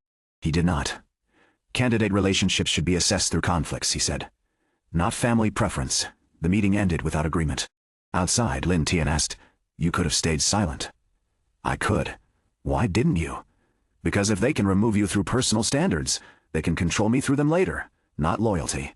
Shared interest and fair boundaries. Enough for cooperation. Su Qing heard about the question that evening. Not from gossip. From Lin Tian. They were eating dinner at a restaurant selected for food rather than distance. A small improvement. She set down her spoon. What did you say? That our relationship was irrelevant except for actual conflicts. Accurate. You don't sound pleased. I'm deciding whether accuracy is enough. He waited. She looked toward him. Do you intend to hide us during the process? No? Do you intend to use us as evidence of stability? No. Do you intend to let them question my work because I'm dating you? No. Do you intend to let them question my work because I'm dating you? No. The third answer carried consequence. How? She asked. Independent review. Clear reporting. Recusal. That protects the process. Bias? What protects me from becoming the chairman candidate's girlfriend in every room? He did not offer false certainty. Nothing could prevent people from using the label. He could affect what the organization rewarded. What would help? He asked. Do not speak for me, even to defend you, especially then. She continued. If Tiana's result is challenged, I answer. If Gonglu's governance is challenged, I answer. I answer. If my conflict is challenged, I disclose it. You do not turn me into proof of your fairness. The instruction was precise. He accepted. And outside the process? He asked. I still expect you to defend me when your relatives are rude at dinner. That seems inconsistent. It is context. Different decision rights? Exactly, he smiled. She had converted relationship boundaries into operating language, then pointed her spoon at him. Do not look pleased.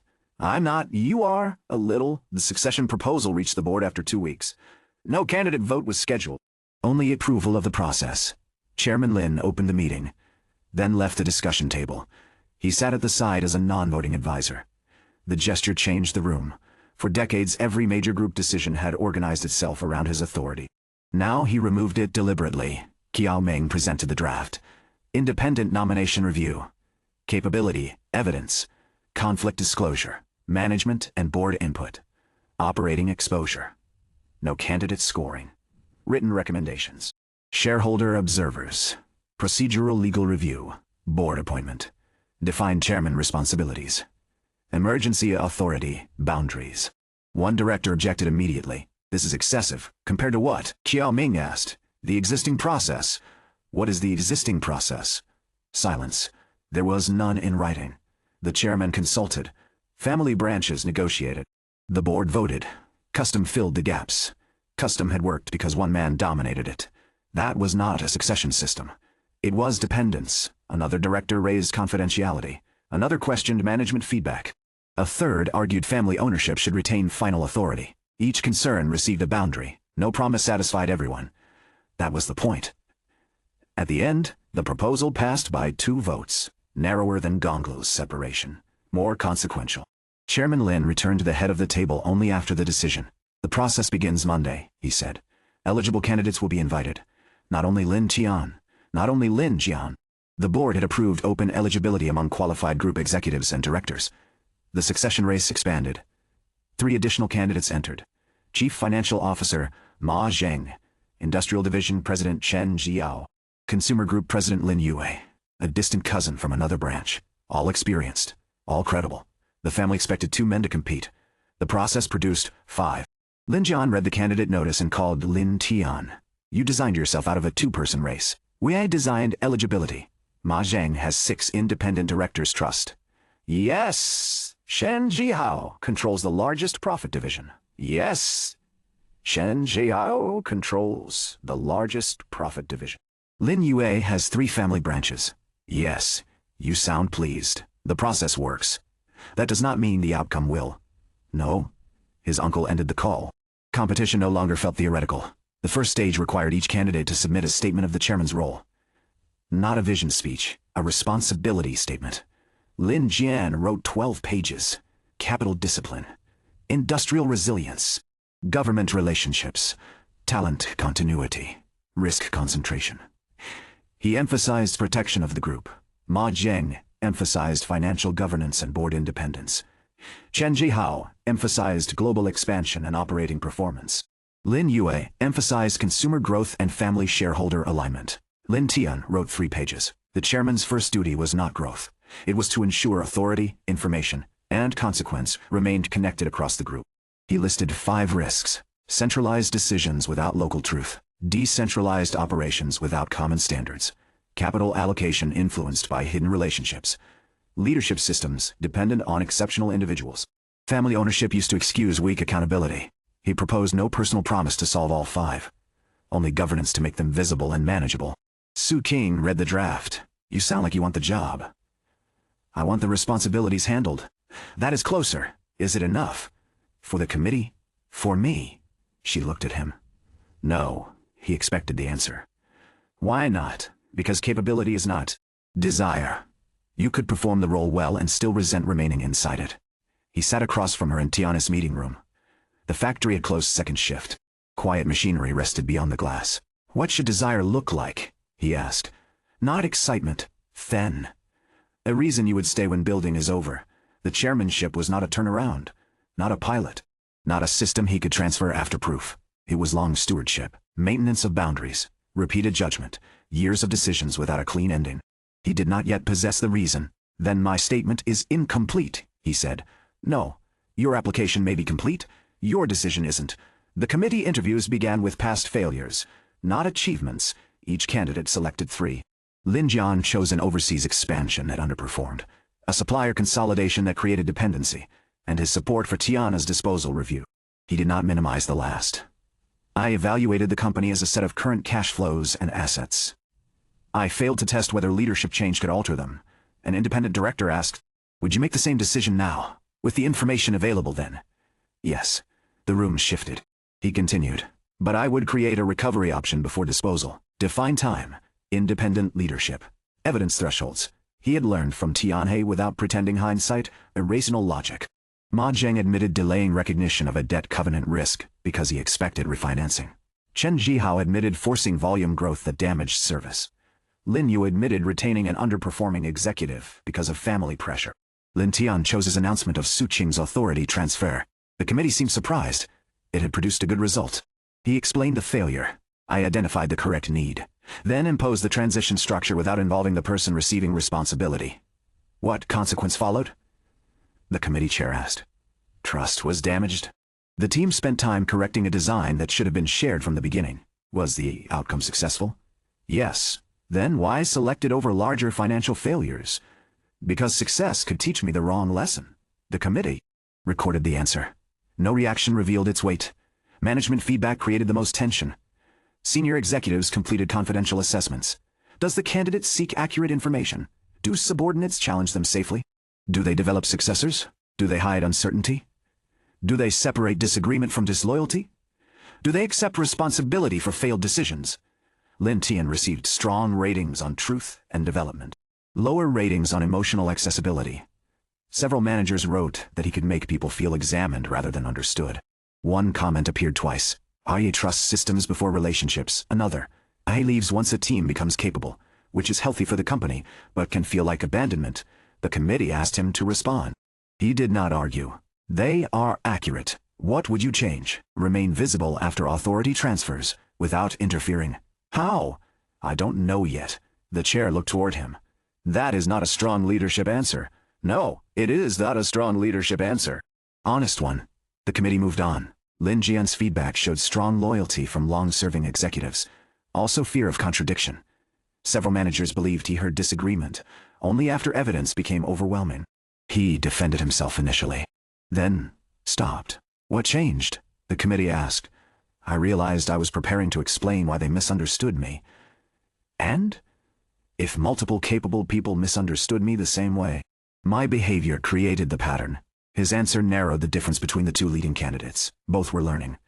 Neither could rely on the other's weakness. Operating exposure placed candidates outside their strongest environments. Ma Zheng spent a week in a regional distribution center. Chen Jihao joined a struggling consumer branch. Lin Yu worked with industrial procurement. Lin Jian was assigned to Jinhai. Lin Tian received the group's property division. Not because it was failing, because it was profitable through rising asset values while producing weak operating cash, a familiar danger. The division's president welcomed him with confidence. Occupancy high, valuations rising. Debt manageable? Projects on schedule. The first day showed nothing alarming. The second revealed tenant incentives buried inside leasing costs. The third revealed loan covenants dependent on valuations. The fourth revealed 3 projects generating positive accounting profit and negative cash after financing. The division was not collapsing. It was optimized for a world where asset values continued rising. Lin Tian asked the president, "What happens if valuations remain flat for 18 months? We slow development. What happens to covenants? We remain within limits. By how much?"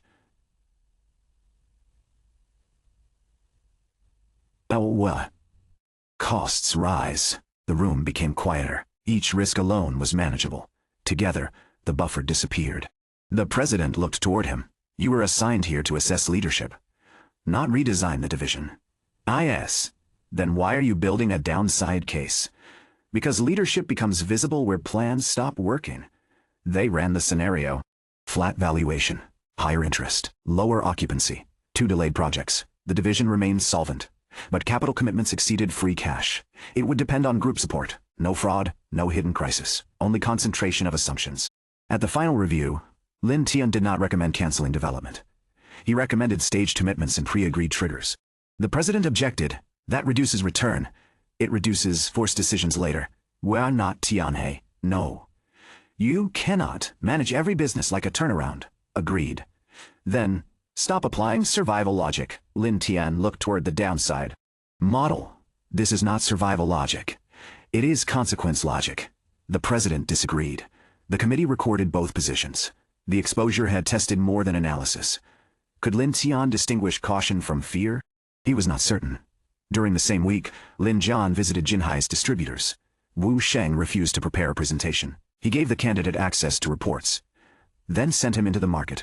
Lin Jian discovered one distributor rebuilding volume through extended credit. Revenue looked healthy. Cash risk was returning under a different form. He ordered an immediate freeze. Wu Sheng challenged him. You don't own this decision. I am protecting the company. You are here to observe leadership. I found a problem.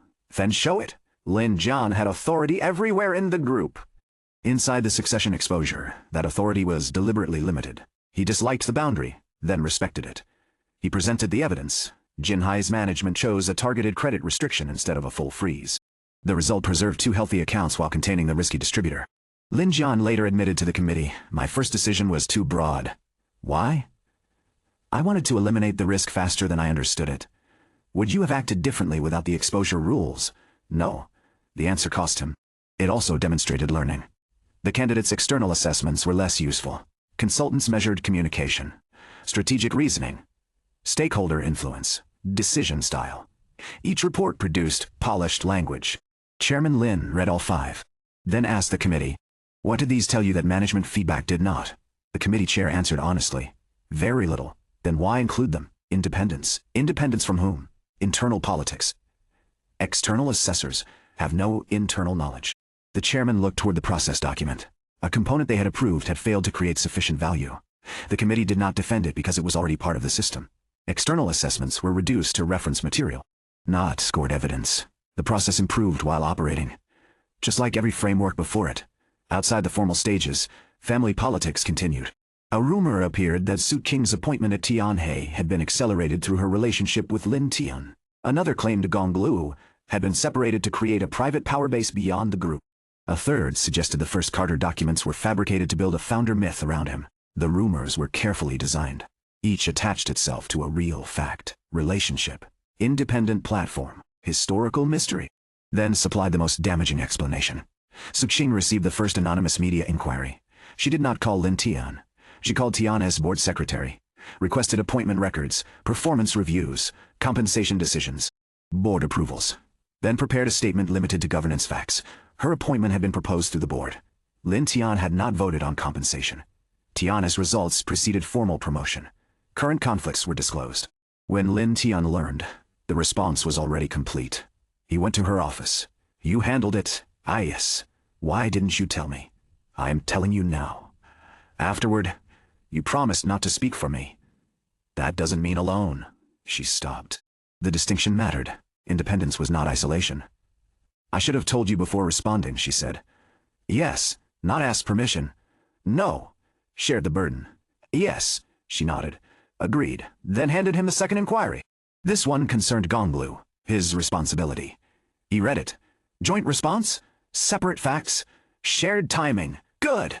They worked side by side, not because one protected the other. Because the attack crossed both responsibilities. Xu Cheng traced the rumors to a public relations firm. The firm had worked for one family shareholder. No direct evidence linked any succession candidate. The committee disclosed the finding to all candidates. Lin Jian called Lin Tian that evening. It wasn't me. I know. How? You would attack the process directly. That is not comforting. It is accurate. His uncle was silent. Then said, one of my supporters used that firm last year. Did you authorize this? No. Will you disclose the relationship? S. The next morning, Lin Jian submitted it voluntarily. The supporter denied involvement. The investigation continued. The disclosure cost Lin Jian political support. He did it anyway. A candidate could not demand clean boundaries only from others. The committee's interim report placed no candidate first. It identified concerns. Lin Jian, strong group experience, external relationships, capital knowledge, executive loyalty, Material concern around challenge culture and over-centralization. Lin Tian. Strong transformation record. Governance design. Truth-seeking. Talent development. Material concern around long-term commitment to the chairman role and relational leadership. Ma Zheng. Strong financial governance. Board trust. Material concern around operating depth. Chen Zihao. Strong industrial results. Execution. Material concern around growth bias and weak cross-group perspective. Lin Yu. Strong consumer insight. Shareholder communication. Material concern around family pressure and limited crisis evidence. The board expected ranking. The committee provided uncertainty. Several directors complained. The committee chair responded. The process is not finished. Chairman Lin said nothing. But he did not demand a simpler answer. The next stage required each candidate to present one decision they would make as chairman within the first 100 days. Not a strategy plan. One decision. Chen Zhihao proposed consolidating global procurement. Ma Zheng proposed a group capital and risk committee. Lin Yu proposed integrating consumer data across subsidiaries. Lin Jian proposed reducing the number of directly managed businesses through divisional holding structures. Each addressed real complexity. Lin Tian proposed no major restructuring. He proposed replacing Chairman Lin's private executive briefings with a formal weekly decision record. Every major chairman intervention. Source of information, decision owner, expected consequence, conflicts, review date. The board reacted with disappointment. 100 days, a director said. And your priority is a meeting record? It is an authority record. You would inherit the largest private business group in the region and begin with documentation. I would begin by making the office visible. What growth decision would you make? None before understanding what decisions currently depend on the chairman, personally. Another director leaned forward. You are campaigning against the role? I am aiming against the role. I am not. Defining its risk, Lin Jian watched without expression.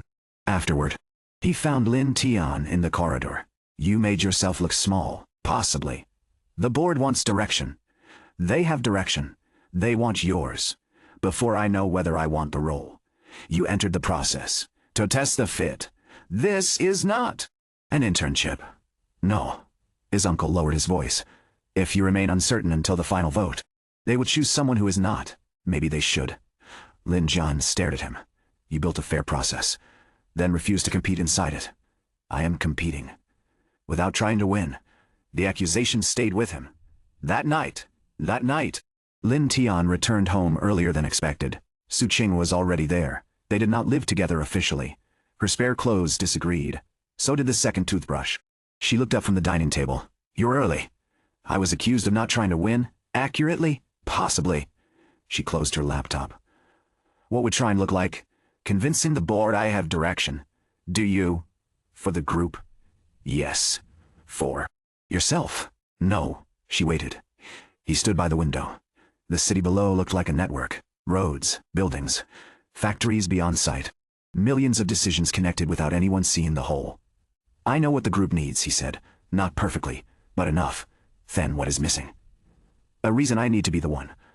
Su Qing joined him. Maybe you don't. That is what Lin John thinks I'm avoiding. Are you? He considered the question. There was comfort in building systems, then stepping away before they could disappoint him personally. Tianhe had exposed that pattern. Managers experienced his departure as abandonment. The chairmanship offered no clean transfer. Refusing it could be wisdom. Or fear disguised as principle.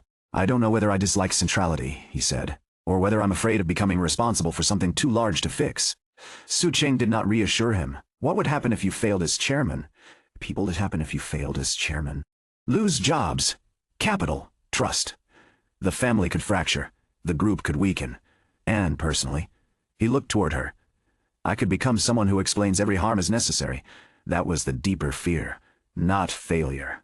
Justifying it. Chairman Lin had made brutal decisions. Some correct, some regretted. Long authority trained people to believe their perspective was reality. Su Qing took his hand. Then the question is not whether you can avoid becoming that. No one can guarantee it. The question is whether you will build people who can stop you. The succession process itself had begun doing that. Independent directors, visible decisions, conflict disclosure, management feedback, bounded emergency authority. Lin Tian had designed protections for the role before deciding whether to accept it. Perhaps that was not avoidance. Perhaps it was preparation. What do you want? She asked. Not what the group needed. Not what the story suggested. Not what his father hoped. He looked at the city, then at her. I want to build a group where good companies don't die because truth cannot reach authority. That sounds like the role. It could be done from governance. Would another chairman allow it? Maybe. Do you trust? Maybe. No. That answer came clearly, not because only he could succeed, because the work mattered enough that he wanted responsibility for it. He finally understood the difference. Wanting the chair was not wanting to remain central forever. It was accepting stewardship long enough to make centrality safer. I want the position, he said. Su Cheng nodded. No celebration? No surprise? Then try to win. The change appeared the next morning, not through a speech, through clarity. At the candidate forum, Lin Tian was asked what growth strategy he favored. Previously, he would have rejected the framing. This time, he answered. Selective expansion through shared capability, not group-wide centralization, he explained. Consumer companies could share demand data standards without sharing customers. Factories could share maintenance knowledge without identical equipment. Logistics could create neutral infrastructure. Capital could move through evidence stages. Growth would come from reducing coordination cost across the group, not forcing every subsidiary into one operating model. A director challenged him. That is still a framework. What business will grow? Gonglu. Selected consumer brands through reliable regional access. Industrial services where maintenance capability can become external revenue. Property, through staged commitments rather than valuation dependence. He named opportunities, risks, sequence. He did not hide behind uncertainty. He bounded it. Another director asked, why should you lead this rather than design it for someone else? Because implementation will require conflicts this board has avoided, between headquarters and subsidiaries, family control and professional governance, private relationships, and visible standards. I have spent the last year inside those conflicts, and I am willing to remain accountable for the trade-offs. The sentence completed what his earlier statements lacked, willingness to remain, not only to build. Lin Jian heard it. So did the committee. His uncle approached afterward. You decided. Yes. What changed? I found a reason to stay. Su Qing? Partly. Lin Jian nodded. Good. You don't sound pleased. I preferred competing against uncertainty. Preferred competing against uncertainty. Honesty carried respect. And now? Lin Tian asked. Now I intend to defeat you. Fair. They returned to separate preparations. The process had transformed their relationship, not into friendship, into legitimate rivalry. Neither needed the other to be corrupt for his own ambition to be valid. That alone marked progress. The final management forum was broadcast internally to senior leaders across the group. Each candidate answered questions from subsidiary executives. No prepared statements. Wu Sheng asked how the future chairman would respond when a profitable subsidiary reported a decline in revenue to protect cash. Chen Jihao emphasized context. Ma Zheng emphasized cash quality. Lin Yue emphasized communication with shareholders. Lin Jian said performance should be evaluated against economic value, not one period's headline. Lin Tian added, the chairman should ask whether incentives punish the correction. The Jinhai sales crisis had begun because shipment bonuses rewarded the wrong truth. A policy praising cash while paying for revenue would remain dishonest. Zhao Ming asked whether headquarters would fund old machines. The room laughed. He did not. New equipment receives capital easily. Maintenance receives questions. Why? Lin Jian answered first. Because new assets are easier to present. Zhao Ming pointed at him. Correct, then asked. What will you change? Lin Jian proposed criticality-based capital review. Lin Tian agreed. Not competed. A useful answer did not become wrong because another candidate gave it. The forum noticed. Later, Qiao Ming asked whether the two men were coordinating. No, Lin Tian said. Then why support his answer? Because the machines do not care who becomes chairman. The sentence circulated through the group. Not as a slogan, he intended. As relief. Succession did not have to turn every decision into faction. The final committee interviews were personal, not intimate, consequential. The chair asked Lin Tian, what would make you resign as chairman? Loss of board confidence? That is procedural. What personal threshold he considered? If I begin hiding information to preserve authority, how would you know? I may not. Then, independent. Then, independent. Audit, management access to the board. Protected dissent channels. Decision records. You answer a personal question with systems. Yes. Is that avoidance? Partly. The committee waited. He continued. My personal threshold is when I no longer believe challenge improves decisions. If I begin treating disagreement as obstruction, I should not remain. The chair wrote it down. What would make you stay when resignation is easier? The same responsibility. If harm can still be corrected, and the board still trusts the process. Leaving to protect my reputation would be another form of avoidance. The answer surprised him as he gave it. Stewardship required knowing when to leave, and when not to escape. Lin Jian's final interview lasted longer. When he emerged, he looked tired. They met in the waiting room. No assistants, no directors. 5 candidates reduced to 2 men waiting beside a silent water dispenser. How was it? Lin Tian asked. They asked whether I could serve under you. And? I said yes. Lin Tian looked toward him. Would you? If the process appoints you. Not happily. No. But professionally. Yes. His uncle poured water. They asked whether you could serve under me. What did you say? That was my interview yesterday. You avoided the answer. Lin Tian took the second cup. Yes, I could. Jian studied him. In what role? Governance, transformation. Whatever carries real responsibility. Would you challenge me publicly, if required? That sounds exhausting. It probably would be. His uncle drank, then said, I was wrong about Tianhe. You've said that. No. I was wrong about what it made you. Lin Tian waited. I thought success would restore the old ambition. The need to prove the family wrong. Instead, to prove the family wrong. You keep giving power away. That worried me more. Why? Because a man who does not want power can still use moral superiority to control those who do. The criticism was sharp. Accurate enough to examine. Do I? Lin Tian asked. Sometimes. When? When you treat willingness to compromise as weakness. When you assume visible systems are cleaner than relationships. When you withdraw from competition and make everyone else look less principled for remaining.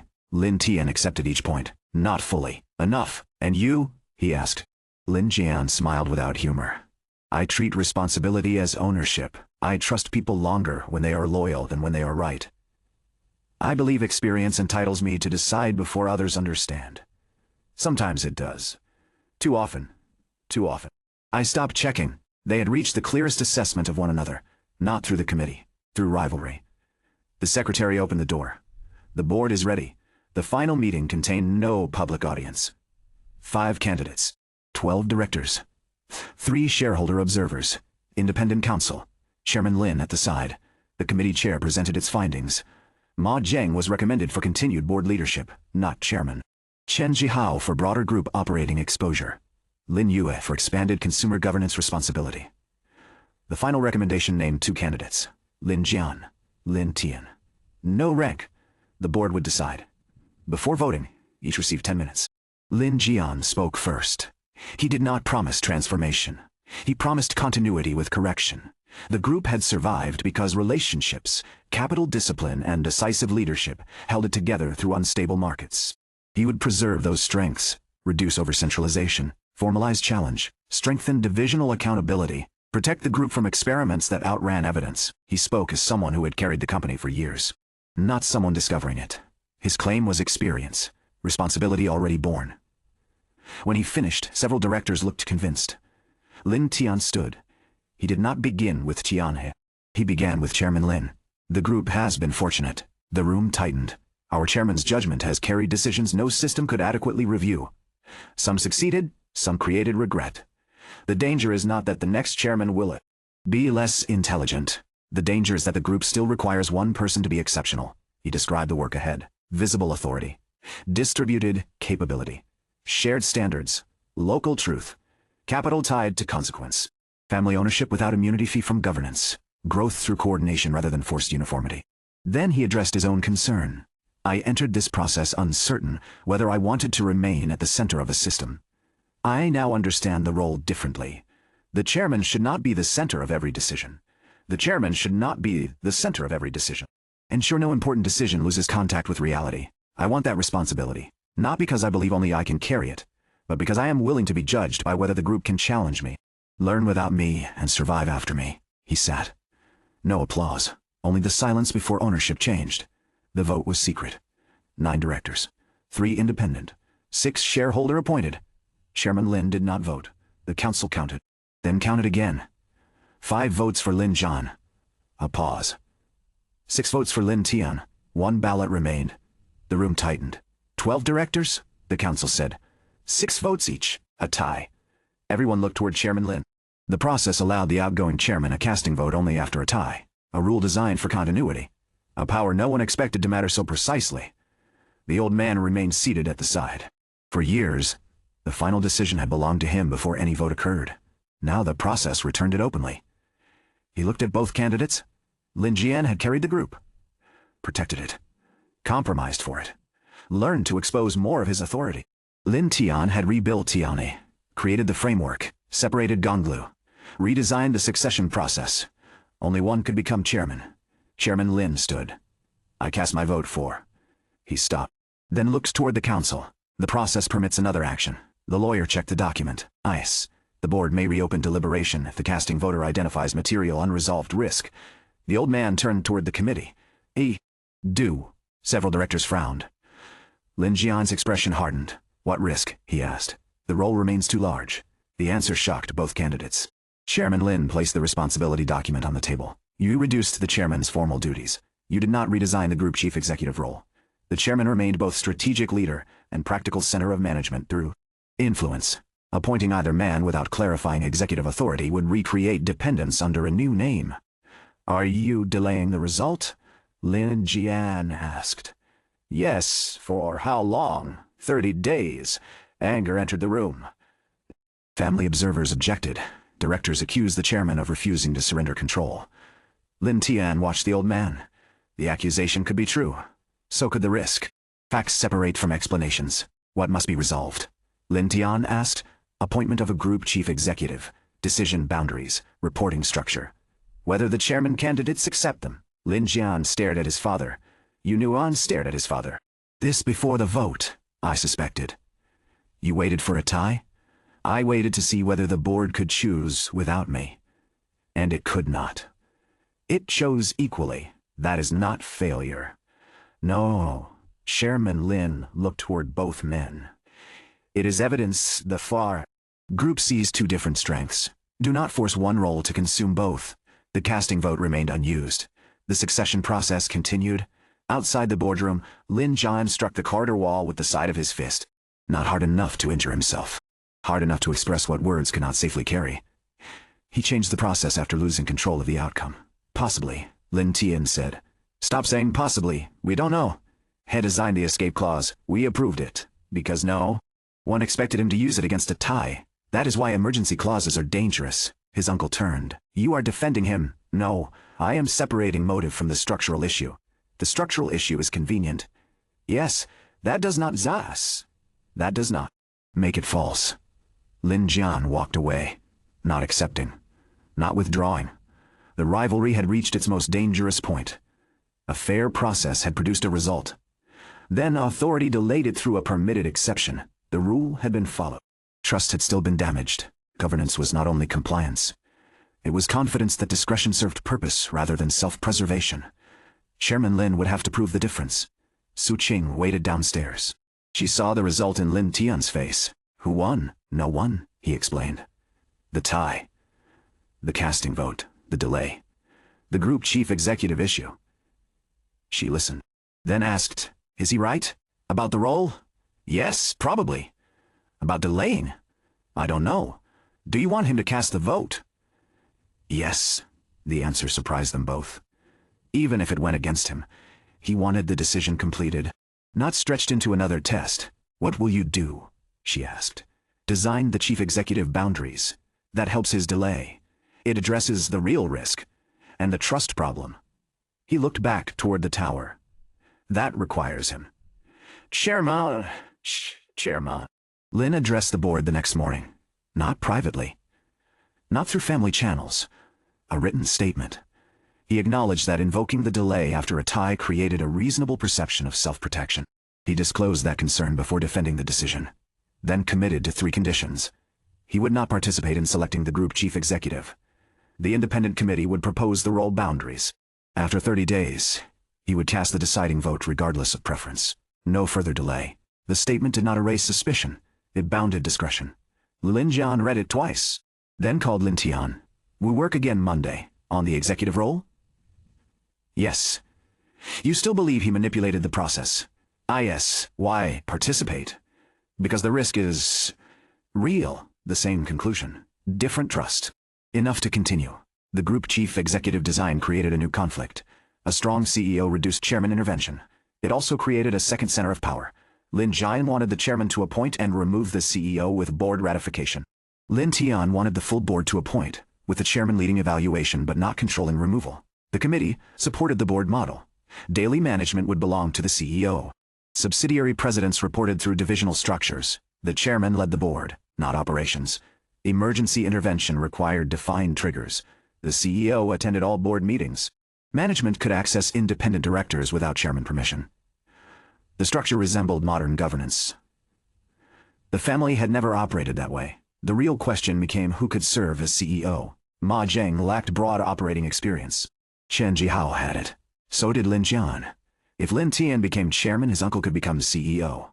If Lin Jian became chairman, Chen Jihao was likely.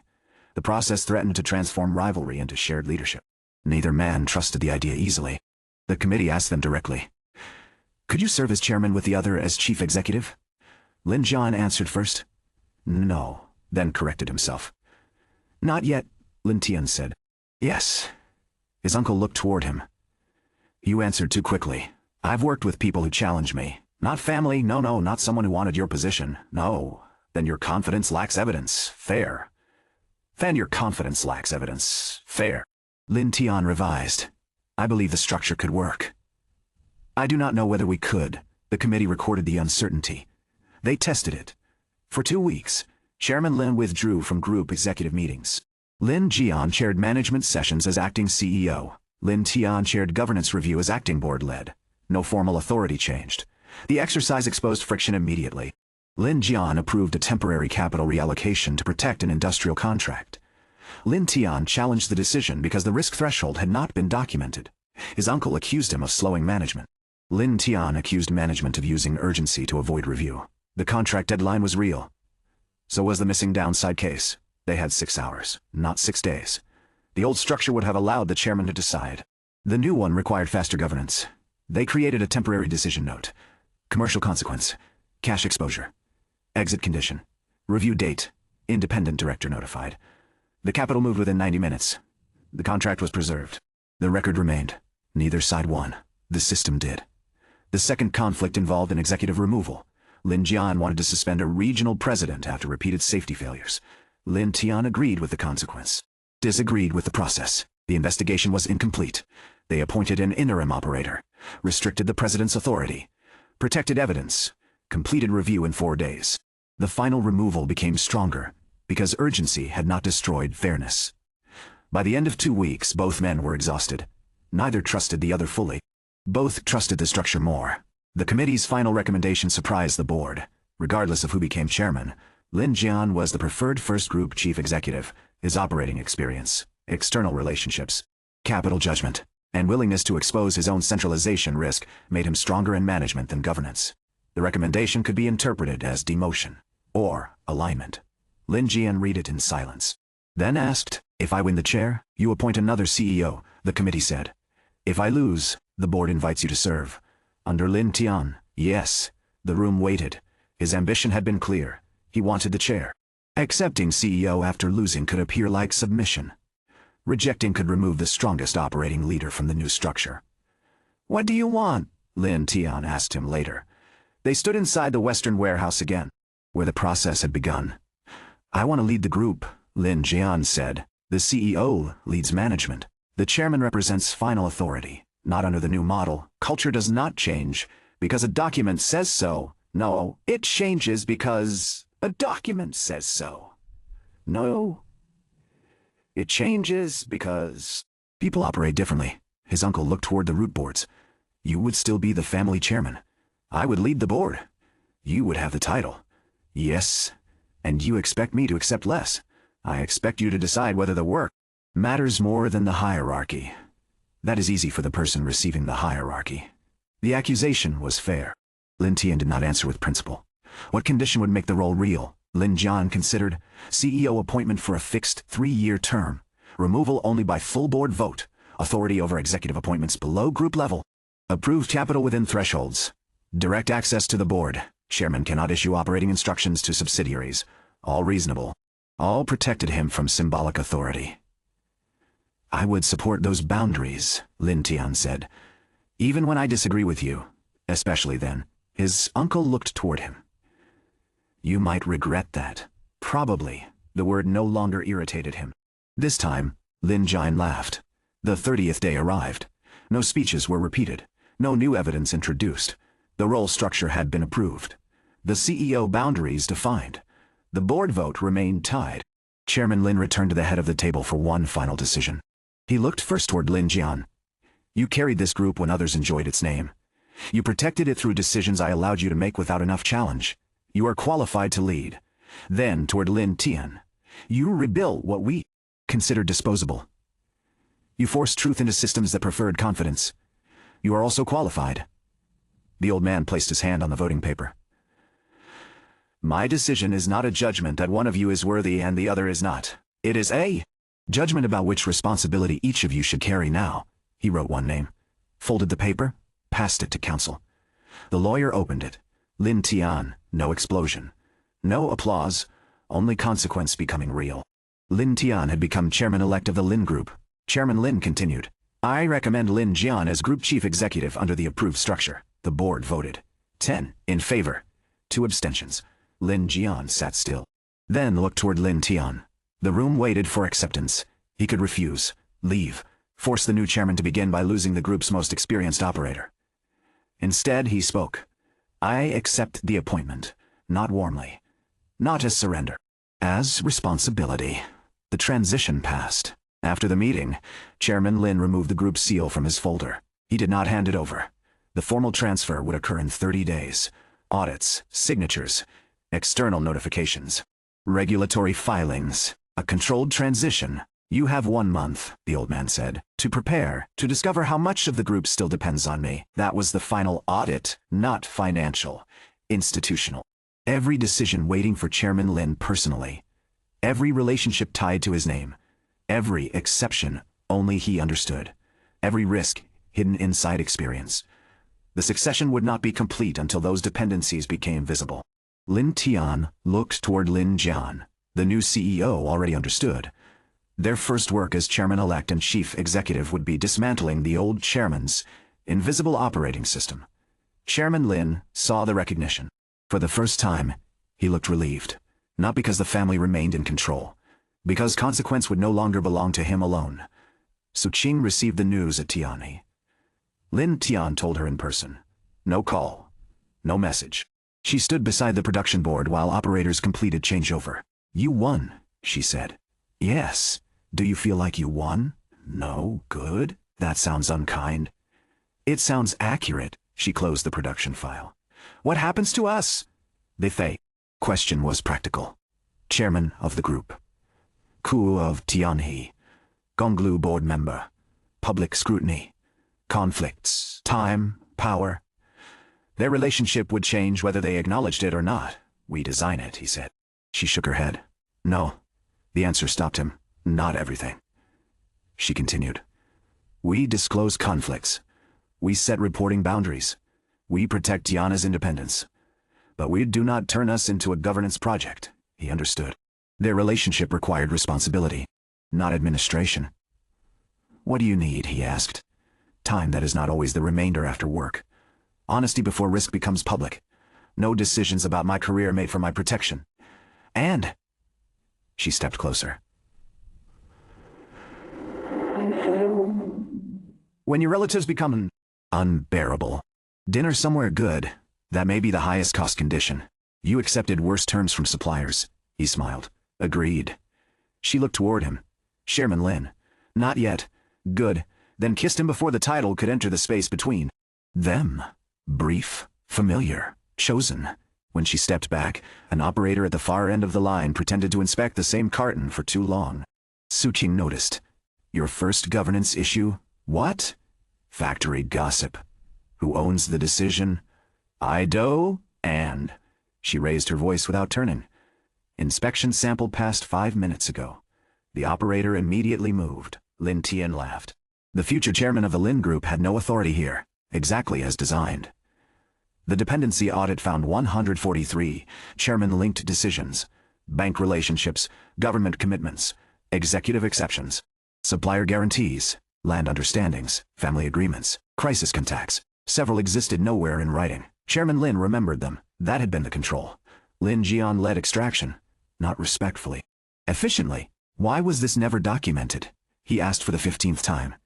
Because I remembered it. Chairman Lin answered.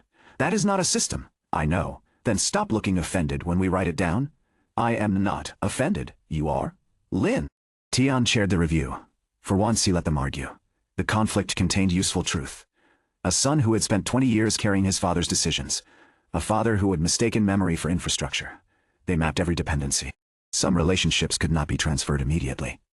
Government officials trusted Chairman Lin personally. Banks valued his guarantees. Long-serving partners called him before formal channels. The answer was not to pretend relationships could become forms. The answer was staged transfer, joint meetings, declared commitments, named successors, written boundaries. No new private promises. Chairman Lin attended each introduction, then spoke less. By the third week, partners addressed Lin Jian on operating matters, Lin Tian on governance and long-term direction. The old chairman only when history required context. Influence moved slowly. Visible enough to follow, one dependency remained outside the group, the Carter archive. Chairman Lin asked Lin Tian to meet him alone. No Suqing, no Lin Jian, not because he intended secrecy. Because the decision belonged to Lin Tian personally. He placed the original pages on the desk. Founder Guz notes, EC's handwriting. The traveler references. The copied letter from Shenbo. Take them, he said. Why? They were preserved for the person asking the same questions. That does not make them mine, no? But the group should not own your identity. The old man finally said the impossible. Directly, you believe you were Ethan Carter. Yes. Another man using that name existed before you. Yes. Do you believe there is a connection? Yes. What connection? I don't know.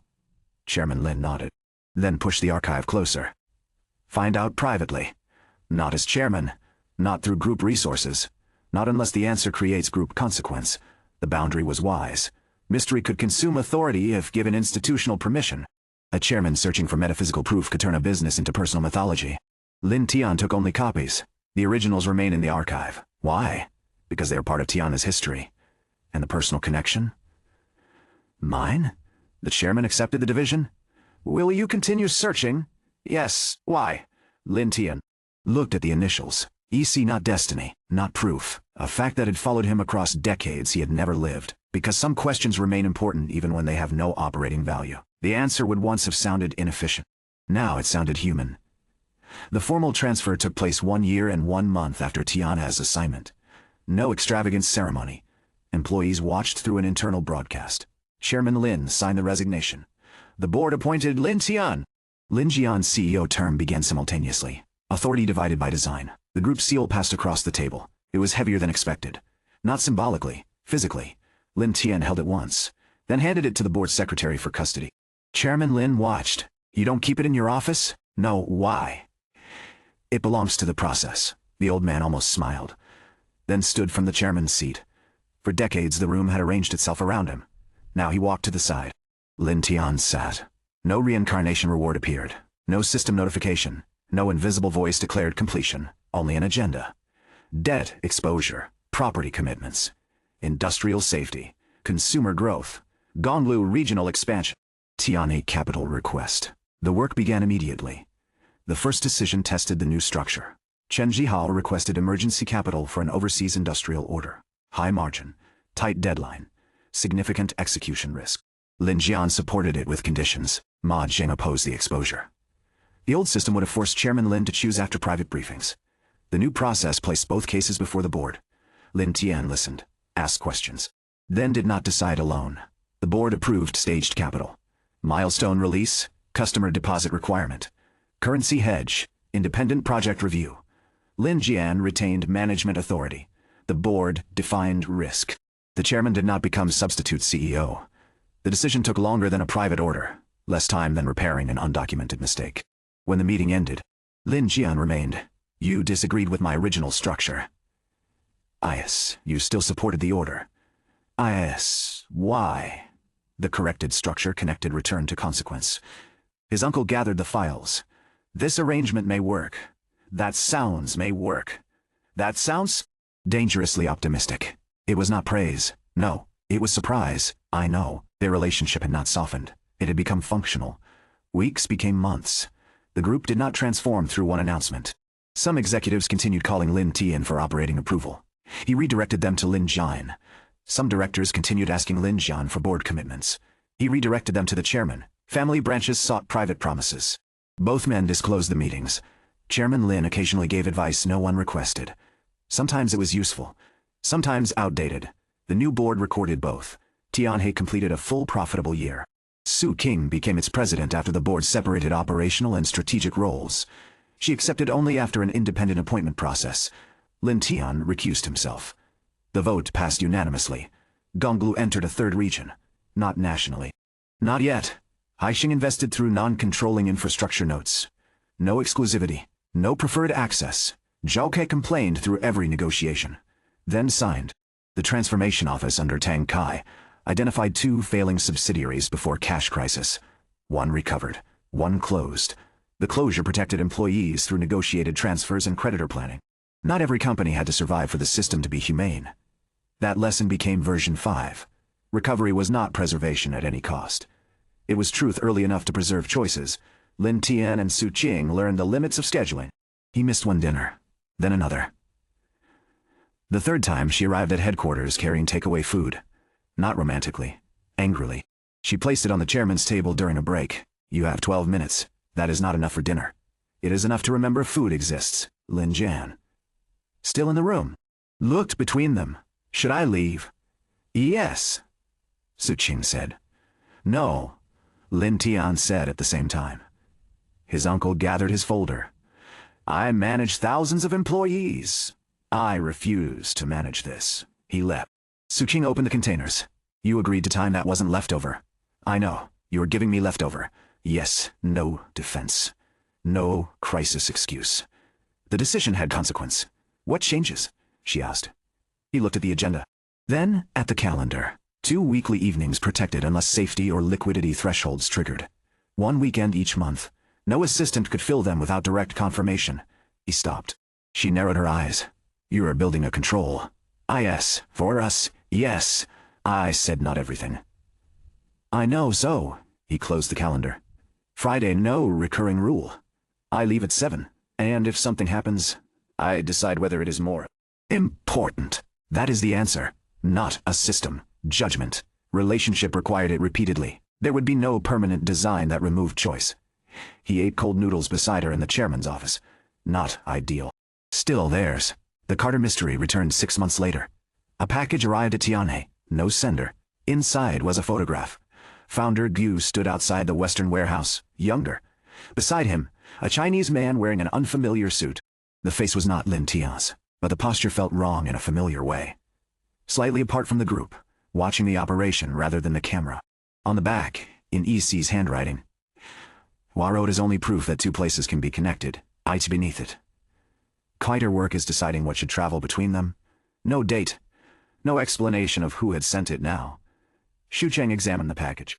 No useful trace. The photograph paper was old. The envelope new. Someone still knew the archive mattered.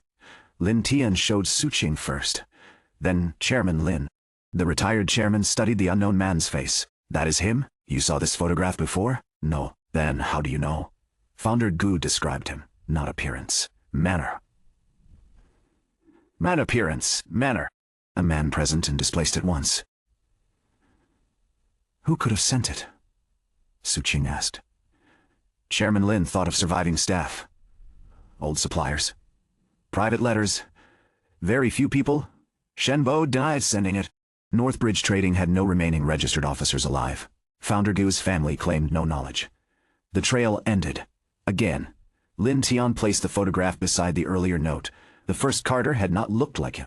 That eliminated one convenient theory. They were not the same body. Perhaps not the same person. Only the same name. The same habits. The same impossible displacement. Su Qing added the fact to her notebook. Then one possible explanation. A pattern repeating through unknown mechanism. No prophecy. No destiny. A pattern. That was enough. 1 year into his chairmanship, Lin Tian returned to Tiana's western warehouse before dawn. Not for inspection. Not for crisis. Gonglu's 8th route would depart from another region. No event required him here. He came because the place still corrected his sense of scale. The warehouse had changed. New scheduling screens. Clearer lanes. More participants. Founder Ga's photograph remained. Beneath it, the old note. We are still here. A second card had appeared. Different handwriting. "Hond, we are going somewhere." Su Qing arrived with coffee. "You knew I would come?" she asked. "No. You bought 2 cups." "I hoped." She handed him one anyway. They stood beside the route map. Tianhe no longer needed him. Gonglu did not belong to him. The transformation office worked without him. The group challenged him more than before. Lin Jian carried management with authority real enough to disagree. Chairman Lin had retired without disappearing. The family still argued. Markets still changed. Companies still failed. Nothing had become perfect. That was not the ending. The achievement was simpler. Truth traveled farther. Responsibility was easier to locate. Authority had boundaries. People could continue work after exceptional individuals stepped away. Su Qing looked toward the photograph of the first Carter. "Do you think we'll ever know? Who sent it? Why either of you came here?" Lin Tian watched the warehouse doors open. Morning light entered across the floor. "No. Does that bother you? And? It no longer prevents me from choosing what comes next." A Gonglu truck departed. Another arrived.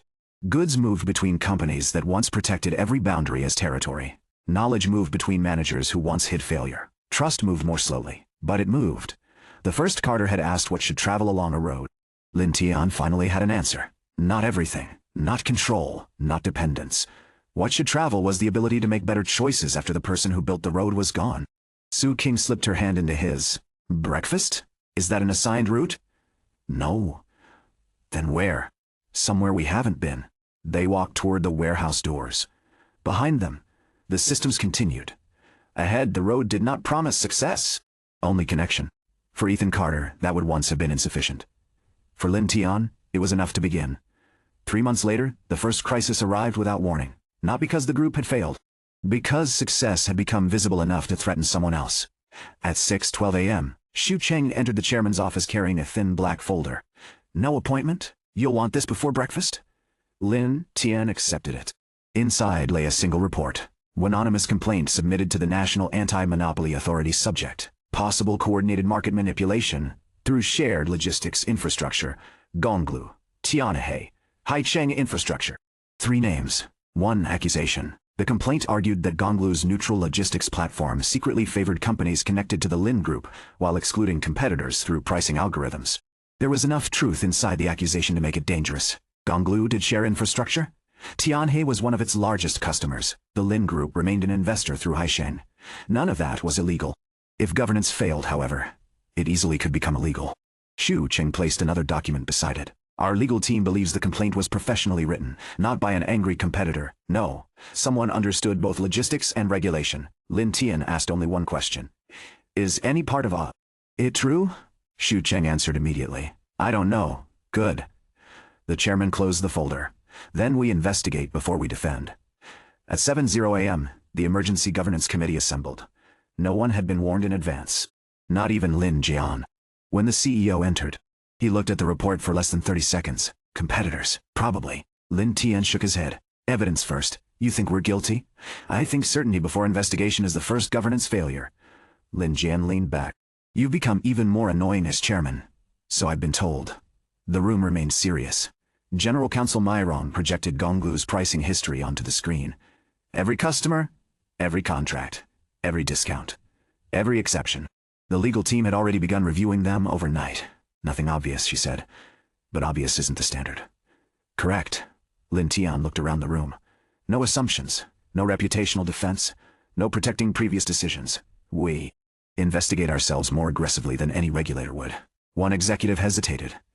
Even if we damage ourselves. Lin Jian answered before the chairman could. If the truth damages us, then the damage already exists. The room became very quiet. Meanwhile, Gonglu headquarters received its own visitor. 2 government officers. No search warrant. No raid. Just a formal request for information. Su King welcomed them personally. Our compliance room is ready. One officer blinked. You prepared already? We received notice 45 minutes ago. You aren't calling your lawyers first? Our lawyers are already reviewing everything. Then, she smiled politely. What would you like to see first? The officers exchanged glances. Most companies delayed, requested extensions, limited access. Gonglu opened every requested record immediately. Not because it had nothing to hide. Because hiding information destroyed credibility before the investigation even began. Back at headquarters, the internal audit uncovered something unexpected. Not favoritism, not corruption. Something smaller, which made it more dangerous. One regional pricing manager had manually approved expedited discounts for Tianhe during 3 emergency periods. The discounts matched policy. Mostly, the documentation explaining why had been written after approval instead of before. Procedure had been followed, just in the wrong order. Legally, that mattered. Lin Jian read the finding. Who approved it? Regional Director Huang. Why? He claims production emergencies. Were they real? Yes. Did competitors receive the same treatment? The audit team looked through additional files. Sometimes. Not always.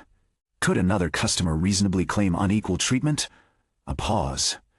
Yes. Lin Jian closed the report. So we have a problem. Not fraud. Not conspiracy. A governance gap. Exactly the kind that grew into scandals if ignored. The regional director arrived before noon. Huang Wei, 46, 12 years, with the company. Strong performance. No previous disciplinary record. He entered believing this was a routine explanation, then noticed both the chairman and CEO waiting.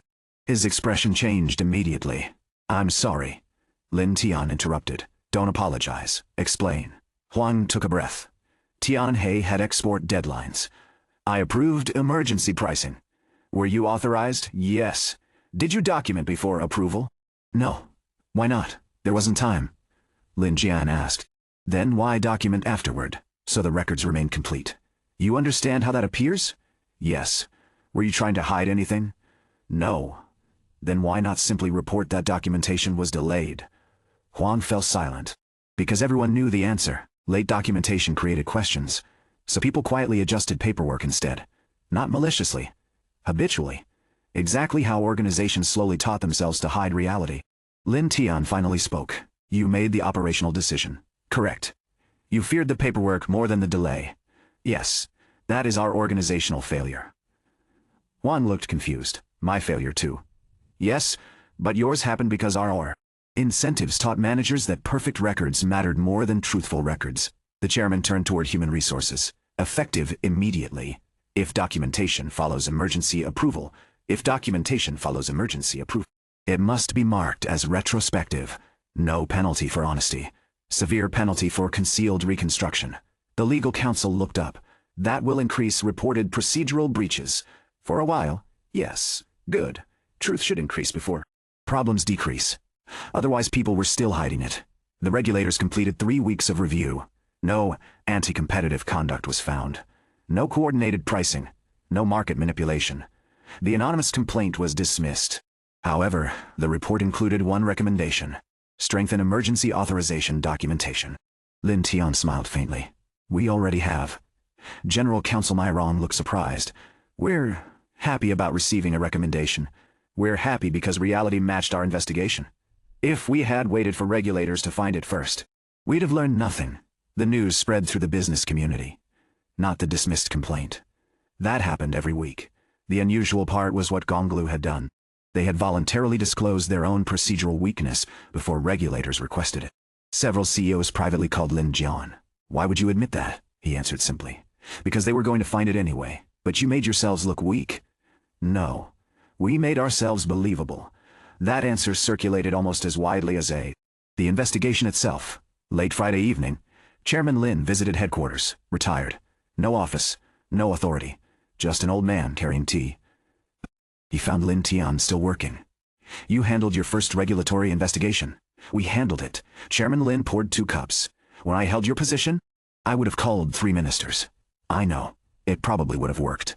I know. It would also have taught everyone the wrong lesson. Lin Tian accepted the tea. The retired chairman laughed quietly. I spent 30 years building relationships powerful enough to solve problems. And you were spending your time making sure nobody needs them. That's the goal. Does it work? Not yet. It may never.